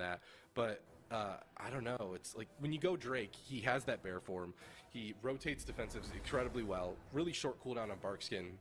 When you go Prev, I feel like you might have an opportunity maybe to slow that damage down a little bit more. It's hard to tell. I'm trying to identify what's in Gators Back like mindset. Like, what is their new strategy? Yeah, I don't remember AWC ever lasting this long on Sunday. I'm not sure. I feel like it's got to come down to just being on top of Zhang Bahai more, like WizK being there for fears, because this is a matchup where there's no Tremor Totem, there's no Sank, right? So if WizK can actually just land consistent fears, and that gives them a really, really good position to be in. So I think most of it just comes down to WizK wanting to fear more.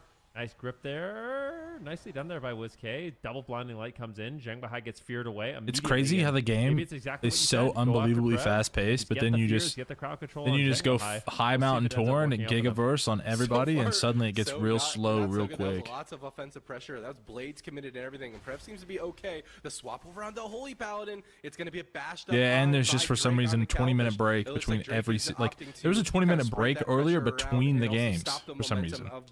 That rogue Zhang Bahai, possibly a swappable target, but it looks like Prev is going to be the main target, and Drake seems to be eating a lot more CC this time. But also between game 1 and game 2, there was a 20-minute time between Calvish's game 1 and game 2. I'm telling you, bro, no matter what, whether Cubsy heals or plays DPS, every series he's in takes forever. And all of a sudden, Gators Back have found an opportunity to get back into this game. WizK cannot get the Master Spell. He finally does the Master Spell to get the trap off of Cubsy. Drake looking to follow it up with the Cyclone, and is going to be stopped for now. But crazy, crazy plays. They were able to actually punch through and get this Paladin's bubble. Can they do it again? Yeah. I like that the Zhang just like that's such an expert move where you just don't mess around with trinket and additional cooldowns. Big setup though on Prev. Can they take it down? They get the trinket out of the way, and Prev is forced into the aspect of the turtle. This is looking way better. Off of a void volley. These maps for Gators Back are just so impressive. That's how they can just take full control of the game. Their setups are clean. And now all of a sudden, Zhang Bahai, no trinket, no divine shield. Prev, no trinket, no turtle. Drake, no trinket. If we see a perfect setup, this game is over. But Calvish needs to hold on a little bit longer. Big nature swiftness there by Cubsy. Maggie. Keeps Calvish in the fight. Oh, don't worry. Silence Drake's team comes is in. still going to win. Both teams are frail right now, in all honesty. Calvish could easily fall, but I feel like all Gators back needs is one clean setup. Can they land a big stun? Looks like they're going to be going for a kidney shot here on Zhang Bahai. He uses the Divine Protection to survive. I think it's very unlikely they I'm all for 3 gold. I'll go 10. Maybe they do need to go after Prev again, but he does have some cooldown, survival of the fittest. He's got his trinket. So I think Prev should be able to survive. Stun on Cubsy into the blinding light. WizK getting low on health. That was the void shift to keep him alive. So welcome to the jungle. Prev's about to blow someone's head off next true shot. I can sense it. Something nefarious is afoot. Flailing to survive. Dude, buttons are flying left and right. It's hard to keep up with. That's trinket for Cubsy. No defensive available for Calvish. There's the kidney shot onto Zhang Bahai. Can there get any follow-up CC? Looks like the damage is going out onto Prev. WizK is just lighting him up. Zhang Bahai not caught in any CC just yet in 10 seconds until he gets his trinket back. Hodge goes out. It's going to get dispelled. Main goes out onto Cubsy. If there's any follow-up CC, there's the trap. Gouge on to Drake. Calvish looking to try to get a re, possibly? WizK dropping down to half, and that's going to be the disperse. No trinket for Cubsy. No, but he does have the Spirit Link available to him, but they're swapping the damage over out onto him. Disarm goes out onto Prev to stop that true shot or his big burst damage, but Drake has this incarnation. Cubsy has no trinket available to him. There's the kidney shot. Where is it going? It gets stopped by the pet stun, the followed up into the main stun. There's the cheap shot onto Prev. Big damage onto him as the fear into the blind lands. Incarnation from Drake, however, is going to start peeling, and it's going to start doing some big damage to Calvish. Cubsy not caught into any CC just yet. You should be okay to deal with this. Both Prev and Drake are rotting down, but Zhang Bahai not caught into any CC just yet. He should be okay. He has the trinket. He has the lay on hands. Oh, Nathan! Stabilize. Both teams stabilize. Divine Shield rotates up in 30 seconds, so that really early Divine Shield starting to pay dividends here for Zhang Bahai as it rotates back off of cooldown. Rev has no trinket though. Let's see what they can do. Calvish still has the evasion, still under fire. He gets disoriented there, stunned and disorient into a cyclone, so really just slowing down that incoming damage and denying the setup. The fear comes in though, a full hex on Zhang Bahai immediately gets decursed. Drake trinkets out to just get that decurse off. Doing a setup onto Prev. Silence on Zhang. Prev's in trouble. Ooh, looks like they will trade out the lay on hands. This is also the Avenging Crusader here for Zhang Bahai as they're looking to potentially close out the game. They're pushing in. Welcome to the Jung. Realizes they're running out of cooldowns. They're running out of time. They need to try to make something happen here. The Blinding Light goes out onto Cubsy. Calvish and WizK both doing okay on health for the time being, but if Prev can land some aim shots, it's going to be absolutely devastating. This is the evasion from Calvish, but now no vanish, no evasion, no cloak from Calvish. He's got 0 defensive cooldowns. Zhang Bahai might have to trade out the Divine Shield to keep his team alive. Drake uses the Bark Skin immediately to survive. Big cooldown trades once again, but I am very afraid for Calvish here. Cubsy might have to trade out his trinket and the Spirit Link. It's so back and forth. Nice job by Calvish eating the trap, but he's going to have to line of sight and play slightly defensively here. Yeah, Zhang getting in there, getting that Hodge over out onto Cubsy. Big pressure going out to him from Prev. They're swapping the pressure over. There's the kidney onto Zhang Bahai. The cheap shot onto Prev. Drake getting caught into a fear. The cross CC's crazy, and Zhang sees the win potential, pops that bubble, and respects the go. Gouge on the Prev is going to stop a lot of the momentum in their favor, and yet another button off the board for Welcome to the Jungle that they have to deal with. No turtle available for Prev. Into the silence. He couldn't get the hand of sacrifice off in time. This is Wings. Can he keep his hunter alive? Prev! He's so low. Roar sacrifice. It is not enough. And Gators back do it. They punch the ticket and they take out Prev. And they are up 3-1 against the Jungle. Oh my gosh, they are so back. Especially on these smaller maps. Well, what I have to say, fellas, is that even a blind squirrel finds a nut sometimes. That means they're going to have 2 chances in a row. Like, let's just say Gators back loses this next game. They have 2 chances on small maps to win with the RPS. I mean, things are looking good. Welcome to the Jungle. Might have to go back to the drawing board.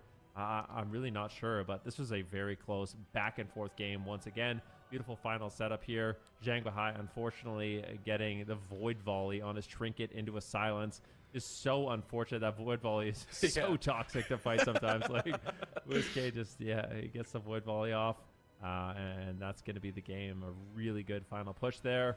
And both these teams, I think, played exceptionally well here. I absolutely agree. I mean, you mentioned this earlier. There's that early bubble. I think that not overreacting and just kind of respecting the damage trades are plays that you need to have in order to go the distance against a team like Gators back. But like you said, both teams are playing incredibly well. I mean, Calvish eating that trap later on was crazy. In the nick of time, too. That easily could have been a momentum shift out of their favor. The Aurora Sacrifice just not being enough. Drake in the Incarnation getting a stun on the Calvish at the very end there, but WizK being available to punch that final nail in the coffin onto Prev. It just seems like such a hard matchup, but such a hard moment at the very end to save their hunter. They're gonna play Ret Warrior next. But and then this is early on when the turtle or Feral Lock, one one of the two. Well, on top of all of it, I just think that Welcome to the Jung, they've rotated. They're gonna play the Feral defensive Lock, cooldown Voidweaver so Disc. well, but Hook Point. That's just the did answer. I'm not telling you. seem, it just seemed Feral Lock, so Voidweaver incredibly Disc, or volatile Ret for Warrior. Either side, buttons were being thrown left and right. It was so hard to track. A bigger map are we going to? Yeah, I'm thinking the same thing. I'm like, where So are the they gonna Torn, go? High Mountain Torn's really good. Welcome to the Jung. They have the loser's advantage, meaning they get to lock in a map pick first, and they're going to go to Ashmane's Fall, a bit bigger than Hook Point. And Gators back, where I'm assuming. I mean, maybe they run this back and then they swap comps, but that brought them through the lower bracket. It brought them back to the finals, and has brought them these 3 wins again. We see the tried and true. How warm would your heart feel if WizK comes in with the new team as RPS and wins the first cup? I mean, that's just like the story and writes Blue itself. Gator, the Restoration Shaman on Cubsy. I mean, it's like it was meant to be. Who's writing the script of this? This is crazy. I don't know. We're making a movie right before our eyes, though. That's for sure. Welcome to the Jung. What are they going to do? Do we think they like this composition? Like, I don't know. It doesn't look bad. Like I said, it seems like a matchup either side can win, but yeah, with a toss-up like that on match point, that's hard, man. And what time is it for Zhang right really now? Hard. 9 a.m. I see that they're rotating incredibly well. I see that they have really good offensive pressure, especially going into late game. That Feral Druid is just so much to deal with, especially random bursts from Prev. I wouldn't hate the same composition being locked in, but it's almost like trying to predict what Welcome to the Jung feels like impossible. These guys have so much prepared. They have so much experience playing with each other on various different compositions. I wouldn't be surprised to see a composition change as well. But to win basically 3 games in a row at this point against Gators back, they'll probably just run the same comp back. All of our predictions they probably feel won't log off Hunter, to be fair. I mean, they might play Feral Lock, actually. That's all I can see them doing. This team will never play a comp that they aren't like well practiced as, even if it is very obvious that like a better comp is better or something. Actually beating them, that's another thing. We've seen this time and time again. Welcome to the Jung just gets the reverse sweep. I think they'll just play Feral Lock, Voidweaver. They're obviously taking their time here. Whoa, yeah, they're going the distance. Oh my gosh, I'm so curious. They must be talking. They must be strategizing like crazy right now. Doing a quick 3-second VOD review. Feral Lock H-Pow. Okay, we do have a comp swap. Nick Welcome, coming out. Nick. Dukama. Warlock. Let's go. I feel like it's been eternity since we've seen Nick on broadcast. Like in the open bracket. I do remember. I'm trying to remember what I think was the first season. It was maybe the first season of the expansion, Cup number 2, where Nick came in on the Frost Mage and just literally beat everybody. Like, they played this composition with the Frost Mage instead of the Destro, and they just literally won every single game. Nick was super excited about it. So he's a phenomenal player. He sits on the bench a lot for this roster, but when you need him, like, I swear Nick's going to come through with this Destro Warlock. I feel like all you get is control, right? Like, you got the Marksman Hunter who's obviously able to light stuff up, but now you have Chaos Bolts that obviously light stuff up. Now you have Coil. Now you have Fear. Now you have Portals. I don't know. This feels right. This feels like it could give this team, the well-rounded nature that it needs. Imagine if you had a Warlock there at the very end instead of the Hunter. You'd be porting and gating all across the map. It's like it's actually kind of weird, but so for Marksmanship Hunter, you can't be interrupted, which sounds good on paper, right? Like you're basically a caster that can't be kicked. But when you're a caster that can be kicked, it all of a sudden introduces like this new dynamic of annoyance that Gators back has to focus on the whole game, okay, we were shutting down Drake's Cyclones because he's the only one casting, but now it's like, can we shut down the Cyclones and the Chaos Bolts and the Fears? Like, that's going to be a lot harder to do. So I think Nick in this matchup is going to have a lot more freedom. And honestly, I want to see these Paladins play Repentance. I don't know what's going on. Agreed. But if Zhang Bahai, no more Blinding Light. I want to see the Repentance. Like, hard agreed. Especially with this composition. What's the cooldown on it too? Like 15 seconds? Ooh, come on. No. Presses it. If you talent it, it has no cool. You literally get Polymorph. The talent. And you play the talent, you get Polymorph, and then you have Chaos Bolt, Fear, Cyclone, and Polymorph that you can cast. That sounds absolutely terrifying. That sounds like good, right? It sounds like an incredibly strong composition. DRs for days. But the question is, do they have the reps? Can they take down a team like Gators back, especially when they're they're more than warm at this point. These guys are like at peak performance at this point. Ashamane's fall going to be either the make or break for this new composition, the Feral Druid, Destro Lock, Holy Paladin. I'm glad they went the distance on the draft because I am so excited to see this composition for Welcome to the Jung. It's so funny to think about it too, because it's like Welcome to the Jung. They literally were just playing Jungle Cleave. I didn't even, they have so many compositions, I didn't even think about that. It's like one of the things that they were more known for was the composition that they were just playing. And they just have so many that I didn't even put 2 and 2 together. Now this team's name is just synonymous with like every composition you can imagine. Even Rhett Hunter, for goodness sake. So many that I didn't even put 2 and 2 together. Now this team's name is just synonymous with like every composition you can imagine. Even Rhett Hunter, for goodness sake. Everything. They played Rhett Demo. They won as Rhett Demo before. You know, like they could play literally anything. So I am excited. Nick on the Destro Warlock. Super good at the specialization. We'll see what he can do. He's playing the Fell Hunter, so we'll have that spell lock available. Looks like they're going to try to go after Nick early on in the match.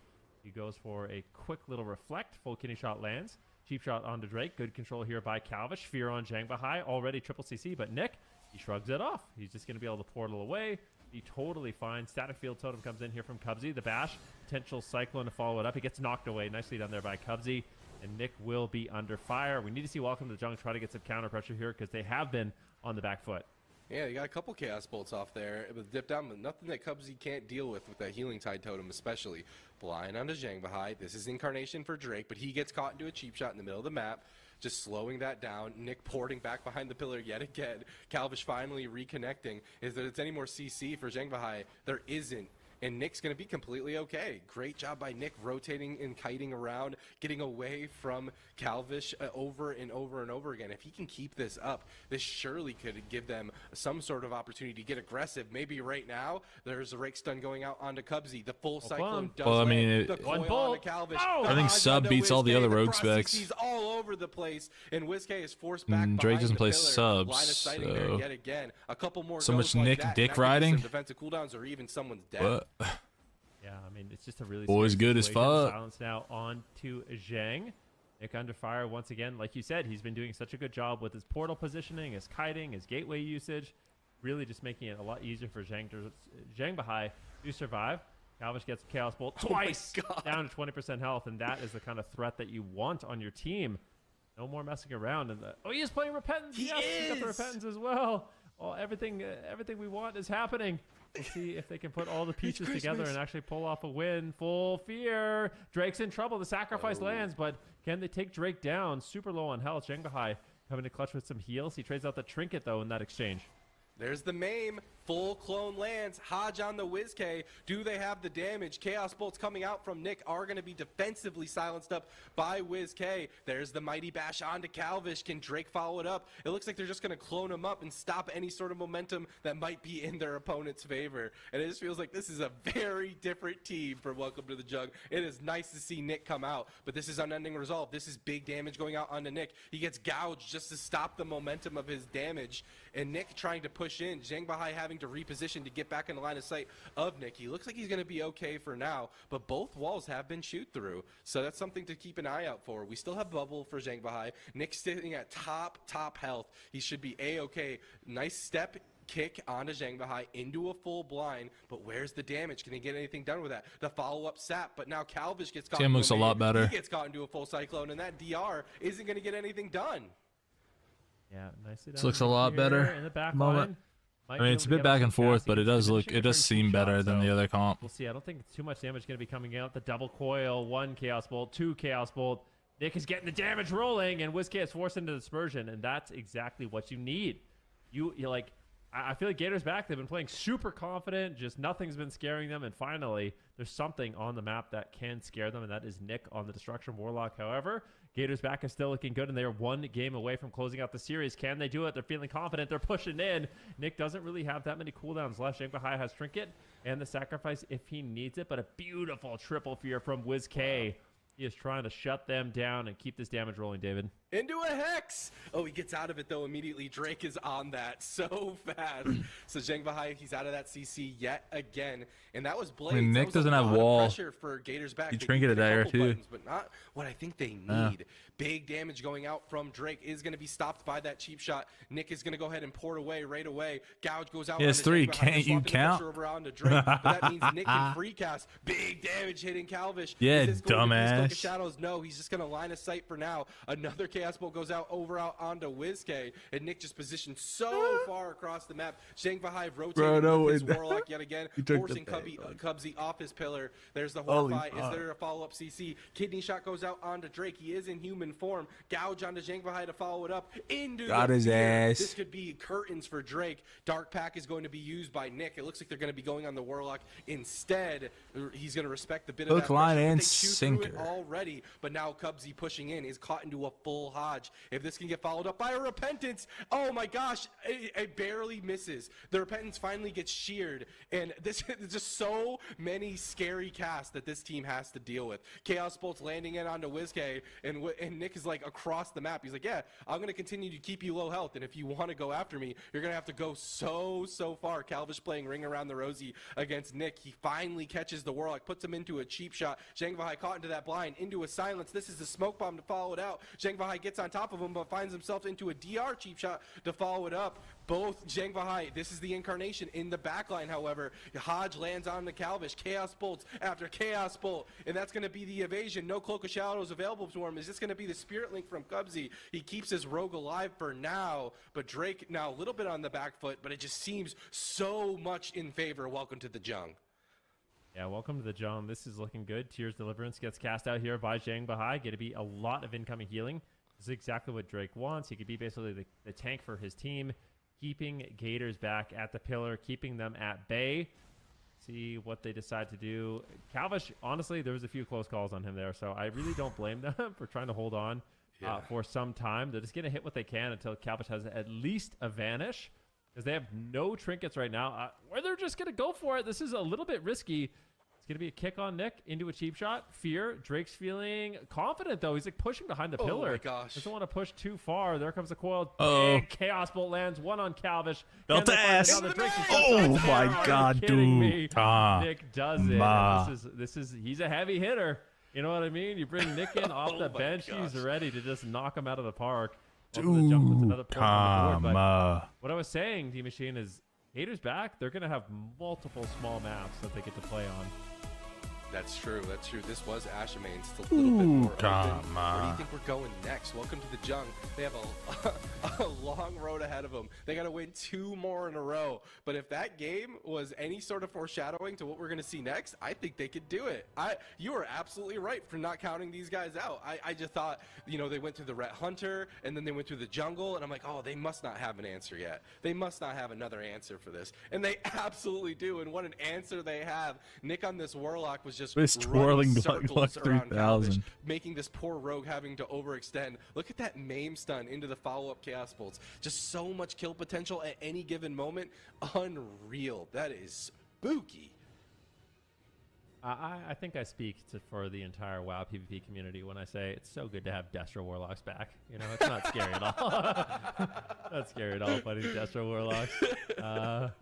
Yeah, these Chaos Bolts are absolutely horrific. They go for the double cast there, the Cyclone and the Fear. The Fear, Calvish, the main, it's just good night. Don't worry, Zach's there for the Repentance just in case.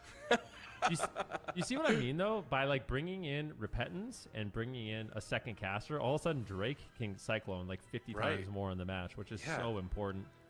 The team seems to be able to like enable each other a lot more with every single character on the team for Welcome to the Jung having that scary cast bar. Really, really good call by you. It's interesting. And what's funny in the back line of all that is that even if the Rogue had the Vanish right there, WizK's caught into a Hodge at like 30% health eating a Chaos Bolt to the face in the back line. They easily could just tab target over to him and really force another defensive cooldown. So really, really, really promising game from Welcome to the Jung. The question has been answered. It's Dalaran Sewers. You were talking about a small map. You can't get too much smaller than this. Yes, it's not as small as Ruins of Lordaeron, but whenever that waterfall comes down, it's even less area to play in. You know, Welcome to the Jung. They're sticking to the same composition. Makes total sense to me. Gators back. I wouldn't imagine that they swap anything over. No way. RPS small map. Match made in heaven. Yeah, exactly. That's exactly what they've been playing for. But I don't know. This composition looks a lot better for Welcome to the Jung. Like, to me, it looks significantly better. What a finals! Really this is crazy. Oh. Bull charge the clone. Been so good. An actual message. I really can't believe it. That's the excuse I'm going to use for having such terrible predictions. Imagine. Oh, that's good though. If we all have bad predictions, it just means the game's close and they're unpredictable. You know? Right. Exactly. If we're all having like 90% predictions, that's boring. You know? I want to know the outcome. That's true. That's true. You're doing a great job. Oh, you're doing a great job. You're actually teaching me a lot in this matchup right here. As soon as I saw Nick come out, I was a little like, but I think he's doing fantastic. I mean, saw Dukama come out and you got concerned. It feels like exactly what they needed. I didn't. I felt like something was right. Somehow, some way, Feral HPL X will always win in A. I don't know how, but it will always be this way. One way or a fucking another, it happens. Especially with these coils and whatnot. Yeah. Nope. Another thing that is particularly good about Warlocks in this matchup is Dark Pact is usable in stuns, and it is so going into the season, stamina is pretty high. He said, "Oh, like he didn't know." You think he actually didn't know you could Dark Pact in the stun? Some buff, so it's like, oh shit, really? What the fuck? You have that huge shield, like it's almost your entire health bar worth of a shield that you can trade out and rotate through. So it's really strong. The problem is if you use it when you're low on health, then it doesn't really do that much. But if you're using it at a high health, you're topped off before the go. It's a really effective absorb. Yeah, he's using it preemptively, consistently, and it's a pretty short cooldown too. So even if it just deters Calvish off of Nick, that's all that they really need. It seems like every single time they go Drake, yeah, you might force a bear form here and there. Get the mop turning back on. Some breathing room. That just spells disaster almost every single time. I'm not gonna lie. But here we go. Can Calvish get something done? Can he probably get, more competitive? Nope. Besides this series, it was probably more competitive than AFC was this week. He's out of line of sight yet again. Nick going to go ahead and set up on this pillar, and it looks like both teams are just starting to find their footing. Cheap shot goes out onto Drake. Calvish trying to light him up with these blades. This is lots of damage coming out from WizK as well. Zhang Bahai, though, getting caught into a full kidney. They're swapping the damage over out onto him. WizK and Calvish lighting him up, and that will be the bubble in this opener. Yeah, that is not the. Liffy was the worst caster I've ever seen in my life. Protection, no divine shield. So, you're still just stuck. He's just stuck. He's trying to get away finally, but Calvish might get punished for not having a trinket.